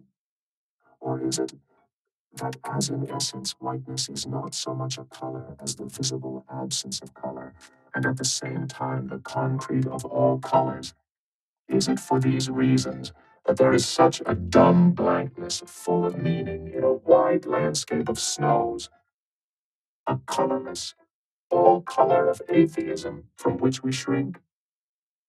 And when we consider that other theory of the natural philosophers, that all other earthly hues, every stately or lovely emblazoning, the sweet tinges of sunset skies and woods, yea, and the gilded velvets of butterflies, and the butterfly cheeks of young girls, all these are but subtle deceits, not actually inherent in substances, but only laid on from without, so that all deified nature absolutely paints like the harlot, whose allurements cover nothing but the charnel house within. And when we proceed further and consider that the great mystical cosmetic which produces every one of her hues, the great principle of light, forever remains white or colorless in itself, and if operating without medium upon matter, would touch all objects, even tulips and roses, with its own blank tinge, pondering all this, the palsied universe lies before us, a leper, and like willful travelers in Lapland who refuse to wear colored and coloring glasses upon their eyes, so the wretched infidel gazes himself blind at the monumental white shroud that wraps all the prospect around him. And of all these things, the albino whale was the symbol. Wonder ye then at the fiery hunt. Chapter 43. Hark! Hist! Did you hear that noise, Kabako? It was the middle watch, a fair moonlight. The seamen were standing in a corner, extending from one of the fresh water butts in the waist to the scuttlebutt near the taffrail. In this manner, they passed the buckets to fill the scuttlebutt, standing for the most part on the hollowed precincts of the quarterdeck. They were careful not to speak or rustle their feet. From hand to hand, the buckets went in the deepest silence, only broken by the occasional flap of a sail and the steady hum of the unceasingly advancing keel. It was in the midst of this repose that Archie, one of the cordon, whose post was near the after hatches, whispered to his neighbor, a cholo, the words above. Hist! Did you hear that noise, Kabako? Take the bucket, will you, Archie? What noise do you mean? There it is again. Under the hatches, don't you hear it? A cough. It sounded like a cough. Cough be damned. Pass along that return bucket. There again. There it is. It sounds like 2 or 3 sleepers turning over now. Caramba, have done, shipmate, will ya? It's the 3 soaked biscuits you ate for supper turning over inside of you, nothing else. Look to the bucket. Say what you will, shipmate. I've sharp ears. Ah, you are the chap, ain't you, that heard the hum of the old Quakeress's knitting needles 50 miles at sea from Nantucket? You're the chap. Bring away. We'll see what turns up. Harkee, Kabako. There is somebody down in the afterhold that has not yet been seen on deck, and I suspect our old mogul knows something of it too. I heard Step Toe Flask one morning watch, but there was something of that sort in the wind. Tish, the bucket. Chapter 44. The Chart. Had you followed Captain Ahab down into his cabin after the squall that took place on the night succeeding that wild ratification of his purpose with his crew, you would have seen him go to a locker in the transom and bringing out a large, wrinkled roll of yellowish sea charts, spread them before him on his screwed-down table. Then, seating himself before it, you would have seen him intently study the various lines and shadings which there met his eye, and with slow but steady pencil, trace additional courses over spaces that before were blank. At intervals, he would refer to piles of old log books beside him, wherein were set down the seasons and places in which, on various former voyages of various ships, sperm whales had been captured or seen. While thus employed, the heavy pewter lamp suspended in chains over his head continually rocked with the motion of the ship, and forever threw shifting gleams and shadows of lines upon his wrinkled brow, till it almost seemed that while he himself was marking out lines and courses on the wrinkled charts, some invisible pencil was also tracing lines and courses upon the deeply marked chart of his forehead. But it was not this night in particular that, in the solitude of his cabin, Ahab thus pondered over his charts. Almost every night they were brought out. Almost every night some pencil marks were effaced and others were substituted. For with the charts of all four oceans before him, Ahab was threading a maze of currents and eddies with a view to the more certain accomplishment of that monomaniac thought of his soul. Now, to anyone not fully acquainted with the ways of the Leviathans, it might seem an absurdly hopeless task thus to seek out one solitary creature in the unhooped oceans of this planet. But not so did it seem to Ahab, who knew the sets of all tides and currents, and thereby calculating the driftings of the sperm whale's food, and also calling to mind the regular ascertained seasons for hunting him in particular latitudes, could arrive at reasonable surmises, almost approaching to certainties, concerning the timeliest day to be upon this or that ground, in search of his prey. So assured, indeed, is the fact concerning the periodicalness of the sperm whales resorting to given waters, that many hunters believe that, could he be closely observed and studied throughout the world, were the logs for one voyage of the entire whale fleet carefully collated, then the migrations of the sperm whale would be found to correspond in invariability to those of the herring shoals or the flights of swallows. On this hint, attempts have been made to construct elaborate migratory charts of the sperm whale. Since the above was written, the statement is happily borne out by an official circular issued by Lieutenant Maury of the National Observatory, Washington, April 16th, 1851.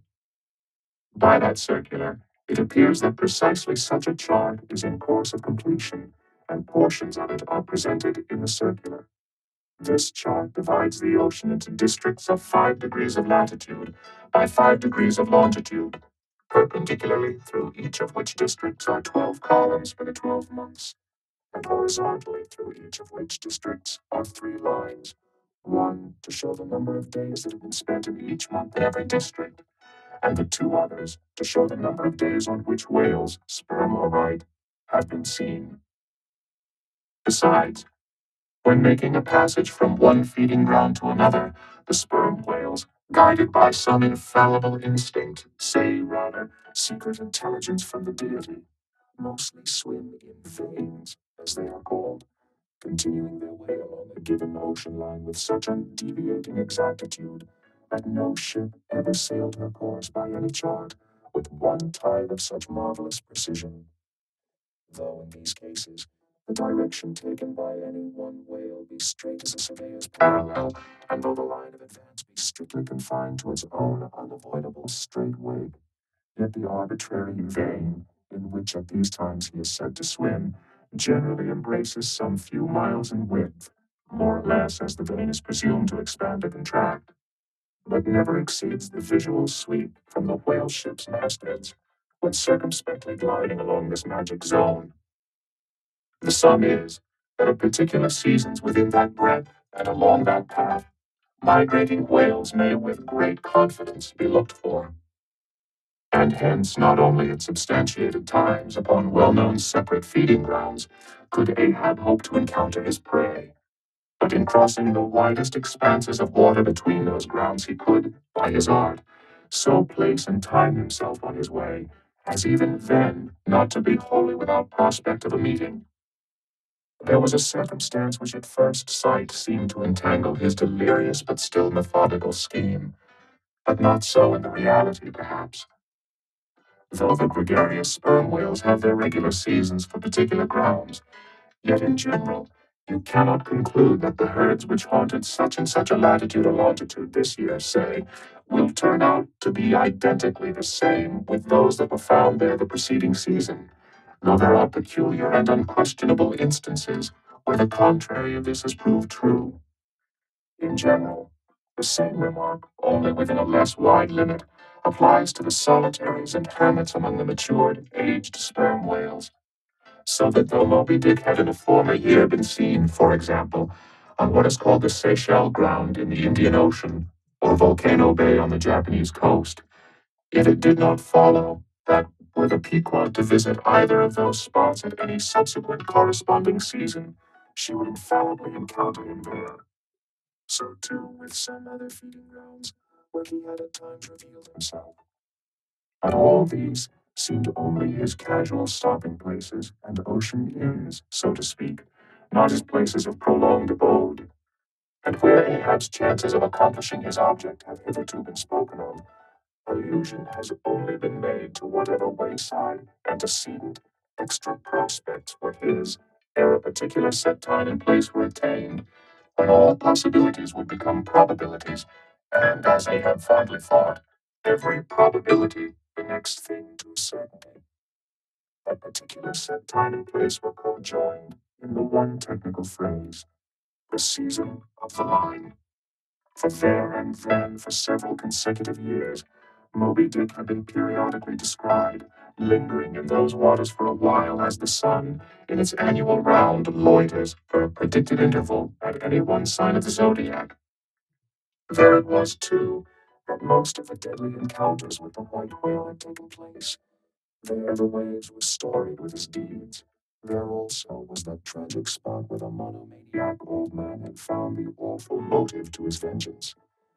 But in the cautious comprehensiveness and unloitering vigilance with which Ahab threw his brooding soul into this unfaltering hunt, he would not permit himself to rest all his hopes upon the one crowning fact above mentioned, however flattering it might be to those hopes, nor in the sleeplessness of his vow could he so tranquilize his unquiet heart as to postpone all intervening quest.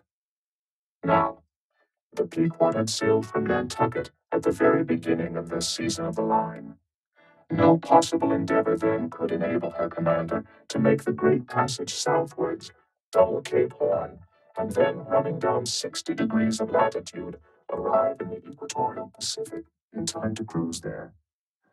Therefore, he must wait for the next ensuing season. Yet the premature hour of the Pequod sailing had, perhaps, been covertly selected by Ahab with a view to this very complexion of things, because an interval of 365 days and nights was before him, an interval which, instead of impatiently enduring ashore, he would spend in a miscellaneous hunt. If by chance the white whale, spending his vacation in seas far remote from his periodical feeding grounds, should turn up his wrinkled brow off the Persian Gulf, or in the Bengal Bay, or China Seas, or in any other waters haunted by his race, so that monsoons, pampas, nor'westers, harmatons, trades, any wind but the levanter and simoon might blow Moby Dick into the devious zigzag world circle of the Pequod's circumnavigating wake.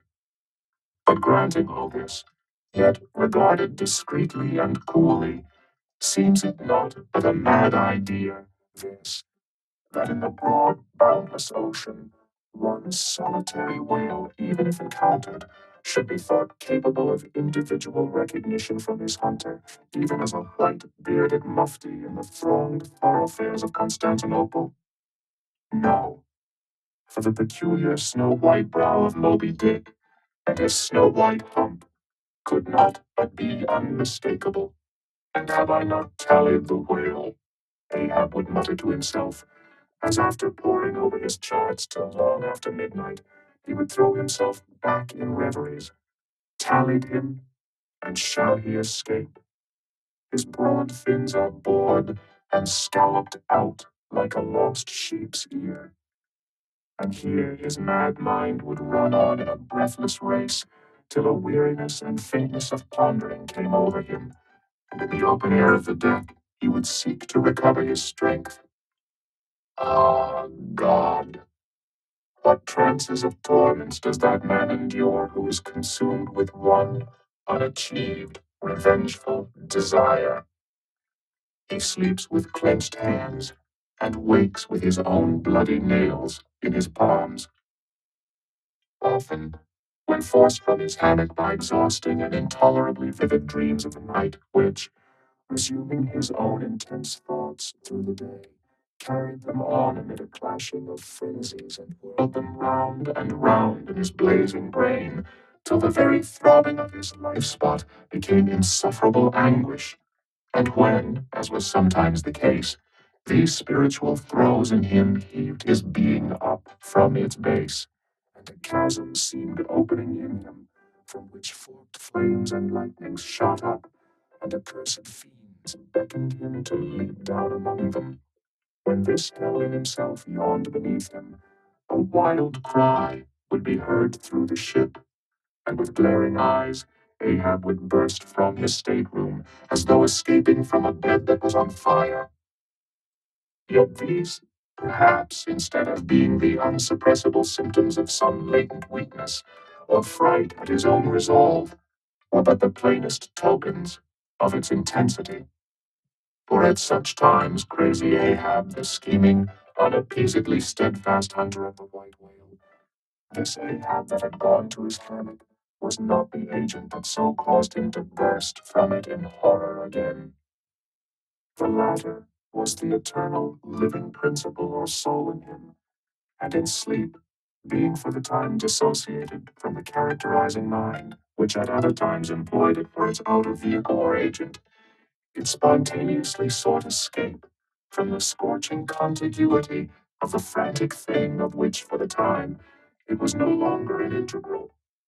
But as the mind does not exist unless leagued with the soul, therefore it must have been that in Ahab's case, yielding up all his thoughts and fancies to his one supreme purpose, that purpose, by its own sheer inveteracy of will, forced itself against gods and devils into a kind of self-assumed, independent being of its own. Nay, could grimly live and burn, while the common vitality to which it was conjoined fled, horror-stricken, from the unbidden and unfathered birth.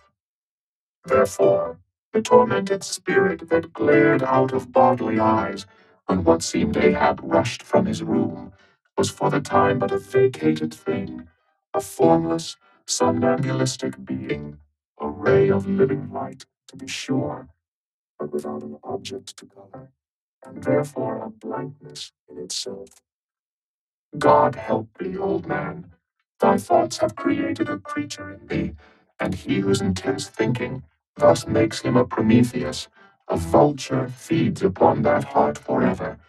That vulture, the very creature he creates. Chapter 45. The Affidavit. So far as what there may be of a narrative in this book, and indeed as indirectly touching one or two very interesting and curious peculiars in the habits of sperm whales, the foregoing chapter in its earlier part is as important a one as will be found in this volume, but the leading matter of it requires to be still further and more familiarly enlarged upon in order to be adequately understood, and moreover, to take away any incredulity which a profound ignorance of the entire subject may induce in some minds as to the natural verity of the main points of this affair. I care not to perform this part of my task methodically, but shall be content to produce the desired impression by separate citations of items, practically or reliably known to me as a whaleman, and from these citations I take it, the conclusion aimed at will naturally follow of itself. First, I have personally known 3 instances where a whale, after receiving a harpoon, has effected a complete escape, and, after an interval, in one instance of 3 years, has been again struck by the same hand and slain, when the 2 irons, both marked by the same private cipher, have been taken from the body. In the instance where 3 years intervened between the flinging of the 2 harpoons, and I think it may have been something more than that, the man who darted them, happening in the interval to go on a trading ship on a voyage to Africa, went ashore there, joined a discovery party, and penetrated far into the interior, where he traveled for a period of nearly 2 years, often endangered by serpents, savages, tigers, poisonous miasmas, with all the other common perils incident to wandering in the heart of unknown regions. Meanwhile, the whale he had struck must also have been on its travels. No doubt it had thrice circumnavigated the globe, brushing with its flanks all the coasts of Africa, but to no purpose. This man and this whale again came together, and the one vanquished the other. I say I myself have known 3 instances similar to this. That is, in 2 of them I saw the whales struck, and upon the second attack saw the 2 irons with the respective marks cut in them, afterwards taken from the dead fish. In the 3 year instance, it so fell out that I was in the boat both times, first and last, and the last time distinctly recognized a peculiar sort of huge mole under the whale's eye, which I had observed there 3 years previous. I say 3 years, but I'm pretty sure it was more than that. Here are 3 instances, then, which I personally know the truth of, but I have heard of many other instances from the persons whose veracity in the matter there is no good ground to impeach. Secondly, it is well known in the sperm whale fishery, however ignorant the world ashore may be of it, that there have been several memorable historical instances where a particular whale in the ocean has been at distant times and places popularly cognizable. Why such a whale became thus marked was not altogether and originally owing to his bodily peculiarities as distinguished from other whales, for however peculiar in that respect any chance whale may be, they soon put an end to his peculiarities by killing him and boiling him down into a peculiarly valuable oil. No, the reason was this, that from the fatal experiences of the fishery there hung a terrible prestige of perilousness about such a whale as they did about Rinaldo Rinaldini, insomuch that most fishermen were content to recognize him by merely touching their tarpaulins when he would be discovered lounging by them on the sea, without seeking to cultivate a more intimate acquaintance. Like some poor devils ashore that happen to know an irascible great man, they make distant, unobtrusive salutations to him in the street, lest if they pursued the acquaintance further, they might receive a summary thump for their presumption. But not only did each of these famous whales enjoy great individual celebrity, nay, you may call it an ocean-wide renown. Not only was he famous in life, and now is immortal in forecastle stories after death, but he was admitted into all the rights, privileges, and distinctions of a name, had as much a name indeed as Cambyses or Caesar. Was it not so, O Timor Jack, thou famed Leviathan, scarred like an iceberg, who so long didst lurk in the oriental straits of that name, whose spout was oft seen from the palmy beach of Umbay? Was it not so, O New Zealand Tom, thou terror of all cruisers that crossed their wakes in the vicinity of the Tattoo Land? Was it not so, O Moquan, king of Japan, whose lofty jet they say at times assumed the semblance of a snow-white cross against the sky? Was it not so, O Don Miguel, thou Chilean whale, marked like an old tortoise with mystic hieroglyphics upon the back? In plain prose, here are four whales as well known to the students of cetacean history as Marius or Scylla to the classic scholars. But this is not all. New Zealand Tom and Don Miguel, after at various times creating great havoc among the boats of different vessels, were finally gone in quest of, systematically hunted out, chased, and killed by valiant whaling captains who heaved up their anchors with that express object as much in view as in setting out through the Narragansett woods. Captain Church of old had it in his mind to capture that notorious, murderous savage Anawan, the headmost warrior of the Indian King Philip. I do not know where I can find a better place than just here to make mention of one or two other things which to me seem important, as in printed form establishing in all respects the reasonableness of the whole story of the white whale, more especially the catastrophe. For this is one of those disheartening instances where truth requires full as much bolstering as error. So ignorant are most landsmen of some of the plainest and most palpable wonders of the world, that without some hints of touching the plain facts, historical and otherwise, of the fishery, they might scout at Moby Dick as a monstrous fable, or still worse and more detestable, a hideous and intolerable allegory.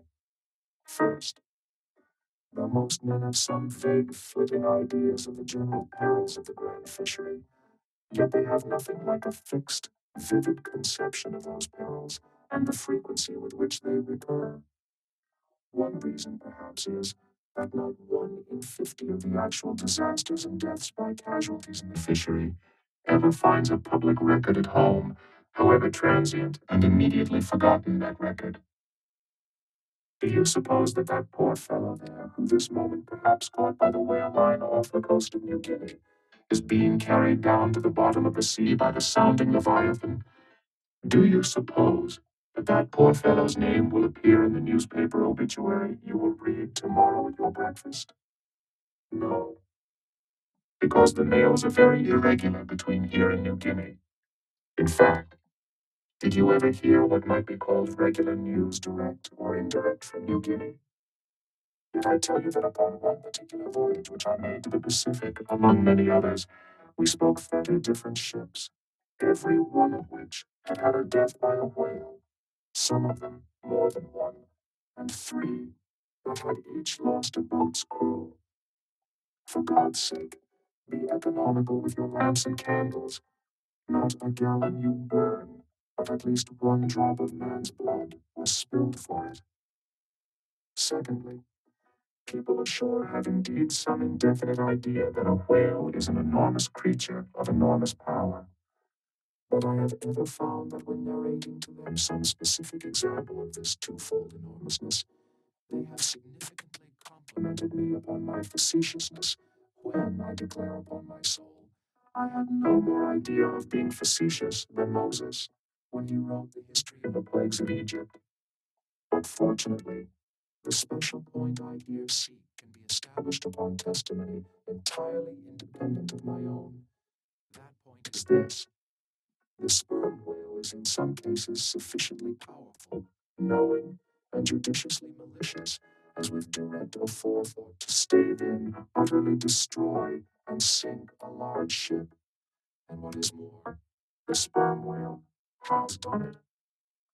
First, in the year 1820, the ship Essex, Captain Pollard of Nantucket, was cruising in the Pacific Ocean. One day she saw spouts, lowered her boats, and gave chase to a shoal of sperm whales. Ere long, several of the whales were wounded, when suddenly a very large whale escaping from the boats issued from the shoal and bore directly down upon the ship, dashing his forehead against her hull. He so stove her in that in less than 10 minutes she settled down and fell over. Not a surviving plank of her has been seen since. After the severest exposure, part of the crew reached the land in their boats, being returned home at last, Captain Pollard once more sailed out for the Pacific in command of another ship, but the gods shipwrecked him again upon unknown rocks and breakers. For the second time, his ship was utterly lost, and forthwith forswearing the sea, he has never tempted it since. At this day, Captain Pollard is a resident of Nantucket. I have seen Owen Chase, who was chief mate of the Essex at the time of the tragedy. I have read his plain and faithful narrative. I have conversed with his son, and all this within a few miles of the scene of the catastrophe. The following are extracts from Chase's narrative. Every fact seemed to warrant me in concluding that it was anything but chance which directed his operations. He made two several attacks upon the ship, at a short interval between them, both of which, according to their direction, were calculated to do us the most injury, by being made ahead, and thereby combining the speed of the two objects for the shock, to effect which, the exact maneuvers which he made were necessary. His aspect was most horrible, and such as indicated resentment and fury. He came directly from the shoal which we had just before entered, and in which we had struck three of his companions, as if fired with revenge for their sufferings. Again, at all events, the whole circumstances taken together, all happening before my own eyes and producing at the time impressions in my mind of decided, calculating mischief on the part of the whale, many of which impressions I cannot now recall, induce me to be satisfied that I am correct in my opinion. Here are his reflections some time after quitting the ship, during a black night in an open boat, when almost despairing of reaching any hospitable shore. The dark ocean and swelling waters were nothing. The fears of being swallowed up by some dreadful tempest, or dashed upon hidden rocks, with all the other ordinary subjects of fearful contemplation, seemed scarcely entitled to a moment's thought. The dismal looking wreck, and horrid aspect and revenge of the whale, wholly engrossed my reflections until day again made its appearance. In another place, page 45, he speaks of the mysterious and mortal attack of the animal. Secondly, the ship Union, also of Nantucket, was in the year 1807 totally lost off the Azores by a similar onset. But the authentic particulars of this catastrophe I have never chanced to encounter, though from the whale hunters I have now and then heard casual allusions to it. Thirdly, some 18 or 20 years ago, Commodore J, then commanding an American sloop of war of the first class, happened to be dining with a party of whaling captains on board a Nantucket ship in the harbor of Oahu, Sandwich Islands. Conversation turning upon whales, the Commodore was pleased to be skeptical touching the amazing strength ascribed to them by the professional gentlemen present. He peremptorily denied, for example, that any whale could so smite his stout sloop of war as to cause it to leak so much as a thimbleful. Very good, but there is more coming. Some weeks after, the Commodore set sail in this impregnable craft for Valparaiso, but he was stopped on the way by a portly sperm whale that begged a few moments' confidential business with him. That business consisted in fetching the Commodore's craft such a thwack that with all his pumps going, he made straight for the nearest port to heave down and repair. I am not superstitious, but I consider the Commodore's interview with that whale as providential. Was not Saul of Tarsus converted from unbelief by a similar fright? I tell you, the sperm whale will stand no nonsense. I will now refer you to Langsdorff's voyages for a little circumstance in point, peculiarly interesting to the writer hereof. Langsdorff, you must know, by the way, was attached to the Russian Admiral Krusenstern's famous discovery expedition in the beginning of the present century. Captain Langsdorff thus begins his 17th chapter. By the 13th of May, our ship was ready to sail, and the next day we were out in the open sea on our way to Ochotsk. The weather was very clear and fine, but so intolerably cold that we were obliged to keep on our fur clothing. For some days we had very little wind. It was not till the 19th that a brisk gale from the northwest sprang up. An uncommon large whale, the body of which was larger than the ship itself, lay almost at the surface of the water, but was not perceived by anyone on board till the moment when the ship, which was in full sail, was almost upon him, so that it was impossible to prevent its striking against him. We were thus placed in the most imminent danger, as this gigantic creature, setting up its back, raised the ship 3 feet at least out of the water. The masts reeled, and the sails fell altogether, while we who were below all sprang instantly upon the deck, concluding that we had struck upon some rock. Instead of this, we saw the monster sailing off with the utmost gravity and solemnity. Captain DeWolf applied immediately to the pumps to examine whether or not the vessel had received any damage from the shock, but we found that very happily it had escaped entirely uninjured. Now, the Captain DeWolf here alluded to as commanding the ship in question is a New Englander who, after a long life of unusual adventures as a sea captain, this day resides in the village of Dorchester, near Boston. I have the honor of being a nephew of his. I have particularly questioned him concerning this passage in Langsdorff. He substantiates every word. The ship, however, was by no means a large one, a Russian craft built on the Siberian coast and purchased by my uncle after bartering away the vessel in which he sailed from home. In that up and down manly book of old-fashioned adventure, so full too of honest wonders, the voyage of Lionel Wafer, one of ancient Dampier's old chums, I found a little matter set down so that, like just quoted from Langsdorff, but I cannot forbear inserting it here for a corroborative example, if such be needed. Lionel, it seems, was on his way to John Ferdinando, as he calls the modern Juan Fernandez. In our way thither, he says, about 4 o'clock in the morning, when we were about 150 leagues from the Main of America, our ship felt a terrible shock, which put our men in such consternation that they could hardly tell where they were or what to think. But everyone began to prepare for death, and indeed, the shock was so sudden and violent that we took it for granted that the ship had struck against a rock. But when the amazement was a little over, we cast the lead and sounded, but found no ground. The suddenness of the shock made the guns leap in their carriages, and several of the men were shaken out of their hammocks. Captain Davis, who lay with his head over a gun, was thrown out of his cabin. Lionel then goes on to impute the shock to an earthquake, and seems to substantiate the imputation by stating that a great earthquake, somewhere about that time, did actually do great mischief along the Spanish land.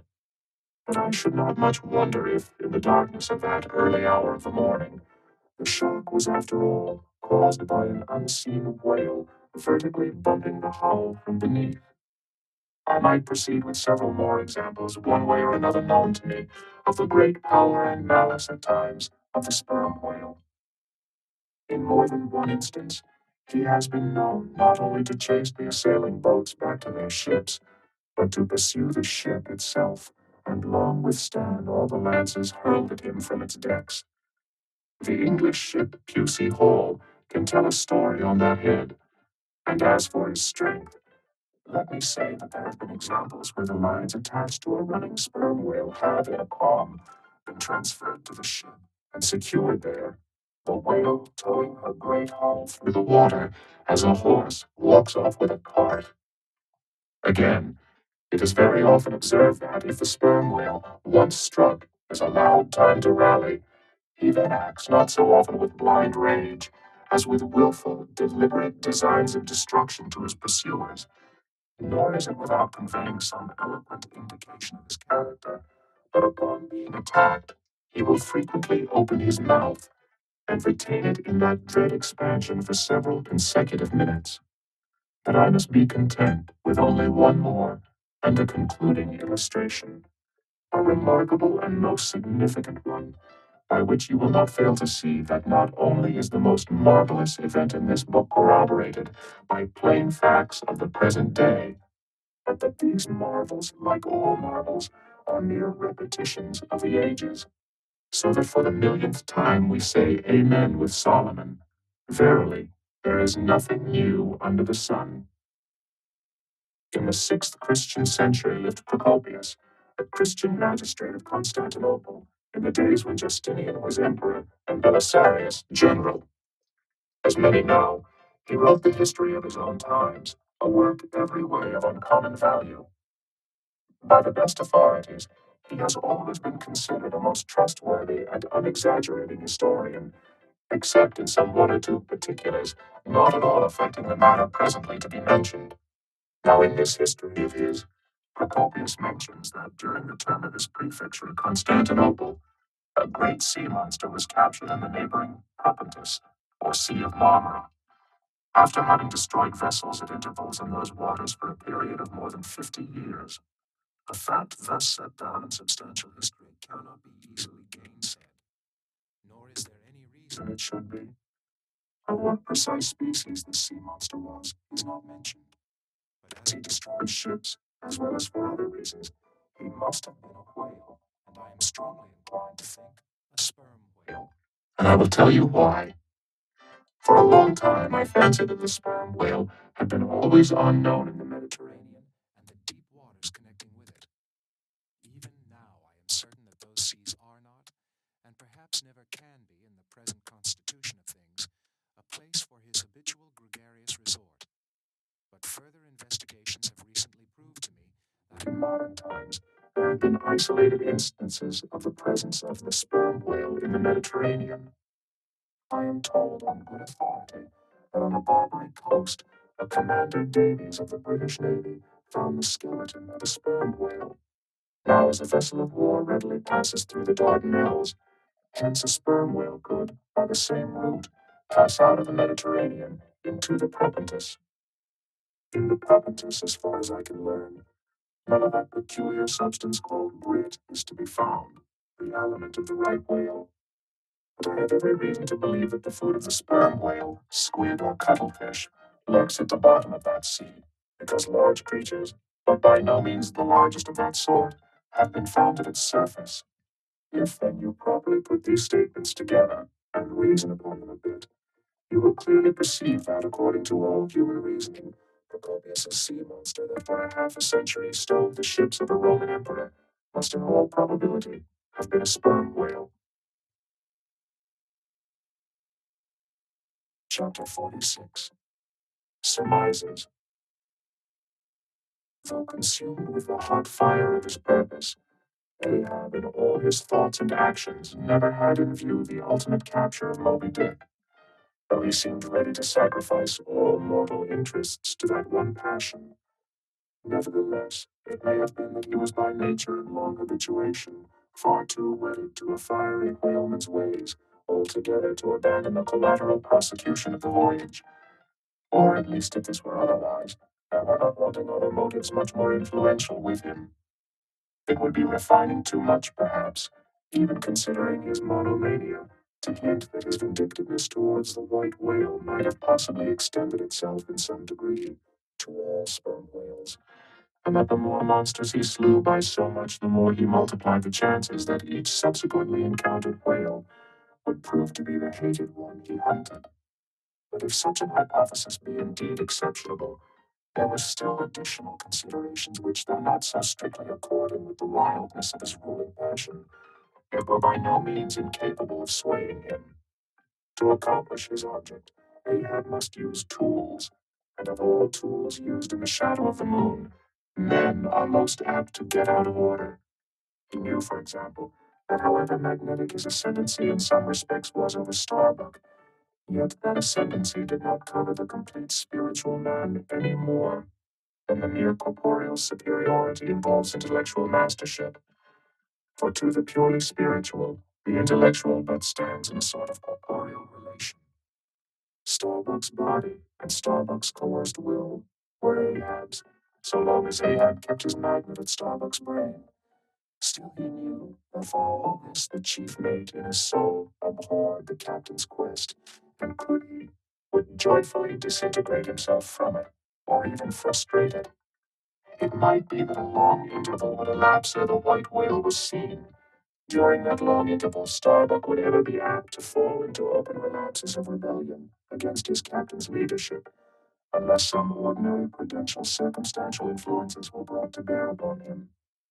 Not only that, but the subtle insanity of Ahab respecting Moby Dick was no ways more significantly manifested than in his superlative sense and shrewdness in foreseeing that, for the present, the hunt should in some way be stripped of that strange imaginative impiousness which naturally invested it, that the full terror of the voyage must be kept withdrawn into the obscure background, a few men's courage is proof against protracted meditation unrelieved by action, that when they stood their long night watches, his officers and men must have some nearer things to think of than Moby Dick.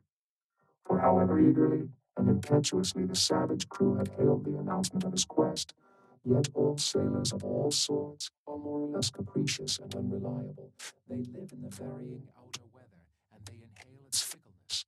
And when retained for any object remote and blank in the pursuit, however promissory of life and passion in the end, it is above all things requisite that temporary interests and employments should intervene and hold them helpfully suspended for the final dash. Nor was Ahab unmindful of another thing. In times of strong emotion, mankind disdain all base considerations. At such times are evanescent. The permanent constitutional condition of the manufactured man, thought Ahab, is sordidness. Granting that the white whale fully incites the hearts of this my savage crew, and playing round their savageness even breeds a certain generous knight-errantism in them, still, while for the love of it they give chase to Moby Dick, they must also have food for their more common daily appetites. For even the high-lifted and chivalric crusaders of old times were not content to traverse 2,000 miles of land to fight for their holy sepulchre without committing burglaries, picking pockets, and gaining other pious perquisites by the way. Had they been strictly held to their one final and romantic object, that final and romantic object too many would have turned from in disgust. I will not strip these men, thought Ahab, of all hopes of cash. Aye, cash. They may scorn cash now, but let some months go by, and no prospective promise of it to them, and then this same quiescent cash all at once mutinying in them, this same cash would soon cashier Ahab.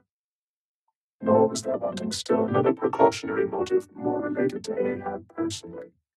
Having impulsively, it is probable, and perhaps somewhat prematurely revealed the prime but private purpose of the Pequod's voyage, Ahab was now entirely conscious that in so doing, he had indirectly laid himself open to the unanswerable charge of usurpation, and with perfect impunity, both moral and legal, his crew, if so disposed, and to that end competent, could refuse all further obedience to him, and even violently wrest from him the command. From even the barely hinted imputation of usurpation, and the possible consequences of such a suppressed impression gaining ground, Ahab must of course have been most anxious to protect himself. That protection could only consist in his own predominating brain and heart and hand, backed by a heedful, closely calculating attention to every minute atmospheric influence which it was possible for his crew to be subjected to. For all these reasons, then, and others perhaps too analytic to verbally develop here, Ahab plainly saw that he must still, in a good degree, continue true to the natural, nominal purpose of the Pequod's voyage, observe all customary usages, and not only that, but force himself to evince all his well-known passionate interest in the general pursuit of his profession. Be all this as it may, his voice was now often heard hailing the three mastheads and admonishing them to keep a bright lookout and not omit reporting even a porpoise. This vigilance was not long without reward. Chapter 47. The Mat Maker. It was a cloudy, sultry afternoon. The seamen were lazily lounging about the decks, or vacantly gazing over into the lead-colored waters. Queequeg and I were mildly employed weaving what is called a sword mat for an additional lashing to our boat. So still and subdued, and yet somehow preluding, was all the scene, and such an incantation of reverie lurked in the air that each silent sailor seemed resolved into his own invisible self. I was the attendant or page of Queequeg, while busy at the mat, as I kept passing and repassing the filling or woof of marlin between the long yarns of the warp, using my own hand for the shuttle, and as Queequeg, standing sideways, ever and anon slid his heavy oaken sword between the threads, and idly looking off upon the water, carelessly and unthinkingly drove home every yarn. I say so strange a dreaminess did there then reign all over the ship, and all over the sea, only broken by the intermitting dull sound of the sword, that it seemed as if this were the loom of time, and I myself were a shuttle mechanically weaving and weaving away at the fates. There lay the fixed threads of the warp subject to but one single, ever-returning, unchanging vibration, and that vibration merely enough to admit of the crosswise interblending of the other threads with its own. This warp seemed necessity, and here thought I, with my own hand, I ply my own shuttle and weave my own destiny into these unalterable threads. Meantime, Queequeg's impulsive, indifferent sword, sometimes hitting the wolf slantingly, or crookedly, or strongly, or weakly, as the case might be, and by this difference in the concluding blow producing a corresponding contrast in the final aspect of the completed fabric. This savage's sword, thought I, which thus finally shapes and fashions both warp and woof, this easy, indifferent sword, must be chance. I, chance, free will, and necessity, no wise incompatible, all interweavingly working together. A straight orb of necessity, not to be swerved from its ultimate course, its every alternating vibration, indeed, only tending to that, free will, still free to ply her shuttle between given threads, and chance, though restrained in its play within the right lines of necessity, and sideways in its motions modified by free will, though thus prescribed to by both, chance by turns rules either, and as the last featuring blow at events. Thus we were weaving and weaving away, when I started at a sound so strange, long drawn, and musically wild and unearthly, that the ball of free will dropped from my hand, and I stood gazing up at the clouds, whence that voice dropped like a wing. High aloft in the cross trees was that mad gay-header Tashtego. His body was reaching eagerly forward, his hand stretched out like a wand, and at brief sudden intervals he continued his cries. To be sure, the same sound was that very moment perhaps being heard all over the seas, from hundreds of whalemen's lookouts perched as high in the air. But from few of those lungs could that accustomed old cry have derived such a marvelous cadence as from Tashtego the Indian's. As he stood hovering over you, half suspended in air, so wildly and eagerly peering towards the horizon, you would have thought him some prophet or seer beholding the shadows of fate, and by those wild cries announcing their coming. There she blows! There she blows, she blows! Where away? On the lee beam, about 2 miles off, a score of them. Instantly, all was commotion. The sperm whale blows as a clock ticks, with the same undeviating and reliable uniformity, and thereby whalemen distinguish this fish from other tribes of his genus. There go flukes, was now the cry from Tashtego, and the whales disappeared. Quick, steward, cried Ahab. Time, time. Doughboy hurried below, glanced at the watch, and reported the exact minute to Ahab. The ship was now kept away from the wind, and she went gently rolling before it. Tashtego reporting that the whales had gone down, heading to leeward, we confidently looked to see them again directly in advance of our bows. For that singular craft at times evinced by the sperm whale when, sounding with his head in one direction, he nevertheless, while concealed beneath the surface, mills round and swiftly swims off in the opposite quarter. This deceitfulness of his could not now be in action, for there was no reason to suppose that the fish seen by Tachtigo had been in any way alarmed, or indeed knew at all of our vicinity. One of the men selected for shipkeepers, that is, those not appointed to the boats, by this time relieved the Indian at the mainmast head. The sailors at the fore and mizzen had come down. The line tubs were fixed in their places, the cranes were thrust out, the mainyard was backed, and the three boats swung over the sea like three samphire baskets over high cliffs.